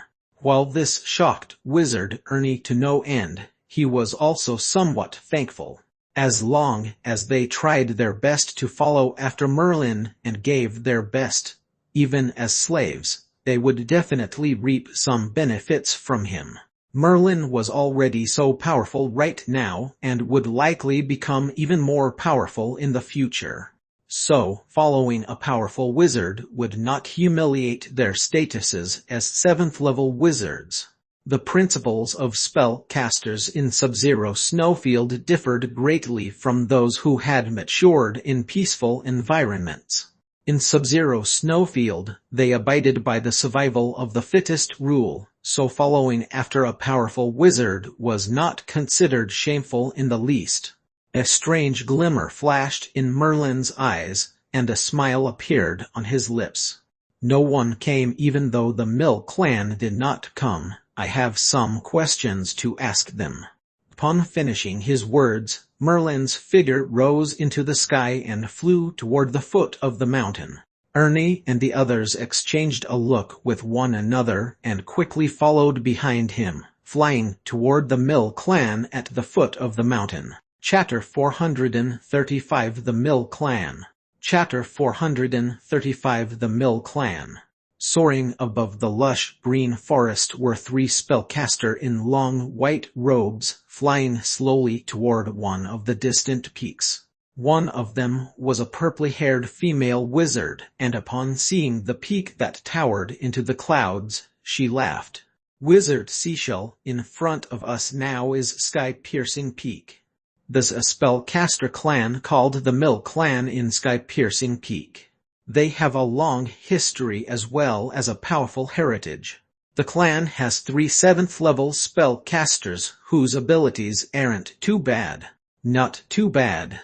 Next to her, a strange and rough-looking man with a few large golden earrings in his ear sneered. "No matter how powerful the Mill clan is, could they be more powerful than the Sina clan that we've just slaughtered 10 days ago?" This Sina clan was not a simple clan, as they had produced an 8th-level spellcaster. An 8th-level spellcaster may seem insignificant to spellcasters' organizations, but for a spellcaster clan to produce an 8th-level spellcaster was an earth-shattering event. Many powerful spellcaster clans had never produced any 8th-level spellcasters. Since the emergence of the 8th-level wizard, the Sina clan quickly became one of the top spellcaster clans in the southern spellcaster world. Even so, this powerful spellcaster clan, which produced an 8th-level spellcaster, was reduced to ashes by the hands of these 3 spellcasters. The entire clan was wiped out overnight. Particularly, it was the leader among the 3 wizard Seashell who had personally delivered the killing blow on the 8th-level wizard from the Sina clan. Right now, these 3 had flown all the way to Sky-Piercing Peak, and their target was the Mill clan at the foot of Sky-Piercing Peak. In the great conference hall of the Mill clan, there were several spellcasters. Most of them were 6th-level wizards with strong elemental fluctuations all over their bodies. Despite a large number of powerful spellcasters gathered together, there was no movement. The atmosphere felt unusually dull, and many spellcasters held a somber expression like a great calamity had befallen. Clap. Suddenly, an aged wizard at the front of the great hall clapped his hand and said in a deep voice, "Everyone, the Mill clan is now facing the most precarious situation we've ever met. A few days ago, 3 wizards from Osmu, led by an 8th-level wizard named Seashell, began to select some spellcaster clans to be slaughtered, and even the powerful Sina clan was completely eradicated. We've received news that these 3, including Seashell, are heading toward Sky-Piercing Peak. There's a possibility that the Mill clan will be their next target." This news was obviously already known to the spellcasters sitting in the great hall, but they were helpless against it. Everyone felt a great danger descending upon them. The Sina clan was a powerful spellcaster clan that had produced an 8th-level spellcaster. It considered one of the top spellcaster clans in the southern spellcaster world. However, even such a powerful clan had been easily wiped out. The Mill clan might be powerful, but they would not be able to resist Wizard Seashell and the others. All the spellcasters in Osmu were prodigies in their own right, so anyone below or at the same level as they were rarely a worthy opponent. In this case, the 8th level Wizard Seashell was equivalent to a few extraordinary 8th level spellcasters combined. Clan leader, where are the 3 elders? Though this place is the foundation of the Mill clan, with the current situation, we better not dig our heels and instead move away as a clan. Worst comes to worst, well, just leave the southern spellcaster world altogether. That's right, the southern spellcaster world is completely mired in chaos right now. The 3 major spellcaster organizations wanted to defeat Osmu, and if they had succeeded, it would have been fine, but they lost the battle and even a great wizard. HMPH, now all of them have retreated like a bunch of cowards to their respective organizations. They may have various trump cards that are enough to fend off Osmus attacks, but ironically, it is us, the small spellcaster clans and small spellcasters organizations, that are being thrown under the bus instead. Osmus' revenge would be undoubtedly terrifying. How would we be able to resist them? Osmu is made up of a bunch of lunatics. They were unable to defeat the 3 major spellcaster organizations, so they swore a blood purification of the entire southern spellcaster world to eradicate the roots of the 3 major spellcaster organizations. Facing this bunch of lunatics, there's nothing the Mill clan can do. Let's move away as soon as possible. Move, move, the Mill clan cannot lose its heritage. No matter the price, we need to move away from here. The atmosphere in the Great Hall livened up in an instant. Most of the spellcasters agreed to leave together as a clan. It was a very difficult decision to make. The Mill clan had established themselves in Sky-Piercing Peak for a very long time, at least a few hundred years, and was deeply rooted in this place. Once they left this place, it would be akin to losing their roots. It was also uncertain whether the Mill clan would be able to achieve such a glorious status again in the future. Nevertheless, facing the life and death of the clan, moving the clan away seemed to be the only option. The Mill clan leader raised his head and swept a glance throughout the Great Hall. He nodded. The 3 7th-level spellcasters also toyed with the idea of moving, but due to the gravity of the implications, they were unable to make a decision. Earlier, one of the clan members reported that a few suspicious spellcasters were trying to enter Sky-Piercing Peak, so the 3 7th-level wizards went ahead to assess the situation. Let's wait a while for the 3 7th-level wizards to come back before deciding. Upon the clan leader's mention of the 3 7th-level spellcasters, many wizards in the Great Hall felt their hearts raced slightly. The news about the 3 7th-level spellcasters checking up on the suspicious intruders to Sky-Piercing Peak, however, were not considered sensational in their opinion. After all, the secret in Sky-Piercing Peak was well known by all the wizards here. It was the biggest secret among the Mill clan, as well as the reason they had decided to guard the surroundings of Sky-Piercing Peak in the first place. Who are these mysterious spellcasters? Did Osmu arrive already? Some wizards began to worry because until now the 3 7th-level wizards had not returned. That's impossible. Osmu only dispatched 3 wizards, and the daring intruders trying to enter Sky-Piercing Peak was a group of 4. Let's wait a little longer. The 3 wizards should be done soon. Regarding the abilities of the 3 7th-level wizards, the spellcasters in the Mill clan were extremely confident. The fact that all three of them had departed together was a formidable force that would be able to solve most troubles. This time, however, they were about to be disappointed. Just as the clan leader finished speaking, a cold voice reverberated from outside the great hall. "I'm afraid y'all be disappointed. Those three old farts will never come back again." "Who's that?" Most of the spellcasters in the great hall were taken by surprise and stood up in a flurry. Countless mind powers began to check their surroundings, but it was not necessary as soon enough. Four figures flew into the great hall. Leading the way was a young spellcaster cloaked in a long black wizard robe.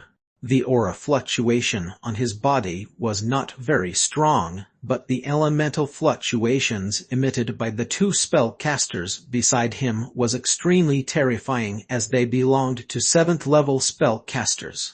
7th level wizards. "Who are you? Are these the people from Osmu?" The spellcasters in the Mill clan immediately began to clamor, their gazes locked on the four wizards who had appeared out of nowhere. They were stunned beyond belief. The news was too shocking. The three most powerful wizards of the Mill clan, the only 3 7th level spellcasters, were dead. For a moment, everyone suspected that wizard Seashell from Osmu had arrived. "Clan leader, they are the ones who tried to enter Sky-Piercing Peak," a 4th level spellcaster reported in a trembling voice. What actually happened to the three wizards? The leader of the Mill clan, despite harboring a bad premonition, still could not believe it. How could 3 7th level wizards who went to deal with a tiny little problem died just like that? Swish! A dark red figure dashed forward and slammed into the midway-speaking Mill clan leader. Then, in an instant, this dark figure turned into a stone giant. Regardless of however many spells were released by its opponents, the stone giant was completely unaffected.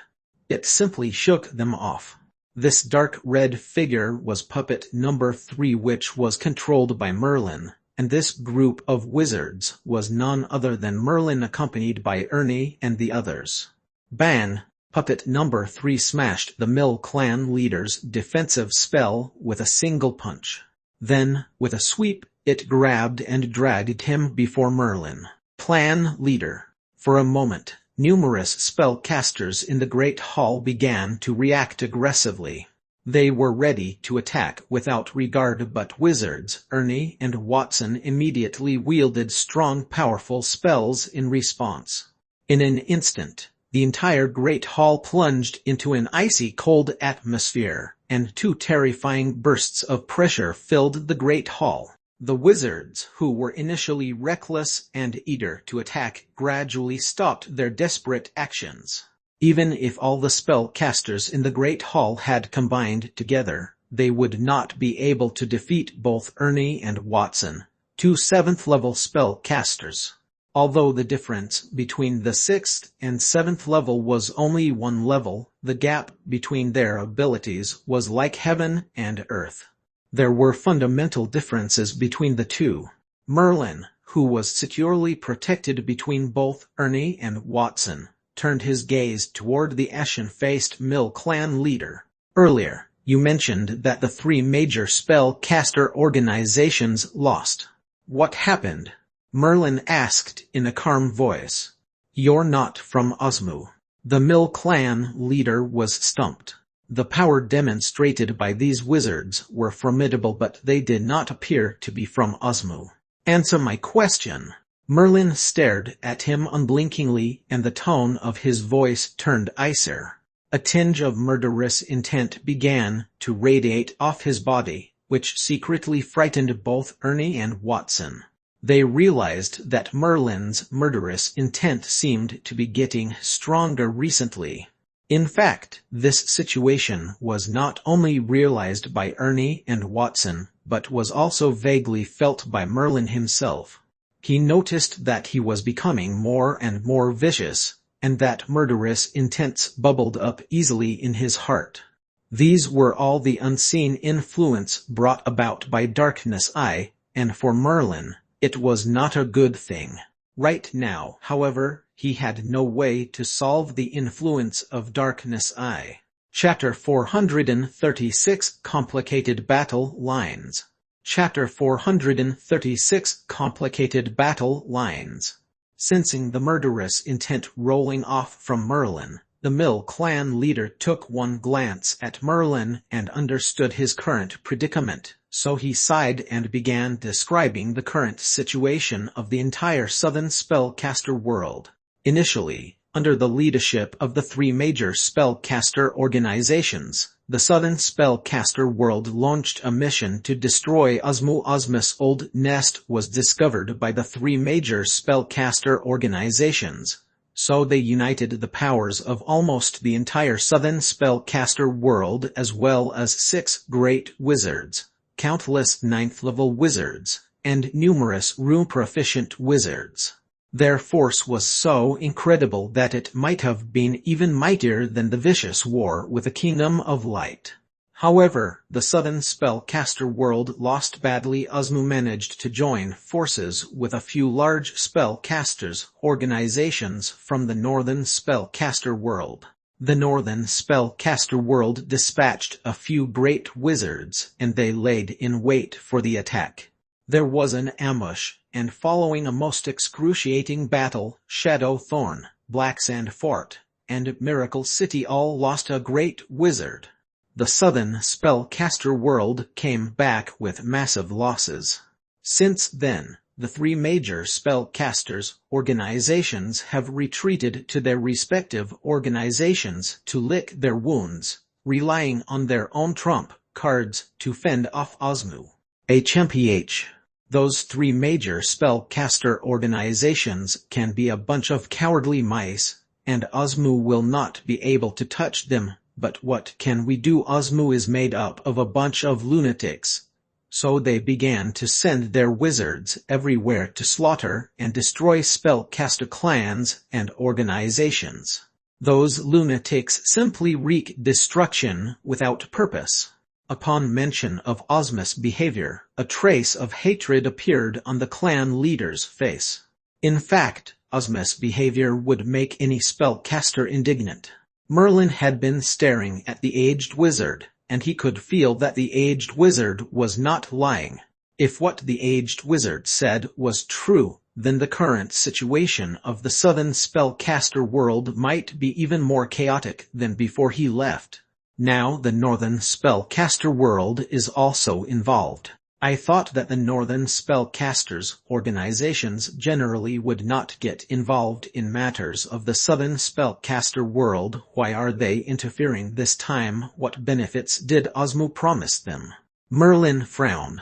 He could sense that the battle lines were becoming more and more complicated. This was, in fact, true as the battle line of the Southern Spellcaster World was growing more chaotic by the day. It was to an extent that even the three major spellcaster organizations were reluctant to show their faces and would only hide in their respective organizations. As to why the Northern Spellcaster organizations would interfere, no one knows, but it must somehow be Osmus' doing. As to what benefits were promised to twist the hands of the Northern Spellcasters organizations, I'm afraid only Osmu would know. The Mill clan leader shook his head. He only knew the basics. The details of the matter were unbeknownst to a small spellcaster clan leader like himself. Being able to call upon the help of the great wizards from the Northern Spellcasters organizations must have cost Osmu a bomb. But regardless, it helped them tide over their crisis and also won them the battle. The Southern Spellcaster World no longer had the power to fight back. Now, even the three major spellcaster organizations had become cowardly mice, leaving the small and medium-sized spellcasters organizations and clans to fend for themselves against the powerful lunatics of Osmu. You said that Osmu is madly slaughtering and destroying the spellcasters' organizations. Merlin furrowed his eyebrows, and a bad feeling trickled into his heart. If Osmu had truly gone so berserk, then wouldn't the dark magic region be in danger as well? The Mill clan leader was slightly surprised, but answered, "Going against the spellcasters' organizations is slightly more difficult because even the smallest-sized spellcasters' organizations tend to have a strong foundation that's hard to destroy. Most of Osmus' targets have been spellcaster clans. Nevertheless, Osmus' recent behavior has been too crazy. I'm afraid even the spellcasters' organizations in the southern spellcaster world will not be spared." Merlin wanted to ask for further details, but he suddenly frowned and turned around sharply, his gaze transfixed outside the great hall. Boom! Outside the great hall, there was a flash of violent elemental fluctuations, followed by columns of flames that surrounded almost the entire Mill clan. This was an indiscriminate and devastating attack on the Mill clan. The spell was a powerful 7th-level spell. Har har! The Mill clan, be destroyed. Accompanying the violent spell were several bursts of maniacal laughter. Many of the spellcasters in the great hall paled. Someone exclaimed, "It's Osmu, it's definitely Osmu this time." Besides Osmu, no one would directly launch such a destructive attack. The Mill clan already received news that Osmu had sent out 3 spellcasters led by Wizard Seashell who were crazily slaughtering and destroying everything along their way in the southern spellcaster world. Furthermore, the direction that Seashell and the others were moving in was exactly toward Sky-Piercing Peak, so their arrival at the Mill clan was just a matter of time. The crowd in the Great Hall were still discussing whether to move as a clan to escape Osmus' attack, but had no idea that it was already too late. Seashell and the others had arrived. The scorching flames spread into the Great Hall. In an instant, the Great Hall turned into a blistering hot stove. Ernie and Watson exchanged a look at each other, and ice elements began to flash on their bodies. Amidst the sea of fire, slivers of cold air began to descend as both wielded 7th-level ice-step spells. Both Ernie and Watson were spellcasters who originated from Sub-Zero Snowfield. It was a place where all sorts of resources were scarce but were naturally bestowed with a unique environment. Therefore, the ice-type spells from Sub-Zero Snowfield were all highly unique, and their execution was flawless. Thus, both their ice-type spells immediately extinguished the flames in the Great Hall, and also spread outward to try to break the opponent's fire-type spell. In the sky above the Mill clan, 3 powerful spellcasters were coldly watching the destruction that was wrought upon the building by fire and tornado. Regardless of how much the spellcasters of the Mill clan struggled, these 3 remained indifferent, and their gazes were unbothered. Suddenly, amidst the sea of flames, white slivers of cold air began to rise. The cold air extinguished a large area of flames and continued to spread to the surroundings, attempting to extinguish the flames. The man with giant golden earrings on his ears sneered. 7th-level spells looks like the 3 old chaps from the Mill clan have acted. Anyway, these 3 are just ordinary 7th-level spellcasters without any Pandora Demon ability, the weakest lot of 7th-level wizards. How would they be able to stand against us? As he spoke, the man with the golden earrings brought his hands together, and the fire elements on his body began fluctuating violently, painting the sky with a shade of fiery red. The man with the golden earrings opened his eyes, and they seemed to be glowing with fire. He stretched out a finger into the sky. Boom! It was like the entire sky was on fire. Blazes of flames began to rain down with a ferocious vengeance onto the Mill clan. The previously half-extinguished flames roared to life and burned bigger and more aggressive than before. Even the white slivers of cold air could not withstand any longer and were burned to ashes. Hee. Looks like those 3 old chaps can't hold it anymore. It won't take long before we destroy the Mill clan and continue to our next target.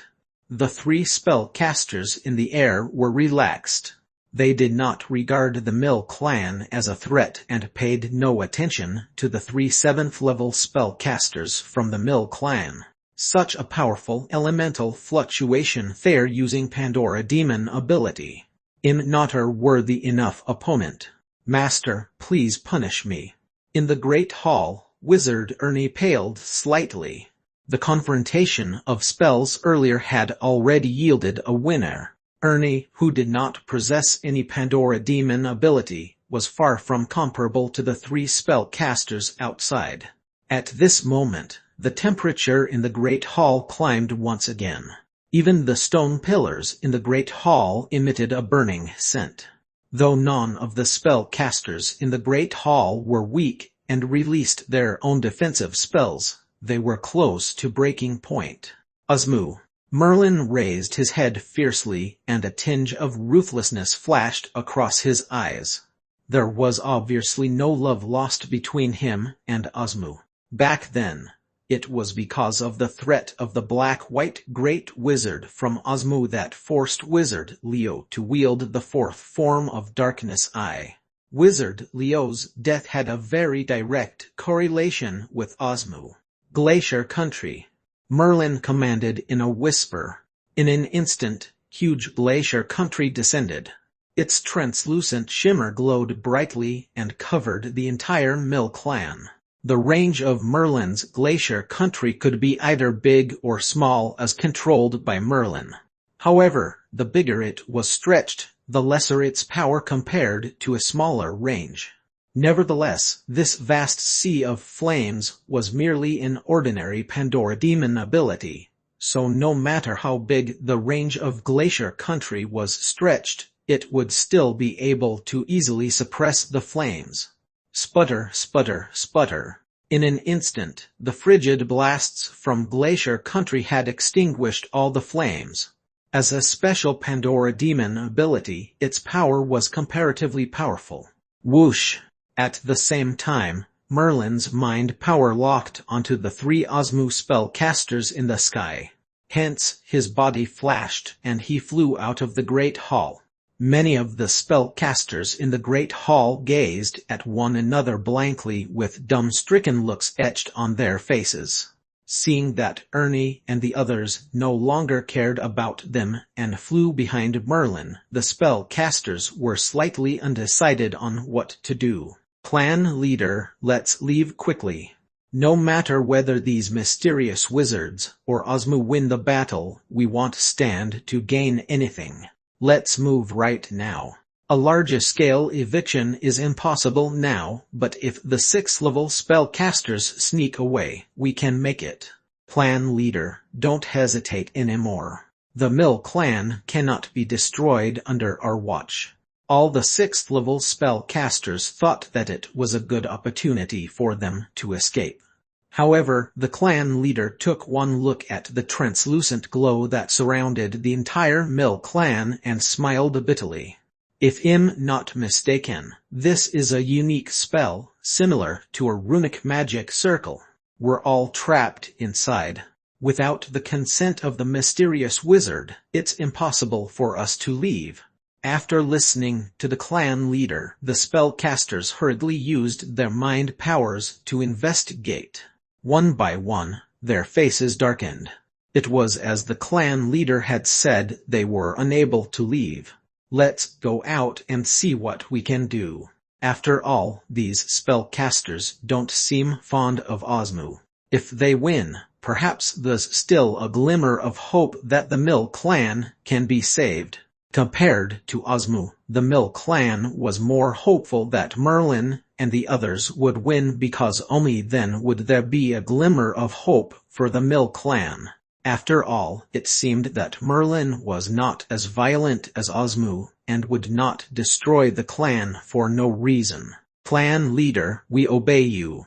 When it becomes necessary, We can even help those mysterious spellcasters defeat the lunatics from Osmu. None of the spellcasters in the Great Hall held any fond feelings toward Osmu. Therefore, under the leadership of the clan leader, many of the spellcasters in the Great Hall flew out. Chapter 437 Merlin from the Dark Magic Region. Chapter 437 Merlin from the Dark Magic Region.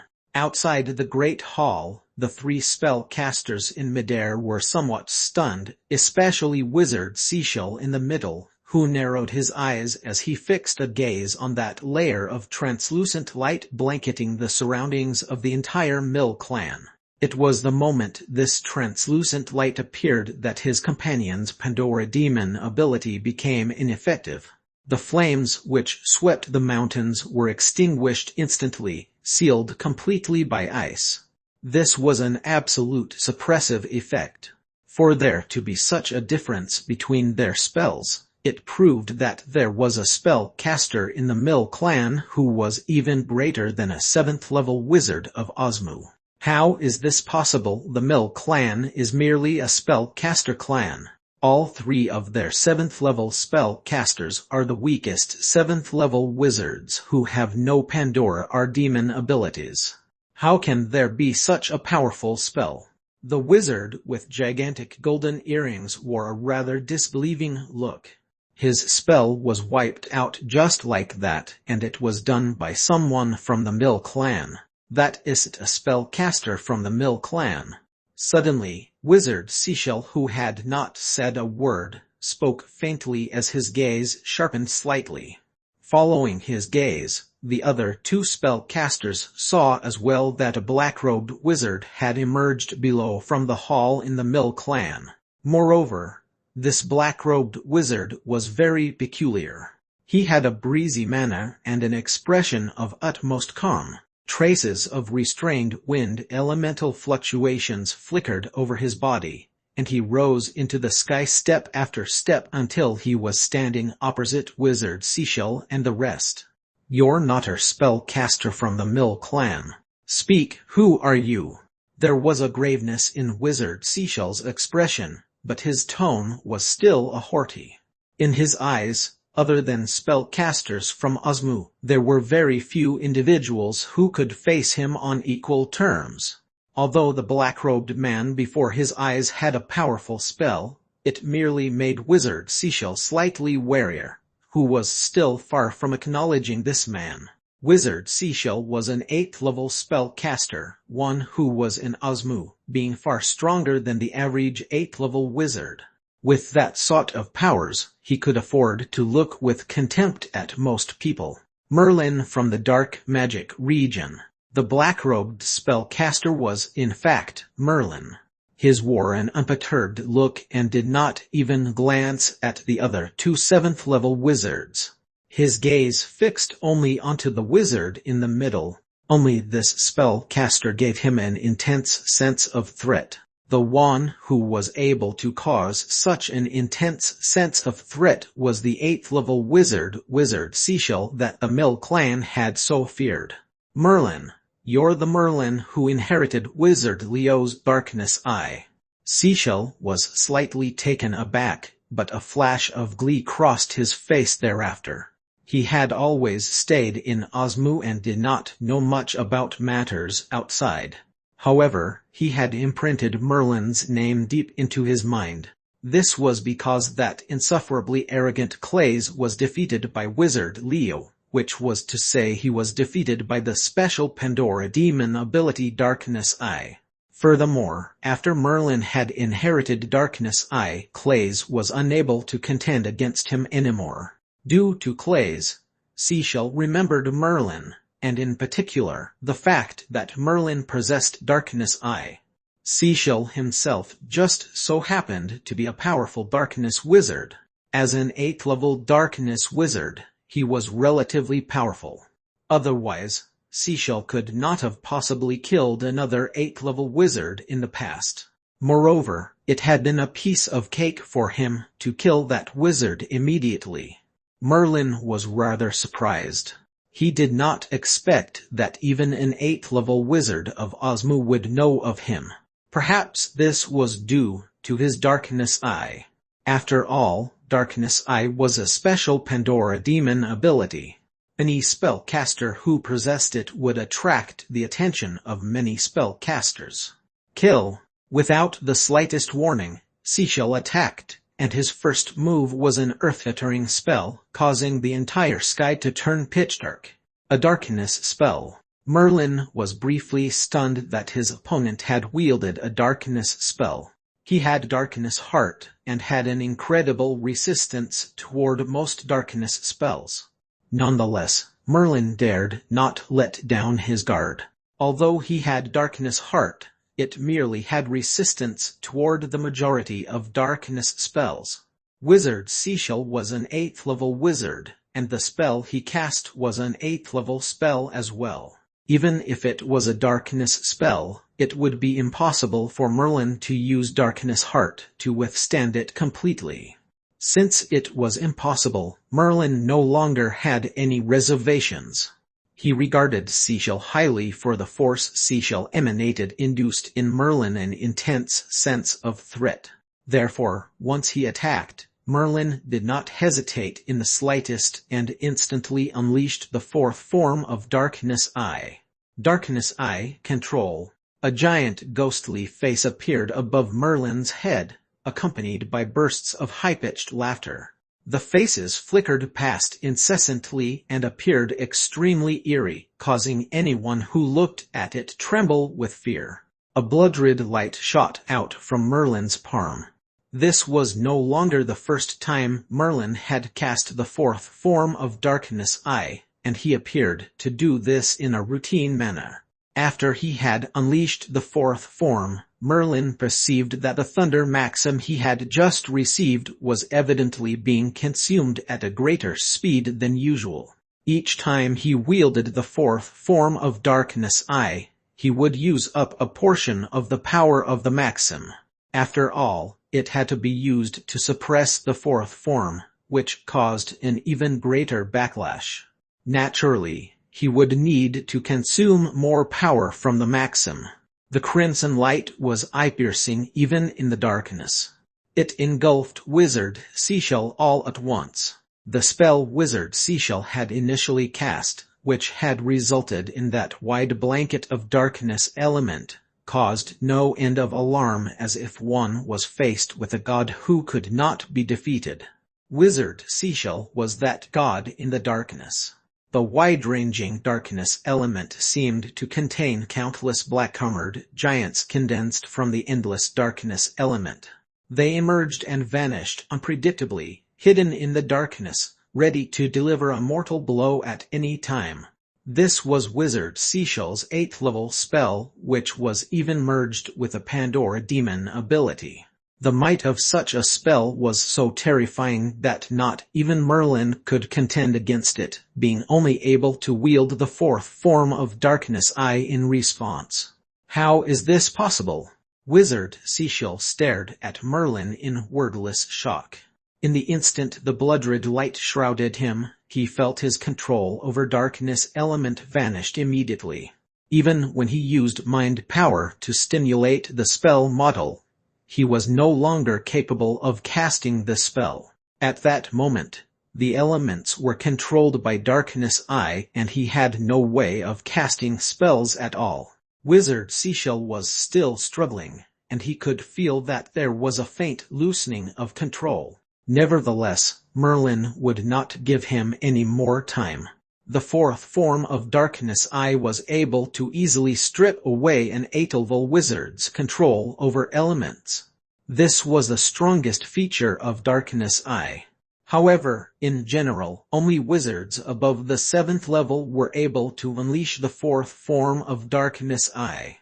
Merlin was totally relying on the power of the maxim to suppress the backlash force of Darkness Eye in order to unleash it. There's nothing that's impossible. The next time, if I see Clays, he might not have a chance to escape. Still, you won't be able to see how he ends up then. Merlin glared unwaveringly at Seashell, and his tone became even icier. Chapter 438 Hastening Back to the Dark Magic Region I. Chapter 438 Hastening Back to the Dark Magic Region I. The blood-red glow flickered constantly.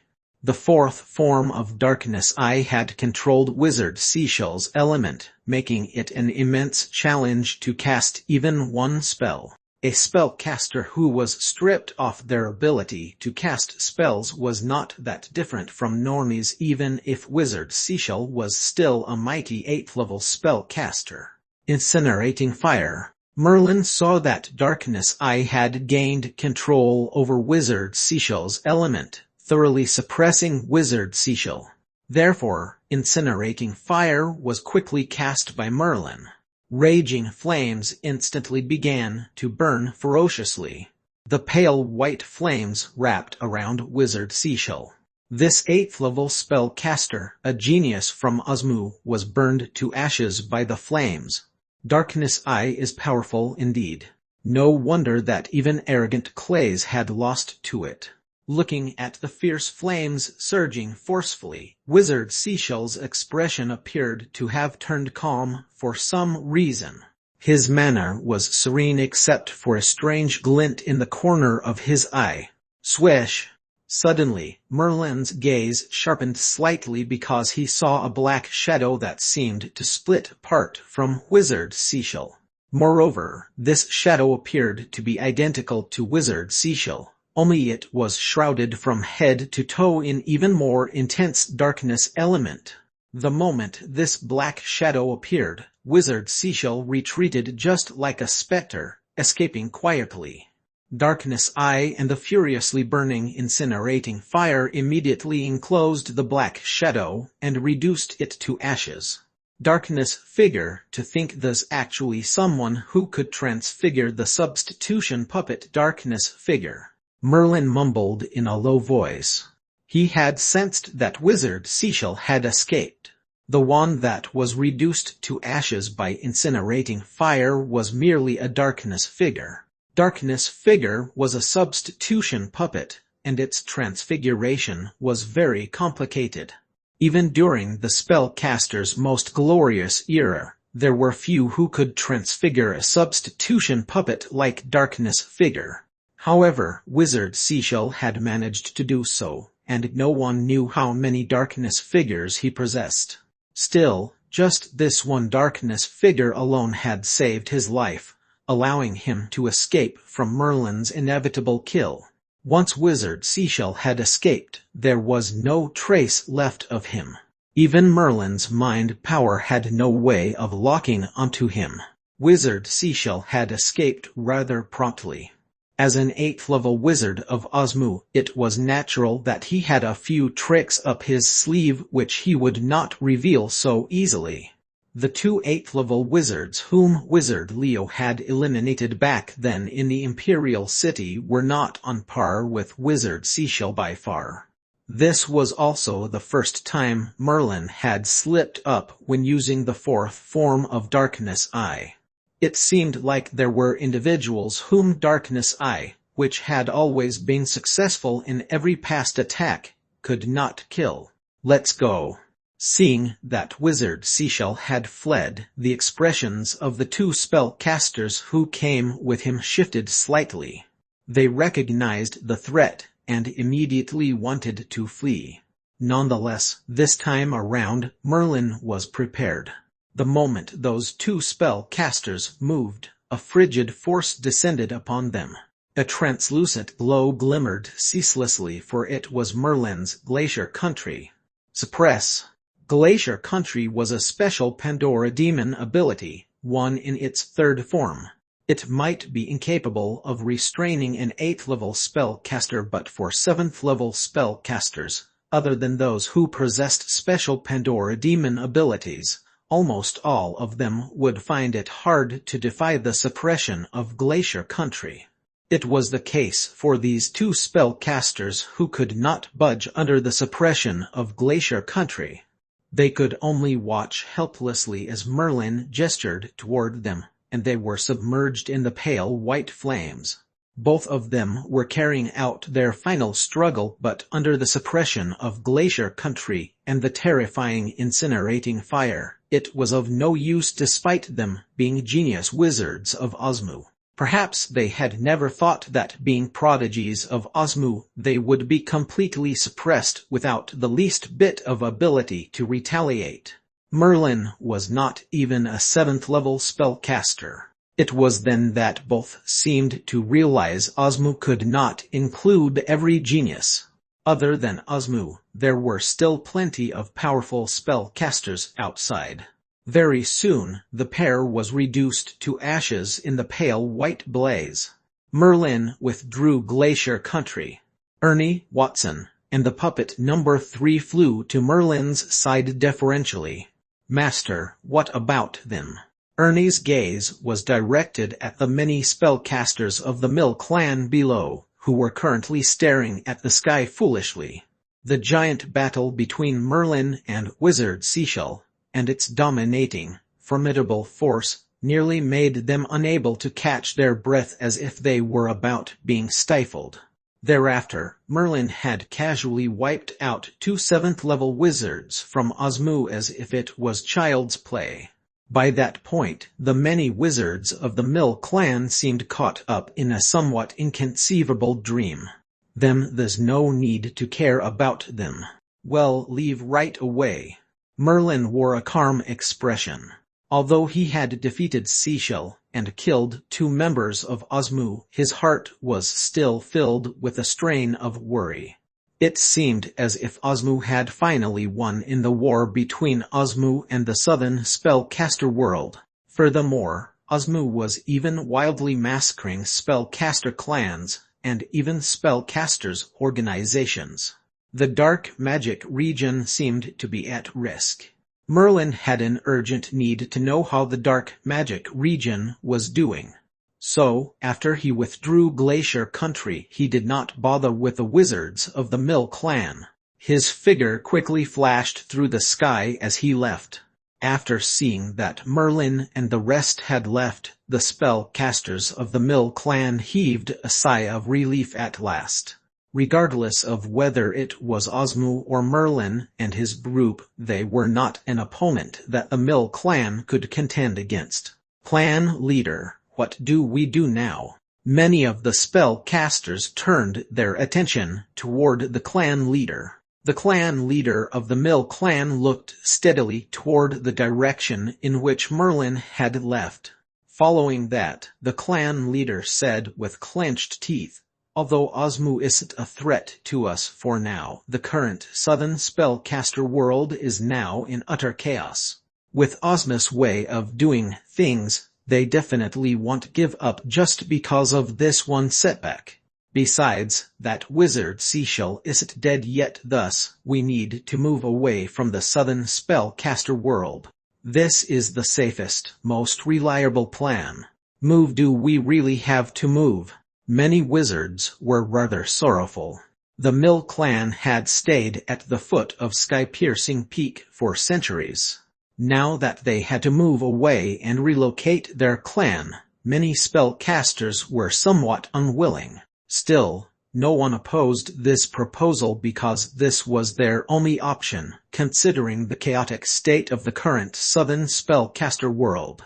The relocation of Mill clan was merely a scaled-down version of the chaos in the southern spellcaster world. The war between the 3 major spellcaster organizations and Osmu had ended in the defeat of the 3 spellcasters organizations.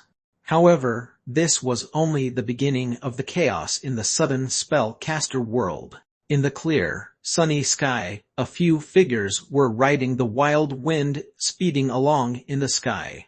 Ever since Merlin left sky-piercing peak, he had not uttered a single word. Besides worrying about the state of the dark magic region, Merlin was inspecting the changes of the thunder maxim within him. He had unleashed the 4th form of Darkness Eye and battled with Seashell, winning in the end, but he had paid a significant price. In particular, the depletion of the thunder maxim was even greater, a few times more than usual. Moreover, There were some negative emotions which were insidiously influencing Merlin. This was not something a Maxim could stop because these relatively obscure negative emotions were not caused by the backlash of darkness I. Instead, it was produced by the cultivation of darkness I itself. Only when Merlin's mind power was stronger would he be able to remain unaffected by these negative emotions. However, Merlin's present mind power was merely at the peak of the 6th level. It was extremely difficult to reach the 7th level. The 7th level was a great threshold, and between the 7th level and the levels below it, there was an insurmountable gulf. My mind power is merely enough to support the construction of 4 5th-level spells. Therefore, even if I use the Thunder Maxim to derive that final 2 5th-level spells, I won't level up to a 5th-level wizard. Merlin knew very well that he had used only the Ice Maxim so far to derive 4 5th-level spells. Although Merlin's current mind power was enough to construct those, he would not be able to become a 5th-level spellcaster. In addition, in the ensuing chaos of the Southern spellcaster world, all opponents whom Merlin was about to face were those powerful spellcasters from Osmu wizards who were even far more formidable than Wizard Cecil. Merlin's abilities were still insufficient by far. I can only return to the dark magic region for now, and see what the actual situation is before I decide what to do next. Merlin did not plan on stopping to construct spells. If he wanted to construct 5th-level spells now, it would take a great amount of time. With a present level of chaos in the Southern spellcaster world, Merlin did not have so much time to squander. At the moment, his priority was to hasten back to the dark magic region and see what the real situation was like. After all, Merlin was still currently a member of the dark magic region. In the dense mountain jungle, 4 figures suddenly landed. It was Merlin's group. Merlin looked all around, after which he reached out and gestured with a hand. A light breeze blew past, clearing the fallen leaves on the ground, revealing a wide, damp, black surface. On this surface, a mysterious runic magic circle appeared. It looked like it had been unused for a long time. Merlin had located this through the runic heart rate. It was the nearest runic magic circle of the dark magic region.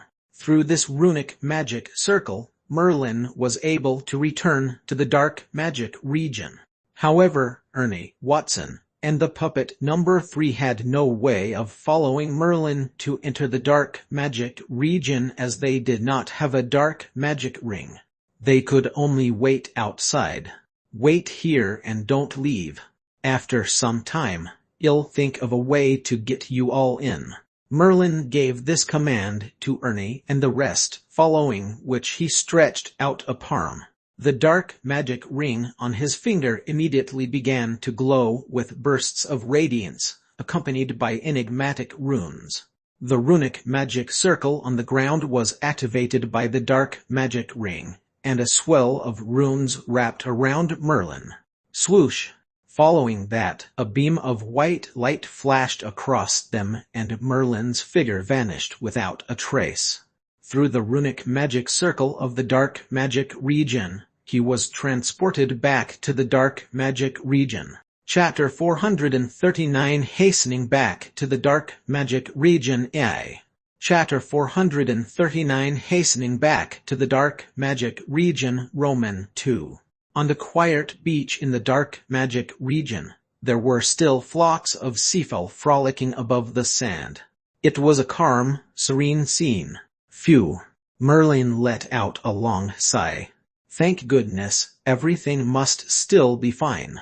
What he most worried about was that the dark magic region had suffered an attack from Osmu. However, from the looks of it, the dark magic region was still peaceful. As for the exact developments that had occurred due to the chaos of the southern spellcaster world caused by the war between the three major spellcaster organizations, and Osmu, the wizards of the Mill clan had limited knowledge after all. The Dark Magic region, being a spellcaster's organization, should know the most about this. Therefore, Merlin wanted to learn of the entire story. So he began to walk quickly toward the dark magic stone tablet. This stone tablet appeared to be ancient, marked by the mottled traces of time. The black cat Didymus did not appear. Merlin did not give that any thought and hurried further ahead. A transparent light enveloped Merlin, following which numerous tall towers appeared before Merlin. He was back once again in the familiar dark magic region. Merlin could not discern what he really felt toward the dark magic region. In terms of feelings, what he had valued most about the dark magic region was Wizard Leo, but Wizard Leo was now dead. Although it appeared as if the dark magic region did not provide Merlin with much assistance, it still had a great influence on Merlin. It was only after he joined the dark magic region that Merlin had truly begun to grow stronger. Even if his Pandora demon abilities were not supplied by the dark magic region, it was linked to his membership in the dark magic region. Furthermore, the runic heartprint, the robes he had worn when he was a weakling, and so on, were all connected to the dark magic region. Besides, Merlin had always been a spellcaster of the dark magic region. The brand of the dark magic region was firmly imprinted on him. It was just like Wizard Leo, who was formidable thanks to Darkness Eye, which had nothing to do with the dark magic region. Nevertheless, no matter what, outsiders viewed Wizard Leo as a representative of the dark magic region. This was because Wizard Leo had been deeply marked by the brand of the dark magic region. It was the same for Merlin. No matter how powerful he was, how terrifying his abilities, he would be seen as a spellcaster from the dark magic region. He had no way of escaping the influence of the dark magic region unless he acted as Clays did, and betrayed the dark magic region. Nonetheless, Merlin had signed a contract of the highest grade with the dark magic region. He could not betray them even if he wanted to. Despite the power of the maxim residing in his awareness now, Merlin had no way of terminating a contract of the highest grade. Initially, Merlin wanted to hurry toward the tower of the 7th level spellcasters, but he directed a glance toward another tower in the distance. This was Wizard Leo's tower. Wizard Leo was already dead. According to the rules of the dark magic region, the tower would be demolished within a year, but Wizard Leo's tower was not yet torn down even now. Merlin looked at the tower soaring into the clouds and thought of Wizard Leo. He raised a palm and glanced at the crimson eye in his palm. This was the greatest gift Wizard Leo had given him. It was just that this great gift was now giving him a headache. Swish! Merlin immediately flew into the sky. This time, he was no longer relying upon a flying casting tool for flight. He was now a true 4th level spellcaster and could utilize a wind-type spell to fly directly at a relatively decent speed.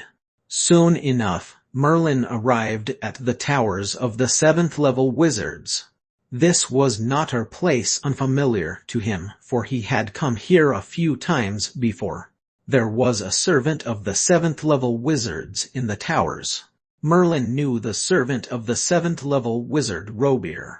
He was named Arvez. Upon seeing Merlin, an odd look crossed Arvez's face.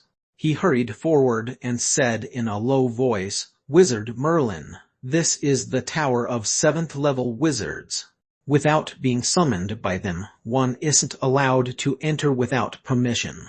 It's better if you leave here quickly." If it had been anyone else, Arvez would have even chased them off immediately. However, Merlin was a prodigious spellcaster most valued by the dark magic region, even more so than Clays had been, and enjoyed an uncommon position in the dark magic region. Therefore, even though Merlin had arrived at the 7th level wizard's towers without permission, Arvez did not dare chase him out immediately. Merlin's expression did not change. After eyeing Arvez, he said calmly, "Wizard Arvez, where's Wizard Robier? I'm looking for him about an important matter." Wizard Robier. Arvez was Wizard Robier's servant. Naturally, he knew very well the whereabouts of Wizard Robier. The fact that Merlin had a very important matter to report to Wizard Robier caused Arvez to hesitate for a bit. Nonetheless, Arvez took into account Merlin's special position and nodded. In that case, Wizard Merlin would have to wait for a moment. Wizard Robier and other 7th level wizards are discussing a matter of vital importance. It has been 2 days since they began discussing a matter of importance, which is to say that fair in the Dark Magic Hall. Merlin mentioned the Dark Magic Hall, which was where the 7th level wizards would convene for meetings to decide major matters of the dark magic region. The entire hall was protected by a runic magic circle and was very secure. That's right, the wizards are in the dark magic hall. As soon as Arvez had spoken, Merlin was like an apparition, disappearing in a flash. His speed caused Arvez to be unable to see clearly what happened. "Wizard Merlin, you." Wizard Arvez stared after Merlin with mouth agape. He was a 4th level spellcaster too, but after seeing Merlin's speed, he knew it was not something he could catch up to. Moreover, in that instant, Arvez had even detected a frightening force from Merlin. Nonetheless, it had disappeared quickly as if it was just an illusion. How could he be so fast? Even though Arvez could not catch up to Merlin, he had to hurry after him regardless. Otherwise, if he really allowed Merlin to run into those 7th level wizards, there would be great trouble. Not only would Merlin be punished, even he himself would be out of luck. Merlin was very fast, but he had not cast Flash Wind. Otherwise, he would have been even faster. Merlin was not familiar with this tower, but he was more acquainted with the Dark Magic Hall. Previously, he had been brought by Wizard Leo into the tower. Merlin was no stranger to the Dark Magic Hall, and his mind power quickly locked onto the place. Robier and the other 7th level wizards had gathered in the Dark Magic Hall. Something major must have happened. After all, now that the entire southern spellcaster world had descended into chaos, one must not be deceived by the appearance of calmness in the dark magic region. The official members of the dark magic region had their own channels of information. They knew as well that chaos had consumed the outside world. These official members of the dark magic region knew of the situation outside. Therefore, this immediately resulted in the various potion materials, spells, and other items of the resource tower to be exchanged for in large volumes. Some spellcasters were already making quiet preparations. No one could guarantee that the dark magic region would not be caught up in the chaos. Particularly, Osmu had announced a threat toward all spellcasters, organizations of the entire southern spellcaster world. They were a mad bunch and would live up to their promise. The dark magic region was at risk as well, being a spellcaster's organization. Therefore, the dark magic region had been making covert preparations. Soon enough, Merlin reached the entrance of the dark magic hall. He squinted slightly and discovered that the door of the dark magic hall was cloaked in dense runes. Most spellcasters would be unable to get past these runes at all. 7th level spellcasters could not even possibly force their way through. However, this was nothing much to Merlin. He possessed the runic heartprint, which was able to easily unravel runic magic circles. In particular, it was even easier if it was a runic magic circle in the dark magic region. Merlin took a deep breath, after which the runic heartprint between his brows gradually twinkled. Mysterious runes quickly flew toward the doorway of the dark magic hall. Hum, hum, hum. The runic magic circle of the dark magic hall, under the powers of the runic heartprint, began to dissolve gradually. The entire runic magic circle lost its effect in an instant. Creak. Merlin easily reached out and pushed the doors open lightly. A distinct sound was emitted by the two doors as they were slowly pushed open. Wizard Merlin, no. Arvais had finally hurried all the way here, but he was too late. When he saw Merlin pushing open the doors, he knew that this time, the punishment was inevitable. Therefore, a look of resentment filled his eyes as he looked at Merlin. How impudent you dare intrude upon the dark magic hall. Within the great hall, countless gazes were direct at the doorway.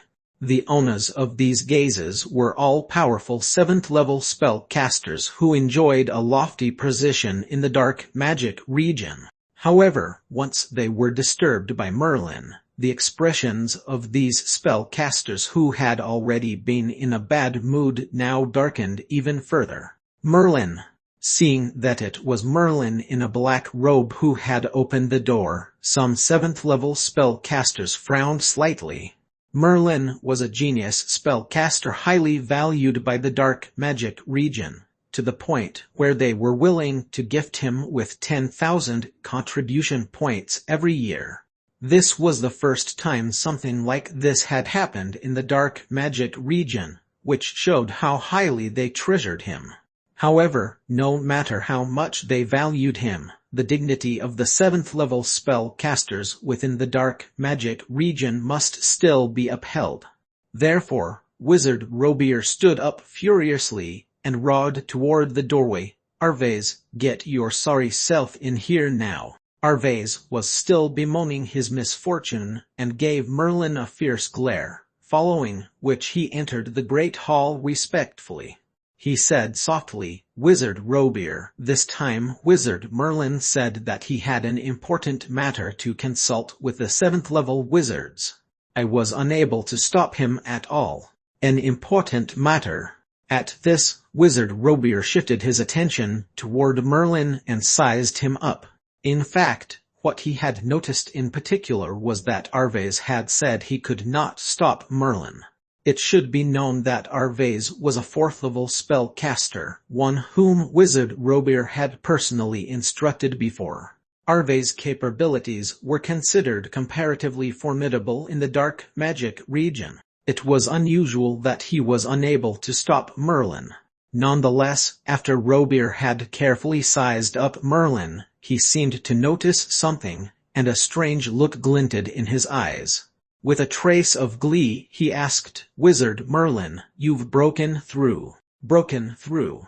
Upon hearing what Wizard Robier said, the crowd of 7th-level wizards in the hall turned serious as they quickly directed their gazes at Merlin. Chapter 440 The Fourth Elder Eye. Chapter 440 The Fourth Elder Eye. The first level of spellcasters was a threshold. One would become an official spellcaster after getting past that threshold. Otherwise, one would simply remain an entrance-level spellcaster. This was the first threshold a spellcaster must pass. Following that, spellcasters had a second threshold, which was becoming a 4th-level spellcaster. There was a fundamental transformation between the 3rd and 4th level. Regardless of whether in terms of spell power or cultivating demon ability, 4th-level spellcasters were a formidable presence. Therefore, in the dark magic region, one could only build their own individual tower and take in students after becoming a 4th-level spellcaster. When Merlin had left the dark magic region, he was merely a 3rd-level spellcaster. No matter how fast he improved, many people thought that Merlin would need at least 3 years to break through and become a 4th-level spellcaster. However, Merlin had now become a 4th-level spellcaster in 1 short year. I've only managed to construct the spells successfully through sheer luck and coincidental circumstances. Merlin nodded as he spoke. There was no doubt that he had admitted he was now a 4th-level spellcaster. Good Merlin. You've really proved yourself to be a prodigious 6th-elemental wizard. If Wizard Leo was still alive, he would have been overjoyed. Wizard Robier began to laugh, and seemed to have forgotten that Merlin had just entered the dark magic hall without permission. Arvez, you may leave first. Robier waved a hand, allowing Arvez to leave. Evidently, he was not going to pursue the matter of Merlin's unauthorized interruption in the dark magic hall. Wizard Merlin, go on. What matter is it that is so urgent? Robier's tone became more solemn as he spoke in a low voice. Merlin glanced at the other spellcasters within the hall. These were all spellcasters above the 7th level. There were even 2 or 3 spellcasters whose elemental fluctuations were far stronger than an average 7th level wizard's. Those were 8th level wizards. In this group of spellcasters, at least half of them had cultivated demon abilities and had great capabilities. These were not the weakest 7th level wizards anymore, and in comparison to the Mill clan, their strength was magnified. After all, in terms of their resources, a spellcaster clan could not be placed on par with a spellcaster organization. Merlin knew that he needed to reveal some of his abilities now so that these spellcasters would not think lowly of him. Only then would he be able to learn of classified matters regarding the 3 major spellcaster organizations and Osmu. As he thought about this, Merlin decided not to conceal the matter of Wizard Seashell and the rest in the battle between the Mill clan and Osmu. It was like this. On my way home, I passed by Sky-Piercing Peak and encountered Wizard Seashell of Osmu unexpectedly. He had 2 7th-level wizards with him and seemed about to attack the Mill clan. I've never felt too favorably towards Osmu. Teacher Leo's death is closely linked to them. Therefore, I acted out and battled with Seashell, but in the end he slipped through my fingers and escaped. I only killed the other 2 7th-level wizards. Based on a few phrases they said, I knew that the southern spellcaster world was not peaceful nowadays. Thus, I wanted to inquire about what happened exactly, honored wizards. How did Osmu become so powerful suddenly, being able to defeat the 3 major spellcaster organizations even when faced with their joint attack? Merlin glossed over a few details of the event at the Mill clan. He did not reveal his true purpose in going to Sky-Piercing Peak. However, his encounter with Wizard Seashell and the rest, as well as the ensuing battle, was very real. News of this might have spread soon enough. There was no need for Merlin to cover that up. After Merlin spoke, the entire dark magic hall fell silent all over, including Wizard Robia. They all stared at Merlin with stunned faces, wearing an expression of incredulity. Merlin was merely a 4th-level wizard. He could already battle against Wizard Seashell and kill off the remaining 2 7th-level wizards of Osmu.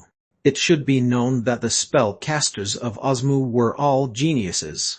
Although they were rather insane in their behavior, there was no denying the truth that every spellcaster in Osmu had very formidable powers. Moreover, it had been 3 wizards led by Seashell. This was a hot topic of discussion in the southern spellcaster world recently. Wizard Seashell was still an 8th-level spellcaster, and the other 2 7th-level wizards were both mighty wizards who possessed demon abilities. Such a group of 3 had extremely terrifying capabilities. In their journey, they had wiped out many spellcaster clans. This was already indicative of their strength. Merlin was now able to fight against these 3, and had even overwhelmed Wizard Seashell, causing him to flee in the face of defeat. Moreover, he had slain the remaining 2 7th-level spellcasters. This was simply too fantastical. None of the wizards in the hall would believe this. Merlin, I heard that before Wizard Leo died, he had passed on darkness eye to you. Wizard Robier's heart jolted. After he spoke, he reached out a hand without warning and made a grabbing motion. Splash! Streams of water twisted together to form a giant hand which immediately lunged towards Merlin with the intention of catching him in its grasp. Wizard Robier was a rare-licen water-type spellcaster. The water-type spells he constructed had reached the 7th level. When combined with his demon ability, Wizard Robier's abilities were relatively decent among 7th-level wizards. Merlin merely raised an eyebrow. Of course, he could tell that Wizard Robier was only testing him.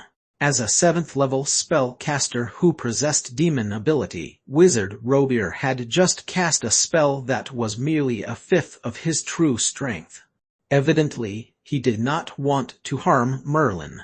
Still, one could forget about a 5th of his strength even if Robier had attacked with full force. It was still nothing in Merlin's eyes. Merlin drew in a deep breath. Since he had decided to fight for the same position as these 7th-level spellcasters, he would need to display an awe-inspiring level of formidable might. Glacier Country. Merlin pointed casually with one finger.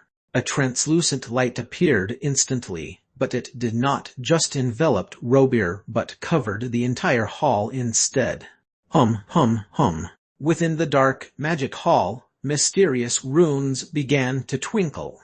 This was a unique characteristic of the dark magic hall. There was a mighty runic magic circle in here that substantially diminishes any attacking force.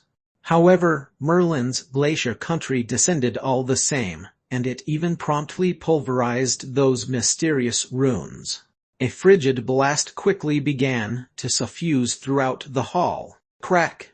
Robier's giant hand of streams was instantly frozen into ice crystals, shattering as it fell to the ground. Moreover, faced with the threat of Glacier Country, almost every wizard cast a defensive spell, their eyes filled with astonishment. However, this was far from over. In the translucent Glacier Country, a colossal amount of darkness element appeared like a blanket of thick fog, enveloping the entire hall. In the blink of an eye, it was a dark night in which one could not even see one's own hand. This was Merlin's 4th-level spell Darkness Illusory Death, which was further enhanced by Darkness Heart. The Darkness spell alone was already powerful, especially since Darkness Illusory Death comprised both illusory and physical attacks. When used alongside Glacier Country, their collective might was astounding. In the dense darkness, there was not only a chill but also an illusion. Furthermore, in the surrounding darkness attacks could occur at any time, making it impossible to guard against. A few 7th-level wizards were even injured. At the moment, every spellcaster was shaken to their core. Merlin was using the power of one individual to contend against what was thus far the greatest strength in the dark magic region. Besides 7th-level wizards, there were a few formidable 8th-level spellcasters here. That's enough, Wizard Merlin. At last, a calm voice rang out. Merlin's heart shifted and he immediately waved a hand, dispelling the darkness and withdrawing Glacier Country as well. The darkness element gradually faded, and the hall resumed its normal appearance. Merlin had not even moved from where he stood, but everyone's gazes towards Merlin now had a complicated look. 4th level Merlin was merely a 4th level spellcaster, but the abilities he displayed could be called fearsome. Power like this, was it not similar to the comparatively active Clays and the Miracle Child of the current sudden spellcaster world? The Miracle Child, after fighting against Clays, had returned to Miracle City to break through to the 4th level and was now able to easily exterminate those 7th level wizards who possessed demon abilities. Of course, it was the same with Clays. After cultivating the special demon ability Spatial Blade, he was one of the core members even in Osmu. The Dark Magic region was merely a small-sized spellcaster organization. It was possible that these 7th-level spellcasters had never thought, no matter what, that a genuine elite genius would appear in the Dark Magic region, one who was not inferior to any other geniuses. Merlin's demonstration was even more eye-catching than Clay's and the Miracle Child because from the beginning until the end, Merlin had not even unleashed Darkness Eye. Darkness Eye was truly Merlin's greatest strength. Wizard Merlin. Suddenly, from the front of the hall, a middle-aged wizard wearing a long blue wizard robe walked out slowly. This wizard had handsome features and wore a serene expression. In particular, his eyes contained unfathomable depths. If one looked closely, it was like one was being drawn powerfully into the depths. This was Wizard Seymour, one of the only 3 8th-level wizards in the Dark Magic region, and was practically the leader of the 3 8th-level wizards. His strength was the greatest here, second only to the strongest of the Dark Magic region, the 9th-level spellcaster Wizard Delmer. Wizard Seymour. Merlin felt a faint tremble in his heart. As Wizard Seymour approached slowly, the sense of threat he gave Merlin was even more intense than Wizard Cecil, whom he had battled at the Mill Clan. It looked like he should not underestimate the Dark Magic region. In this region, there were also individuals who were head and shoulders above the rest, only their standing was not a prominent one. It was just like Wizard Leo back then. If he had not traveled 1,000 miles to hunt down and exterminate a 7th-level wizard of Osmu, the outside world would not have known that there was, in fact, such a mighty spellcaster in the Dark Magic region. Wizard Seymour must be the same. He had great powers, but there was not much news about Wizard Seymour in the outside world. Wizard Seymour fixed a steady gaze upon Merlin in a calm manner, following which he said leisurely, "Wizard Merlin, the reputed Darkness Eye's 4th form is able to kill 8th-level wizards. You must have unleashed the 4th form of Darkness Eye to be able to defeat Cecil." In the past, Leo had no way of activating the 4th form of Darkness Eye at will. Your abilities have already surpassed Leo's. The words of Wizard Seymour made the wizards in the hall looked at Merlin in a completely new light. No matter how exceptional Merlin's demonstration was, from their perspective, he was ultimately Leo's student and seemed to have always been under Wizard Leo's shadow. However, the meaning of Wizard Seymour's words could not be any clearer. Merlin had surpassed Leo and had won a position equal to these 7th-level spellcasters. Chapter 441 The Fourth Elder AI. Chapter 441 The Fourth Elder Roman 2. What do you want to know? Wizard Seymour fixed his gaze upon Merlin as he spoke. Merlin pondered the matter for a while. The thing that he wanted most to know was what had really happened during the war between the 3 major spellcaster organizations and Osmu. Those 3 spellcaster organizations had prepared for such a long time, and had been very thorough. So why would they suddenly return defeated?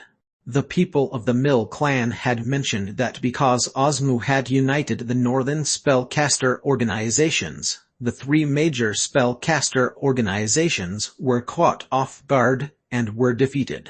However, Merlin was not clear about how it happened exactly and wanted to learn about it in detail. Thus, Merlin asked in a low voice, "Wizard Seymour, I want to know what really happened between the three major spellcaster organizations and Osmu." Wizard Seymour shut his eyes lightly. After a moment, he heaved a long sigh and said slowly, "This time, the three major spellcaster organizations are truly defeated, to a disastrous extent at that. No one had expected that Osmu would mobilize the great wizards of the northern spellcaster organizations to attack. All of a sudden, they ambushed several great wizards of the three major spellcaster organizations. That was a vicious battle. Initially, the three major spellcaster organizations had gathered almost all of the greatest forces in the southern spellcaster world, with no less than 6 great wizards commanding an army of spellcasters, striking a majestic attack upon Osmu. It was just that the great wizards of the northern spellcaster organizations suddenly made their move, and 3 great wizards fell on the spot. The entire southern spellcaster world suffered a disastrous loss. In fact, all that Wizard Seymour was saying did not differ much from the reports Merlin had heard from the Mill clan. It looked like this was truly what happened.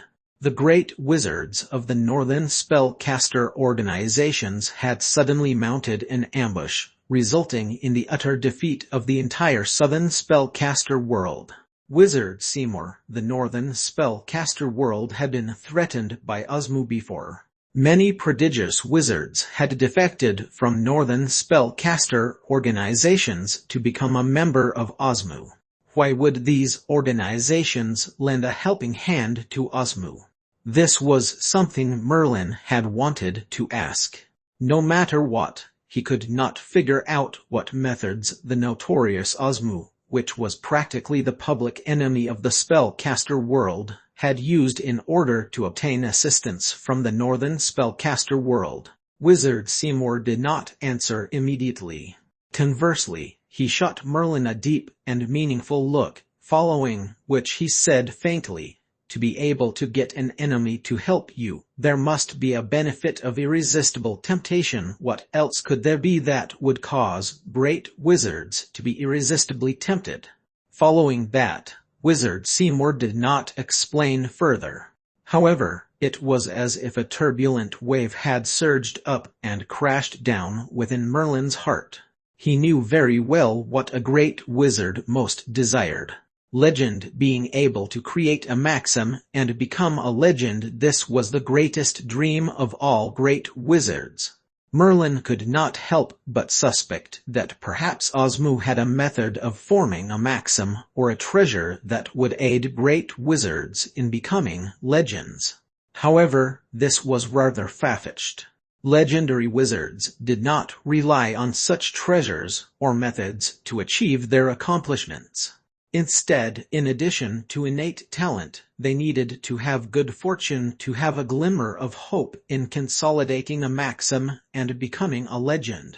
Nonetheless, regardless of all this, Osmu had won in the end.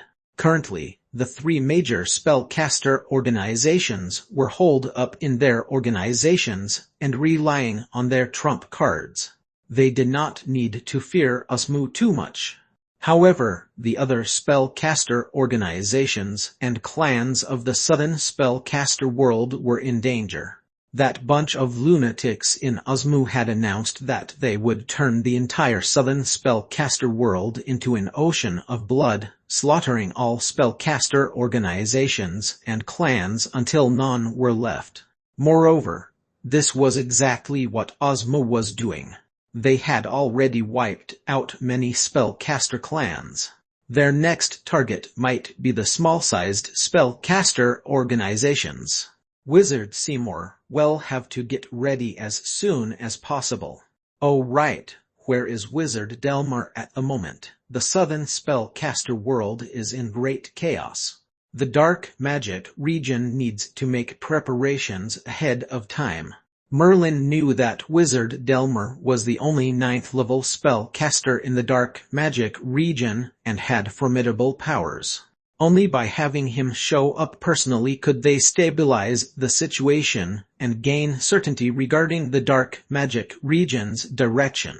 The current southern spellcaster world was too chaotic. If Osmu was really so insane, Merlin considered moving the dark magic region away from here. There was the runic magic circle left behind by the great wizard Fidel, which even great wizards would find difficult to demolish. Even so, if it was a prolonged attack, even the sturdiest runic magic circle would not withstand forever. Thus, if Osmu really intended to purge the southern spellcaster world with blood, they would not last long by relying on the runic magic circle. They had to make a prompt decision. As soon as he spoke, the faces of the spellcasters in the entire hall appeared downcast. An ominous sense of premonition sprouted indistinctly in Merlin's heart. What happened to Wizard Delmer? Merlin asked hurriedly. Being the sole 9th level spellcaster of the dark magic region, Wizard Delmer was far too important to the dark magic region. Nothing must ever happen to him. Otherwise, the dark magic region would be in trouble. After a long while, Wizard Seymour said in a heavy voice, "Wizard Delmer is already dead." When he followed the 3 major spellcaster organizations to confront Osmu, he was killed by a great wizard from Osmu. What, Wizard Delmer is really dead? Merlin's heart sank. It was no wonder that these 7th-level wizards would gather and deliberate for such a long time. Before this, when Wizard Delmer was around, they could consult him on any matter, following which they would let him make the call. However, Wizard Delmer was now dead. This was an extremely grievous blow to the entire dark magic region. Most small-sized spellcaster organizations were overseen by a 9th-level spellcaster. If there was no 9th-level spellcaster, then that spellcaster organization was rather weak, and could not even compare to certain, more powerful spellcaster organizations. Wizard Merlin, the dark magic region is now at a juncture of life and death. Wizard Delmer is dead, and there is no 9th-level spellcaster in our dark magic region. You have Darkness Eye and have defeated Wizard Cecil. Your powers are even slightly greater than mine. At least, I don't think I can contend against the 4th form of Darkness Eye. Therefore, Wizard Merlin, you can become the first elder of the dark magic region, like how Wizard Delmer had been the first elder. Wizard Seymour's words caused every spellcaster in the Great Hall to react in utter shock. The first elder was not merely a term of address, but also carried great authority. In the whole dark magic region, there had never been any so-called region master. The dark magic region was run by a system of elders. With a large group of elders, any significant matters would be collectively decided upon by them. Furthermore, the one who had the most practical authority and the highest precision was the first elder. The founder of the dark magic region, the noble great wizard Fidel, had also been the first elder of the dark magic region. Make me the first elder. Of course, Merlin knew very well what it meant to be the first elder. He looked closely at Wizard Seymour and felt that there was an air of profound mystery about him. Wizard Seymour's powers were not so simple, but it was a magnanimous look that he now displayed within his eyes. The dark magic region had reached a critical juncture indeed, and Wizard Delmer had died. Disorder was vaguely stirring within the dark magic region. Otherwise, they would not possibly have spent a whole day discussing in the dark magic hall without reaching a resolution. Therefore, in response to Wizard Seymour's suggestion, a 7th-level wizard immediately stood up and laughed coldly. Wizard Seymour, we all think that you do things with a big picture in mind, and since you're the previous second elder, we let you temporarily assume the role of the first elder. But we didn't expect this. You would really give this position of the first elder to someone else so carelessly. Don't forget, the succession of the first elder needs to pass through a vote of all the elders. Only then do we appoint the first elder. Wizard Seymour's eyes narrowed slightly, and he glared at the wizard who spoke, his tone turning icy. Wizard Dome 1. These are not ordinary times. The dark magic region is faced with an unprecedented threat.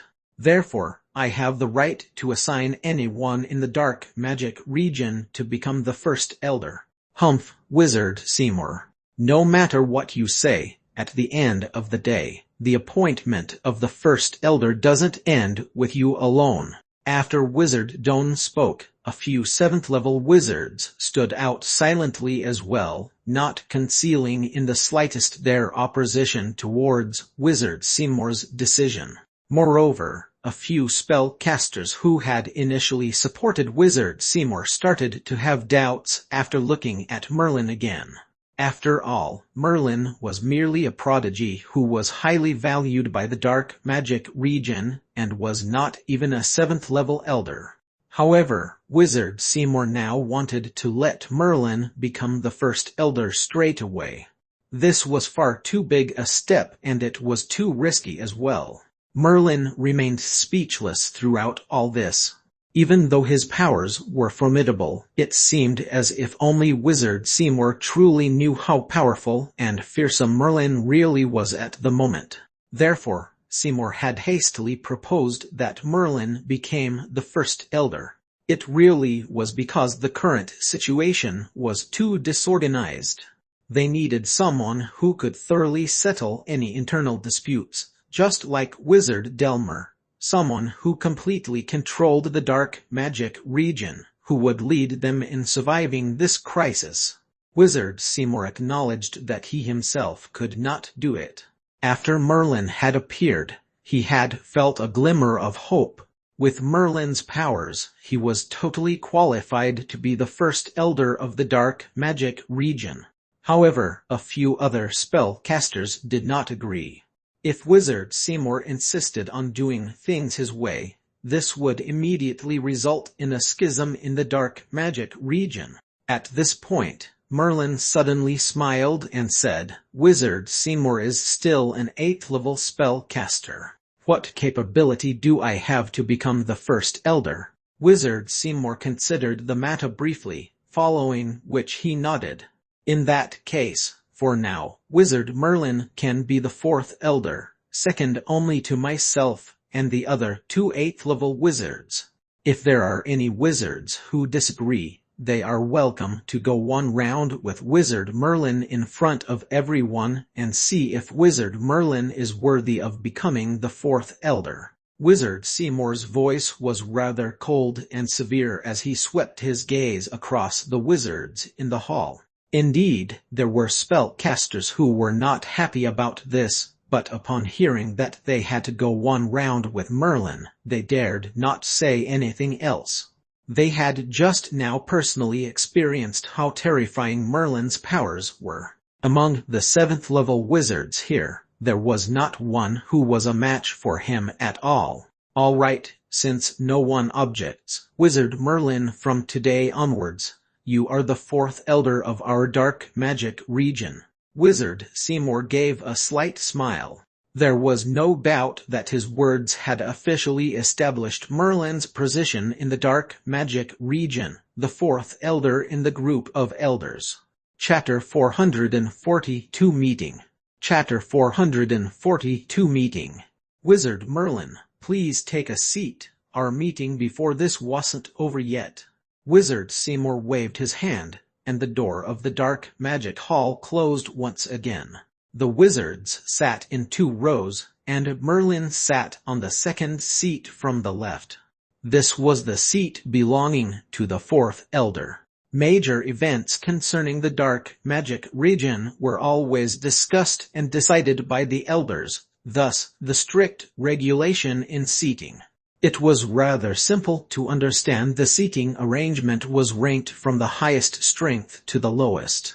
The first elder used to be old wizard Delmer, as he was the only 9th level spell caster in the dark magic region. It was the unformidable strength that made him the first elder. However, since the death of Wizard Delmer, Wizard Seymour substituted as the first elder due to his exceptional strength and now possessed the many privileges as the first elder. Being able to call for the elders' meeting was one of the privileges of the first elder. It had been a long time since Wizard Seymour had called for the elders' meeting, yet no solution had successfully been come up with. It would appear that this was a complicated issue. The atmosphere in the Dark Souls Hall darkened once again. Wizard Seymour, who sat in the middle seat, gazed straight into Merlin. He calmly said, "Wizard Merlin, you have just risen to be the 4th elder, so you may be unsure of the agenda in this meeting. Allow me to briefly explain. The reason I called on the elders' meeting because Osmu was contentious. Ever since the defeat in the 3rd largest spellcasters organization, the entire southern spellcaster world has been in chaos and became highly unstable. However, the most direct threats came from Osmu. They were formed from a band of lunatics. They even spread rumors that they will destroy the base of the Southern's 3 largest spellcaster organizations. All of the medium and small-sized organizations will face the threat of destruction. Lately, Osmu has only been targeting the spellcasters clan. However, their actions proved that they went all talks. Our dark magic region may have the protections of spells and its location is rather secretive. Nonetheless, it's far from impossible if Osmu was looking for it." Wizard Seymour paused, continued by a deep breath. He then said with a heavy heart, "Therefore, I suggest that the entire dark magic region concede that we make preparations to relocate. Search for a safe haven, far from the southern spellcaster's world." Upon hearing the Wizard Seymour explanation, Merlin's eyes revealed a shred of desperation. He assumed that only he had such bewildered thoughts in leaving the dark magic region. This was a massive decision to make. After all, this place was the core of the dark magic region for thousands of years. It would not be left behind easily without certain resistance. Merlin had thought about bringing up this suggestion eventually, but he was bewildered by the audacity of Wizard Seymour. It was no wonder that the elders' meeting had taken such a long time given the proposal of an escape plan. It was truly a burdensome decision to make. "Wizard Merlin, what do you think of this proposal?" As Wizard Seymour consulted Merlin's opinion, the rest of the elders turned their attention towards him, awaiting the opinion of the newly appointed 4th elders. Merlin looked around and muttered, "I agree with the suggestion of Wizard Seymour. I believed each of the elders is well aware of the situation of dark magic region. Yet, hardly any of the elders have experienced the power of the Great Wizard, especially Osmus Great Wizard. Will the runic magic circle bestowed by the Great Wizard Fidel be sufficient?" "Wizard Merlin, you don't understand rune. So how sure are you that the runic magic circle left by the Great Wizard Fidel wouldn't withstand Osmus' attack from the very beginning? The Great Wizard Fidel's runology creation has almost achieved great heights. How would the runic magic circle left by him be any different?" Wizard Seymour nodded. Skepticism appeared from his face, which clearly showed that he did not know about Merlin's plan. Merlin chuckled. "Wizard Seymour, about the runic magic circle, I believed the runic magic circle spirit, Didymos, will know definitely. You can call on Didymos and have him explained to fellow elders here." Upon hearing Merlin's plan, Wizard Seymour's eyes had a sudden revelation at the great idea. He nodded and swiftly drew out runes after runes, His whole body seemed to channel a mysterious undulating energy as he called upon the black cat Didymos. Whoosh! Soon, the Dark Souls Hall was filled with runes as it rippled across the space. With that, a pitch-black cat materialized in the hall. Black Cat Didymos appeared to be drowsy as it shot a lazy gaze upon Wizard Seymour and said, "I wondered if there's something's up, First Elder." "Sir Didymos." Wizard Seymour showed great respect to Black Cat Didymos. It held a special place in Dark Magic region, for it was the runic magic circle spirit personally placed by the great wizard Fidel. It was also in control of every runic magic circle placed in the Dark Magic region, which was a very important role. Moreover, Black Cat Didymos had existed since the times of the great wizard Fidel, thus it had witnessed the rise and fall of the Dark Magic region. With such a mighty position in the Dark Magic region, even the First Elder in the history of Dark Magic region showed Black Cat Didymos great respects. "Sir Didymos, lately the Southern Spellcaster's world has been in chaos. Thus, we would like to seek the truth from Sir Didymos. The runic magic circle in Dark Magic region, how long will it last under the attack of the great wizard?" As Wizard Seymour's voice trailed off, almost all of the spellcasters in the hall held their gaze to Black Cat Didymos, anxiously awaiting Didymos' reply. At this point, Didymos was no longer careless. Instead, a shred of red spark appeared in the cat's eyes, which made it look rather eerie. Moments passed, and the Black Cat Didymos finally answered. "If the great wizard Fidel was still with us and he was guarding the rune magic circle himself, we shall never fear that it may be broken. No matter how many great wizards there are, provided that no one is more superior in runology than him, they would never break the rune magic circle. However, it is difficult to say seeing that the great wizard Fidel is no longer with us. Although his runic magic circle was highly powerful and in control, if it was repeatedly attacked by the great wizard, it would only last half a month at most before the runic magic circle completely perished. If the amount of great wizards increases, then the time will be shorter." Black Cat Didymos' revelation had sent chills down most spellcasters' spines. In half a month, that was powerful enough. In the current spellcaster's world, the great wizard was the most powerful existence. A small-sized spellcaster organization would not dare to guarantee that they would be able to hold off the great wizard. One fears that the arrival of the great wizard would wipe the entire spellcaster organization out of existence. The Dark Magic region would only be able to hold the great wizard off for half a month due to its glorified past, especially with great wizard Fidel's magnificent attainments in runology. That spoke volumes about the great wizard Fidel's alarmingly powerful achievements in runology, that one of his runic magic circle would still possess such might even after thousands of years. "Many thanks, Sir Didymos." Wizard Seymour gave a slight bow towards Black Cat Didymos. With that, he vanished, returning to the dark spirit of the stone. Everyone Wizard Seymour looked up to the many elders in the hall. "I believe you heard what Sir Didymos said. We only have half a month. Does everyone still believe that the runic magic circle can ensure the safety of the dark magic region?" Many spellcasters began show signs of hesitation.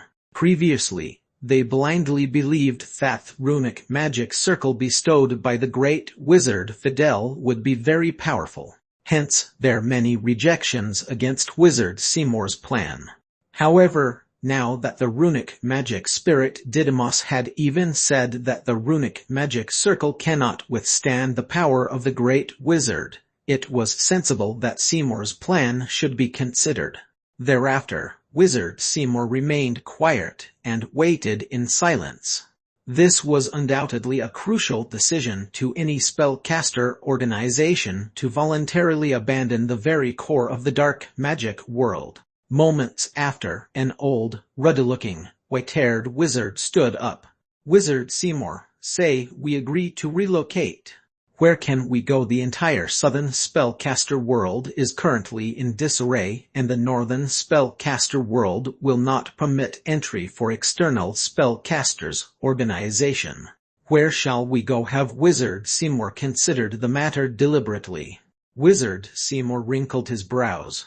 It was true that every action had to be carefully thought out for the relocation of the entire dark magic region. If it was decided that the dark magic region would relocate, there would be even more danger if there were no destination in mind.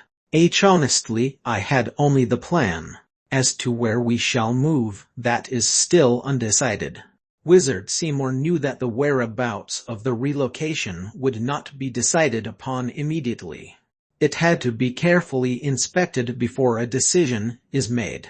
After all, the Dark Magic World Warser spellcaster organization.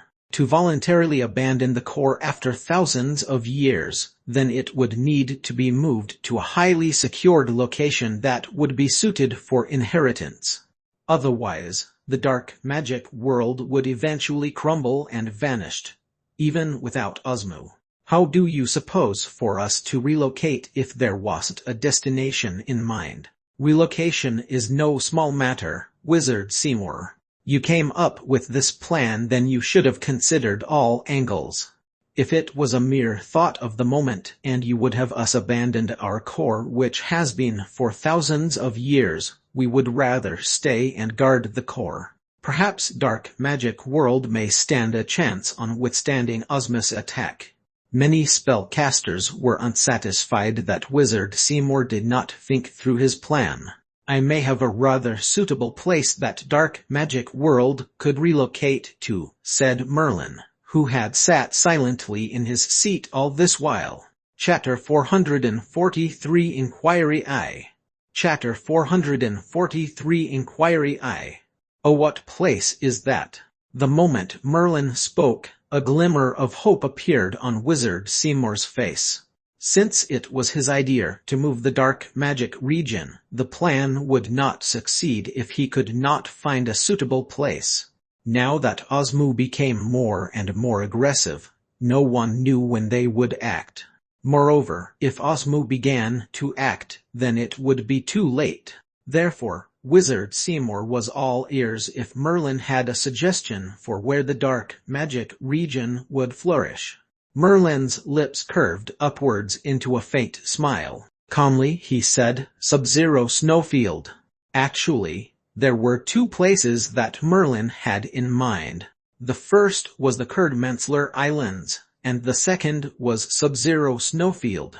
Amidst the Kerdmensler Islands, there was also the ship of Nicolar that Merlin had hidden away in the depths of the sea. However, Kerdmensler Islands had been divided between a few major factions a long time ago, so it was impossible for any external forces to interfere. In addition, there was also a threat from the sea beasts. Although Merlin managed to remove the threat from the sea beasts the last time, no one knew whether an even stronger sea beast would appear. What the dark magic region needed was a place that it could flourish slowly and steadily over a long period of time. Thus, the Kerdmensler Islands were somewhat unsuitable. Though Sub-Zero Snowfield's resources were indeed scarce, the dark magic region's foundation would be able to sustain itself for a while. Furthermore, there was not a single dominating faction that could lay their claim on Sub-Zero Snowfield. Once the dark magic region arrived in Sub-Zero Snowfield, they would immediately become the largest faction. Perhaps with continuous flourishing, they might even eventually dominate the entire Sub-Zero Snowfield. Moreover, Merlin also had Ernie and Watson, who were extremely familiar with the conditions of Sub-Zero Snowfield. Thus, moving the dark magic region to Sub-Zero Snowfield was a highly viable option. Sub-Zero Snowfield. I have heard of it. The resources there are scarce, and the spellcasters are not particularly powerful. Basically, it's a frigid tundra. However, its value lies in the fact that it is far enough removed from the southern spellcaster world and does not pose a threat to our dark magic region. From this angle, Sub-Zero Snowfield does indeed appear to be a suitable place. Nevertheless, we're not sure about the actual situation in Sub-Zero Snowfield. We must send someone ahead to scout it out before a decision can be made. Wizard Seymour contemplated deeply for a moment. Apparently, he already had some knowledge about Sub-Zero Snowfield. Merlin shook his head gently. You don't have to send anyone there. I just came back from Sub-Zero Snowfield, and also brought 2 of their spellcasters along with me. They are currently waiting outside the dark magic region's teleporting circle. If any of the elders have any questions, I can bring them inside to explain in detail. Oh, Wizard Merlin, you just returned from Sub-Zero Snowfield. No wonder you're not familiar with the recent news of the southern spellcaster world. After a pause, Wizard Seymour glanced at the other spellcasters. He asked in a deep voice, "What do you think?" At this point, some of the wizards appeared to still have some lingering doubts. Nevertheless, they were faced with Wizard Seymour, the previous second elder, as well as Merlin, the powerful new rising star who was just as formidable as Wizard Seymour. Since both of them were supportive of the notion to move away, the other spellcasters were reluctant to raise any more objections. Therefore, most of the spellcasters nodded their heads. Yes, let's bring in the 2 spellcasters from Sub-Zero Snowfield whom Wizard Merlin had brought along, and ask them. If it's truly suitable, we can start preparing for the move as soon as possible. Very well, Wizard Merlin, here are 2 dark magic rings. Please bring the 2 spellcasters from Sub-Zero Snowfield to the dark magic hall, so that all the wizards can inquire to them in detail. Wizard Seymour removed 2 dark magic rings and passed them to Merlin. Only with the dark magic ring in hand was it possible for someone to enter the dark magic region. As for the dark magic rings, only Seymour the First Elder would carry so many. It was the prerogative of the First Elder. Besides him, all the other spellcasters were not allowed to carry extra dark magic rings. Merlin received the 2 dark magic rings, but did not leave. On the contrary, he grinned sheepishly. 2 dark magic rings are not enough. Besides the 2 spellcasters from Sub-Zero Snowfield, there is another wizard in the group. Wizard Seymour, please give me another ring. These 3, Wizard Merlin, are you able to control them? Wizard Seymour was somewhat hesitant. The dark magic rings should not be distributed freely.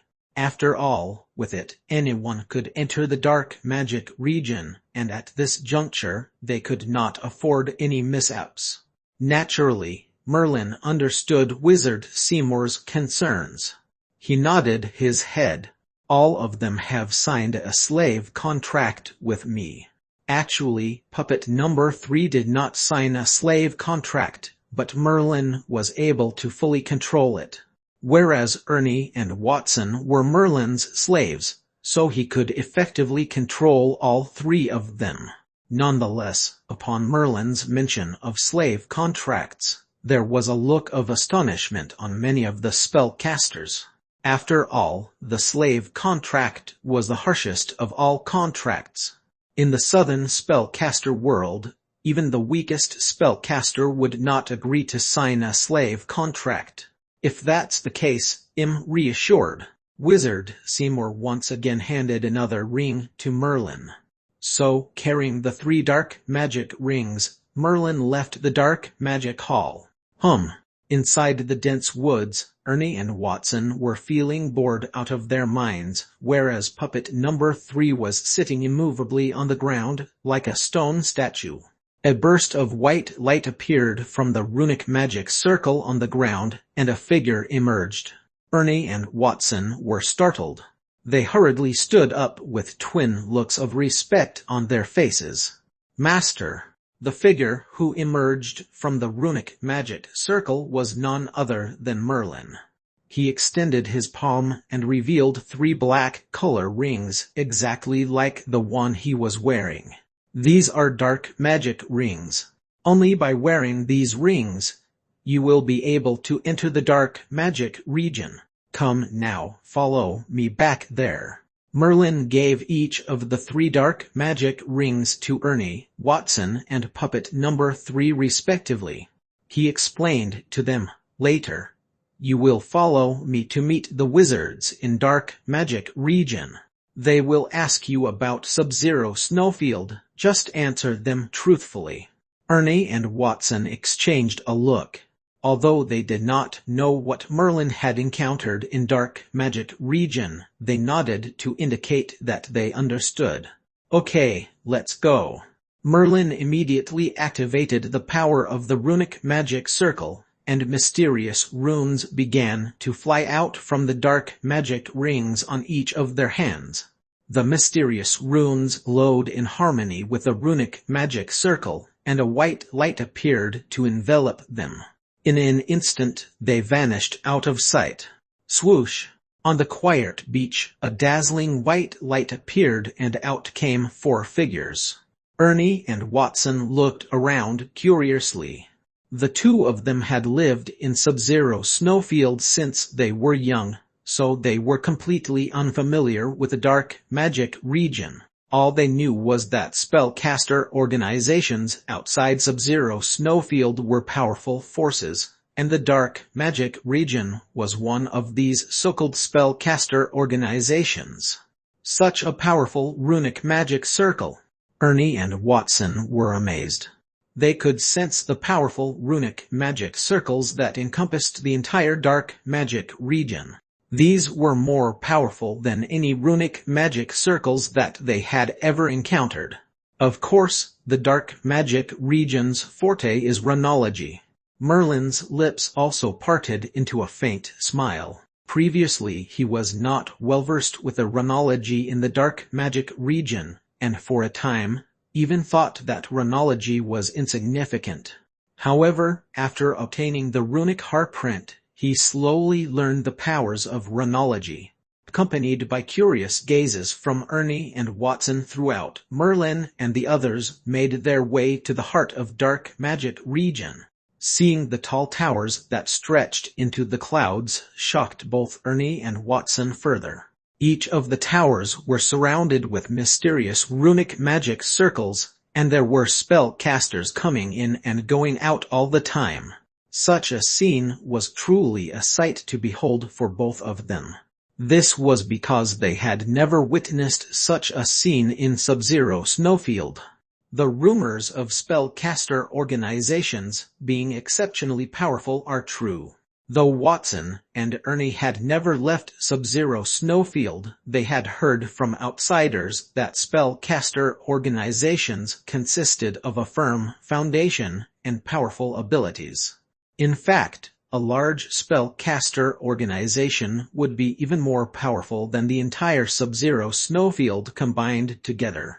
It was important to note that although Sub-Zero Snowfield had many spellcasters, there were no great wizards. The most powerful spellcasters were only the 9th level spellcasters, and even then, they were extremely rare in number. Whereas a large spellcaster organization would have at least one great wizard to hold the fort. "Let's go, follow me to the wizard tower." Merlin immediately flew towards the 7th level wizard tower, followed closely by Ernie, Watson, and puppet number 3. However, as opposed to Ernie and Watson's bubbling curiosity, puppet number 3 appeared to be extremely composed, as if it was uninterested in the numerous towers or the powerful runic magic circles in the dark magic region. In the end, a puppet was still a puppet. It was vastly different from a spellcaster because nothing could rouse its curiosity. In fact, the puppet could not even comprehend the meaning of curiosity.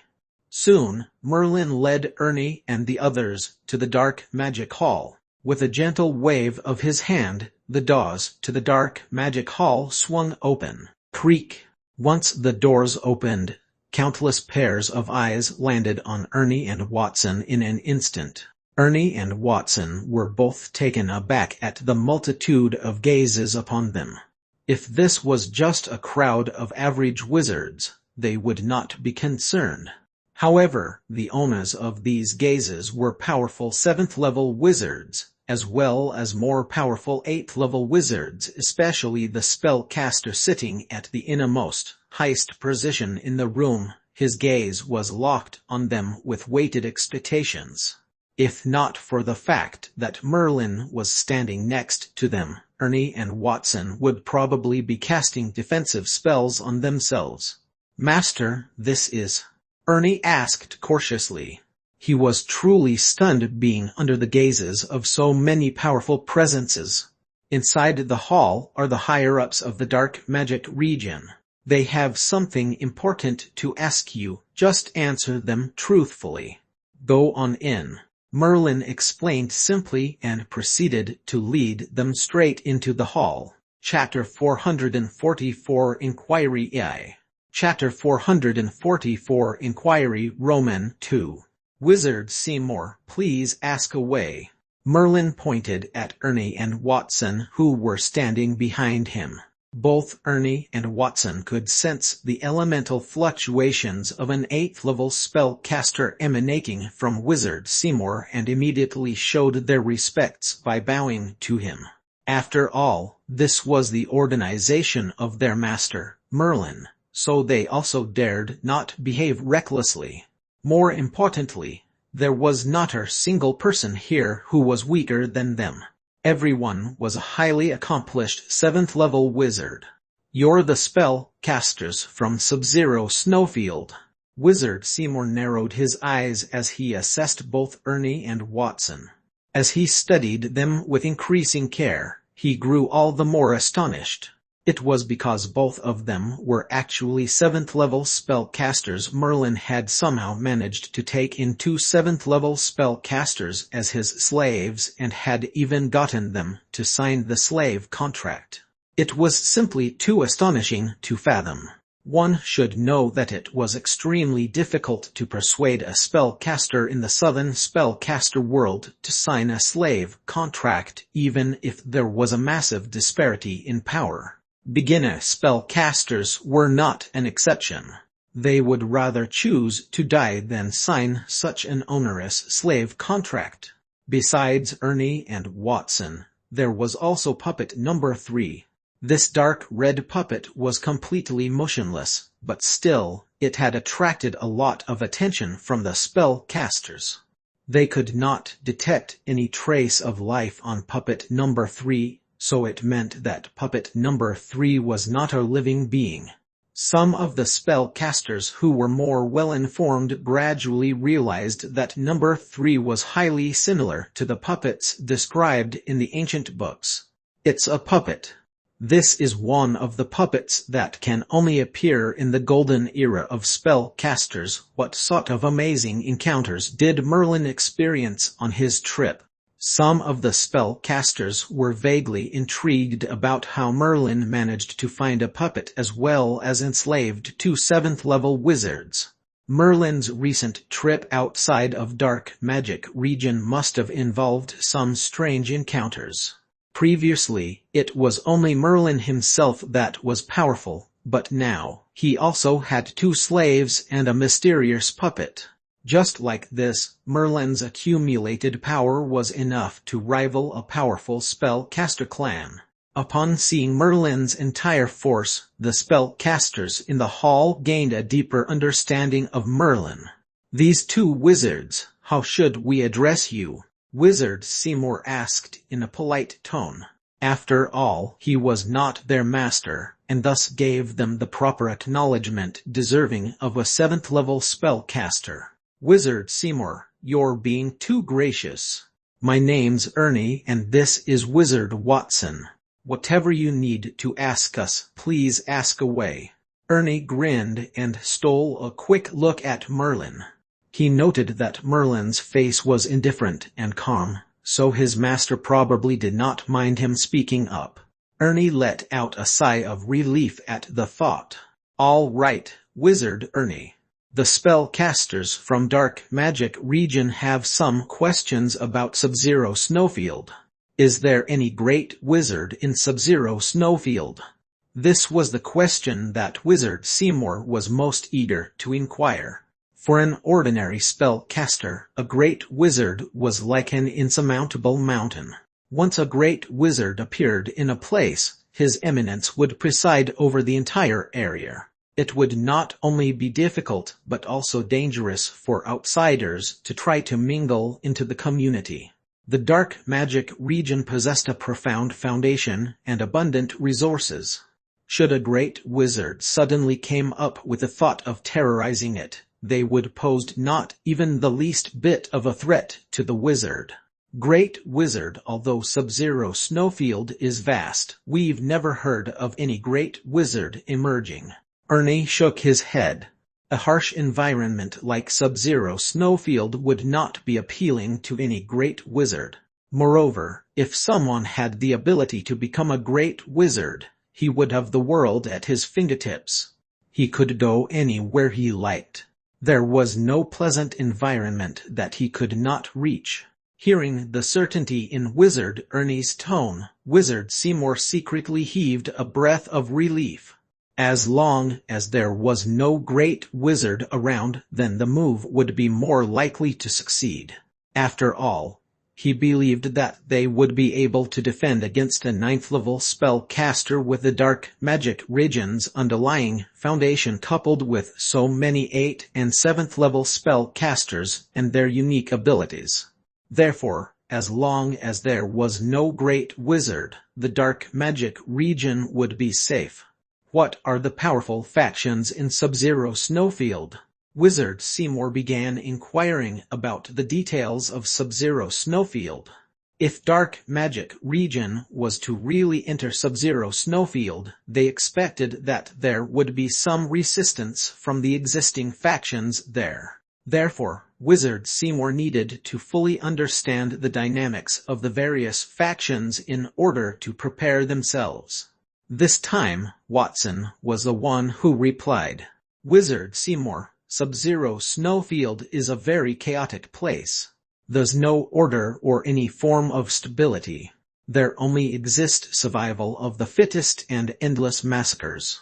Due to the scarcity of resources, Sub-Zero Snowfield has never managed to form a powerful faction. Everyone was fighting for their own survival. Even those powerful 9th-level spellcasters aren't interested in forming a faction." So what you're saying is that there's not even a single major faction in Sub-Zero Snowfield now? Wizard Seymour's eyes glinted brilliantly when he heard that Sub-Zero Snowfield did not have even a single faction. If Dark Magic region entered Sub-Zero Snowfield, wouldn't they become the strongest faction in Sub-Zero Snowfield?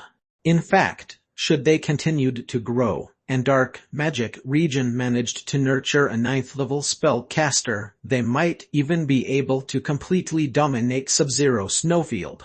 No matter how desolate Sub-Zero Snowfield was, it was still a vast area with a huge population of spellcasters. If they managed to dominate the entire land, the reign might be more glorious than the most glorious era of Dark Magic region. It was not only Wizard Seymour that had arrived at this conclusion, but the other spellcasters as well. A look of fascination blossomed on their faces. It would be very beneficial for them if Dark Magic region could be restored to its glorious era. At this time, Merlin stood up and said in a low voice, "Everyone, now you probably understand why I suggested Sub-Zero Snowfield. Relocating Dark Magic region is akin to destroying our own roots. But if we do well in Sub-Zero Snowfield, this could be our next big opportunity." Indeed, it was an invaluable opportunity. The feat of dominating such a vast area was not possible even for many large spellcaster organizations. Subsequently, some of the spellcasters also inquired about other details of Sub-Zero Snowfield, to which Ernie and Watson answered carefully. Their answers had dispelled the remaining doubts the spellcasters had of Sub-Zero Snowfield. Seeing the looks of satisfaction on most of the spellcasters, Wizard Seymour knew that the move was already halfway successful. After a long time, Wizard Seymour swept his gaze over the other wizards and said in a deep voice, "If there are no further questions from the wizards, then let's do this. Well, move Dark Magic Region to Sub-Zero Snowfield. I'll only allow you 10 days for this to happen. Everything should be settled in 10 days' time. After all, migration is a big deal. As for the entry-level spellcasters, you can let them choose whether to leave or follow Dark Magic Region. Whereas for the official members, they would have to fulfill their contract by following Dark Magic Region to Sub-Zero Snowfield." Wizard Seymour began to make arrangements for the move. The time given to them to prepare was indeed tight, but no one knew when Ozma was going to act against the spellcaster organizations in the southern spellcaster world, so they were forced to be quick on their feet. That way they would have ample time to prepare themselves. "Let's go, we'll need to prepare." Merlin led Ernie, Watson, and the others out of the Dark Magic Hall. He also had to make some preparations. Lorinker and Emmer, whom Merlin had not seen for a long time, stood before him inside Wizard Leo's tower. As Merlin's servant, Lorinker had lived in Wizard Leo's tower for a very long time. She finally managed to construct a first-level spell and level it up to become a proper spellcaster.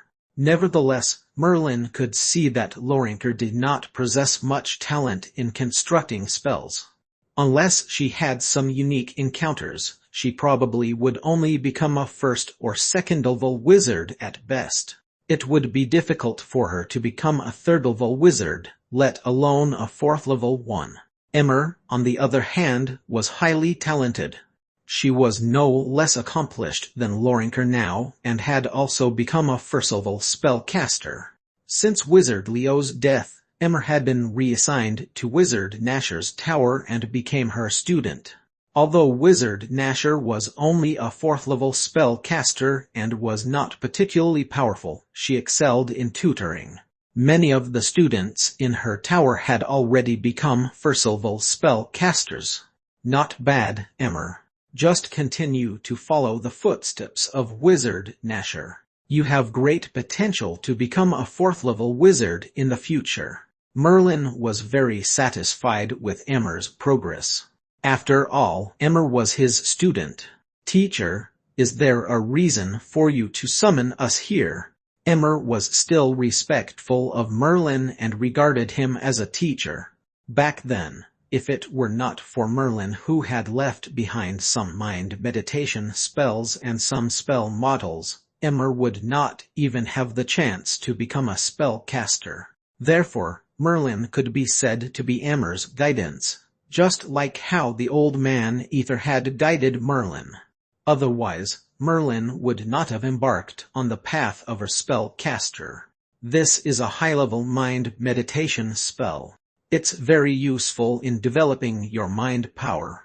Take it, but remember not to share it to anyone thoughtlessly. Merlin took out the mind mediation spell and gave it to Emmer and Lorinker. That was not all. He also took out some robes, potions, and even some precious casting tools and gave them to the two of them respectively. These precious casting tools, potions, and robes were actually obtained from the rings of the spellcasters Merlin had killed. In fact, Merlin himself could no longer estimate his current wealth. He suspected that his wealth would be enough to sustain a huge spellcaster clan. "Teacher, what's happening?"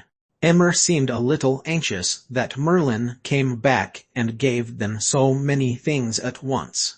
She was afraid that something bad had happened. I suppose it won't hurt to tell you since you'll find out about it soon enough. Currently, the southern spellcaster world is in complete chaos and dark magic region is moving. Once Merlin finished speaking, Emmer and Lorinker's expressions changed drastically. They could not believe that dark magic region was going to abandon its roots and move away from here. Emmer took a deep breath and whispered, "Move? How can that be possible, teacher? Where's dark magic region moving to? Where the dark magic region will move to does not concern you. Anyway, the matter has been decided and it'll take place in 10 days. Therefore, you need to hurry up and prepare yourselves. By the way, I still have a lot of contribution points, but the items in dark magic region aren't very useful to me anymore. I'll transfer my contribution points to you. You can go exchange them for as many things as possible at the resource tower. Make sure you are thoroughly prepared for the move. Even I myself can't predict what kind of accidents might happen during the process." Inside Merlin's dark magic ring was more than 10,000 contribution points. It was a huge fortune, but the items in dark magic region were no longer useful to Merlin anymore. So he might as well give it to Emmer and Lorinker, who might need it more than he did. This was a huge fortune. Emmer and Lorinker would be overjoyed to receive such a huge fortune if it were any other time, but now their hearts were heavy as they were given Merlin's contribution points. "Okay, now go prepare yourselves." Merlin waved his hand, and the two of them left. He was the only one left inside the room. Merlin had already arranged for Ernie and the others to stay in the other rooms. Merlin deliberated for a moment and retrieved a contract from his ring. It was his contract with Wizard Banmu. He would be able to contact Wizard Banmu easily through this contract. Chapter 445 The Number 1 Wizard. Chapter 445 The Number 1 Wizard. Banmu. The contract in Merlin's hand suddenly flew into the air. Following Merlin's mind power fluctuations, the contract paper also began to emit mysterious waves that spread outwards rapidly. The power of contracts was a mysterious force that had nothing to do with spells. Even a great legendary wizard would not be able to clearly describe the power of contracts. "Master, you're back." After a while, Bam's excited voice rang through. He had not received any news from Merlin in a long time. Nonetheless, Merlin could hear a different emotion hidden behind his excited voice. Merlin was exceptionally clear on Bam's character. Bam would love nothing more than for Merlin to never reappear. It was only due to the obligations of the slave contract that he had to obey Merlin's commands. "Yes, I'm back. I have a task for you. Bring the entire Wilson family to the runic magic circle at Dark Magic Region. Then, migrate together with Dark Magic Region to Sub-Zero Snowfield." Merlin's main objective was to assign Banmu a mission to bring the Wilson family to Sub-Zero Snowfield together with Dark Magic Region. After all, there was a personal grudge between Merlin and the people of Osmu, especially with that indefatigable Clays. If Clays decided to release his anger on the Wilson family one day, Merlin would have to live with a regret the rest of his life. Therefore, Merlin decided to also move the Wilson family along with Dark Magic Region. What Dark Magic Region is also moving, Master? The situation now is indeed chaotic, but the Wilson family has not suffered any attack under my protection. On the contrary, the two madams gave birth to 2 of your sons, Master. Congratulations. Bam's voice stunned Merlin slightly. He recalled immediately that Avril and Karais seemed to be pregnant again just before he left the Wilson family. It had been a long time since then, so they must had delivered the babies long ago. Thinking about Karais and Avril put a rare smile on Merlin's face. Banu, get ready quickly. You must bring everyone from the Wilson family here safely, okay? Master, please be rest assured. I will bring everyone in the Wilson family is to meet with you in Dark Magic region safely. Subsequently, Merlin stowed the contract away. Merlin would not worry too much when it came to Banu. Banu's work has always been very meticulous if you did not count the occasional rogue ideas he had. After keeping the contract, Merlin deliberated carefully. Now that both the matters about Dark Magic region and the Wilson family had been settled, all he had to do was wait out the 10 days until they depart for Sub-Zero Snowfield. In these 10 days, even if something were to happen, it would not be anything serious. After these 10 days, though, they would have to be extremely cautious throughout their journey to Sub-Zero Snowfield. The duration of the journey would be the most dangerous time of all.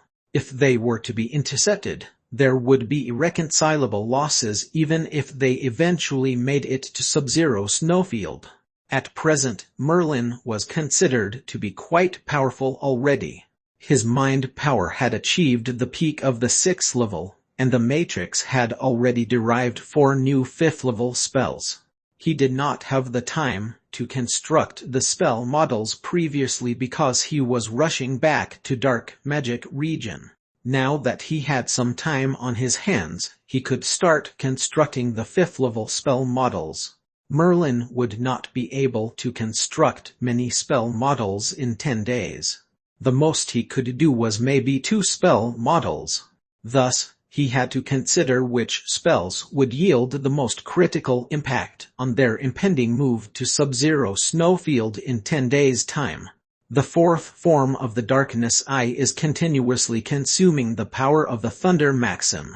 If I strengthen my darkness-type spells, then it would slightly reduce the consumption of the Maxim and increase my control of the Darkness Eye.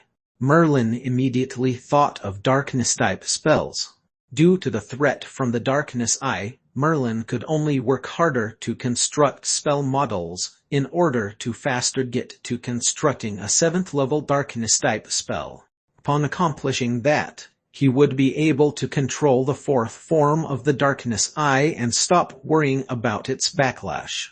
In the past, Wizard Leo had encountered a flaw in the Darkness Eye from when he first started cultivating it, and even the Tear of God failed to overcome that flaw.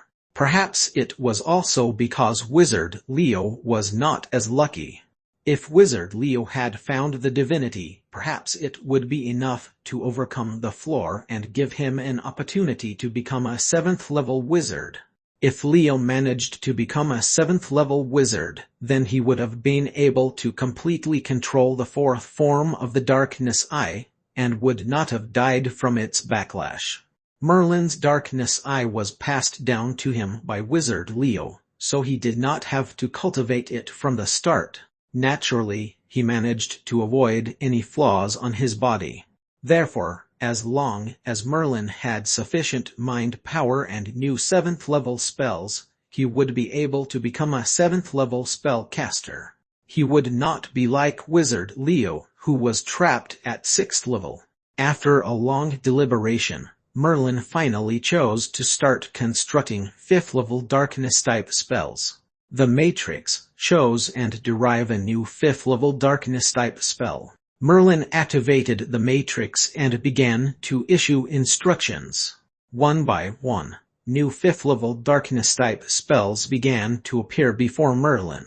Last time, using the Ice Maxim, Merlin derived a total of 4 spells, which were darkness, fire, earth and wind-type spells respectively.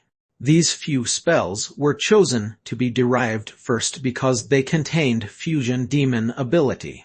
Now that Merlin decided to construct the darkness-type spells first, naturally he would choose a spell with 100% compatibility. In particular at 5th level, there was a wide gap compared to the previous darkness-type spells, so it would not be easy to achieve 100% compatibility. If not for the powerful matrix that had undergone a transformation after absorbing the power of maxims, it might have been difficult to derive spells that were 100% compatible. This time, only 3 5th-level spells had 100% compatibility. After careful nitpicking, Merlin finally selected one of the darkness-type spells. Then, it was time to simulate the spell into his awareness. This process was already familiar to Merlin. However, following the increases in Merlin's level, his spell models were becoming more complicated. Previously, he only needed a few hours to simulate a spell into the spell model into his awareness, but now, he needed a few days to complete the process. Therefore, simulating the spell model became a time-consuming process. Nevertheless, it was not too risky, as any interruption would only cause the simulation to fail and he could try again. Merlin took a deep breath and mobilized a huge amount of mind power, then began to simulate the 5th-level spell model. Time trickled by, and after about 3 or 4 days, Merlin suddenly opened his eyes. Despite the weary look on his face, his eyes were flashing brilliantly. Boom! Countless concentrated darkness elements began to descend upon Merlin's side in an instant. Although the wizard towers in the dark magic region were decked out in runes, they did not prevent the entry of elements. On the contrary, his tower was faintly attracting the elements. Therefore, the darkness elements that gathered by Merlin's side were so dauntingly concentrated that they covered almost half the sky. Several spell casters in the dark magic region were staring at the top of Merlin's tower with their mouths wide opened. They could sense that hidden within that blanket of darkness elements was a formidable power. Such a terrifying aura. Who on earth is constructing spells? That's Wizard Leo's tower. Ever since Wizard Leo died, Wizard Merlin was the only one who's living there. Wizard Merlin just returned to the tower a few days ago. Do you think he's the one constructing spells? I think you're right. There is only a handful of dark wizards in dark magic region, and Merlin is one of them. He is also a very powerful darkness-type wizard. I've also heard that Wizard Leo passed down the darkness eye to Merlin. Wizard Merlin, all of you are living in ignorance. The current Wizard Merlin is quite a force to be reckoned with, and also a powerful 4th elder in the dark magic region. To boost his status is highly respected, and his ability may be even stronger than Wizard Leo. He truly is the #1 prodigy of the dark magic region. A 6th elemental spellcaster is completely extraordinary. In just a few years, he had managed to grow so much. As the dark magic region began to make preparations for the move, the news of Merlin being appointed as the 4th elder slowly made its rounds. Ordinarily, only 7th-level spellcasters and above would be appointed as elders, whereas Merlin became the 4th elder purely based on his abilities. In fact, back then, Wizard Leo, too, qualified as an elder of the dark magic region. However, Wizard Leo was indifferent about these things, so he never pursued it in earnest. Swish! In the air, a few stern-looking figures appeared. Wizard Seymour. What level is Wizard Merlin at actually? How is it possible that constructing spells can stir up such happenings? Moreover, the terrifying aura does not resemble a 5th-level spell at all. The 3 figures that appeared in the sky were the 3 8th-level spellcasters, including Wizard Seymour. They were also the only 3 8th-level spellcasters left in dark magic region. Wizard Seymour took a deep breath, and a troubled look appeared on his face, though his eyes sparkled with excitement. I've heard that in the most glorious era of spellcasters, some of the talented spellcasters can derive new spells by themselves from 4th level onwards. That kind of spellcasters went on to become the most formidable existences among all. Wizard Seymour, what you mean is that Wizard Merlin is currently constructing new self-derived spells. Upon listening to Wizard Seymour, the two other 8th-level spellcasters beside him sucked in a big gulp of air. As 8th-level spellcasters, they naturally knew how difficult it was to derive a new spell. They had hit a plateau on 6th level for hundreds of years, and had to rely on a deep accumulation of experiences in order to derive 7th-level spells. The fact that Merlin was already deriving new spells now was completely unimaginable to them. The different spell levels were extremely distinct from one another and often also reflected the disparity in spell powers of spellcasters.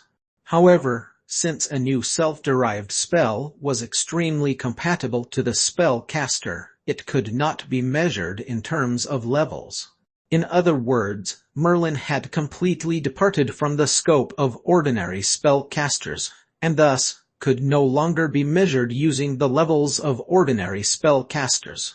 Otherwise, how was it possible to explain that Merlin, a 4th-level spellcaster, was able to fight against an 8th-level spellcaster? Of course, Merlin had relied upon the Darkness Eye to be able to fight with an 8th-level wizard, but it also could not be denied that Merlin's abilities were powerful enough to contend with a powerful 7th-level wizard. Right now, upon constructing 5th-level spells, Merlin's abilities would be further enhanced. At such a critical juncture, this enhancement of abilities would naturally benefit the dark magic region. All right, let's guard outside the tower to prevent anyone from disrupting Wizard Merlin. As they spoke, Wizard Seymour and the two other 8th-level wizards flew to Merlin's tower and positioned themselves in every direction. They floated in the air quietly and casted spells to firmly guard the tower. Merlin was probably the first person in the history of the dark magic region to be personally guarded by 3 8th-level spellcasters. This was a testament to how highly Merlin was regarded by Wizard Seymour, because only Wizard Seymour knew how fearsome Merlin could be with the help of the Darkness Eye. In fact, Merlin was the true #1 wizard in the dark magic region. Chapter 446 A Massive Upheaval Eye. Chapter 446 A Massive Upheaval Eye. Swoosh! Merlin did not know how much time has passed when he opened his eyes. He could feel that the 5th-level spell model inside his body had used up a large amount of his mind power. At the moment when the 5th-level spell was first constructed, the spell model shifted slightly. Countless darkness elements swarmed down and penetrated madly into Merlin's body. The spell model inside his body then converted them into magic power. 5th-level spells would begin to exert an oppressive force on the spellcaster, especially since Merlin's 5th-level spell was a brand new spell that was derived by the Matrix. It could not be treated like an ordinary 5th-level spell. This 5th-level darkness-type spell already contained an oppressive power that was capable of oppressing the other spell models in Merlin's awareness. Fortunately for Merlin, all of his spell models were extraordinary, so that bit of oppression was not enough to cause the other spell models to collapse. Nevertheless, it was a good reminder for Merlin that as he began building high-level spell models, his success might yield not only powerful results but also some unintended effects. 5th-level darkness-type spell. A strange glimmer flashed in Merlin's eyes. He could sense that this spell was not ordinary and was more powerful than any spell he had before. This 5th-level darkness-type spell was also very different from his 4th-level darkness-type spell, Darkness Illusory Death. The most jarring difference was that this 5th-level darkness-type spell had a much more powerful attacking force than a hallucinating spell. Formally, All the darkness-type spells relied on invoking hallucinations to confuse an opponent, but this 5th-level darkness-type spell possessed a strong attacking power by itself. Merlin stretched out his hand and issued a silent command in his mind. In an instant, the 5th-level darkness-type spell model was triggered. Darkness descended around him. There was not a single trace of light. It was so dark you could not even see your hand, and even the use of mind power was unresponsive. Only Merlin alone could see this dark expanse clearly. Aside from causing hallucinations, the most lethal kind of attack one could make on this dark expanse was one that was done out of stealth. Endless quantities of darkness elements would explode into unparalleled power in an instant. It would then attack the opponent at their most vulnerable moment when they definitely would not be able to deflect it. What a baffling attack it would be. This was the unique characteristic of the 5th-level darkness-type spell. Its notable quality was how secretive it could be. Once an opponent was surrounded by the spell, it would be quite hard for them to defend themselves against it. Since its attack is so stealthy and cannot be deflected, I'll call it the Shadow Assassin.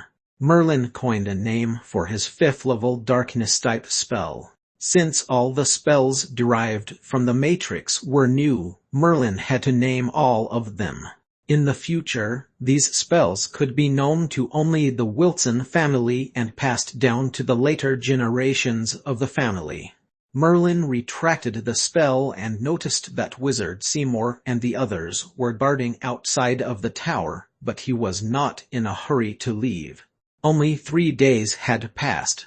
He still had time to construct another spell. This time, Merlin did not choose a fire-type spell, but an earth-type spell. It was because he already had the 4th form of the Darkness Eye and the newly constructed 5th-level Darkness-type spell, Shadow Assassin, as his attacking spells. His attacking powers were already exceedingly powerful. On the contrary, his defensive powers were slightly weaker. That was why he chose the Earth-type spell. The 5th-level Earth-type spell had much better options. There were a total of 5 spells with 100% compatibility. Merlin had the chance to choose among them. Merlin's previous 4th-level Earth-type spell, Rippling Armor, had a satisfactory defensive power, but its range was not wide enough and could not be sustained for a long time. Therefore, Merlin had to choose carefully before constructing the 5th-level spell. After a while, Merlin chose an Earth-type spell model that had 100% compatibility. This spell model was also quite unique, and its defensive power was spectacular. However, he would have to successfully construct the spell to find out what unique qualities it had. As he thought about this, Merlin quickly gathered his thoughts and began constructing the spell. 4 days passed by, and the darkness elements accumulated around the wizard tower had slowly dissipated. Asha-colored concentrated earth elements began to take their places instead. Wizard Seymour and those who were guarding outside the tower knew that this meant Merlin had begun to construct earth-type spells. Him constructing 2 spells in a row left a huge impact on the 8th-level wizards. It was important to note that the feat of deriving a spell was already exceedingly challenging for any spellcaster above the 7th level. The process not only would take a long time, but also required a series of coincidences for the derivation to be successful. Ordinarily, they would derive one spell and immediately start constructing that one spell. They had never constructed several spells in a row. Nonetheless, how were they to know that all of Merlin's spells were derived from the Matrix and that it had even derived 4 spells in a row? Moreover, Merlin's mind power had grown to enormous proportions under the influence of the divinity. That was why it was possible for him to build a few spells in a row. 4 days later, Merlin's body jolted. His entire body felt like it had been submerged in concentrated soil elements. A gigantic spell model appeared in his awareness. It was emitting a large oppressive force and could be compared to the Shadow Assassin spell model. The 5th level Earth-type spell is finally completed. I'm going to try it. Merlin heaved a long sigh of relief. Constructing 2 spells in a row made him feel quite exhausted. However, just thinking about testing the new spells got him excited all over again. Hence, his mind power had triggered the 5th level Earth-type spell instantly. Circles of Usher rays began to shimmer from Merlin's body. These circular Usher rays did not form an armor. Instead, they formed a ring that encapsulated Merlin. Moreover, this Usher ring could shrink and expand however it liked. Merlin was not too sure how powerful this new spell was. After some thought, a small white flame appeared in his hand. It was the fiery collapse. Boom! In an instant, Merlin's entire body seemed to be engulfed in a column of pale white flames, but the Usher ring around his body did not seem to undergo any change. Upon closer inspection, Merlin discovered that the Usher ring would start to weaken the flames, layer by layer, from the outside to the inside. Therefore, by the time the flames got near to the ring and to Merlin, its power had been reduced at least by half. The Usher ring could easily withstand the burning of the flames. Merlin was pleasantly surprised. This was not an ordinary attack after all. It was incinerating fire that had been fused with fiery collapse, a very powerful spell. The 4th level rippling armor spell would not have possessed such strong defensive powers. 5th level spells were indeed powerful. Merlin pondered for a while on what name to give this new 5th level Earth-type spell. He called it the Innovating Halo. The name was very appropriate as the Innovating Halo literally meant that it would innovate any attack to its weakest point. The Innovating Halo would be able to take on any attacks by then. Merlin drew a long breath of relief. 7 days had passed.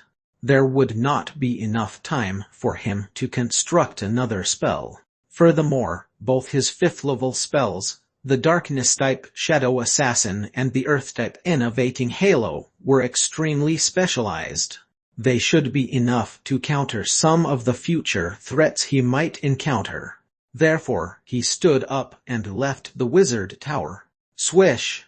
Merlin appeared beside Wizard Seymour. Wizard Seymour sensed it and immediately opened his eyes. He gave Merlin an once-over and let out a smile. Wizard Merlin, it looks like you've accomplished a lot. Merlin did not deny the statement. His abilities had indeed become more powerful after constructing the 2 new 5th level spells. He asked Wizard Seymour, it has been 7 days. How's the preparation going in the dark magic region? If everyone is ready, we don't actually have to wait the whole 10 days. The sooner we get to Sub-Zero Snowfield, the safer we'll be. Wizard Seymour nodded. Everything is prepared. I will now gather all the elders and start the move. It's just that I cannot bear to part with this dark magic region. Wizard Seymour took a long look at the dark magic region. Here laid the roots of the dark magic region that had been passed down from generations to generations over thousands of years. Having to leave it behind so suddenly was naturally hard for a lot of them. But the situation at hand was too compelling.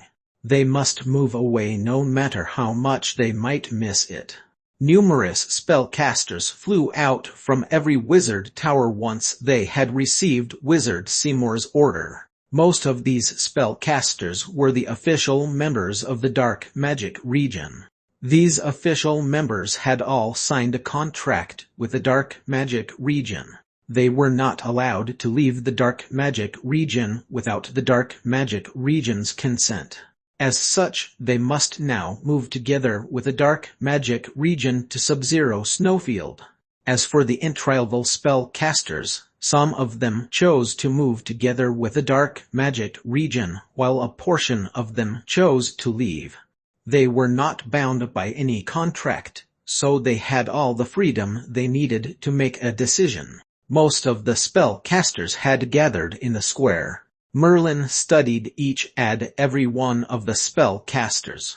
The number of spellcasters in the dark magic region was not our lot. There was just over 200 of them. These 200 over people were all the spellcasters of the dark magic region. They were also the hope of the dark magic region. Wizard Seymour possessed a strong organizational ability. He had arranged all the spellcasters in an orderly manner and tucked all kinds of resources into the rings. The entire resources tower appeared to be almost completely emptied out, with the exception of some huge runic magic circles and some immovable items. Those would be left behind in the dark magic region. Under the leadership of Wizard Seymour, the dark magic region officially began their move. Master, we have already arrived outside the dark magic region's runic magic circle. The current Wilson family size is not small. I have brought about 300 people along. Wizard Bam's voice reverberated from the contract. Merlin was speechless. The Wilson family alone had more than 300 people in it. They outnumbered the entire population of the dark magic region. However, most of the people in the Wilson family were ordinary people. These ordinary people might not be able to survive so easily in Sub-Zero Snowfield, but these people were mostly old Wilson's heavy-armored knights who were originally brought from Blackwater City. Them as well as some new recruits were all old Wilson's prized possessions. It was impossible to leave them behind. Merlin felt helpless too. If they were 300 people in the family, so be it. The most he would have to do was to personally create a gigantic runic magic circle to create an environment that was suitable for ordinary people to live in when they get to Sub-Zero Snowfield. Banmu, you wait with them there. The people from Dark Magic Region will be coming out soon. I've already mentioned it to Wizard Seymour, and he had agreed for the Wilson family to move with the Dark Magic Region. It'll be outside soon. Once Merlin finished speaking, he kept away the contract and got ready to leave Dark Magic Region. However, mysterious runes began to appear before Merlin. The next moment, the black cat Didymos appeared before Merlin. Sir Didymos. Merlin frowned. He could not fathom why Didymos would make an appearance at a time like this. Didymos was the spirit of a runic magic circle, so it could only stay within the confines of the runic magic circle. It could not leave at all. Chapter 447 The Massive Upheaval I.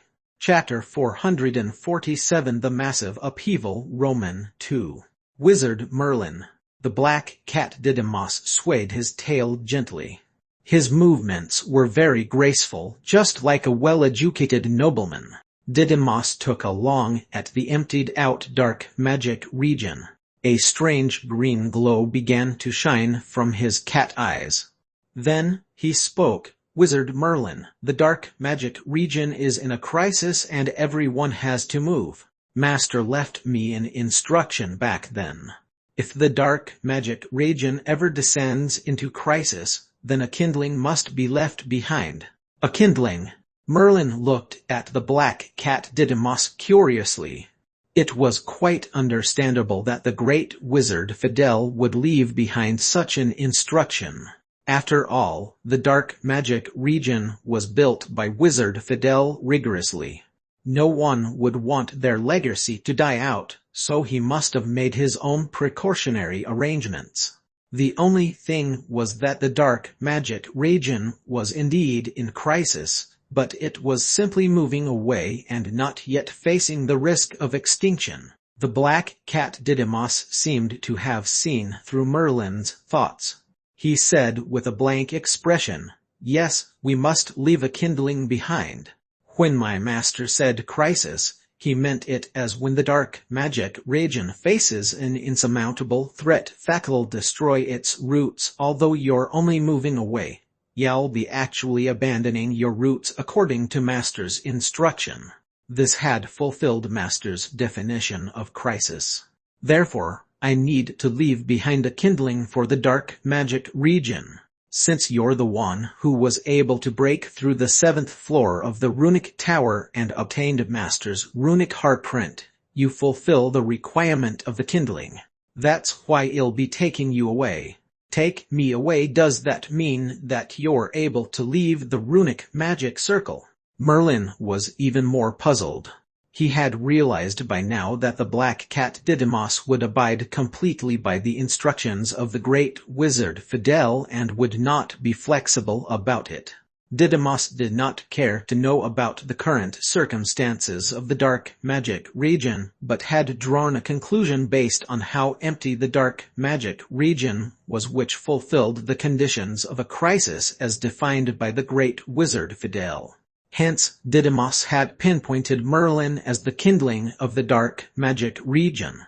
However, the black cat Didymos was supposed to be the spirit of the runic magic circle in the dark magic region. Didymos was the pillar of the runic magic circle, so he should not be able to part from it.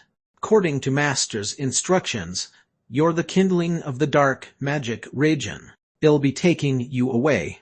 The black cat Didymos' voice sank deeper and deeper, and before Merlin could ask another question, the entire dark magic region began to tremor as if an earthquake was happening.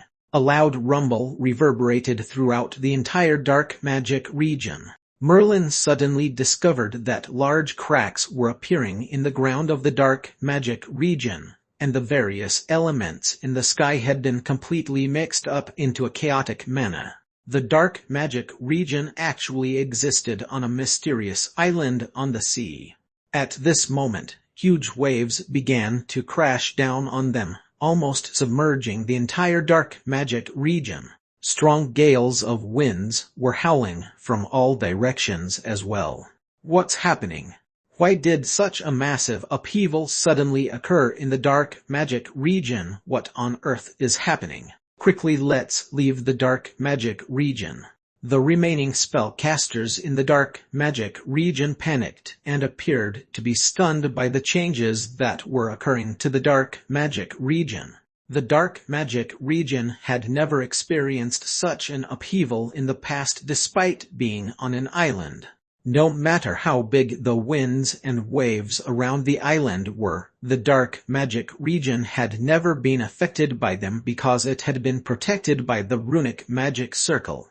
Even if an earthquake were to occur, the dark magic region would be impervious to its impact due to the runic magic circle. The dark magic region would not be affected at all. Right now, things did not appear to be as they were before though. It seemed that the runic magic circle that had been protecting the entire dark magic region had suddenly disappeared without a trace. Swish! Wizard Seymour's figure appeared in the dark magic region. He narrowed his gaze at the massive upheaval happening on the dark magic region.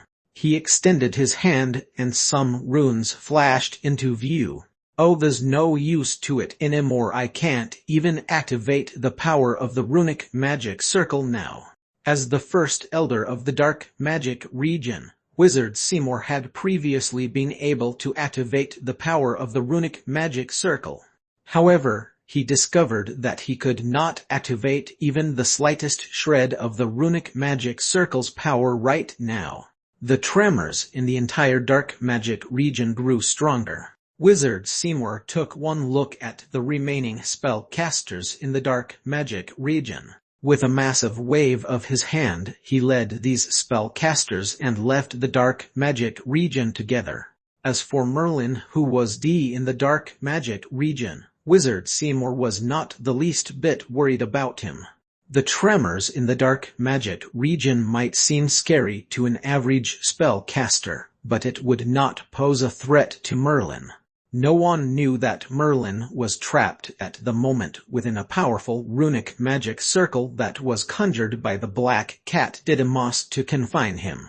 Merlin already tried using spells to break it open by force, but it did not budge. Even the fourth form of the darkness eye was unable to break through the runic magic circle that kept him confined. Runic heartprint.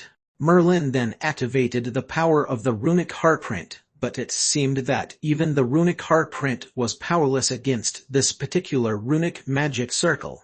Merlin's expression blanched right then. He knew that he had been unmistakably trapped by the black cat Didymus. The black cat Didymus watched the ground of the dark magic region crack open before them but did not seem surprised at the scene. His face was calm as he said softly, "You should stop struggling. You won't be able to break open the runic magic circle because its power is amassed from the runic magic circle that covers the entire dark magic region. Even a great wizard would have to attack it for a long time before successfully breaking it. In addition, as the kindling of the dark magic region, you're not in any danger. All I'm doing is taking you away as per Master's instructions." "Where are you bringing me to?" Merlin asked slowly once he had calmed down and reined in his turbulent emotions. "Away from the glorious land." After the black cat Didymus finished speaking, rows upon rows of dense runes began to appear on his body. Then, a dazzling ray rose into the sky and formed a canopy-shaped light. The huge canopy of light covered the entire dark magic region. The ground cracked open entirely. Large amounts of elemental crystal stones began to emerge from the underground and piled up into a mountain. Although Merlin possessed a sea of wealth, it was far from comparable to this mountain of elemental crystal stones. This was true wealth, and it was the true foundation of the dark magic region. However, this mass of elemental crystal stones had been hidden deep within the grounds of the dark magic region, unknown to anyone except Didymus. The elemental crystal stones left behind by Master are used to provide energy for the runic magic circle. Only Master alone would be able to deplete the entire mountain of elemental crystal stones. The black cat Didymus' tone was very emotional. Massive changes were clearly happening to the dark magic region. It was almost ruined, and its roots had been completely destroyed. All of this was caused by the black cat Didymus. The mountain of elemental crystal stones began to burn wildly, forming the purest elemental energy, and was absorbed by the huge canopy light in the sky.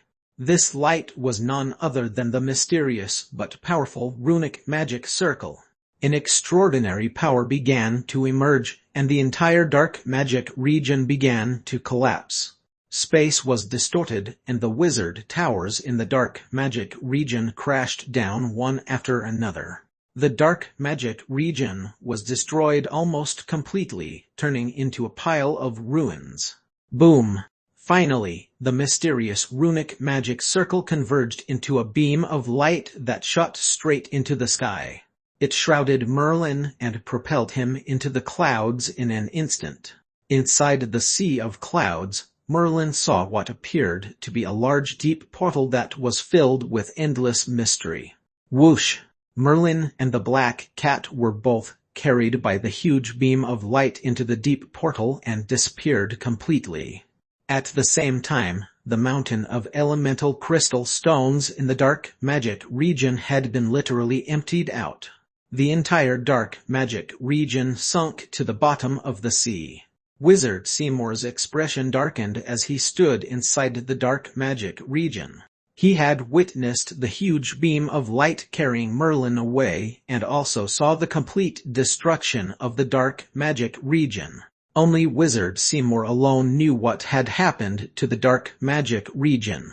"I can't let the other wizards find out that the dark magic region has been destroyed. Even if I have to, then I'd have to wait at least until we've settled down safely in Sub-Zero Snowfield. Oh, Wizard Merlin, I wonder if the destruction of Dark Magic Region is linked to you somehow, but I do hope that you'll be safe and return home soon."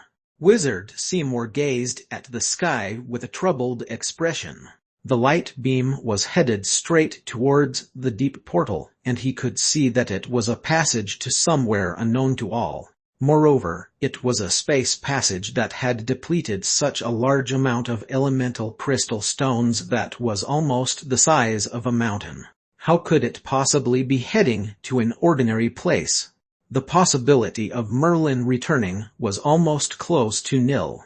As the first elder of the Dark Magic Region, Wizard Seymour would have to stabilize the situation right now.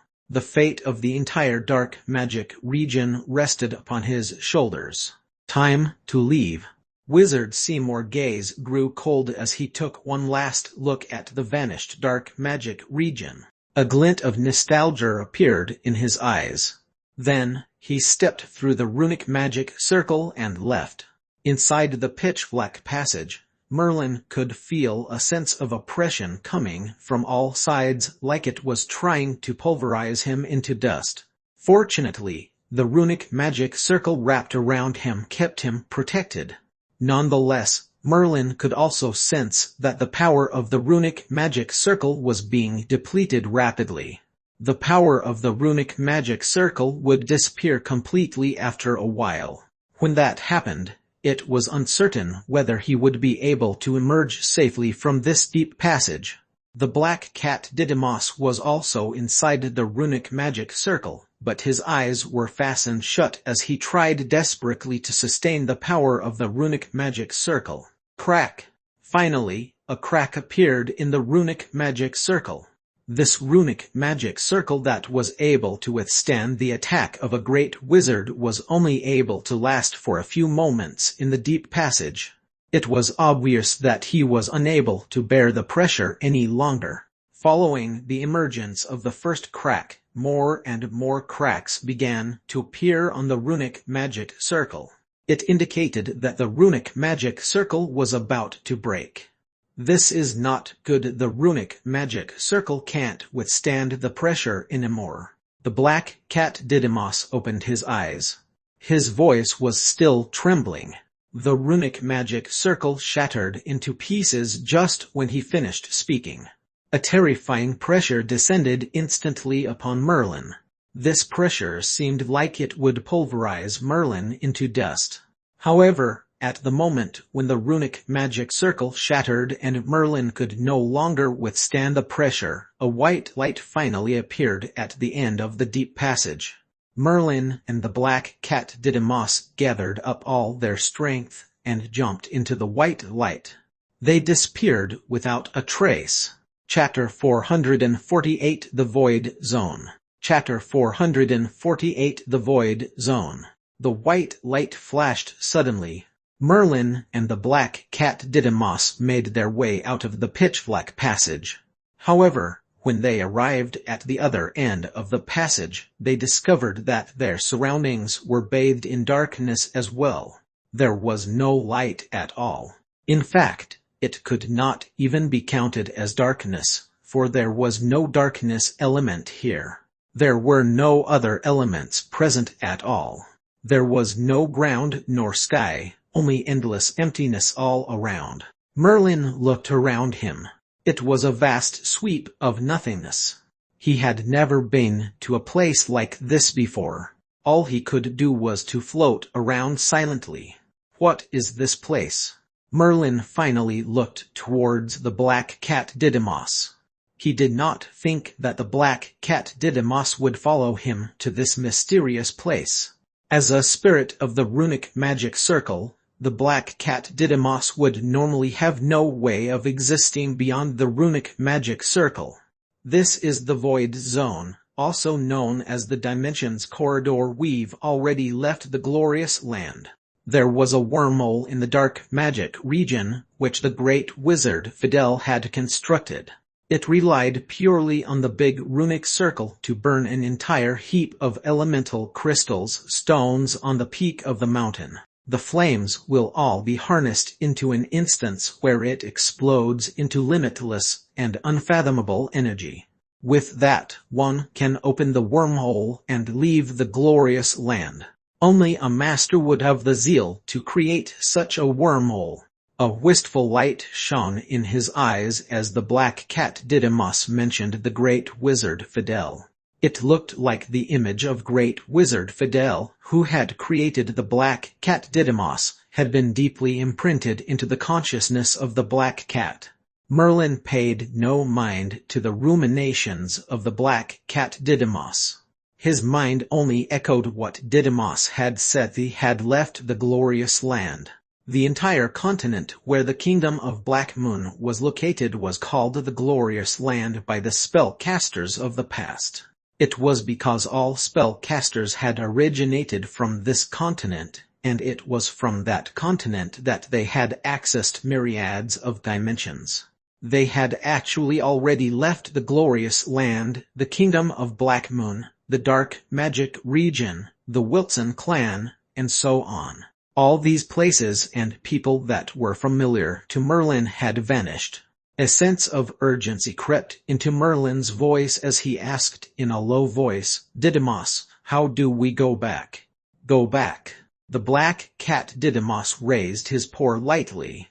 His movements were graceful as he replied, "We can't go back now. This is a one-way magic circle. Ever since the collapse of the Multer Empire, the whole continent, which is called the Glorious Land in the eyes of a spellcaster, seemed to have been shrouded with a mysterious energy.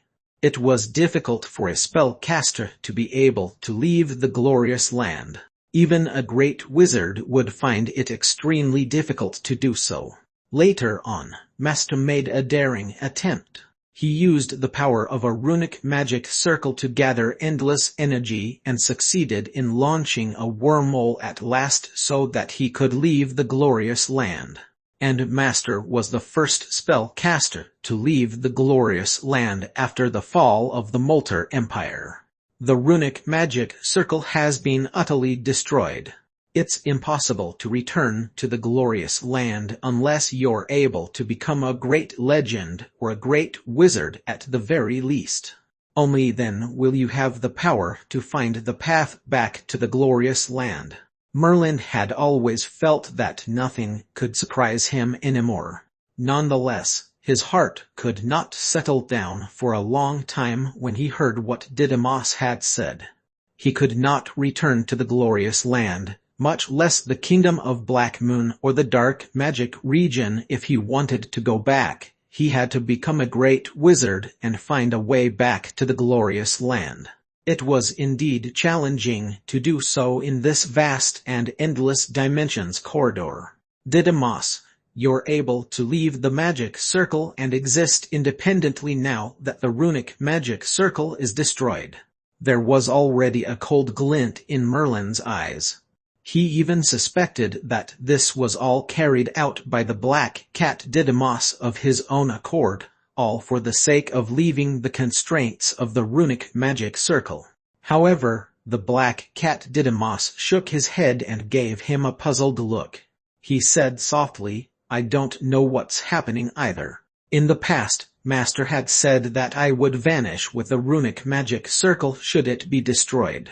I have no way of existing independently beyond the runic magic circle still. It's been 1,000 years since Master had left the glorious land. Within this time, I've felt that something has changed in me, but I don't know what this change is exactly.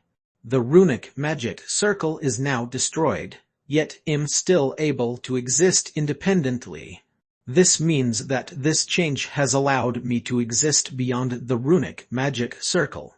I'm not certain as to what kind of existence do I possess as well." One could see that the black cat Didymus was puzzled indeed.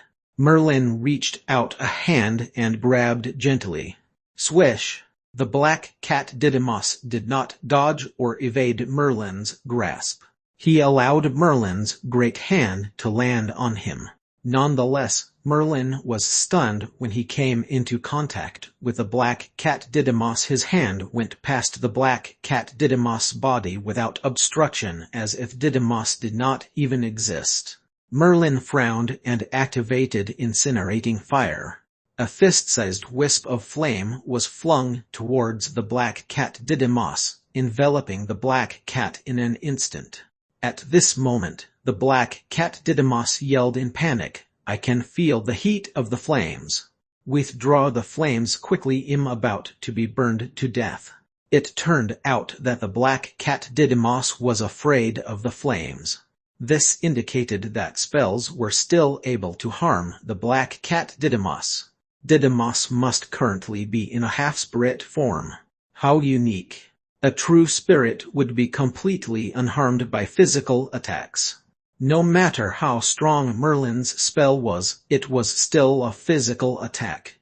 It would not cause the least bit of harm towards a true spirit. The black cat Didymos, despite not being heavily injured by the flames, was afraid of physical harm. Therefore, it was merely a half-spirit and not a true spirit.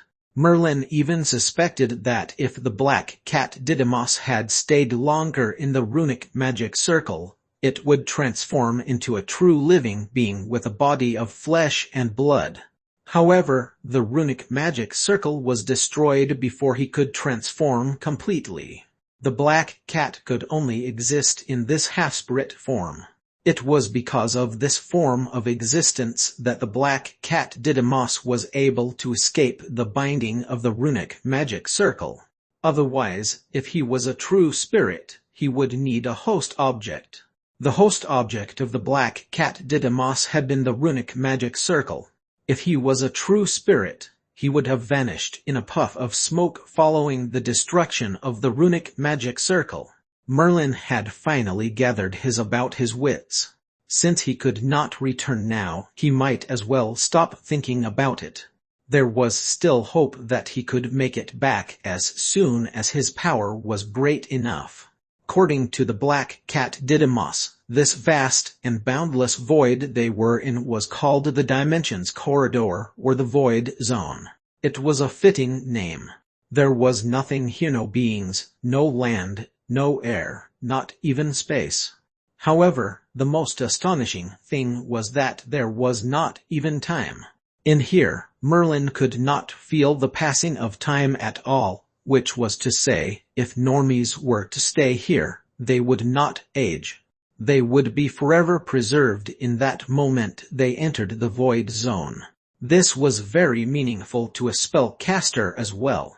In a place without the passing of time, one could use thousands or tens of thousands of years to construct spell models without having to worry about life being too short. After all, even the most powerful spellcasters and great wizards had limited lifespans. The only exception was by becoming a legend who could consolidate a maxim. The great legendary wizards who could consolidate maxims were comparable to gods. Their lifespans were without limits, which was to say they were immortal. This was because as long as the elements were not wiped out, the maxims they formed would last forever. These maxims were the core of legendary wizards. Merlin could feel the various wonders of the void zone, especially after realizing that time did not work here. He almost believed that the void zone was a sacred place for a spellcaster. Nevertheless, Merlin was disappointed after some careful observation. It was true that time did not exist here, but similarly, there was not one trace of an element present. The spells a spellcaster cast here must rely entirely on the magic power within them. Without the oscillations of elements from the external world, a spell's might was limited. One would need to rely upon elemental crystal stones or other treasures to replenish their magic power once it had been. If there were not any elemental crystal stones here, then this void zone was the natural graveyard of spellcasters. They would die here, for sure. No one would be willing to enter the void zone unless one had sufficient elemental crystal stones with them.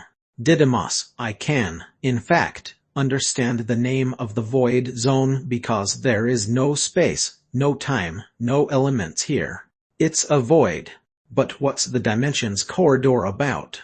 This place had two names. One was the void zone, and the other was the dimensions corridor. Merlin guessed that it had something to with dimensions. Didymos nodded. It's actually very simple. There are many mysterious dimensions in the void zone. Back then, spellcasters actually entered the void zone right away when they stepped out of the glorious land. They roamed about in the void zone and had discovered many mystical dimensions, including the glorious land, which was in reality merely an insignificant dimension in the void zone. Dimensions. Merlin's heart jolted. He recalled the ancient castle he had stumbled upon when he was in Sub-Zero Snowfield, the place which puppet number 3 was guarding. Merlin had obtained the specific coordinates of the Ecuador dimension from puppet number 3. After that, Merlin had acquired the Thunder Maxim in Sky-Piercing Peak. Within the Thunder Maxim, he had obtained the dimension coordinates that was left behind by Wizard Satu. These two great legendary wizards had occupied dimensions and had left behind the exact coordinates of those dimensions back in the glorious land. However, Merlin currently had nothing but the coordinates of these two dimensions. He did not even know how to use these coordinates. How would he be able to locate the dimensions? Didymos, do you know how to use the dimension coordinates? The black cat Didymos shook his head. He was merely a spirit of the runic magic circle.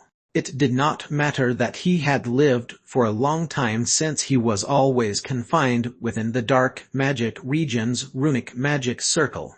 How would he know about the coordinates of dimensions? Nevertheless, the black cat Didymos had suggested them to move forward in the void zone. The void zone was vast and boundless. They could enter a dimension if they found one. Perhaps they would find a way to use those coordinates then. Merlin did not have any brilliant plan either, so he had followed Didymos' suggestion. They began to wander aimlessly in the immense and empty void zone. End Vol 5 Part 1.